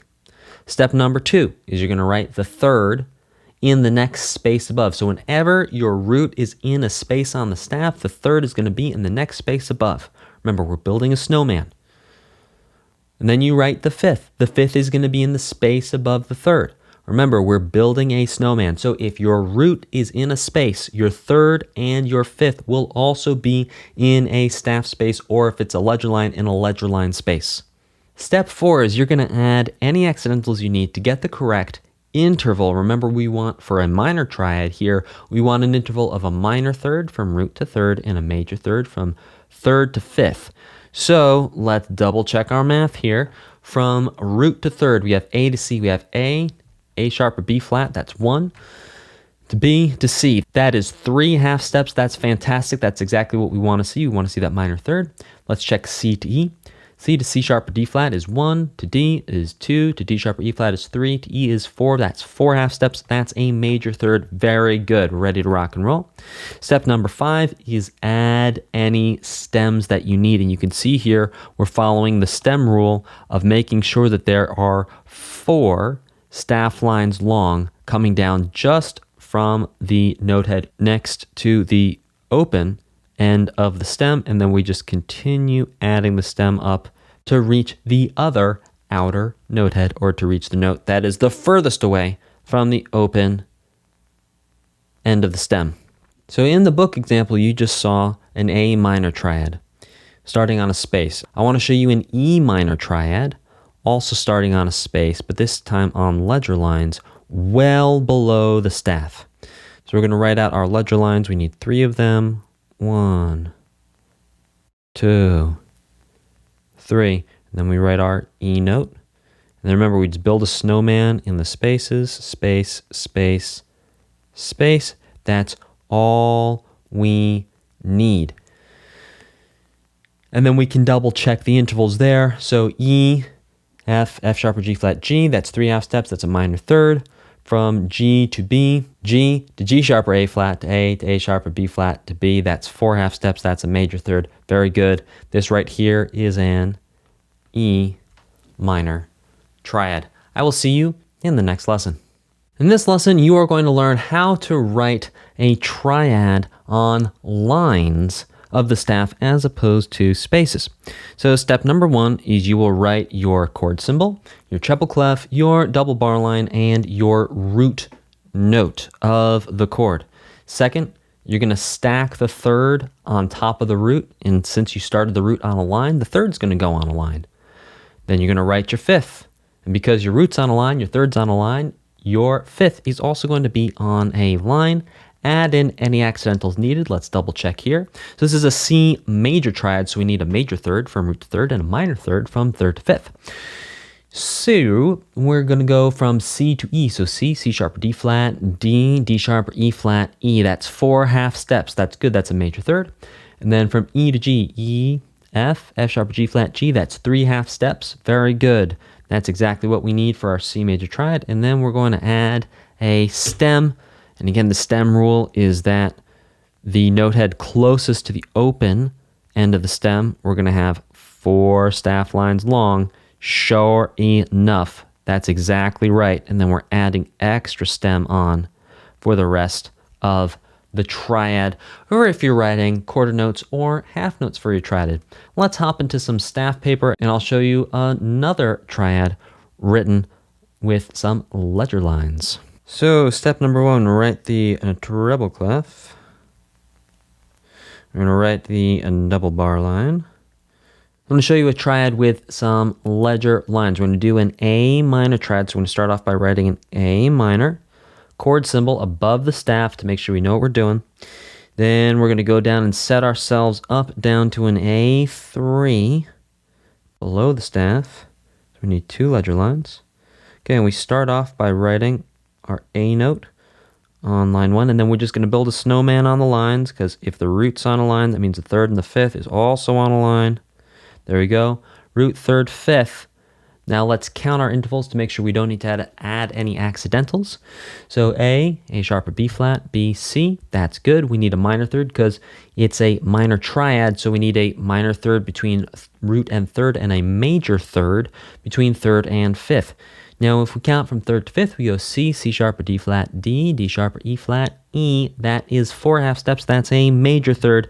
So this is all good to go. I will see you in the next lesson. In this lesson, we're going to talk about how to write dotted triads. This also works for writing dotted intervals. So basically, if you're going to write a dotted half note with a triad, you're just going to follow the same exact rules for writing a dotted half note but you're going to write 3 dots. You're going to write a dot for every single one. So as we know, when a note is on a line, you're going to write the dot for that note above that line that the note is on. So for example, we have this D note here is the lowest note of this triad here, and the D note is on line 4 of the staff. So we're going to write the dot in space 4 just above line 4, and you can see as well we have this note head here on this line, and so we're writing the dot above, and then we'd have this, if we imagine this ledger line extending out, writing the dot above what would be the line. And then for spaces, the rules are the same as for writing dotted half notes. Whatever space the note head is in, that's where you put the dot. So again, we're imagining that this right here is a space.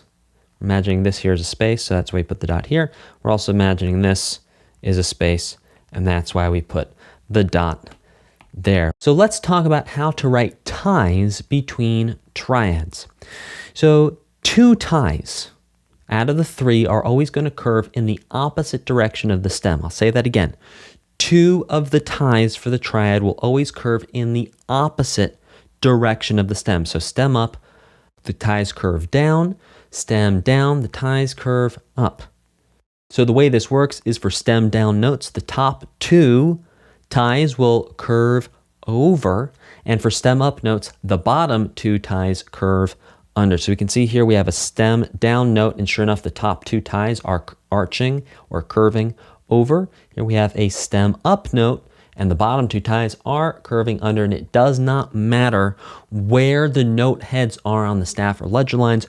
All we're going to pay attention to for writing ties and knowing which direction to curve the ties in is the direction of the stem. Now you can, when you're on ledger lines, flatten the ties slightly, make them not quite so archy so that they don't actually touch the ledger lines. And you can see that here. These top 2 ties, we have some space between the tie and the ledger lines. So we can very clearly see the tie connecting the notes, but it's not actually interfering or touching the ledger lines. And you can see here, stem up notes, we are tying under. And then you can apply the same rules if we have whole notes. Example that we're tying to or from whole note triads. You can use the rules for writing stem triads to know whether the stem would be up or down. And that rule is whichever note head is the furthest away from line 3, that is going to decide whether it would be stem up or stem down. So look for the note head that's the furthest away from line 3. And if that note head is above line 3, then you're going to treat it like a stem down. And if the note head that is furthest away from line 3 is below the staff, then you're going to treat it like a stem up triad. I will see you in the next lesson.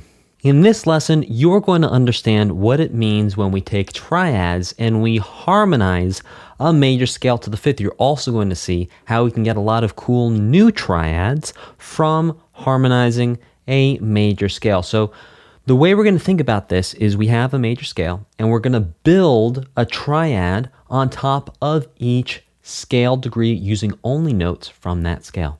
So a triad can be built, build a snowman, or written on every scale degree of any scale, major scales included. This means you take any scale degree, and then we're going to think of that scale degree as a root of a new triad. Then we're going to write a 3rd and a 5th above that scale degree. Now, each new triad is only going to use notes from that scale for the 3rd and the 5th. So for example, when you harmonize a C major scale, you will only use notes from the C major scale in each triad to figure out which accidentals to use, or in the case of C major, as we know, there's no sharps or flats, so no accidentals to use. So let's take a peek at what that looks like before we learn the next rules. Now you can see here, we have a C, we have a D, E, F, G, and A. Those are the root notes of each chord. The lowest notes of all these triads make up a major scale. C, D, E, F, G, A. We're not going to talk about B for now. And then we can see that we have a snowman built on every single one of these scale degrees. That's going to give us many more triads. So when we do this, when we take all the scale degrees from a scale and we build triads on top of them, this is called harmonizing the scale, because we're taking a scale and we are, well, turning it into harmonies. Now, just like we had a major step formula and a minor step formula, we're going to have a formula for the quality of the chords in every single major scale. So it does not matter what major scale we do. It does not matter what letter of the full musical alphabet we start on. All major scales follow this same pattern, and this is called the triad quality formula. And the triad quality formula goes major, minor, minor, major, major, minor, and you should memorize that. Major, minor, minor, major, major, minor. The quality formula stays the same because the intervals line up for each scale degree for all major scales in the same way.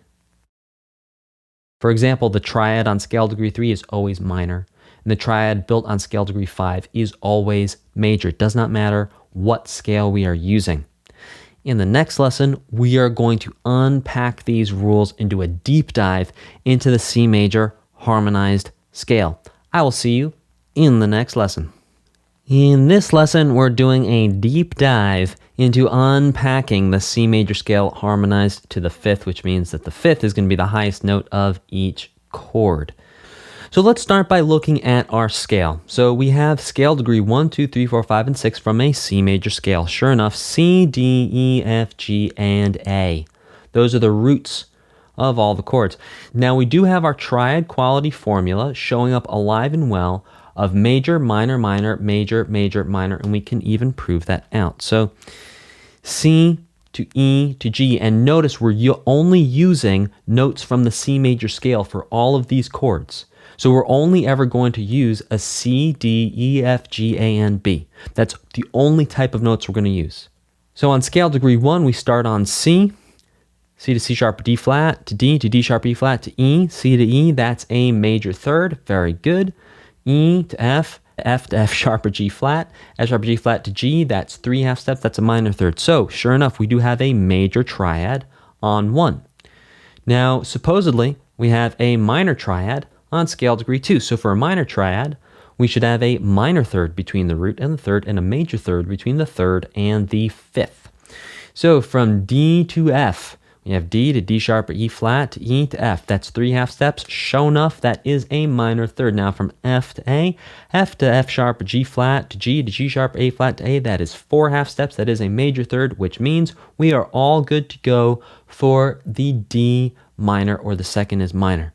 And you can go through the rest of these triads calculating the distance or the interval between the root and the third and the fifth, and you will see that it lines up with major, minor, minor, major, major, and minor.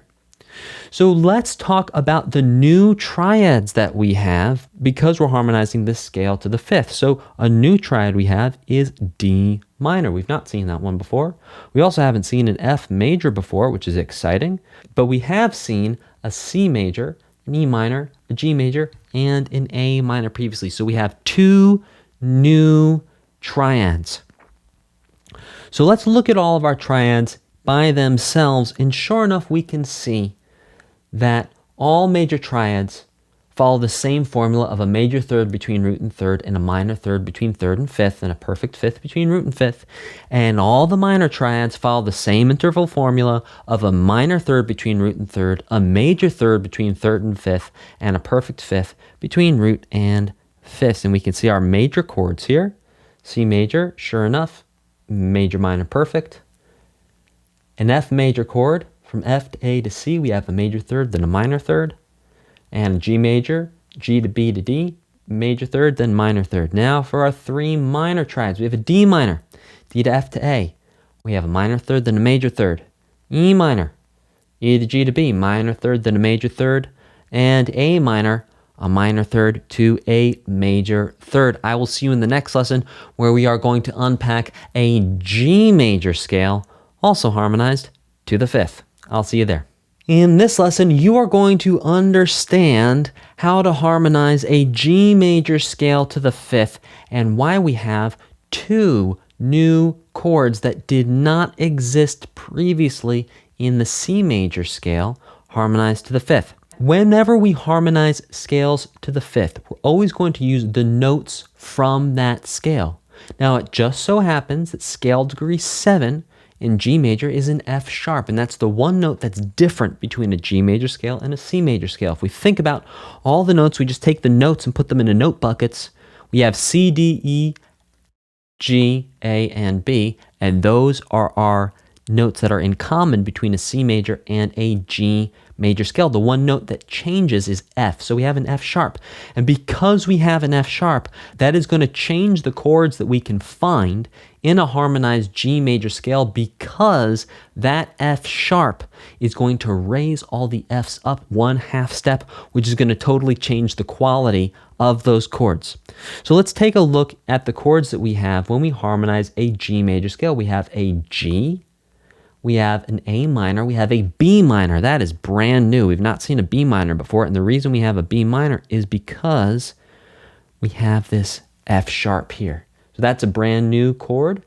We have a C major, we know C major, and we have another new chord, which is D major. And we're going to unpack the difference between D major and D minor in a future lesson. But just it's really cool to think about the fact that when we take all the notes of a C major scale and we put triads and fifths on top of all of them, we get a D minor. But when we do that same thing with a G major scale, we get a D major, and that's because of the F sharp. So let's look at all our new chords that we now get from stacking up the G major scale on top of itself to create these triads. So we have a G major triad, a C major triad, and our new kid on the block, the D major triad.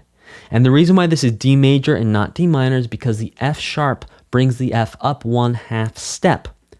Let's run through that math real quick. So D to D sharp or E flat is 1 half step, to E is 2, to F is 3, to F sharp is 4. So right there we have 4 half steps instead of stopping at F, which would get us 3. So that creates a major third interval. And then between F sharp and A, we have F sharp or G flat to G sharp or A flat to A. That's 3 half steps. That gets us our minor third. And that's how we have a D major triad. We also have a B minor triad. We can run the math on that.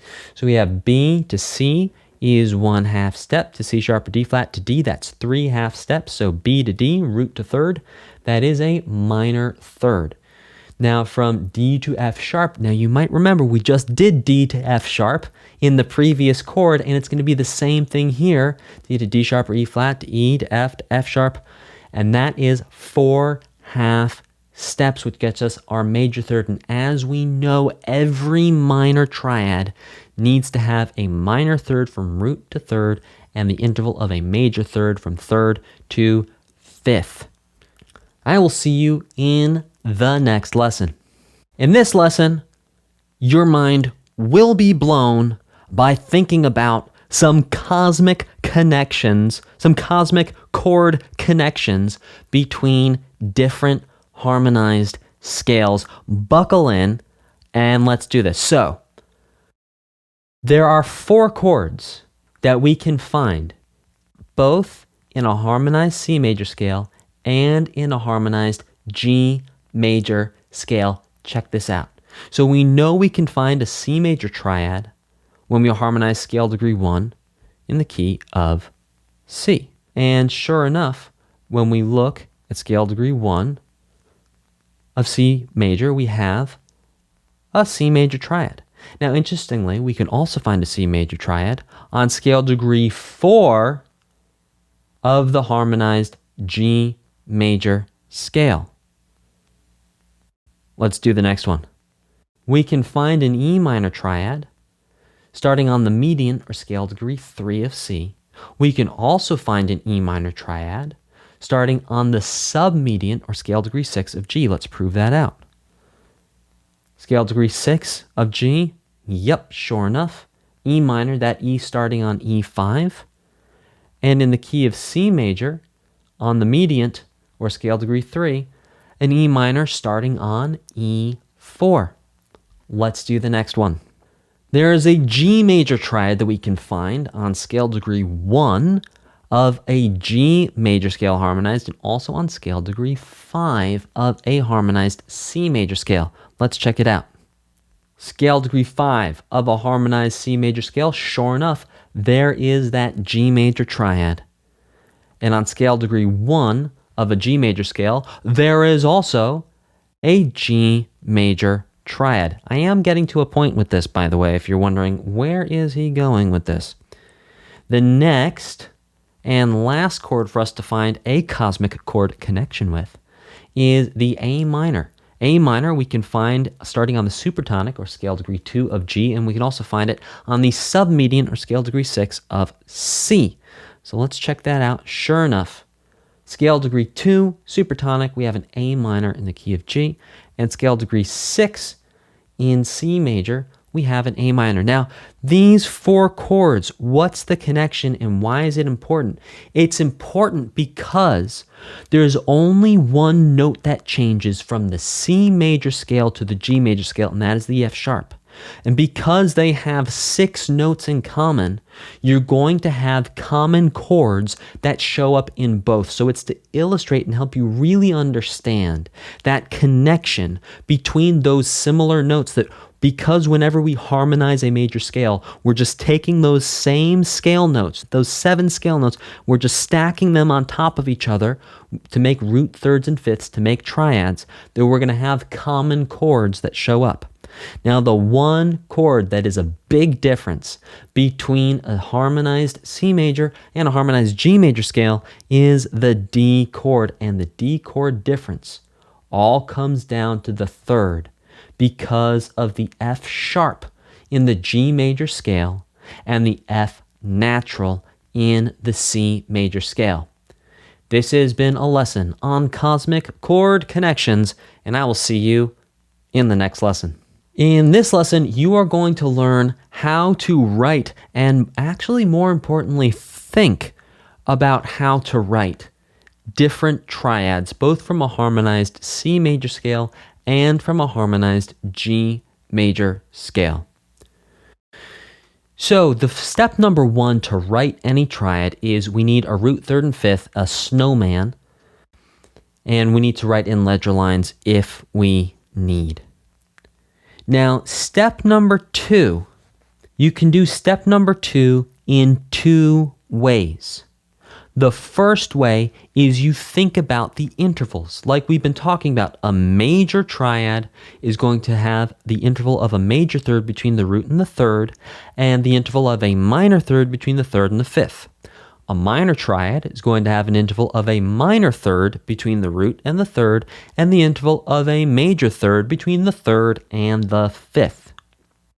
So you can just think about it that way, and that's fine. And if you want to just think about it that way, great. Stop the video here, go have fun, go write your triads. But if you want to learn about the second way of thinking about them, stay tuned.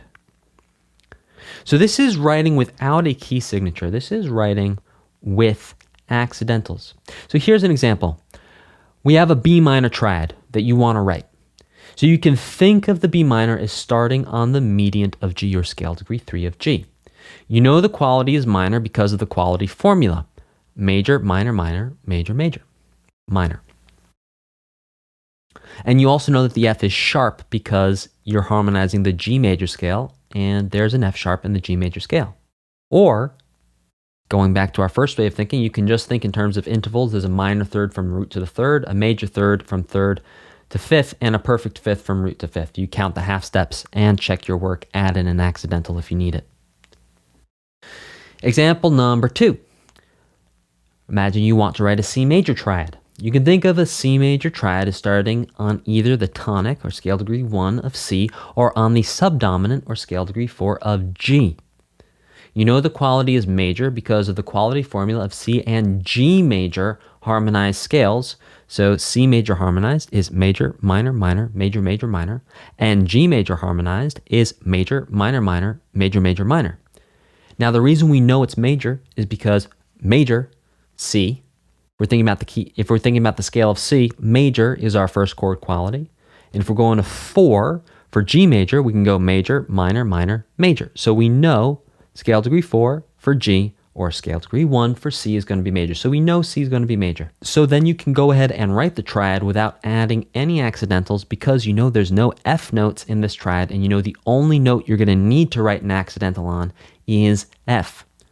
Or you could just think about it with intervals and you could say to yourself, okay, there's a major third. We have a major triad, so we need a major third from root to third.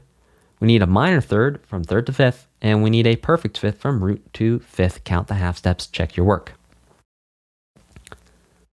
And then what you would do is you would add in the accidentals on any notes that need accidentals according to the harmonized scales, or you add in the accidentals because it would make the intervals correct. So there's two ways of thinking about this. You can either think about writing triads in terms of the harmonized scale and thinking about it in relation to all the notes of the scale, or you just think about building the triad with the minor third or major third interval and then the minor third or major third interval on top of that. I will see you in the next lesson. In this lesson, you are going to learn all about Roman numerals and why they matter in music. So whenever we want to categorize chords or analyze chords or understand chords or categorize or understand music that we want to understand, the music that you love that you want to analyze, you're going to need to know and understand Roman numerals. So there are two types of Roman numerals.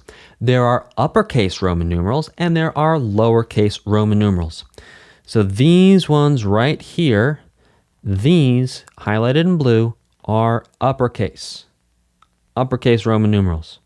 Lowercase Roman numerals, highlighted in red, are here.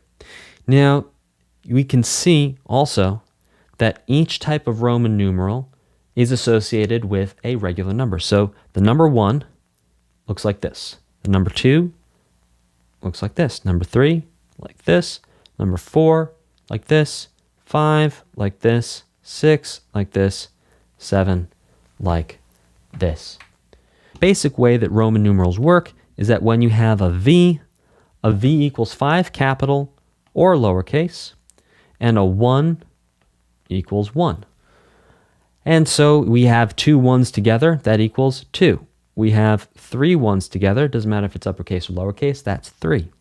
When we put a 1 in front of a 5, it's saying 5 minus 1, so that equals 4. And then if you add a 1 in front of a 5, so 5, 1, that equals 5 plus 1, or 6. So you can see for the number system that we have the number 1, and so we just have 1 lowercase and 1 uppercase. The number 2, we have 2 lowercase, 2 uppercase. The number 3, we have 3 lowercase, 3 uppercase. The number 4, we have a 1 and then a 5, which means 5 minus 1. That's 4 lowercase and uppercase. 5 is just a V, lowercase and uppercase. 6 is going to be a 5 and then a 1. That means 5 plus 1. And then 7 is going to be a 5 and then 2 1s, which means 5 plus 1, which equals 7. So memorize these Roman numerals if you don't know them already. Memorize how they work and memorize each number these Roman numerals are associated with. Now, the reason why we need the lowercase and the uppercase Roman numerals is because we're going to use lowercase Roman numerals to describe minor chords. So the Roman numerals is actually going to show the quality. And uppercase Roman numerals are going to show major chords, so they are also going to show a quality. So we're going to show the difference between major and minor chords with Roman numerals. Minor chords are going to get lowercase Roman numerals. Major chords are going to get uppercase Roman numerals. And you will see Roman numerals abbreviated as RN, Roman numerals. I will see you in the next lesson. In this lesson, you're going to see a side-by-side comparison of a harmonized G and C major scale to the fifth with chord symbols, with Roman numerals, with quality formulas, and scale degrees. So let's jump straight in. So we can see just before we start off that we'll have our scale degrees here. We'll have our quality formula here. Roman numerals will be here. The key of C major will be here. The key of G major will be here. So we're going to compare these straight up and down. So let's look here. Scale degree 1. The quality of the chord is going to be major. The Roman numeral is going to be an uppercase Roman numeral 1. Now here's where it gets interesting. In the key of C major, the chord would be C, and in the key of G major, the chord would be G. Now in both cases, we're going to use the Roman numeral 1. The Roman numeral 1, we're always going to use that to show the chord that is on scale degree 1. Doesn't matter what the key is. Let's look at scale degree 2. So for scale degree 2, we know the quality is going to be minor. It doesn't matter what scale we are using to harmonize. The triad that is built on scale degree 2 is always going to be minor. So we can see here that in the key of C major, scale degree 2 is D, and we'd have a D minor. In the key of G major, scale degree 2 would be A, so we have A minor. Let's look at scale degree 3. So in scale degree 3, we know the quality of the chord is minor. The Roman numeral is a lowercase 3. In the case of C major, scale degree 3 would be E. In the case of G major, scale degree 3 would be B, and they're both going to be minor. So that's how we get E minor for C major and B minor for G major. Let's look at scale degree 4. The triad that is built on scale degree 4 is always major. It does not matter what scale we are using. Always, always, always, the triad that we build on scale degree 4 is going to be a major triad. So we have an uppercase Roman numeral 4. In the key of C, the fourth scale degree is F, so we have an F major triad. In the key of G, the fourth scale degree is C, so we have a C major triad. Scale degree 5. All triads that are built for any scale on scale degree 5, when we harmonize a scale, are always going to be major. So we're going to show that with an uppercase 5 Roman numeral. And then scale degree 5 in a C major scale will be G, so we're going to have a G major chord. And scale degree 5 in a G major scale would be D, so we'll have a D major chord there. Scale degree 6 is always minor, so we're going to show that with a lowercase Roman numeral 6. Scale degree 6 in a C major scale is A, and the quality is going to be minor. Scale degree 6 for a G major scale is E, and then we're going to have an E minor. I will see you in the next lesson. In this lesson, you are going to learn how to write a harmonized major scale to the fifth. So the first thing you're going to do is you're going to set yourself up with either an entire line of staff or half a line of blank staff. You're going to write a treble clef, a double bar line, and then a major scale up to scale degree 6 with chord symbols, and that'll look like this if it's a G major scale. And in this one, we will be adding accidentals because we're not actually going to add a key signature. Step number 2, you've got to build a snowman on every single scale degree that you have written out. So you have written out scale degrees 1 through 6. Just build a snowman. Don't worry about the accidentals. Don't count the major thirds, the minor thirds. Just write snowmen. Then step number 3, we've got to think about the thirds, whether it's a major third or a minor third, the quality of the chord, to make sure that if accidentals are needed, you can put in any accidentals. Now, when you write a harmonized major scale with a key signature, you actually have a little less work to do. So you're going to start off just the same, writing a treble clef, this time a key signature, and then the scale up to scale degree 6. with a double bar line.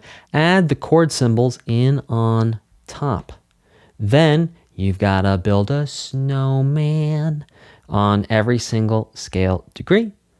And then what you can do for bonus is, because you don't have to go in and add those accidentals because this key signature is going to take care of the accidentals, you can go in and write your Roman numerals for bonus points. All right. So we're going to start with a treble clef. We're going to write a double bar line over here. And then we're going to write out a scale. I'm going to do C major starting on C4, C, D, E, F, G, A. Remember, only going up to scale degree 6. Now, because C major, there are no sharps or flats, we could say this is with a key signature, or we'd say it's not with a key signature. It doesn't really matter because there are no sharps or flats. Okay, now step number 2 is we have to build a snowman for every single scale degree. And again, make your writing neater than mine.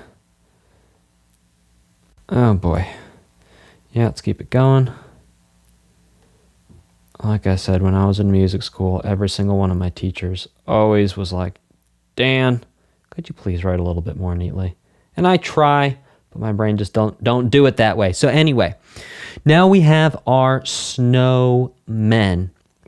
Then you can go through and check your major thirds and minor thirds to make sure you have the quality of the chords correct. And then as a bonus, what I recommend doing is writing out the Roman numerals below each chord. And the reason why you should write the Roman numerals out, and the reason why it's a bonus, and the reason why it's good to do it, is because the more you make the connection between the chords in the harmonized scale and the Roman numeral, the easier it's going to be when you actually sit down to analyze and break down and understand the music that you love and that you really want to understand.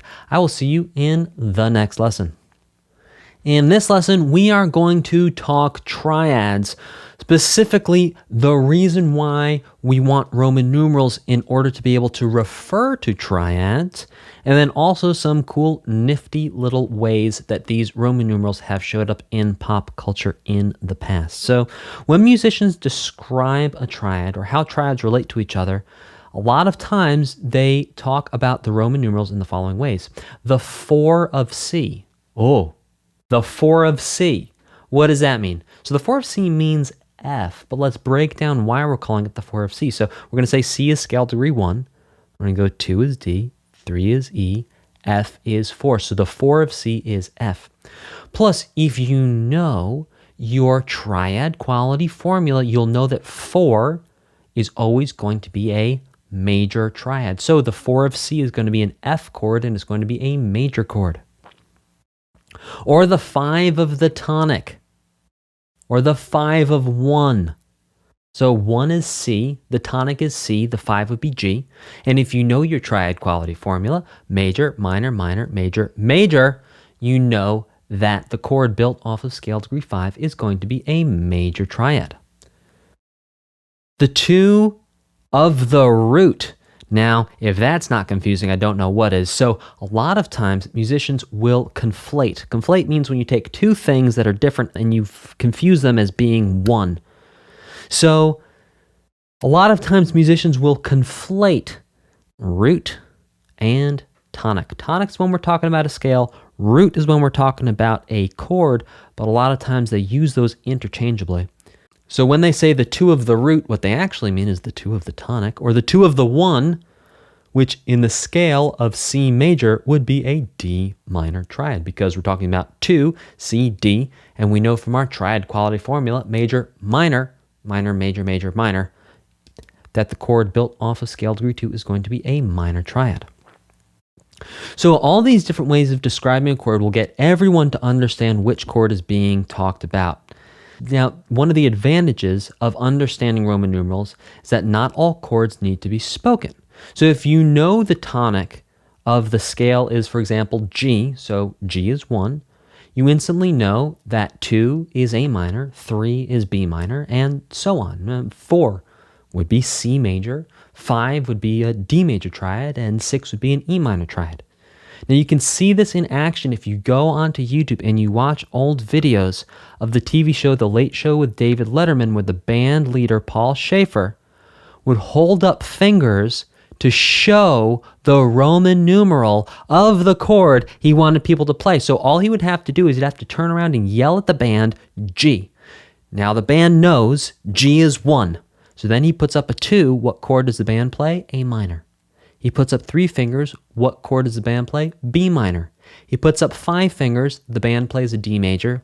He puts up 4 fingers. The band plays a C major.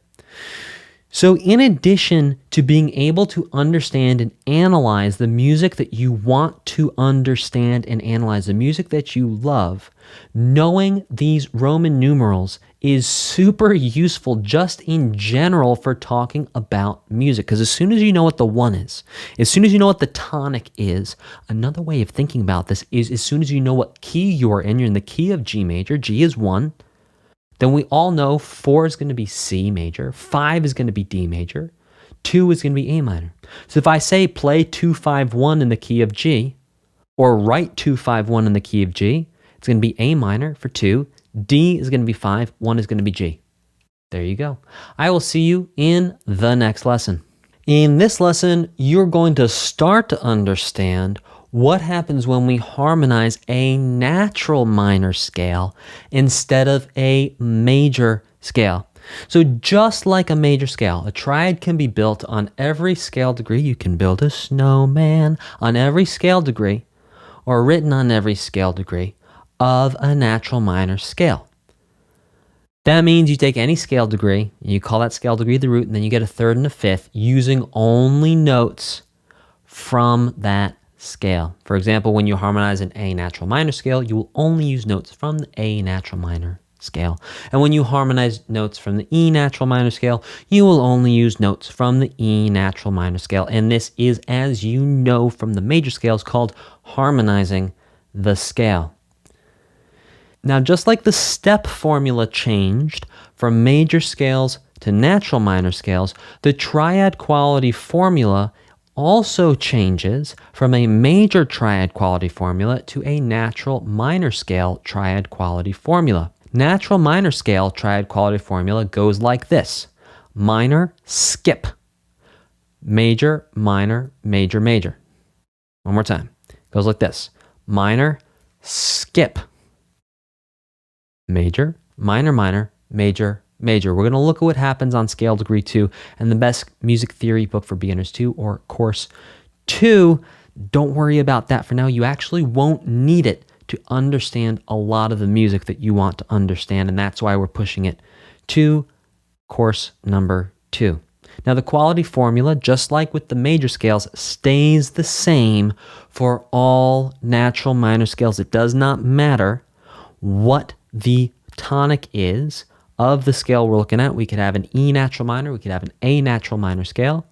The natural minor scale quality formula is always going to be minor, skip, major, minor, minor, major, major. Always. For example, the triad built on scale degree flat 3 is always major, and the triad built on scale degree 5 is always minor. Let's take a look at an A natural minor scale and break it down with this understanding. So already you can see we're skipping scale degree 2. Don't worry about scale degree 2. It has a totally different type of quality, a totally different name, and we're not going to worry about that right now. So don't worry about scale degree 2. That's also like telling someone not to think about pink elephants, is as soon as I tell you not to think about pink elephants, you are now thinking about a pink elephant, but don't worry about scale degree 2. So we can see that just like the major scale, we write out the natural minor scale. The root of every chord is the A natural minor scale. We have A, B, C, D, E, F, G, and A. With scale degrees 1, flat 3, 4, 5, flat 6, and flat 7 being used.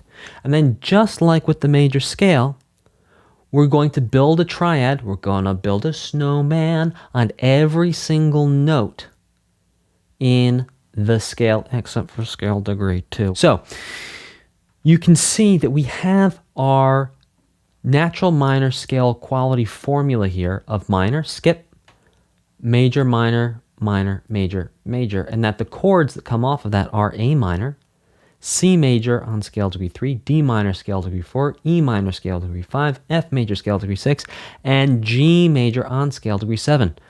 I will see you in the next lesson. In this lesson, you're going to understand what an E natural minor scale harmonized to the fifth looks like. So in keeping with our natural minor quality formula, we're going to go minor, skip scale degree 2, major, minor, minor, major, major. And you can see that the root of all of these triads is sure enough just the E natural minor scale. We have E, we're skipping F sharp, then going to G, A, B, C, D, and then E.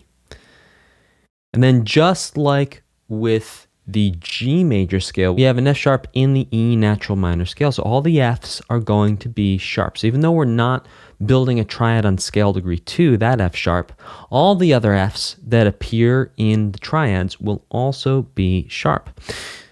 And so what we end up with is E minor, G major, A minor, B minor, C major, and D major. And that's pretty much it. It works the same exact way as the A natural minor scale harmonized to the fifth. We're just literally going to build a snowman off of every single note in the scale, except for scale degree 2. If the note of the scale starts on a line, we're going to do a snowman on the lines. If the note starts in a space, we do a snowman in the spaces. And that's how we get the E natural minor scale harmonized to the fifth. I will see you in the next lesson. In this lesson and the next couple of lessons, you're going to understand what it looks like when we harmonize relative scales and the connection between harmonized relative scales. So before we talk about harmonizing the relative scales, let's do a quick review to make sure you remember what relative scales are. So relative scales and relative keys. We're going to be talking about relative scales here. So for example, if we take a C major scale and we count up to scale degree 6, and then we change scale degree 6, and we're going to think about scale degree 6 as scale degree 1, and then we go up an octave using all the same notes from the C major scale, we're going to get an A natural minor scale. So we start on C, we go C, D, E, F, G, A, that's scale degree 6, and then we're going to pretend now scale degree 6 is scale degree 1, and say A, B, C, D, E, E, F, G, A, and that's going to get us our relative minor scale, which is going to be an A natural minor scale. And we can do the same thing for G major to E minor. So G, A, B, C, D, E, that's counting up 6. And then if we start on E and use all the same notes as a G major scale, so it's going to be E, F sharp, G, A, B, C, D, E, we get an E natural minor scale. So that's the relationship. And that relationship is called relative. So a C major scale to an A natural minor scale, those are relative scales. A natural minor is the relative minor scale of C major, and C major is the relative major scale of the A natural minor scale. And we can also have that same relationship between two keys. So the key of C major is the relative key of A minor, and A minor is the relative minor key of C major.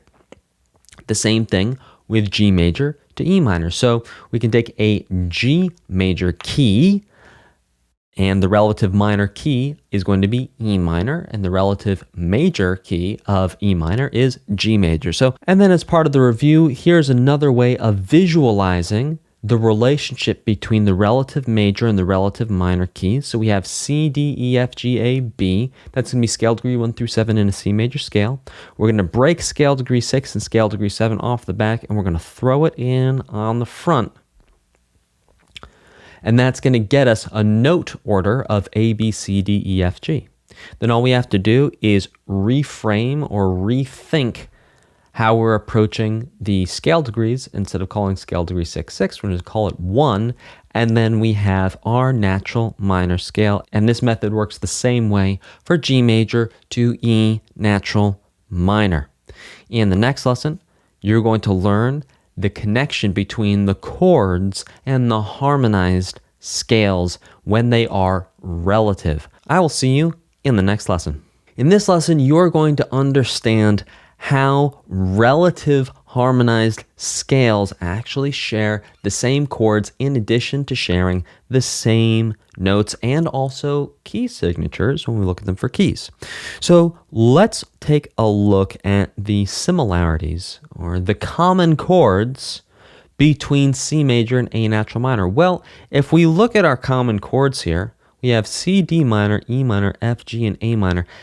And hang on a second, that's 6 chords. That's all the chords we have, which means, sure enough, that all the chords in a harmonized A natural minor scale and all the chords in a harmonized C major scale are exactly the same. They're all exactly the same. And the reason for this is because, as you may remember from the previous lessons and also previous lessons where we talked about relative keys and relative scales, is that they actually share the same notes. So because they share the same notes, when we stack those notes on top of each other, when we build snowmen to make triads, we end up with the same exact chords, just in a different order, in the same way that relative scales have the same notes but in a different order.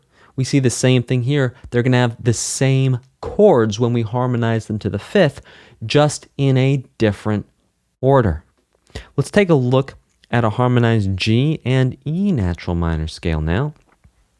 So we can see our common chords are G, A minor, B minor, C, D, and E minor. And sure enough, if we look at it, they share the same exact chords. And that's because the notes in the scales are exactly the same, just in a different order. So when we go and we stack them up into triads and we harmonize the scale, they end up creating the same exact triads. Exactly the same. In summary, whenever you have relative scales, so we have G major is the relative major of E minor is the relative minor of G major. When we have that relative relationship, when we harmonize those scales, we're going to end up with the same exact chords, just in a different order, in the same way that both scales have the same notes, just in a different order. I will see you in the next lesson. In this lesson, you are going to understand the connection between the major triad quality formula and the natural minor scale triad quality formula, and why the relative keys are connected in the same way that they're connected with the same chords when we harmonize them to the fifth. The scales have the same notes and the keys have the same key signature. So let's take a look at this. We're going to do the same thing we did when we understood breaking off scale degree 6 and 7 and throwing them to the front, to understand how the major scale goes from scale degree 1 to scale degree 6, and then we can think about the minor scale as starting on scale degree 6 and then going up an octave using the same exact notes as the major scale. So we can see here we have our major quality formula of major, minor, minor, major, major, minor. Now what happens is if we break off scale degree 6 and scale degree 7, and keep in mind, you can see scale degree 7 here, there's no chord here. We're going to get to that chord in theory 2 because that's a whole nother can of worms. So we take scale degree 6 and scale degree 7 and we throw them to the front of the line. So we have a minor and a skip. So we take the minor and the skip and we put them at the beginning in the same way we can put scale degree 6 and scale degree 7. We looked at it right up here, scale degree 6 and scale degree 7 from the scale going to the front. We're doing the same exact thing here. We're just looking at it instead of scale degrees. We're looking at it with the triad quality formula. Then we have minor, skip, major, minor, minor, major, major.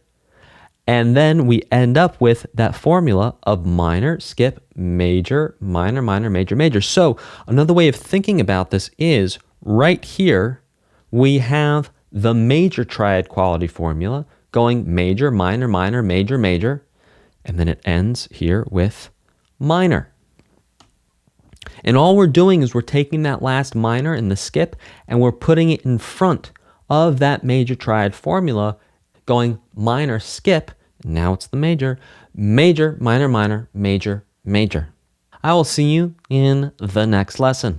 In this lesson, you are going to understand how to write triads from the natural minor scale. So, as you learned in the last couple of lessons, when we harmonize a major and a relative minor scale, we get the same exact chords, just in a different order.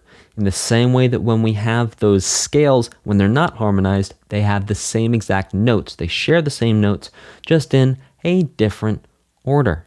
So a quick review on Roman numerals. Lowercase Roman numerals are for minor triads, and uppercase Roman numerals are for major triads. So let's take a look at our natural minor scale quality formula here. Just the minor chords, we're going to have minor 1, minor 4, and minor 5. The major chords, we're going to have major 3, major 6, and major 7. And when we put the whole thing together, we'll have minor, skip, major, minor, minor, major, major, which sure enough is our natural minor scale triad quality formula. So here's an example of an E natural minor scale harmonized to the fifth, also using Roman numerals to express the quality of each chord, whether it's major, whether it's minor, and also what scale degree it's built on, whether it's built on scale degree 1, 3, 4, 5, 6, or 7. Take a look at that for a moment. You can also come back to this in your book. We're also going to take a peek at the A natural minor scale, harmonized to the fifth with Roman numerals here. And sure enough, we can see it's all lining up with minor, skip, major, minor, minor, major, major. The Roman numerals are agreeing with the quality formula. We also have the chord symbols that are agreeing with the quality formula, and also with the scale degrees, interestingly, as well. So to actually write a harmonized natural minor scale to the fifth, you're going to write out the natural minor scale with a treble clef and a double bar line. You're going to add your chord symbols above the staff. Step number 2 is you build a snowman on every single scale degree except for scale degree 2. We're going to skip scale degree 2.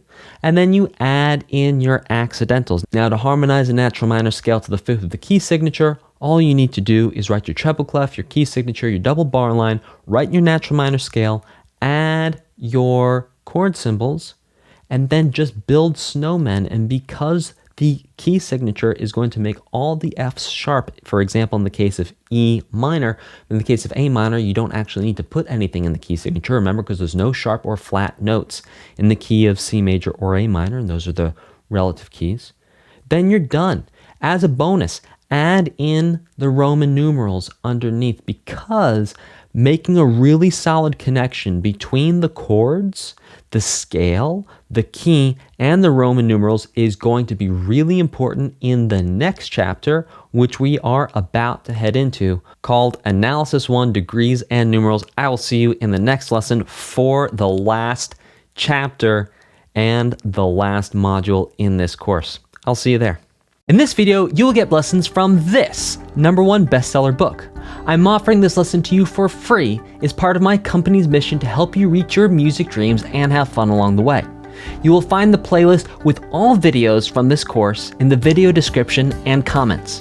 There may be information in previous videos that will make the video you are watching now easier to understand. I recommend watching the videos in order. Hi, I'm Dan Spencer, author of the Best Music Theory book for beginners. Over 5,000 people have purchased this book, pushing it to hit #1 bestseller in its category on Amazon. Finally, if you would like to get this #1 book, the workbook, for free, along with quizzes, interactive flashcards, and more bonuses, links are in the video description and in the comments. And now, here is the next lesson and the Best Music Theory course, Level 1. Huge congratulations to you to making it to this final chapter, this final module in the Theory 1 course, and of course in the Best Music Theory book for beginners. This is where the magic happens. Everything you've learned has led up to this, because now you're going to take all your theory knowledge and you're going to use it to break down, to analyze, to understand music that you love. Now, just to let you know that the first pieces you are going to learn are going to be very easy children's songs because that's where we need to start.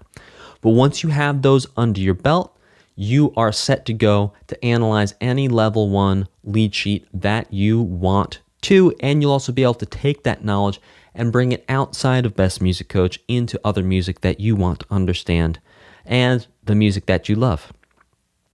So let's talk about a lead sheet.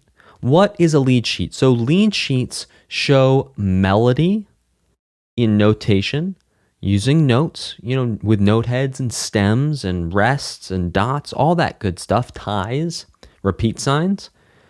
And then there's chord symbols above the staff that show what chord is happening while the melody plays.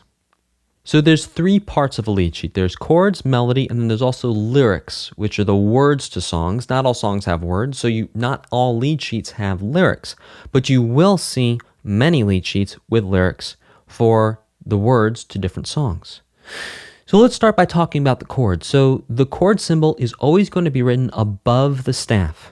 Sometimes there's a new chord every measure or every other measure, and sometimes there's only one chord for every line of music, and sometimes there's going to be one chord for an entire page of music.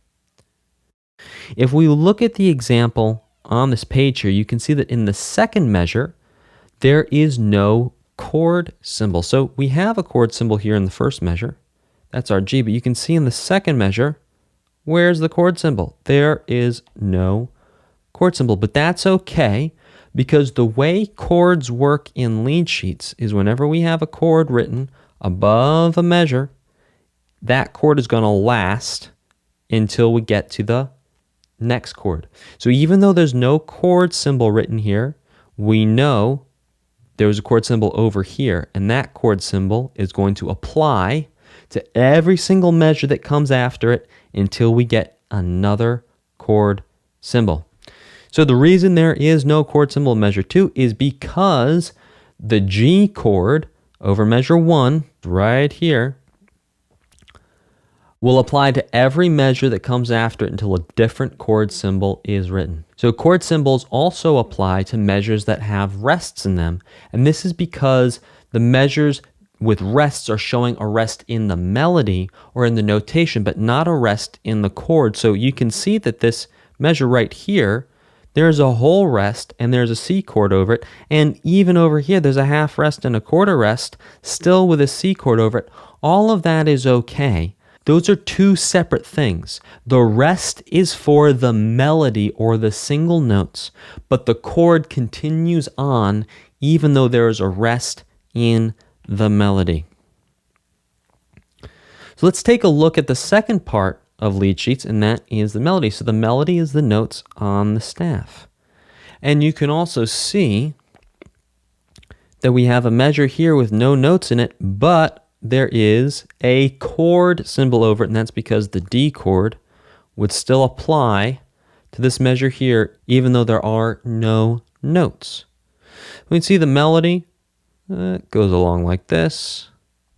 Very nice melody there with chord symbols above. Now the last thing for us to talk about are the lyrics. We can see that the lyrics for this song are, "This is a lead sheet song," and those are fine words.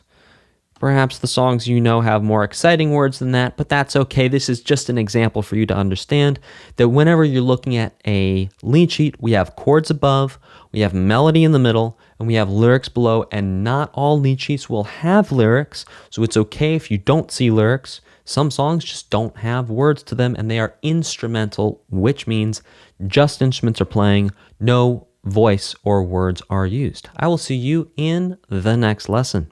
In this lesson, you are going to understand the 3 steps that you are going to go through to determine and to figure out what key a song is in just by looking at the music without actually hearing the music at all. So this is pure music theory that you're going to be able to understand. So what we're going to do in this lesson, we're just going to break down the 3 steps, and then in the next 3 lessons, we're going to spend 1 lesson on each one of the 3 steps, and then we're going to do a bonus lesson at the end of those to tie it all together and to walk you through the thought process of figuring out what key a song is in.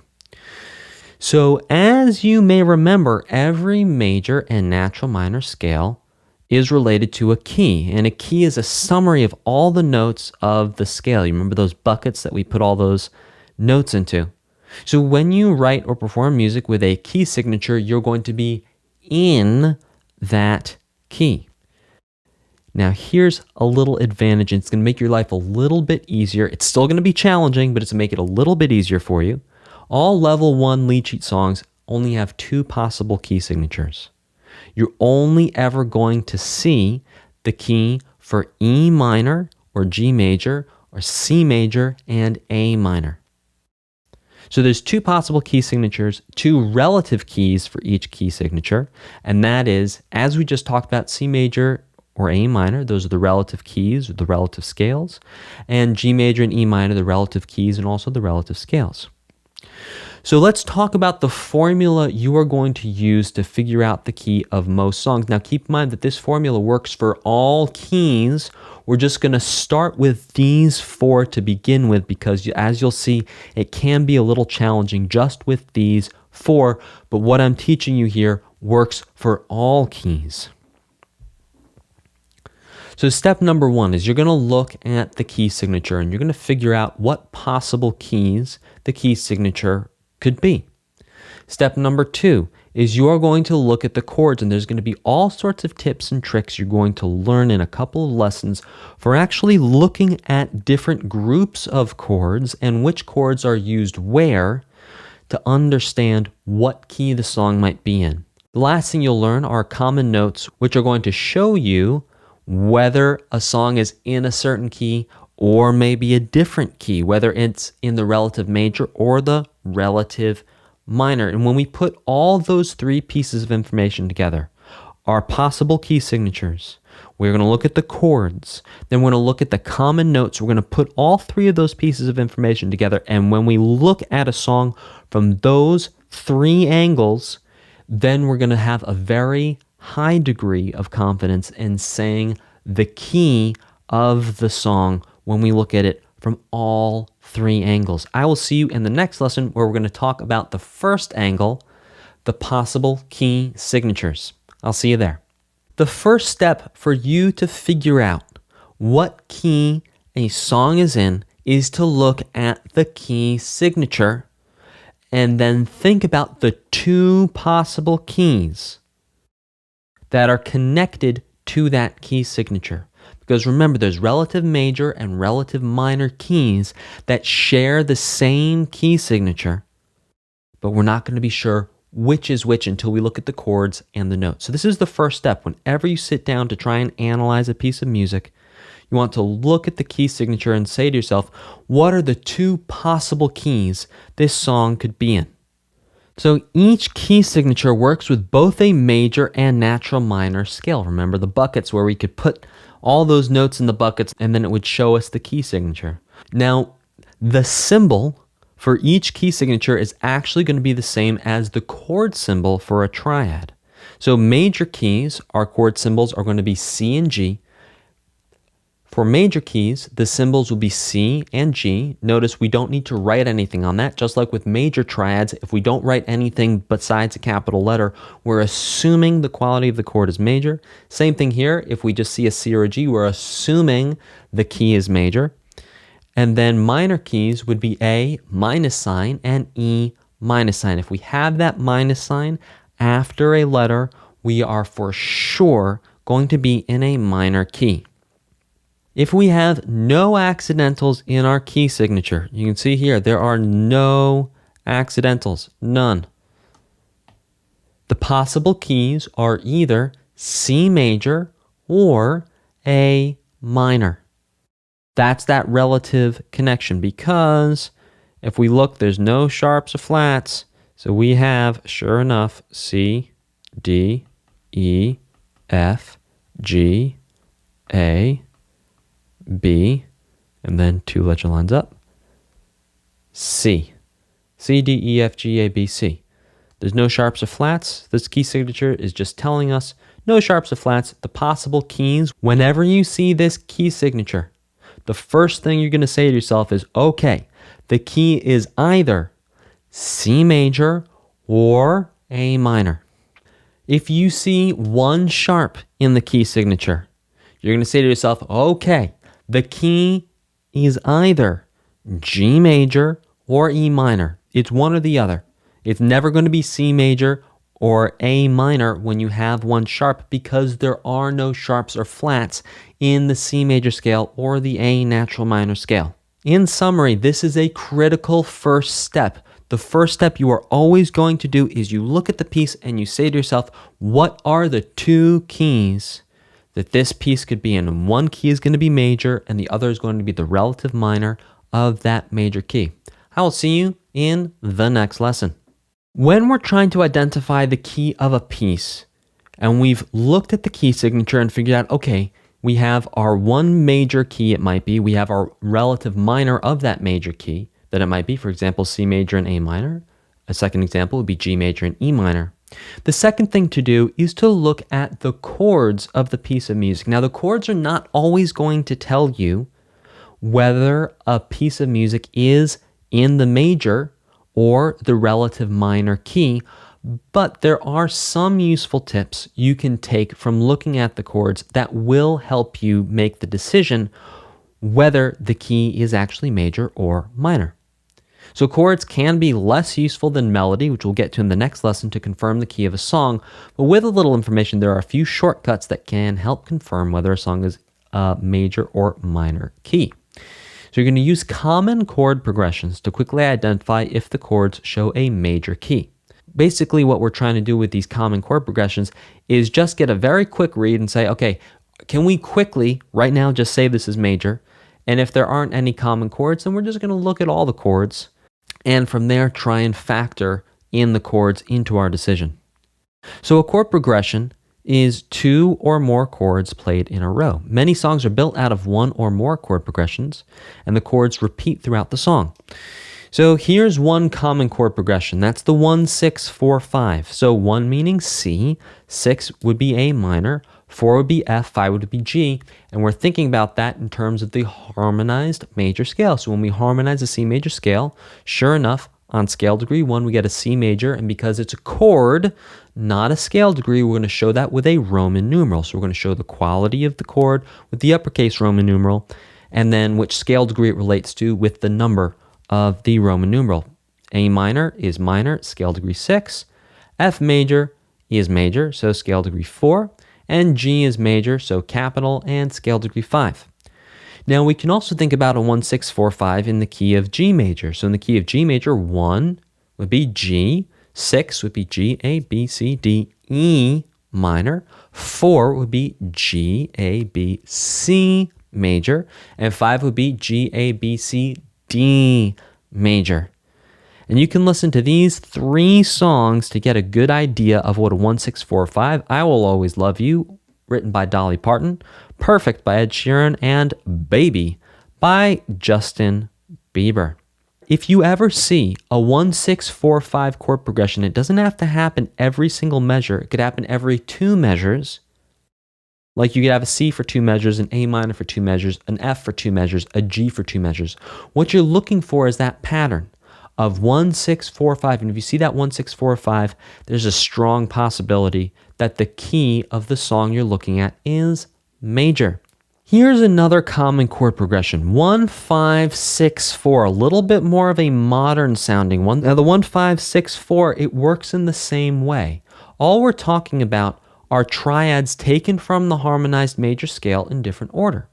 In the case of this 1, 5, 6, 4, we are showing this in the key of C major. So we have C, which is going to be 1. We're showing the triad quality with the Roman numeral. It's a capital Roman numeral. We're showing the scale degree with the number of the Roman numeral. That's a 1.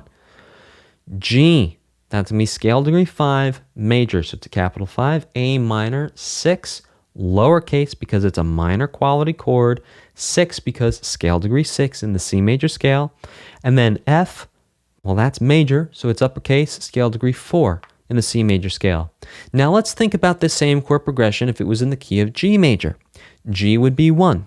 5 would be G, A, B, C, D major. 6 would be G, A, B, C, D, E minor. And 4 would be G, A, B, C major. So the useful thing about using these Roman numerals to talk about chord progressions is we don't actually need to say the actual chord name or talk about the chord symbol. We can just say in the key of G major, it's a 1, 5, 6, 4. And as soon as I say a 1, 5, 6, 4 in G major, you can think, okay, 1 is G major, G, which is major. Then you think about 5, major, minor, minor, major, major, and G, A, B, C, D, so D major.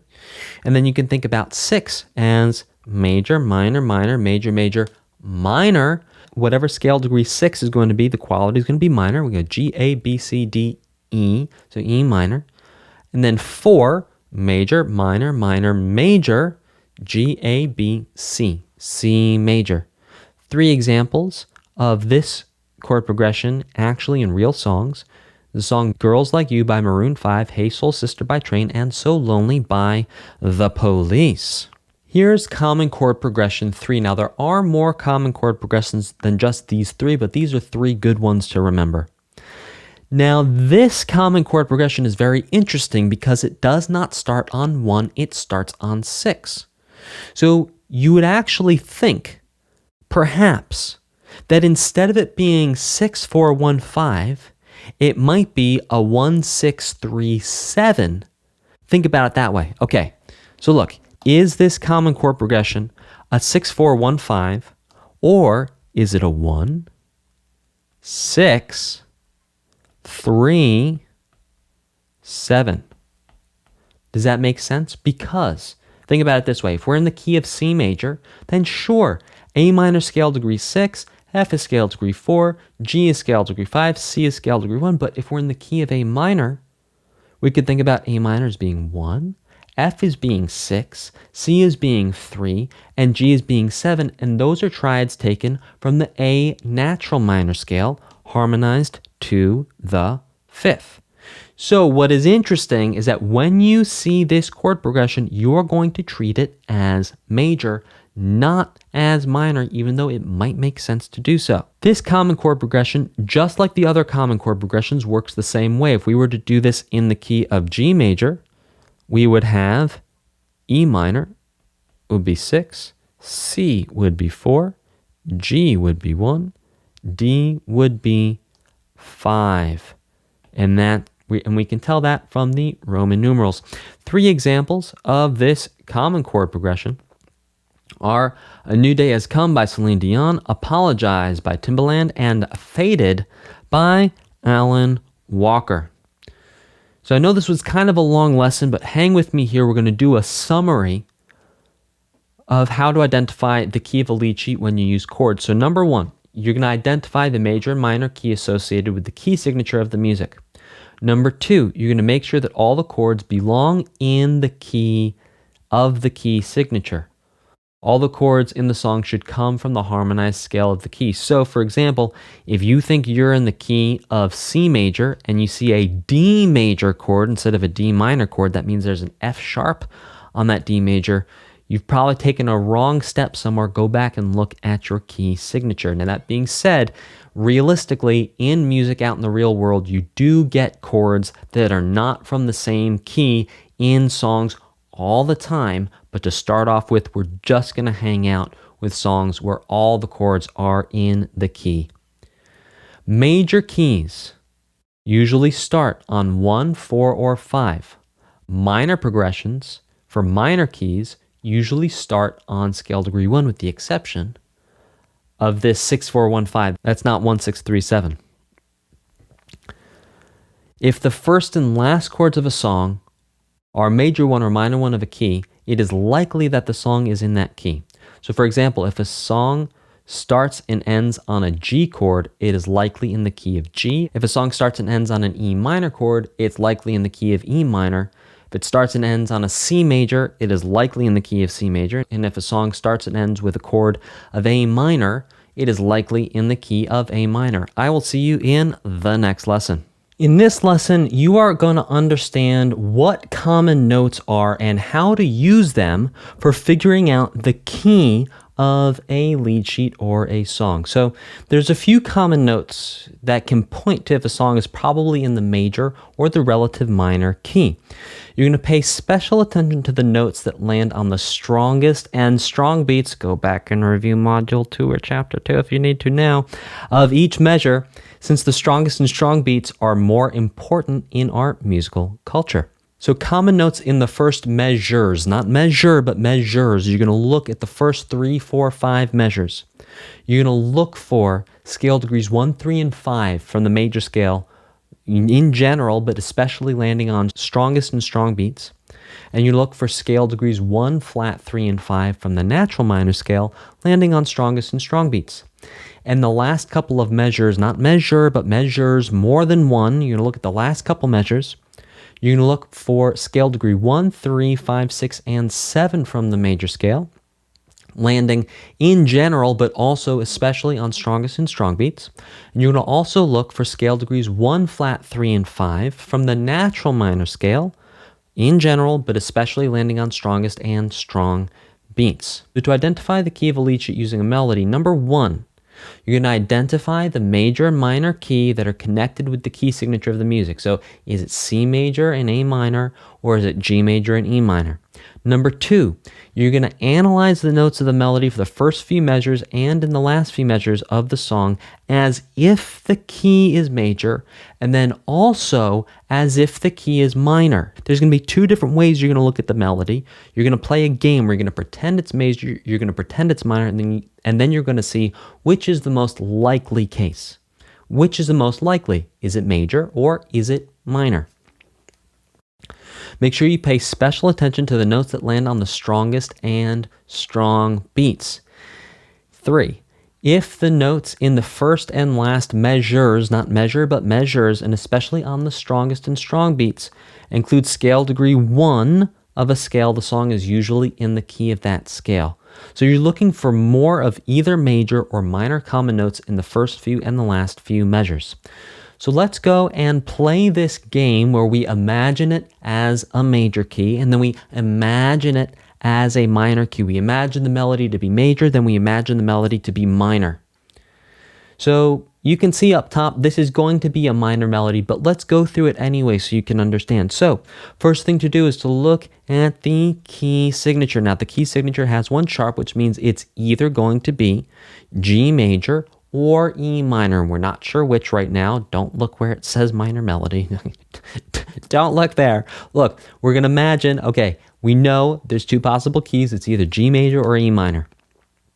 Now we're going to imagine the melody as if it's in E minor and in G major, and we're going to see which way of imagining it comes up with more common notes, especially looking at strongest and strong beats. So let's imagine this from a major perspective. So we're not going to worry about this for right now. We're just going to worry about major. So we're putting our major hats on. We're going to imagine this melody is major. So if we're imagining this melody is major, we're going to look at the first note, which is E, is scale degree 6. And then the next note, F sharp, as 7, then 1. Okay, so in the first measure, we do have a scale degree 1 landing on a strong beat, landing on beat 3 because we are in 4/4. And then sure enough, in measure 2 on beat 1, we do have a major common note. Remember, our common notes for major are 1, 3, and 5. We do have a major common note. We have 3 landing on the strongest beat. And we also have 5, and we also have 3. So even though we don't have a common note landing on the strong beat, we still have 3 5s and 3s. So we have a 3, we have a 5, and a 3, and these are all common notes for a major key, which means, oh yeah, it's a strong case for being in a major key. Then in measure 3, we have scale degree 2, scale degree 7, and then in the last measure, we have 6, 3, 6, which are not very strong notes in terms of our common notes. So we only have 1 common note in the last measure, and that's 3, and it's on a weak beat. So already right here, we can see that if you write out the scale degrees, thinking about this melody as being major, we end up with 6, 7, 1, 3, 5, 6, 3, 2, 7, 6, 3, 6. Not super strong, and you'll see why right now as we look at the minor. So if we look at the minor, we start off with scale degree 1 on the strongest beat, first measure. Scale degree 2, sure, on the weak beat, and then we have scale degree flat 3. So again, we're imagining all these notes as if they are part of the E natural minor scale. Scale degree flat 3 on the strong beat. So we have the strongest is 1, strong is flat 3. That's really good so far. Then let's look at measure 2.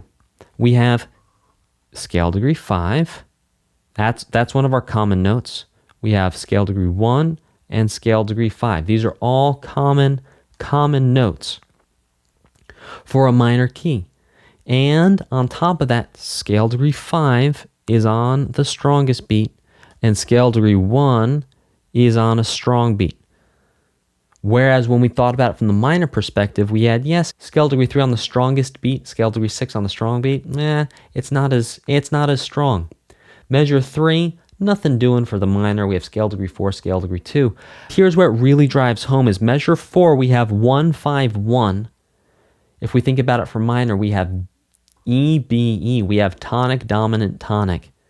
As opposed to submediant, mediant, submediant in the major key. So having that 1, 5, 1 here, we can see that sure enough, lining up with our strongest and strong beats, we have scale degree 1 here on our strongest beat. We have flat 3 here on a strong beat. Even here in measure 2, we have 5, 1, 5. So can you see that the common notes for the minor key, first of all, there's more of them, and second of all, they're landing on strongest and strong beats in a way that if we imagine it from the major perspective, it really doesn't make as much sense. So this is a minor melody, and it's a minor melody because we can see that the common notes of 1, flat 3, and 5 from the natural minor scale, in this case the E natural minor scale, are showing up. There's more of them, and they're landing on stronger beats. Now let's look at a major melody. So in this melody, you're going to see that there's a lot more common notes from the major scale, and those common notes from the major scale are landing on strongest and strong beats much more than the notes from the natural minor scale. We're going to start by focusing on the minor. We're going to imagine this melody is a minor melody, and we're going to imagine this is in the key of E minor. So it starts off flat 3 to flat 3 in the first measure. Okay, not bad. Then we go to flat 6, flat 7, flat 3, measure 2. We tie over to measure 3. We have scale degree 2 in measure 3, and then we have 3 flats. We have flats 3, flat 7, flat 3.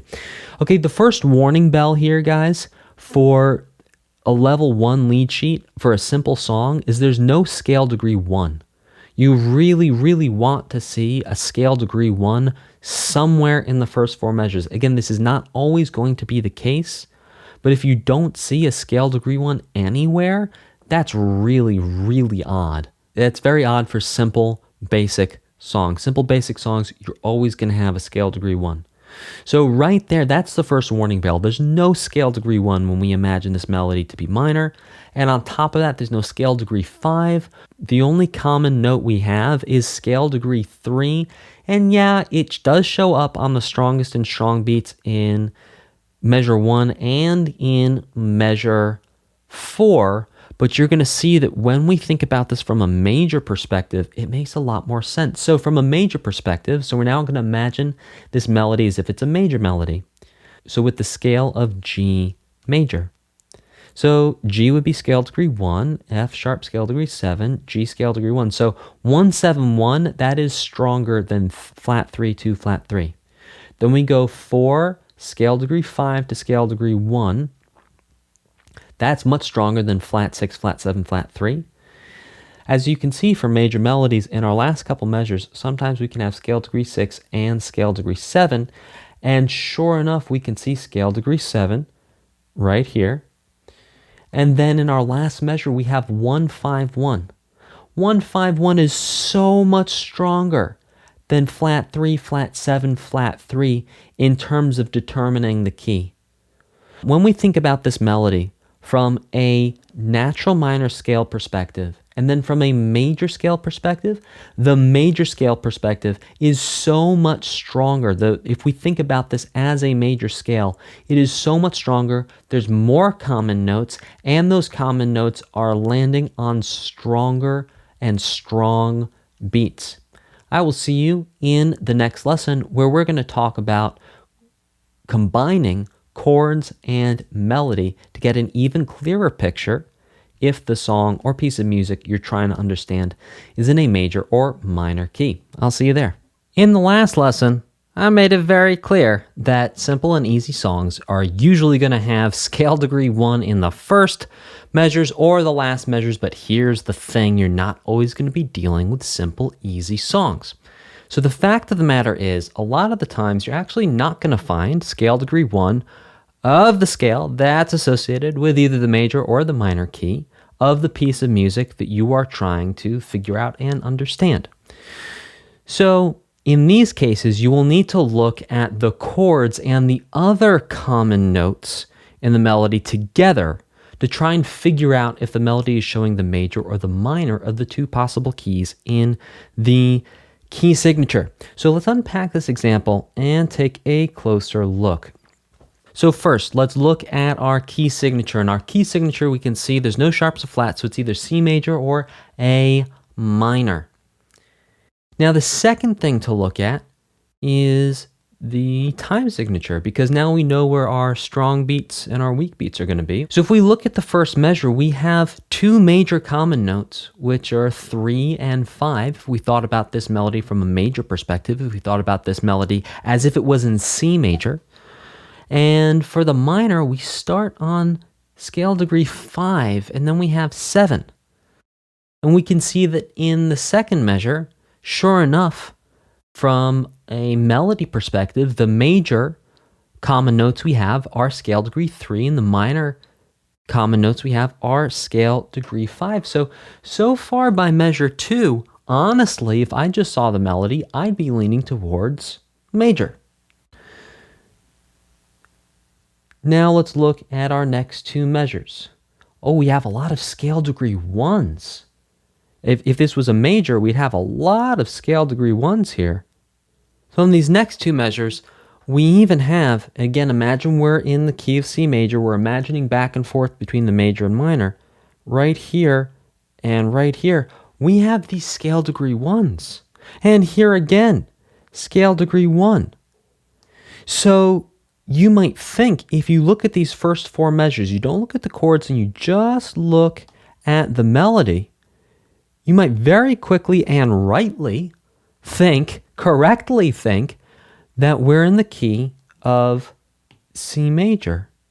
And sure enough, as we look at the next four measures, we see that time and time again we have this C note coming up, which would make us think we even end on a C note. We're even ending on scale degree 1. So from a melody perspective, it would actually make a lot of sense to say that we're in a major key, but here's where that idea falls apart. Look at the chords. Look at the chords. We start with an A minor. We end with an A minor. There isn't a single C chord in this entire 8-measure piece of music. There are no C chords. So even though there are C notes, and even though the melody is not very strong in terms of pointing towards the minor, it still is going to be a minor melody with minor chords, and the key is actually going to be the key of A minor. So you have to look at the chords and you have to look at the melody and then look at both of them together. Because as you can see here, the melody is not clearly pointing to it being a minor key, but when you zoom out and you just look at the chords, you go, wait a second, there's an even one C chord in this entire piece of music, but there's two A minor chords. So right there, that's telling you, remember, from the chords, if you start and end on 1, and we think about the Roman numerals, A here, that's 1. A minor at the beginning and end, those are both 1, lowercase Roman numeral 1, which means we are really in the key of A minor for this piece of music.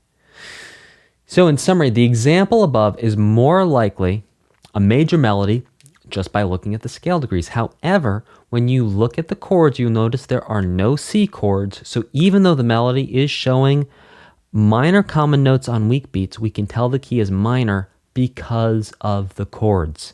I will see you in the next lesson. In this lesson, we're going to do a summary and a review of the 3 steps to understand and know the key of a piece of written music. So to make the final decision on what key a piece of music is in, ask yourself the following questions and think about the information. Number 1, key signature, major, minor keys. There are 4 possible keys for level 1 lead sheets. That's going to be C major, G major, A minor, E minor. So ask yourself, what are the 2 possible keys that this song could be in? Look at the key signature. Which is the major key? Which is the minor key? They will always be relative major and minor.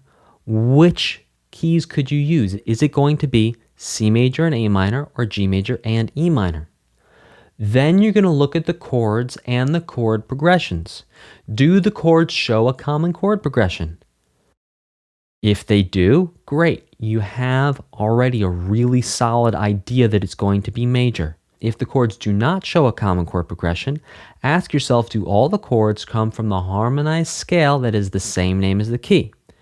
If there are chords from a harmonized G major scale and you think the key is A minor, so if you see those D major and those B minor chords that come from the G major harmonized scale and you think the key is A minor, go back to step 1 because you might have got that key signature wrong. In more complex music, that is common, but for these easier level 1 lead sheets that we're going to do, you're never going to see that. So what are the first and last chords? Remember that example from the last lesson where we had the A minor as the first and last chord? That was really important to figure out the key of the piece of music. Ask yourself, which chords are used the most? Again, the last lesson that you just watched, there were 2 A minor chords, there were no C major chords, so to think of it as being in the key of C major was very unlikely because of that. Now there can be minor chords in a major key, and there can be major chords in a minor key.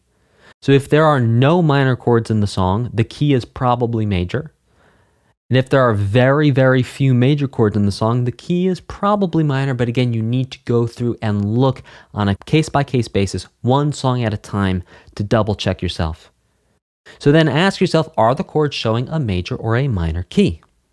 Then, step number 3, you look at the melody, common notes, and the strong beats. So ask yourself, are there major or minor common notes or scale degree 1 from one of the 2 possible keys on the strongest and strong beats in the first few measures?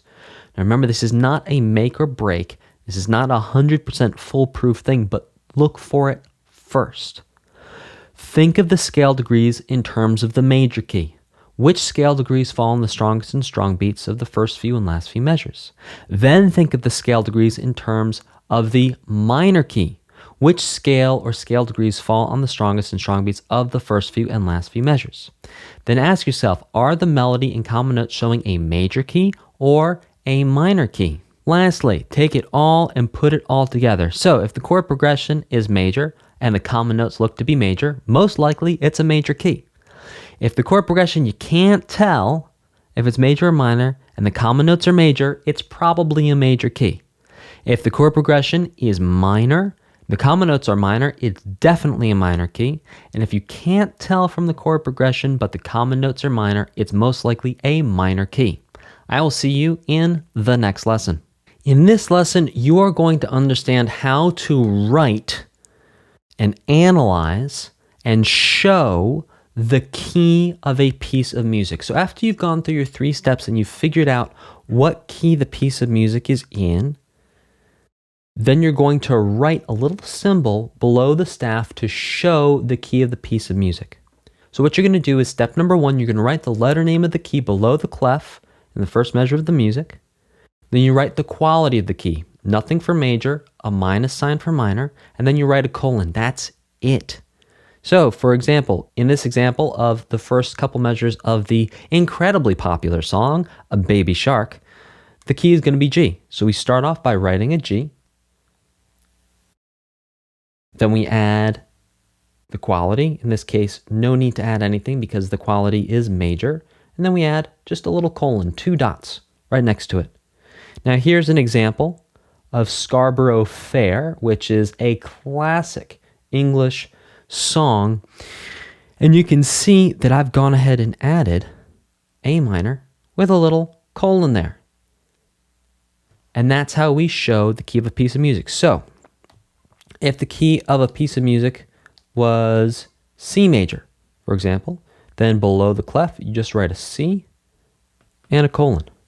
If the key is G, it's going to be a G and a colon. If the key is A minor, write an A minor and a colon. If the key is E minor, add the colon. That's it.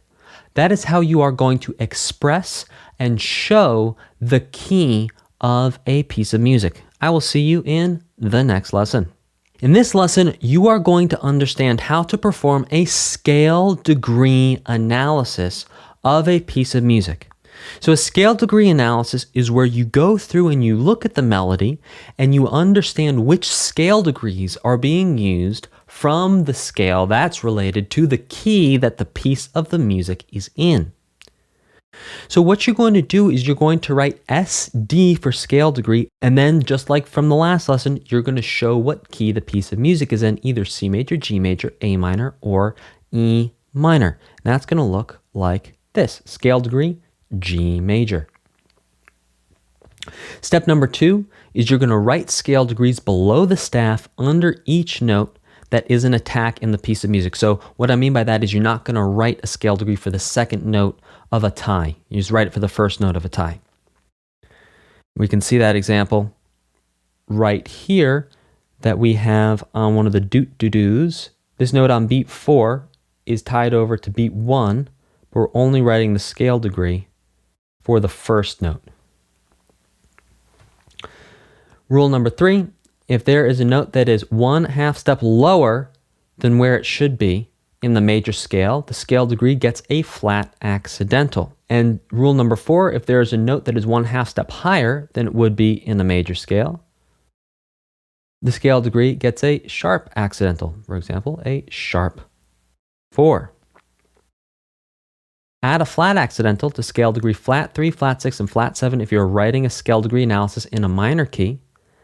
And if a flat 3, flat 6, or flat 7 is raised up by 1/2 step from the natural minor scale, you're going to remove the flat accidental from the scale degree and leave it like it normally would be from the major scale. So let's take a look at some of these examples. Here's a scale degree in a major key. So you see we have SD for scale degree.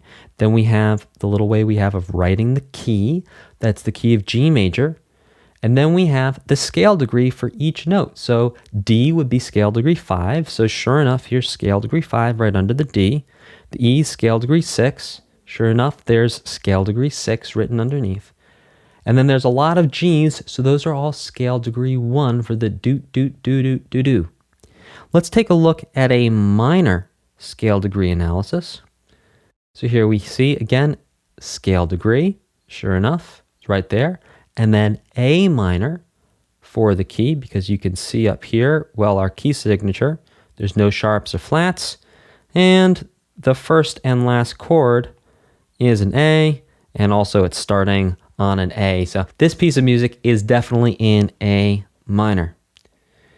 Now you can see that, sure, those are both on scale degree 1, and then going to, and those are all on scale degree 5. Then we go 2, flat 3, 2, 1, and then we go 5, 7, 1, 7, 5, 6, 4, 5, and this 6 right here, this is where things get interesting because the key is A minor, but the note is F sharp, which does not belong in an A natural minor scale. So normally, this scale degree would be F natural, and it would have a flat in front of it. But because we're raising that F up by 1/2 step, we take the flat away and we add the sharp accidental. And from time to time, you will see notes that do not belong to the key in the melody. And whenever you see those, if you're in a major key, follow rules 3 and 4. And if you are in a minor key, follow rules 5 and 6. So in summary, with this change to scale degree 6, where we're not going to show the flat, in measure 8, there is a scale degree that is not from the A natural minor scale. Now, do not let a non-scale or non-key note stop you from figuring out the key. If 95% of the notes are in the key of the key signature or from the scale that belongs to the key signature, you are good to go. There is no flat accidental in front of scale degree 6 because of rule 6, that when we raise a note up 1/2 step from where it would normally be in the natural minor scale, if it already has a flat in front of it, like flat 3, flat 6, and flat 7 for the scale degrees, we're going to take that flat away. I will see you in the next lesson. In this lesson, you are going to learn how to write a Roman numeral analysis. It's also called a harmonic analysis because we're going to analyze the harmony or the chords with Roman numerals. So step number 1 is to write the key and the colon again below where you did the scale degree. So we can see that up here we have scale degree, key of G. And then below that, we're writing again just the key of G to show that everything that comes after this is talking about the key of G. Step number 2 is you're going to write one Roman numeral directly below each chord symbol. You see that? Directly below each chord symbol goes a Roman numeral. And you're going to write the Roman numerals for the key that you did, that you think the song is in, which you just did for the scale degrees as well. Now, here's a couple of tips. The chord symbols should show how the chord relates to the key of the music. So, for example, if we think about the key of G, the scale is G major. The Roman numeral is going to show the quality of the chord and the scale degree of the note name of that chord in relation to the scale. So G is 1, A is 2, B is 3, C is 4, D is 5, E is 6, like that. So in the key of G, G is 1. In the key of E minor, a G chord is 3. In the key of C, a G chord is 5. In the key of A minor, a G chord is 7. And you're always going to show the quality of the chord with the major chords being capitalized, the minor chords being lower case. So let's look at this example of Baby Shark with a harmonic analysis. We can see that we start on a D. D is scale degree 5, so the Roman numeral is going to be a 5. And then it's going to be a capital Roman numeral because the quality of the chord is major. And then we go to G, which is scale degree 1, so the Roman numeral is going to be a 1. And it's going to be capital because the quality of the chord is major. Let's take a look at a minor example now for Scarborough Fair. So you can see we still have the scale degree analysis from last time, but we're not going to pay attention to that. We're going to look at the harmonic analysis. So you can see that the key is written here, and sure enough, beneath each chord symbol, there is a Roman numeral. So A is 1, E is 5, A, B, C, D, E, and the quality is minor, so it's lowercase. G is 7, A, B, C, D, E, F, G, and the quality is major, so it's capital. And then we are back to A minor, so we are back to 1. And then remember here, this A minor still applies to this measure, even though there's no chord symbol in it. Chord symbols apply to all measures that come after them until we get a new chord symbol. We get a new chord symbol in measure 6. Sure enough, C, A, B, C is scale degree 3, so we're going to write a Roman numeral 3. We're going to write it capitalized because the quality of the chord is major. And then we're back to A minor, and then we go to E minor, and then we finish out on A minor. I will see you in the next lesson. In this lesson, I'm going to walk you through and talk you through a scale degree and harmonic analysis of Baby Shark. So Baby Shark is a traditional American campfire song, and we're going to check it out here. So we can see and go through just the scale degree analysis first. So first of all, we need to determine the key. Now the key is G major, but let's understand why the key is G major. So we can see from our key signature that we have one sharp. So the two possible key signatures we have are going to be G major and E minor. Now, how do we know that it's G major instead of E minor? Well, first of all, let's look at it. Okay. Let's imagine our scale degrees from a major perspective. So from a major perspective, We start on scale degree 5. We go 5, 6, 1, 1, 1, 1, 1, 1, 1, 5, 6, 1, 1, 1, 1, 1, 1, 1, 5, 6, 1, 1, 1, 1, 1, 1, 1, 1, 1, 7, 5, 6, 1. Okay, so there are some scale degree 6s there, which if we think about it from a minor perspective would be 7, 1, 3, 3, 3, 3, 3, 3, 3, 7, 1, 3, 3, 3, 3, 3, 3, 3, 7, 1, 3, 3, 3, 3, 3, 3, 3, 3, 3, 2, 7, 1, 3. Okay, we can see that if we think about this melody from a major angle, yeah, sure, it makes sense. 5, 6, 1, 1, 1, 1, 1, 1, 1. Also, from a common notes angle, for the minor, it also works as well. Flat 7, 1, flat 3, 3, 3, 3, 3, 3, 3. That also works as well. But now let's look at the chords. Okay, so we start on D, then we go to G, and we stay on G for 4 measures. Then we do C for 4 measures, then we go to E minor for 4 measures, then D for 2 measures, and then we're back to G. Now this is actually a 1, 4, 6, 5 chord progression. Think about it. G is 1, C is 4, E minor is 6, D is 5. This is a common chord progression, and this is actually going to be major. Now here's another way we know that's major. Really where the song starts. This part right here, this is like a ready, set, go. This is not quite starting the song yet, but right here, where it really starts, we have a G chord, and it ends on, sure enough, a G chord. It also ends on scale degree 1, if we were thinking about it from a major melody perspective. So based on that, we're going to say, yeah, this song is in the key of G major. No way is this song in the key of E minor. And from there, you can take a look, and I recommend you take some time with your book to look over the scale degree analysis, and then also look at the harmonic analysis, because the Roman numerals are below each individual chord symbol. Welcome to your bonus, the Boss Fight pack, where you are going to analyze and understand 10 game themes in lead sheet style. So remember, number 1, figure out the key of the piece of music. Number 2, write the key down. Number 3, do a scale degree analysis. Number 4, do a Roman numeral analysis.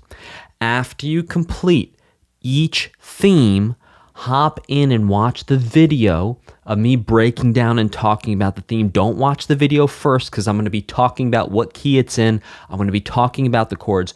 Use that as your check to make sure you've done it right. So first do the theme by yourself. Go one theme at a time, and after you complete your analysis of the theme, hop into the video for that theme and do the breakdown with me in real time to check and see if you've done it right, if you're thinking about it the right way, or if you need to go back and do some corrections. I will see you in the first video where we are going to break down the main theme from Halo. I'll see you there.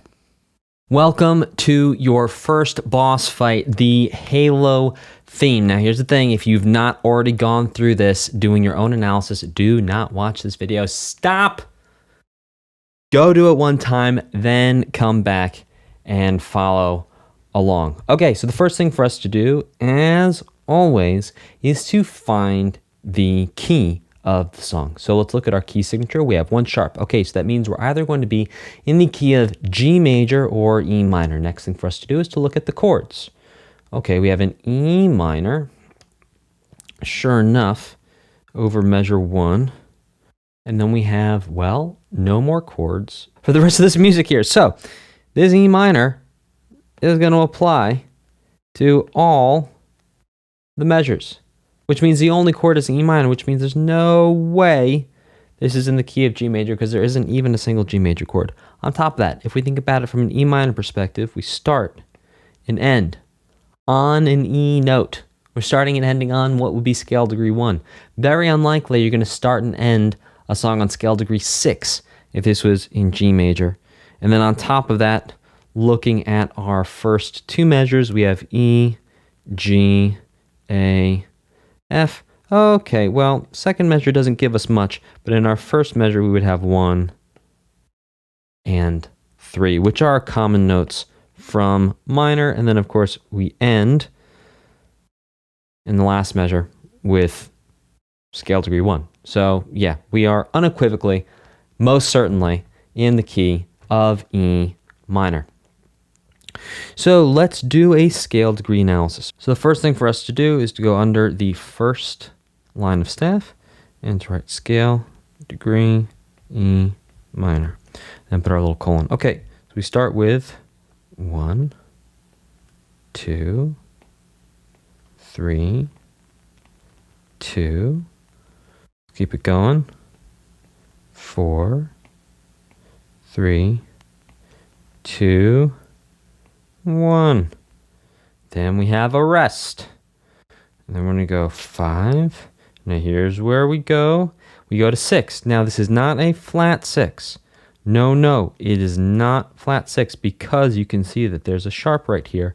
And that sharp is going to raise the C note up 1/2 step from where it would normally be in the E natural minor scale. Normally the E natural minor scale, it's all the same notes as a G major scale. So typically that scale degree 6 would just be a C natural, but in this case we have a C sharp, which means we're going to take away that flat accidental from the scale degree. Then we have in measure 5, scale degree 7. And then we go, another raised 6th. So no flat there for that because that's a C sharp again. 4, 6. Again, this is raised because this accidental holds power for the whole measure. And we go to 5. And then we jump down an octave. 5, 7, 1, 3, 4, 2, 1, 3, 2, 1, 2, 7, 1. Okay. So before we talk about connections, let's make sure we add our Roman numerals. We're going to do E minor. I'm just going to add a Roman numeral 1, and that's going to apply for the entire piece of music. So a couple interesting things for us to look at here with this melody is that it's based off of what's called a Gregorian chant. We're not going to get too far into Gregorian chants. But what is interesting is to look at the groupings of the scale degrees. So what I mean by that is this. We can see over here we have 1, 2, 3, 2, 4, 3, 2, 1. So we don't have 5, we don't have 6. And then here we have 5, 6, 7, 6, 4, 6, 5. Very different, right? Completely different scale degrees than what we had at the beginning. Now we're going to see a mix come together. 5, 7, 1, 3, 4, 2. 4, 2, there it is. And then we have 1, 3, 2, 1, 2, 7, 1. So we have these 4 distinct groups in the melody. And what's interesting is to see how the scale degrees are grouped together. We have 1s, 2s, 3s, and 4s in our first one. In our second one, we have 5, 6s, 7, 6, 4s, 6, 5. In our third one, we have a mix. 5, 7, 1, 3, 4, 2. And in the last one, we have 1, flat 3, 2, 1, 2, flat 7, then coming back to 1.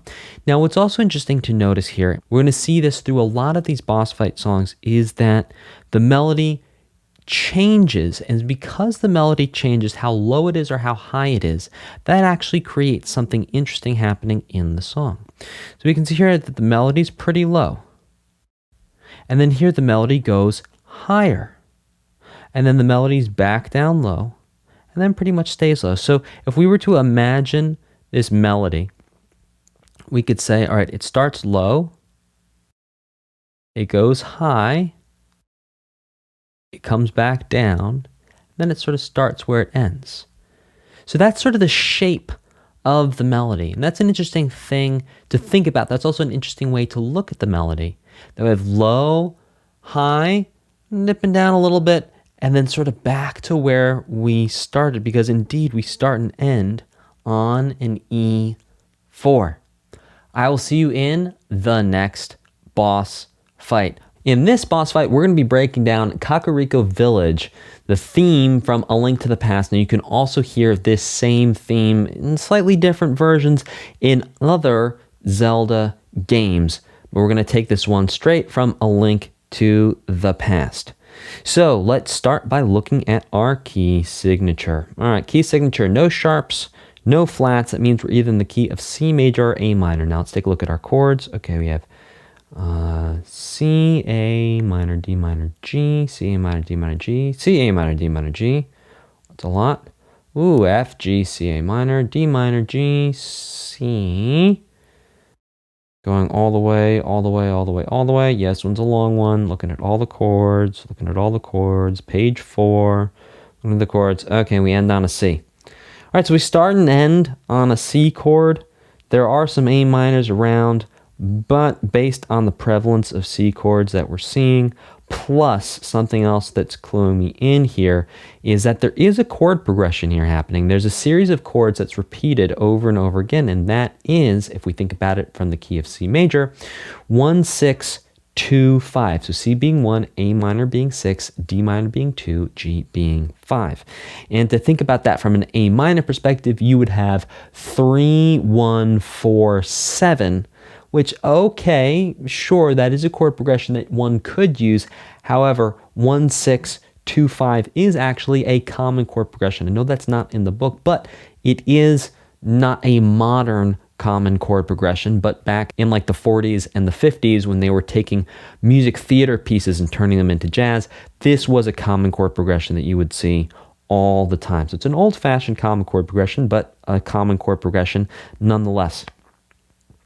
So I have a high degree of confidence, not even looking at the melody. We just look at the first and the last note of the melody, which are both C, right there. On top of that, just looking at the strong and weak beats, we're in 3, 4. Just our first two measures are strongest in measure 1 would be scale degree 1, strongest in measure 2 would be scale degree 3. Plus, on top of that, all the notes in the first two measures are literally chord tones from a C major triad. We have C, G, C, E, C, G. If you think about it, root, 3rd, 5th, we have C, E, and G. What we have here is the chord actually broken up into arpeggios. We'll learn more about arpeggios in theory too. So, high degree of confidence just looking at the chords and the first and the last note. This song is in C major, because even if we thought about this from an A minor perspective, yeah, sure, we would have flat 3 on beat 1 of the first measure as our scale degree, and then we would have 5 in measure 2 on beat 1, but still the fact that it's over a C chord, we keep on seeing that this chord progression, the C comes around every time. Yeah, C major is the key. Okay, so let's do a scale degree analysis. Scale degree, C major is the key. 1, 5, 1, 3, 1, 5, 6, 3, 6, 1, 6, 3, 2, 6, 1, 5, 1, 6. Ooh, 5, 5 up an octave, 2, 4. First time we've seen 4. Hello, 4. And then 2, 5. Then a nice long 1. Then 5. Then 3. Then 1. Then 5. And 5, well, 5 is tied. And then we have 5 down an octave. Then we go to 1. Then we go to 5, 3, 1. That one didn't really look like a 1, but that's okay. 5 goes along, goes along, goes along. 5 again. All right, that was page 1. Here we go on page 2. Starting at measure 25. 6. Ooh, 7. 6 up an octave. 5. Well, not up an octave from the last time I was there, but hey, that's okay. 3. Oh, that's 3 again. Oh, that's 3 again. 2. Back to 1. Let's make sure you can see that 1. There we go. 5. 2, 1. 5. 3. 1. 5. 5. 1. 5. 3. 1. 5. 5 again. All right, we're on page 3. Measure 57. 6. 7. Oh, I remember this. 6. 5. 3. I say I remember this because we actually did very similar things a page ago, 2 pages ago. Something like that. 3. 3 again.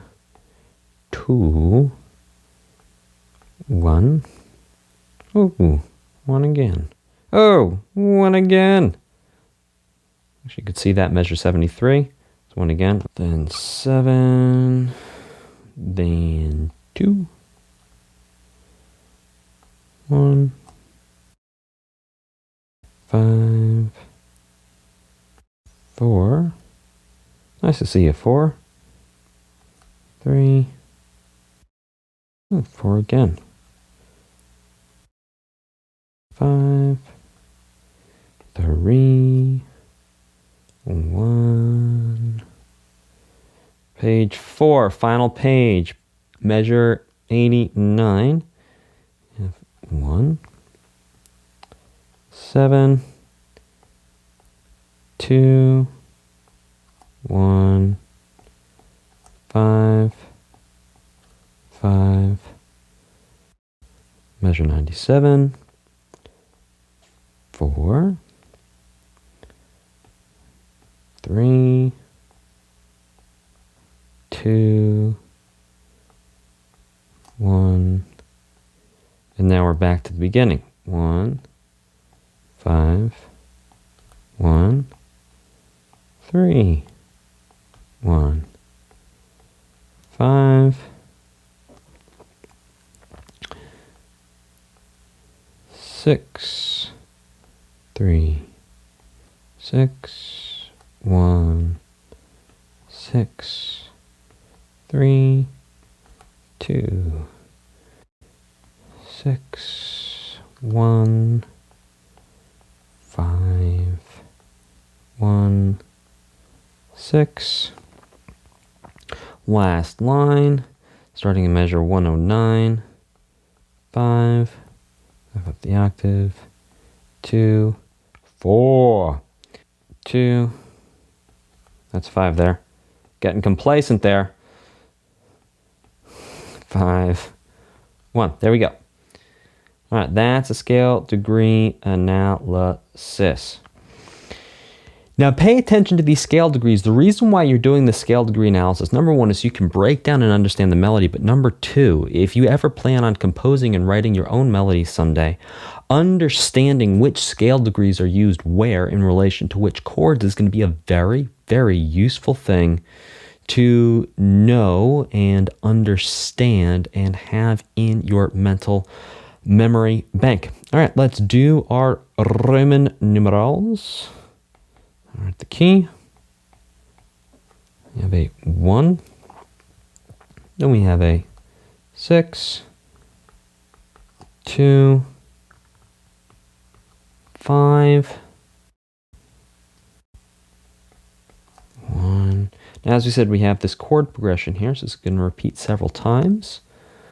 1, 6, measure 13, 2, 5, 1, 6. And then we're down here, measure 21, 2, 5. Now we're going to change things up. Going to 4, to 5.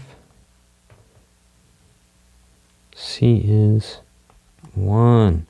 A is 6. A minor. We have our 2, 5. Back to 1. And, stay on C for a minute there. Then we go to 6. Now we measure 45. Back to 2. 5. 1. 6.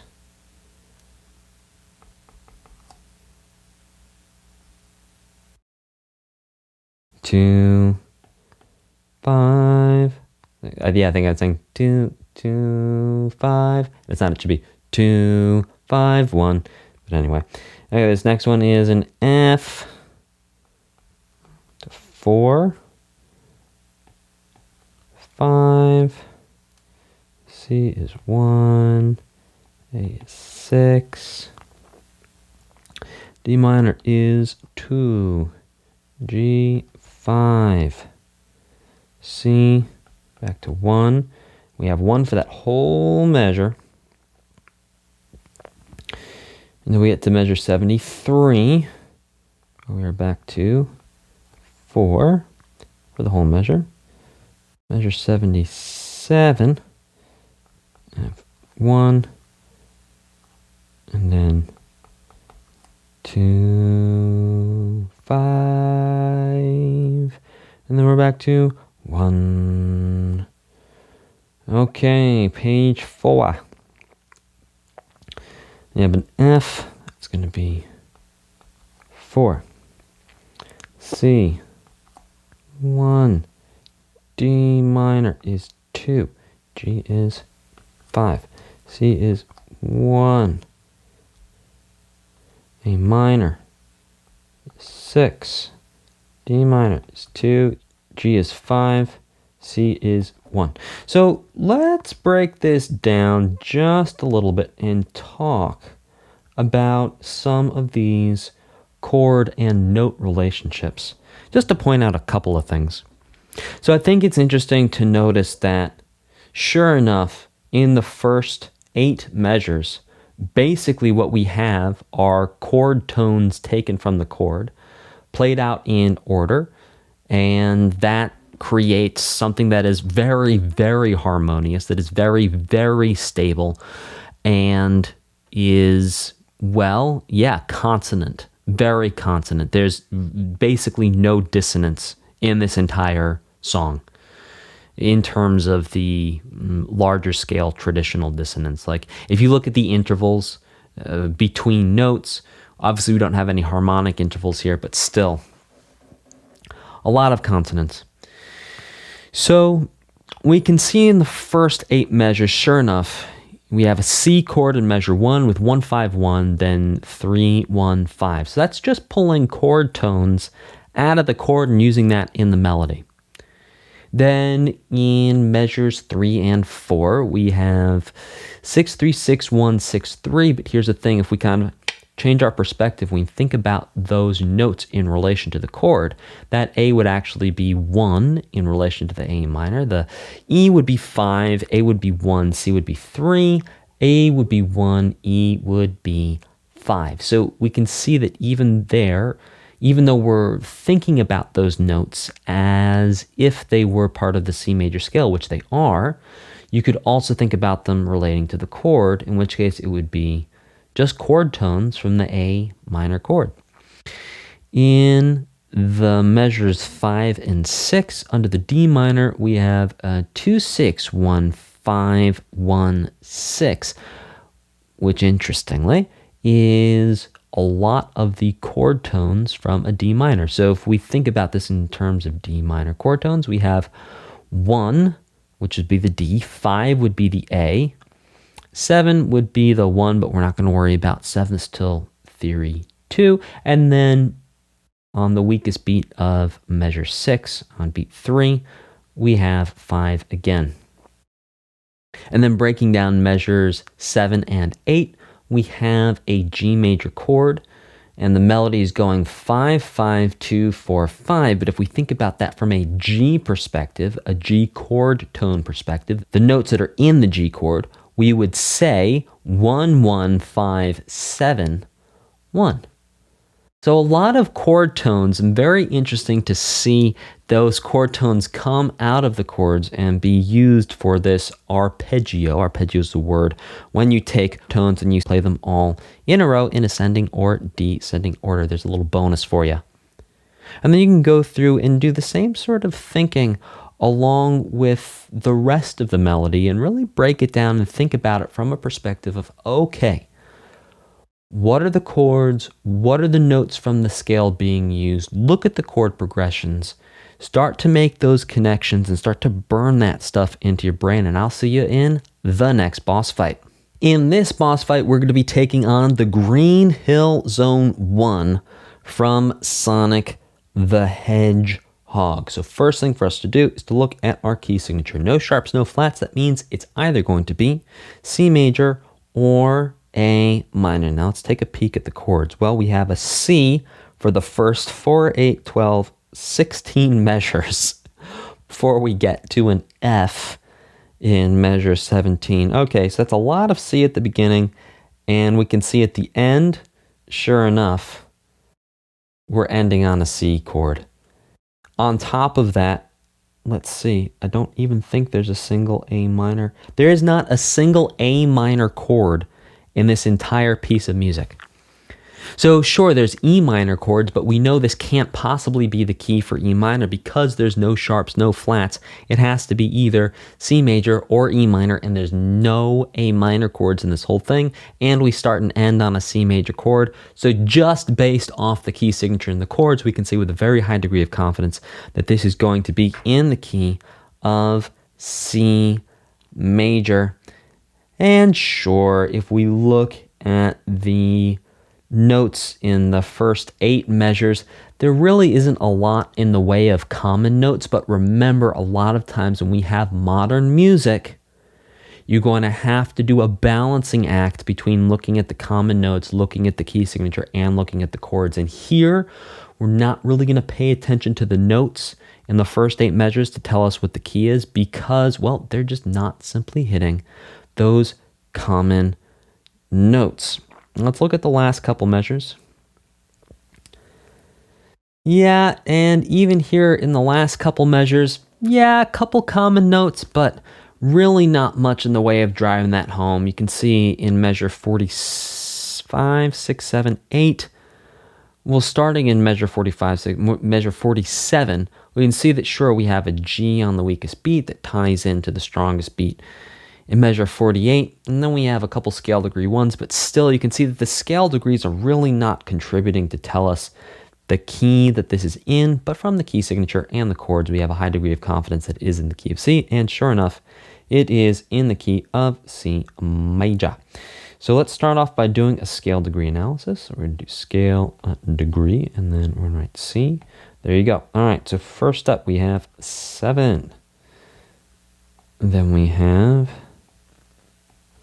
6, back to 7, 6, 7, 6. So already right there, that's kind of an interesting conversation to have, because you look at the arrangements we've gone through, you look at the songs we've gone through already, and we've not really seen a major chord with just 7s and 6s. A major chord also, the major chord that is the 1, or the major chord built off the tonic of the key that we're in, or tonic of the scale of the key that we're in, so C being 1, with all these 7s and 6s on it. So already right here, we're actually seeing something pretty interesting that we've not seen so far, that there's no scale degree 1, there's no scale degree 5, no scale degree 3, which is hanging out on 7 and 6, which does create a very interesting sonic effect. If you'll forgive the pun, which was unintentional, but we found our way there, of those 6s and 7s. So maybe go listen to this a couple times too. And then sure enough here, finally we have a scale degree 1 in measure 5, but then we're back to 7 and 6. And then we have, again, a whole bunch starting in measure 9, 6, 7, yeah, okay, some 1s, 6, 7, 1, 1, 7. Now, if you made the mistake of thinking that this piece of music was in the key of A minor, I understand why. Because if we look at these first 14 measures, well, there's a lot of A's and B's and C's. And if you're thinking about this from an A minor common notes perspective, A being 1, C being flat 3, there's a lot of A minor common notes here. But it's not A minor, it's in C major. So, carrying on. Measure 18. 1, 6, 1, 7. I know my 7s and my 1s are looking kind of similar. There we go. How about that? 1, 7, 5. 5 is tied to another 5. 3, 2, 1.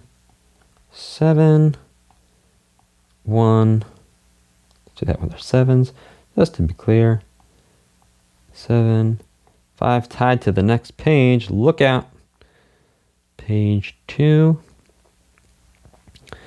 and sure enough here we have 1, 6, 1, 7, 1, 7, 5, 6, 6, 4, 6, 5, 6, 5, 1. Hey there, 1.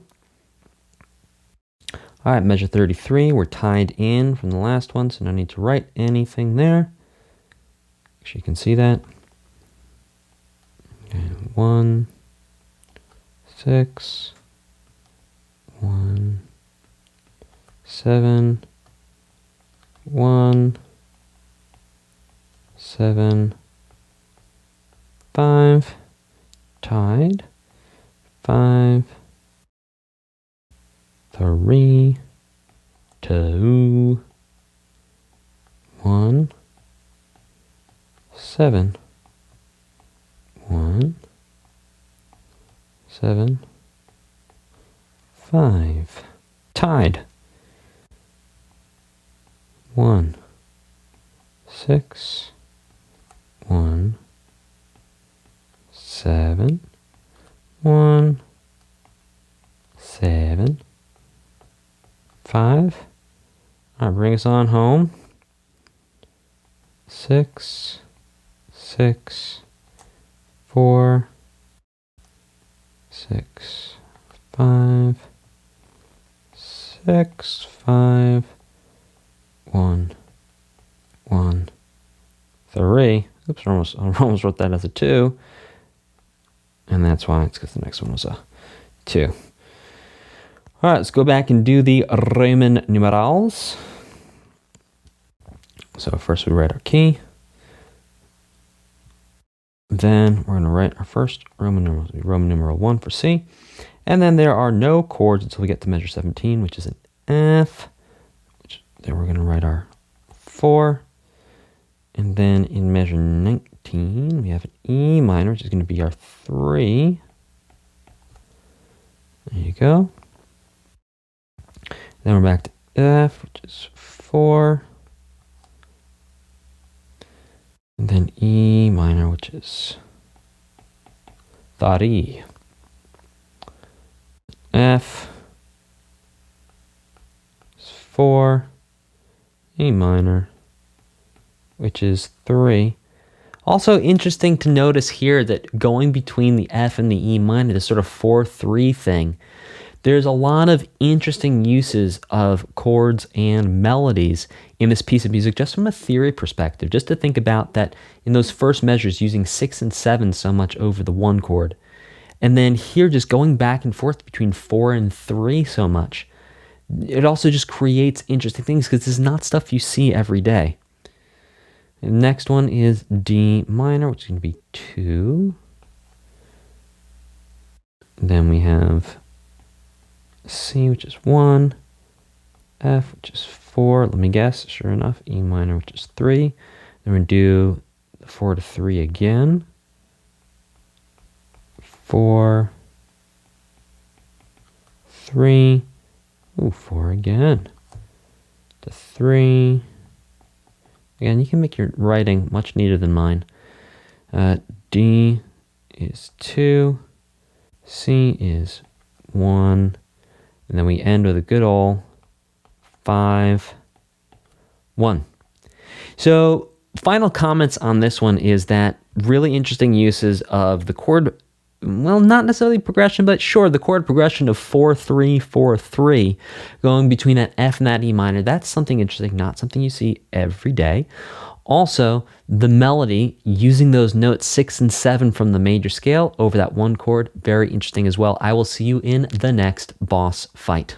Welcome to the Undertale boss fight, where we're going to break down and understand Undertale by Toby Fox. Now, there is a lot of repetition in this song. So what I'll do is I'll analyze and talk about certain pages, then I'll say, okay, and this whole page is just repeated again on the next page. Let's get started with understanding our key signature. So, sure enough, we can see we have no sharps and no flats, which means we either are in the key of C major or A minor. So first thing for us to do is to look at our chords. Now we have a C chord for the first page. There's no other chords on this first page other than a C chord. And then we go to an F, then we're back to C, F, G. Well, there's an A minor, measure 61. F, C, okay, a couple more A minors, some Gs. Yeah, okay. F, G, G, A minor, okay. F, C, G, A minor. F, G, A minor. F, C, G, A minor. Okay. Well, this one's interesting because our first chord is a C major. Our last chord is in A minor.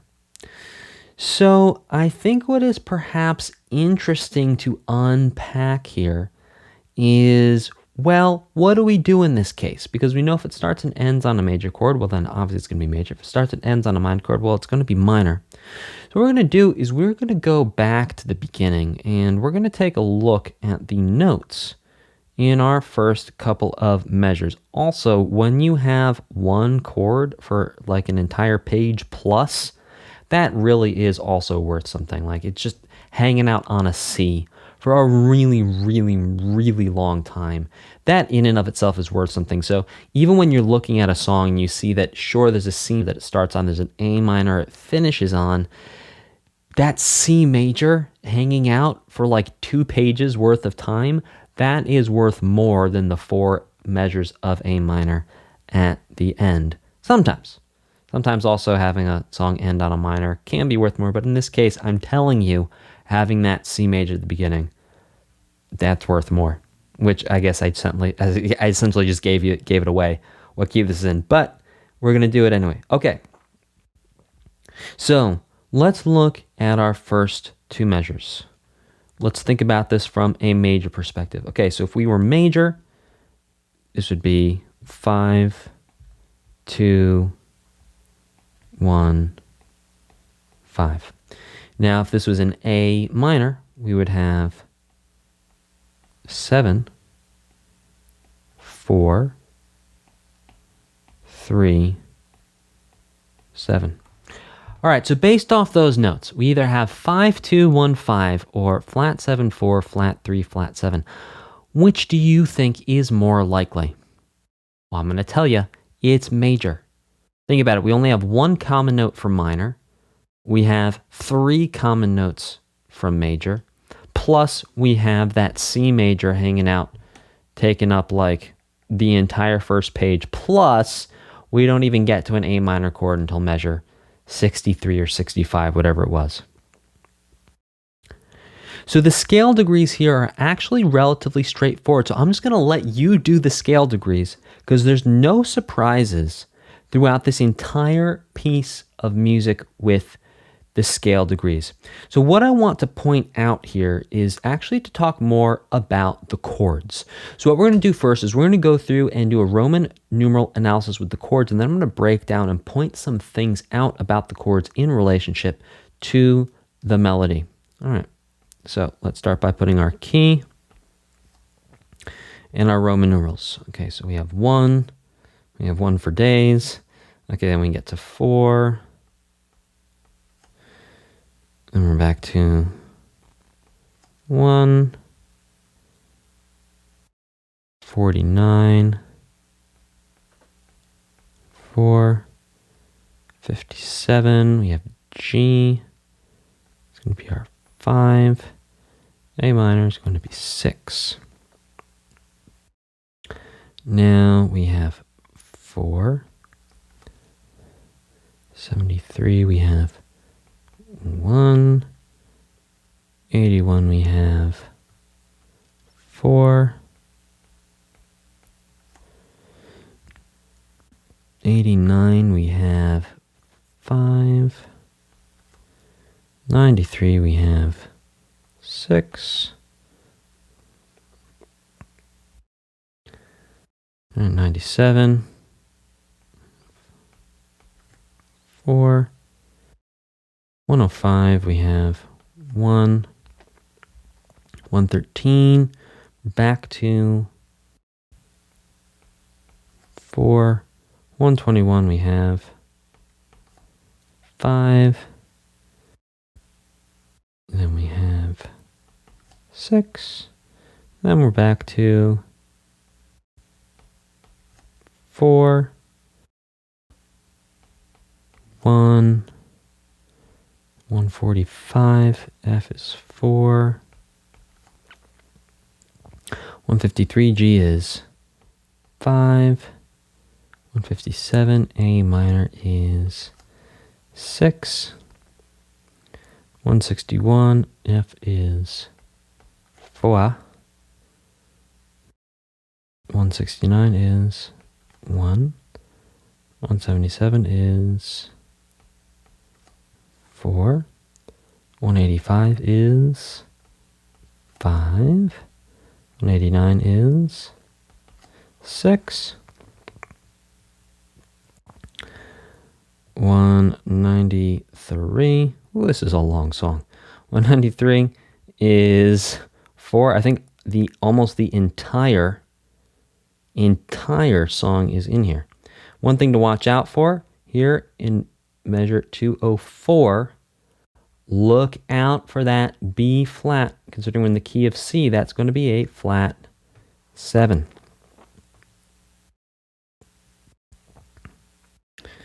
Keeping it going.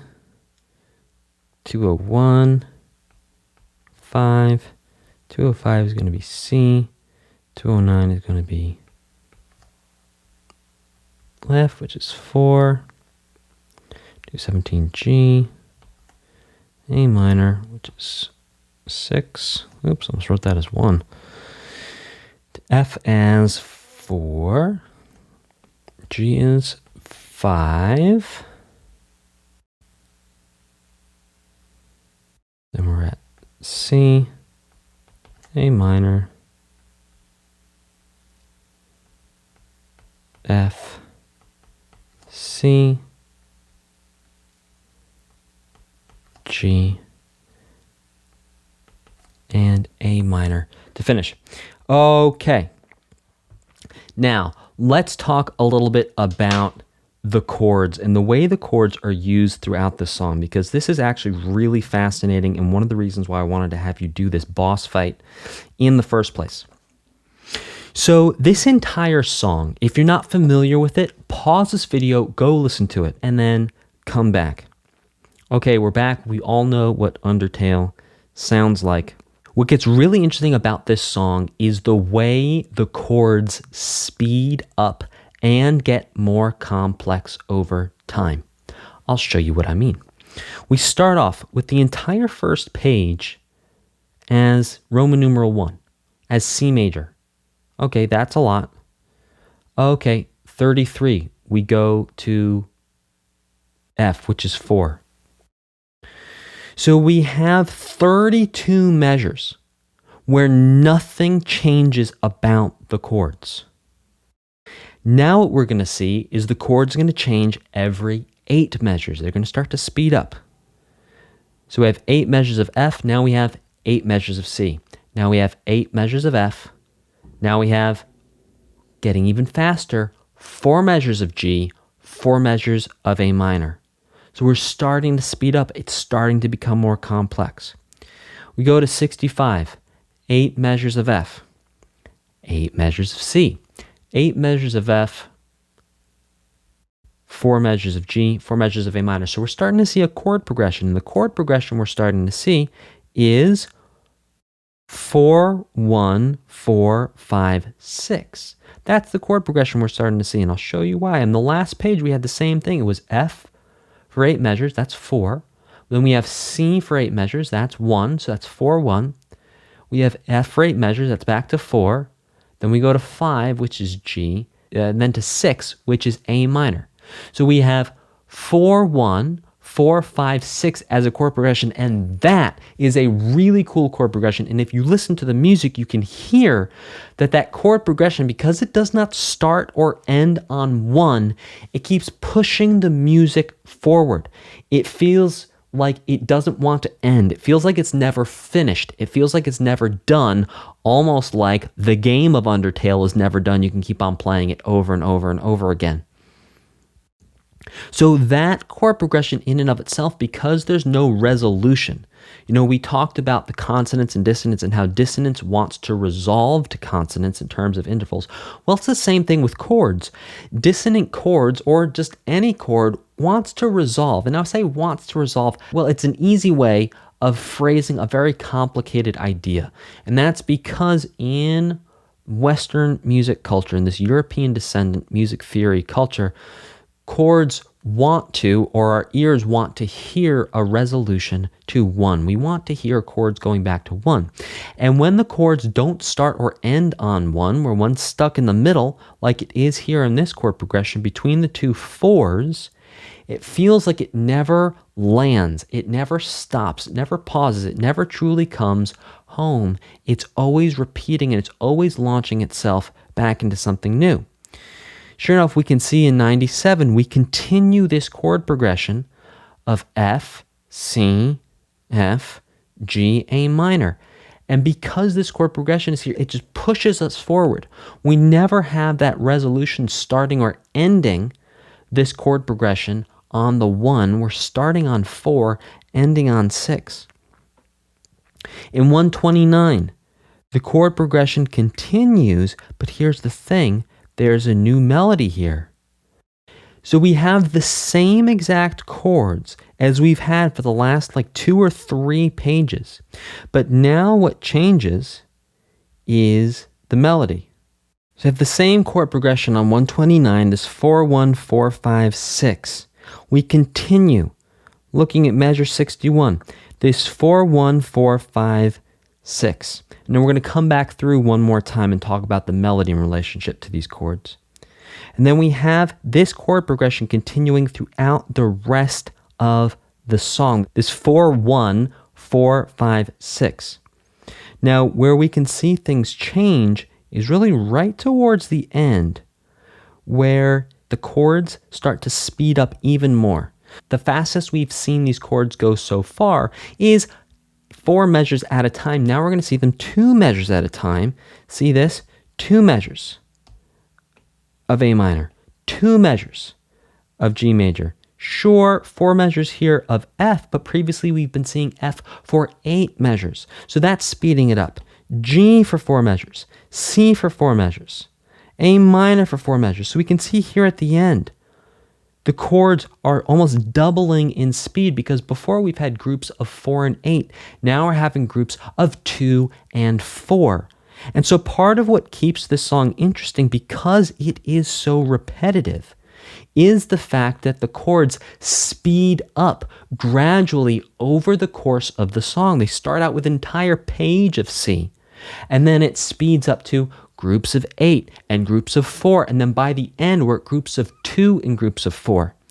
And that idea of speeding the chords up, so how often the chord is changing. So instead of a chord changing every 8 measures and every 4 measures, it's changing every 4 measures and every 2 measures.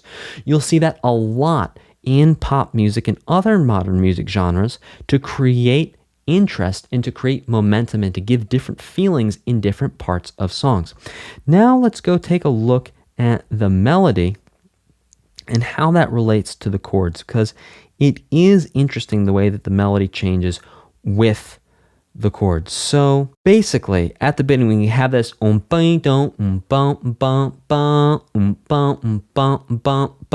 which have this sort of thing here, which, yeah, sure, it's kind of a melody, it's kind of a theme, but it's not really much in the way of a melody. It's more just sort of a pattern to have something interesting start the song off.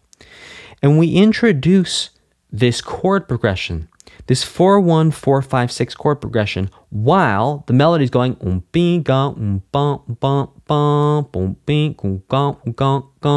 sorry if I'm getting that a little bit wrong, but you get the idea. Then we keep the same chord progression as the melody changes to bum, bum, bum, bum, bum, bum. We can see that that slower melody, that real undertale leitmotif, if you will, that we heard from the very beginning of the whole game, is now coming back here and is repeated a couple times. Now, it starts to change and it starts to evolve once we get to measure 125. Because we can see in measure 125, we're no longer just keeping this slow melody.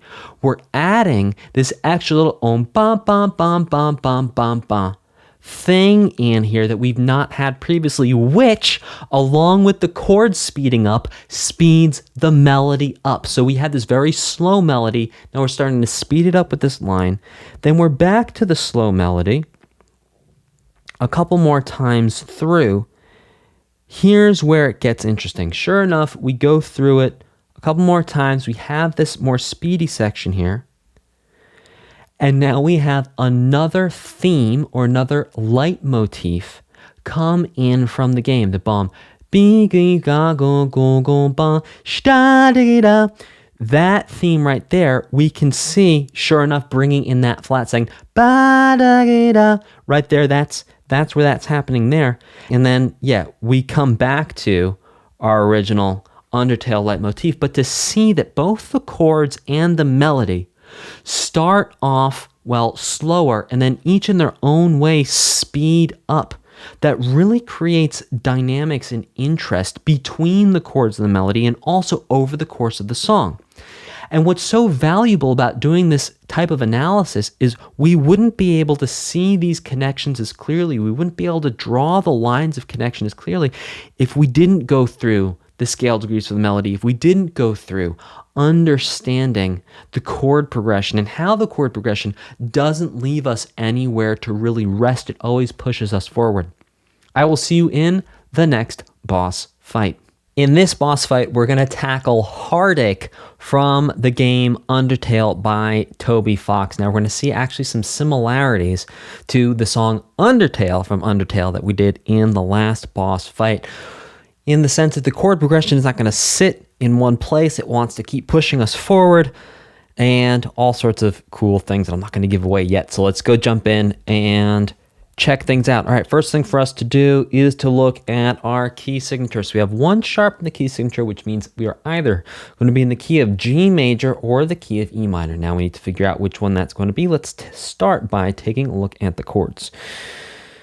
We have C major as the first chord, which is interesting because even if it's in G major or if it's in E minor, to start on a C is pretty interesting. That's if we're in G major, we're starting on 4. If we're in E minor, starting on 6. Now, remember, we did talk about a couple of boss fights ago that common chord progression of minor 1 to 6 and to 7 in a minor key. So perhaps we're going to see clues for that. And sure enough, as we go down, we see we have our first 3 chords are C, E minor, and D.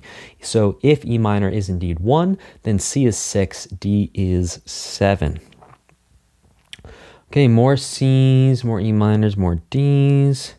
C's, D's, E minors, C's, E minors, D's, C's, a B minor, changing things up. D, C, D, E minor, an A minor, a B minor, C, D, E minor, D, C, D, E minor. Okay, the last chord is an E minor. The first chord's a C, but we didn't have a single G major chord in this whole song. So that right there should tell you all you need to know. There's no way this song is going to be in the key of G major if there is no G major chord. It just is not going to happen. It just, for modern pop music, and this is not pop music, but it's like pop music inspired, pop music adjacent, if you will. And I know Toby Fox was inspired by other things, so I get it. But point is, in this modern music thing, if you don't have a G major chord, very, very unlikely the key is going to be in G major. Like, so unlikely, like 99.9 recurring percent. Like tons of there's a decimal point, tons of zeros, and all the way off in the distance there's like a little 1% chance that it would be in the key of G major. So already right there off the chords, we see there's no G chord in the whole thing. There's a ton of E minors. And also, if we look at our notes on our strong beats, just in our first 4 measures, strongest beat, measure 1 is E. Then we have G, E, E. So already right there, our strongest beats, we have 1 and flat 3, if thinking about it from a minor common notes perspective. So we're going to go with E minor as the key. So we're going to start with scale degrees. Put scale degrees, E minor, put a little colon. Start with 1, 3, 2, 3, 1, 1, 2, 3, 7 to 5. Let's see. The next line is exactly the same notes, but with a different chord. I'm not going to write the scale degrees down there. I'm just going to move forward. We go to measure 9, where we have 4, 2, 1, 7, 6, 5, 7. So notice here we don't have the raised 6th. We do indeed have the flat 6 from the E natural minor scale. So whereas we saw the raised 6th both in Halo and in the Celeste synth solo. Here we have the lowered sixth. All right, let's keep it going. Measure 13. 1, 1, 1, 1. And then we have a repeat of our first line. And we have some new notes here. Flat 3. So just to be clear, measure 17, this whole line right here is the same exact notes as our first line up here. Yeah, same notes. 3. Again, we have a flat 3. Once more, flat 3. Bunch of flat 3s. All right, now here's one of the really cool things about doing analysis is we really start to see these patterns. Look how we have the same, well, similar here. These two measures have the same rhythm. Well, these four measures have the same rhythm. So this rhythm here is the same as this rhythm here. This rhythm here is the same as this rhythm here. But we have scale degree 1 in measure 13 and 14, and scale degree flat 3 in measures 21 and 22. So an interesting rhythmic connection there between those two. And yeah, so that's a rhythmic, well, we can also see the same rhythm up here in measure 9. And we're actually also going to see that same rhythm here on the next page in measure 25. So I think what's interesting to notice, and this is great from both a analytical perspective and also if you're thinking about writing your own music, is using not just the same series of notes, but using the same rhythm, but changing the notes within the rhythm.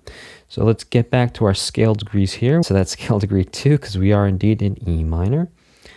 Then to 1, then we have flat 7, 6, scale degree 6, scale degree 5,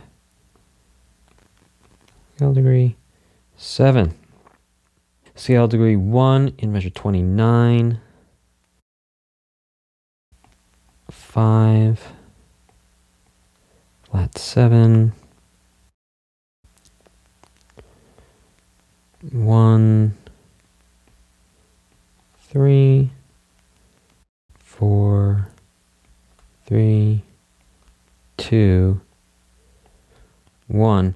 And you can see we have the same rhythmic pattern here as we do here, different notes. It's interesting to see that one of the things that makes Toby Fox's music so memorable is the way he keeps it simple in the sense that the same note patterns could be repeated or the same rhythm patterns are repeated. That's also what helps your brain to identify and remember things is when there's repetition. Because think about remembering anything. The way you remember anything is through repetition, like the way you memorize anything or the way you commit anything to memory. Well, now I'm saying the same thing twice, but it's through repetition.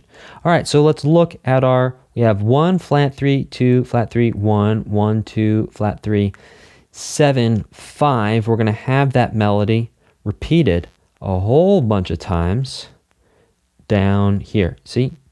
Same melody over and over again, but with slight differences in the chords that are being used under the melody. And after that, this line right here, sure enough, we have that repeated, I do believe, right here. Yep, that's right. So measure 57, that line is exactly the same as the line of measure 9. Both circled in red there for you. Same. And then we're back to the same notes 2 times through. Our main, well, literally a motif, literally a theme here we can see repeated. It's the same series of notes here. See this, the series of notes right here? It's the same thing we have here and here. Okay, now changing things up a little bit. So we're actually going to write these scale degrees down. Now, in your music, you most likely actually went through and wrote all the scale degrees out. That's great. That's fine. I'm just saving a little bit of time so you don't have to just sit here and watch me write the scale degrees in. So I'll just point out when we have things that are the same.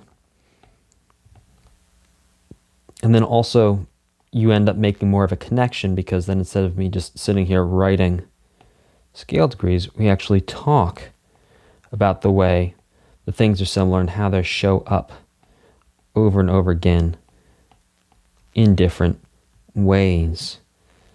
Yeah, I think we've seen this one before, but let's do it again anyway. I didn't do many in A minor before I did this. Okay. Then we're at 7. That's hilarious. 6 to 5 to 7. That'll teach me to try and film all of these in one day. Okay. Flat 7. I have 1. 3, 4, flat 3, 2. We've already had this measure as well. Flat 3. That little line can go. And then in this last line of this page, we just have scale degree 1 hanging out for a whole bunch of time. All right, measure 89, 90, 91. 5, 1, 3, 5 up the octave, 3, 4, 5, 4, 3. That's a very squiggly 3. I'm going to fix that just for clarity. There we go. Whoops. To 4, to 2, 7, then to 1. Then we have our little group of notes here repeated a whole bunch of times from the very beginning. Yep, same thing. So measure 109 through 117, 18, 19, 20. It's all the same thing. We've also seen this before on our last page. So fairly straightforward in terms of the scale degrees. Now, let's go back to the top, or the beginning rather. So musicians, we say the top would be the beginning. And let's do our Roman numeral analysis. So we're going to start off by putting our key, E minor. All right, so what's interesting is that instead of starting on 1, we're actually starting on 6, which is fascinating, but not completely uncommon in terms of having the common uses of 6, 7, and 1 in terms of chords for minor songs. Chord progression you can hear throughout the world in video game music, sure, but it more started in the rock world in late 60s, early 70s, but then is still around to this day. It's one of the coolest chord progressions where you have, we're in the key of E minor, do E minor, you have E minor, D, C. You can do any combination of that. It's like just trying to get to that E minor in any combination. All right, so here's our C. Sorry, 6. And I say flat 6 because from a scale degree perspective, we'd have the flat. When we talk about the chords, we don't actually put the flats. Okay, measure 21, 2 measures per chord. Interesting there. 5, we're back to 6. Then we hang out on 6 for a while. Then we're on 7. Then we're back to a 1. And then guess where we go? Sure enough, it's going to be 6. And then 53, we are back to 1. And then 7 is D. Then C is 6. And now here's interesting. B minor, we get 5, a minor 5. So then we have D, which is 7. Then we have C, which is 6. And then we're back to D, which is 7.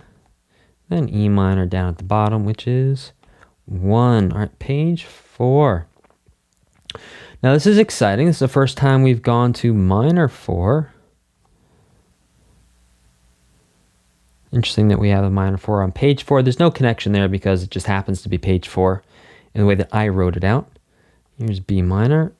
That's going to be 5. 6 is D. 6 is C, 7 is D. Back to 6, which is C. Then we have E minor at the end of the page. And then last page, we have 7. Then we have 6. Then we have 7. Then we resolve to 1. So, all in all, nothing crazy out of the ordinary in terms of, well, notes that don't come from the scale or chords that don't come from the scale, but a very interesting case to understand and see how with the 3 chords of E minor, D, and C, or 1, 7, and 6, you can really create a lot. And there's only a couple times throughout this whole song that Toby Fox actually went to 5 or to 4. The rest of the song was just 1, minor 1, 7 and 6, both major. And you can hear that 1, 7, 6. I mean, Ziggy Stardust, the sort of bridge section, has that chord progression. All along the Watchtower version played by Jimi Hendrix has that chord progression. I mean, so many songs that I can't even remember them have that chord progression. Kryptonite by 3 Doors Down, that's a deep cut. But tons and tons of songs have chord progressions built out of minor 1, 7, and 6. I hope you had a ton of fun and really enjoyed analyzing these game themes, seeing these compositional tools that are used, talking about the melody and the chords, how they work together, how they work against each other, how they change or how they don't change, and how the melody stays the same, how the chords change, how the chords change. The melody doesn't change. All these really cool insights that we gain through analysis. If you're finding this video helpful, I have tons of courses just like this, and honestly, even better than this, in my community for gamers who want to create their own music. If you want our help to create your own music or to build a professional portfolio on Spotify, YouTube Music, and Apple Music, or you want help composing your first original soundtrack, click the link in the video description and apply for our Gamer Music Creator program now. There are tons of compositions and songs we've already helped gamers just like you create and release professionally. No previous musical experience is required. You can be a total beginner and we will show you every step of the way through creating and releasing your own music. You also do not need to buy extra gear. We give you everything you need from day one if you are accepted into our program. Click the link in the description and apply now.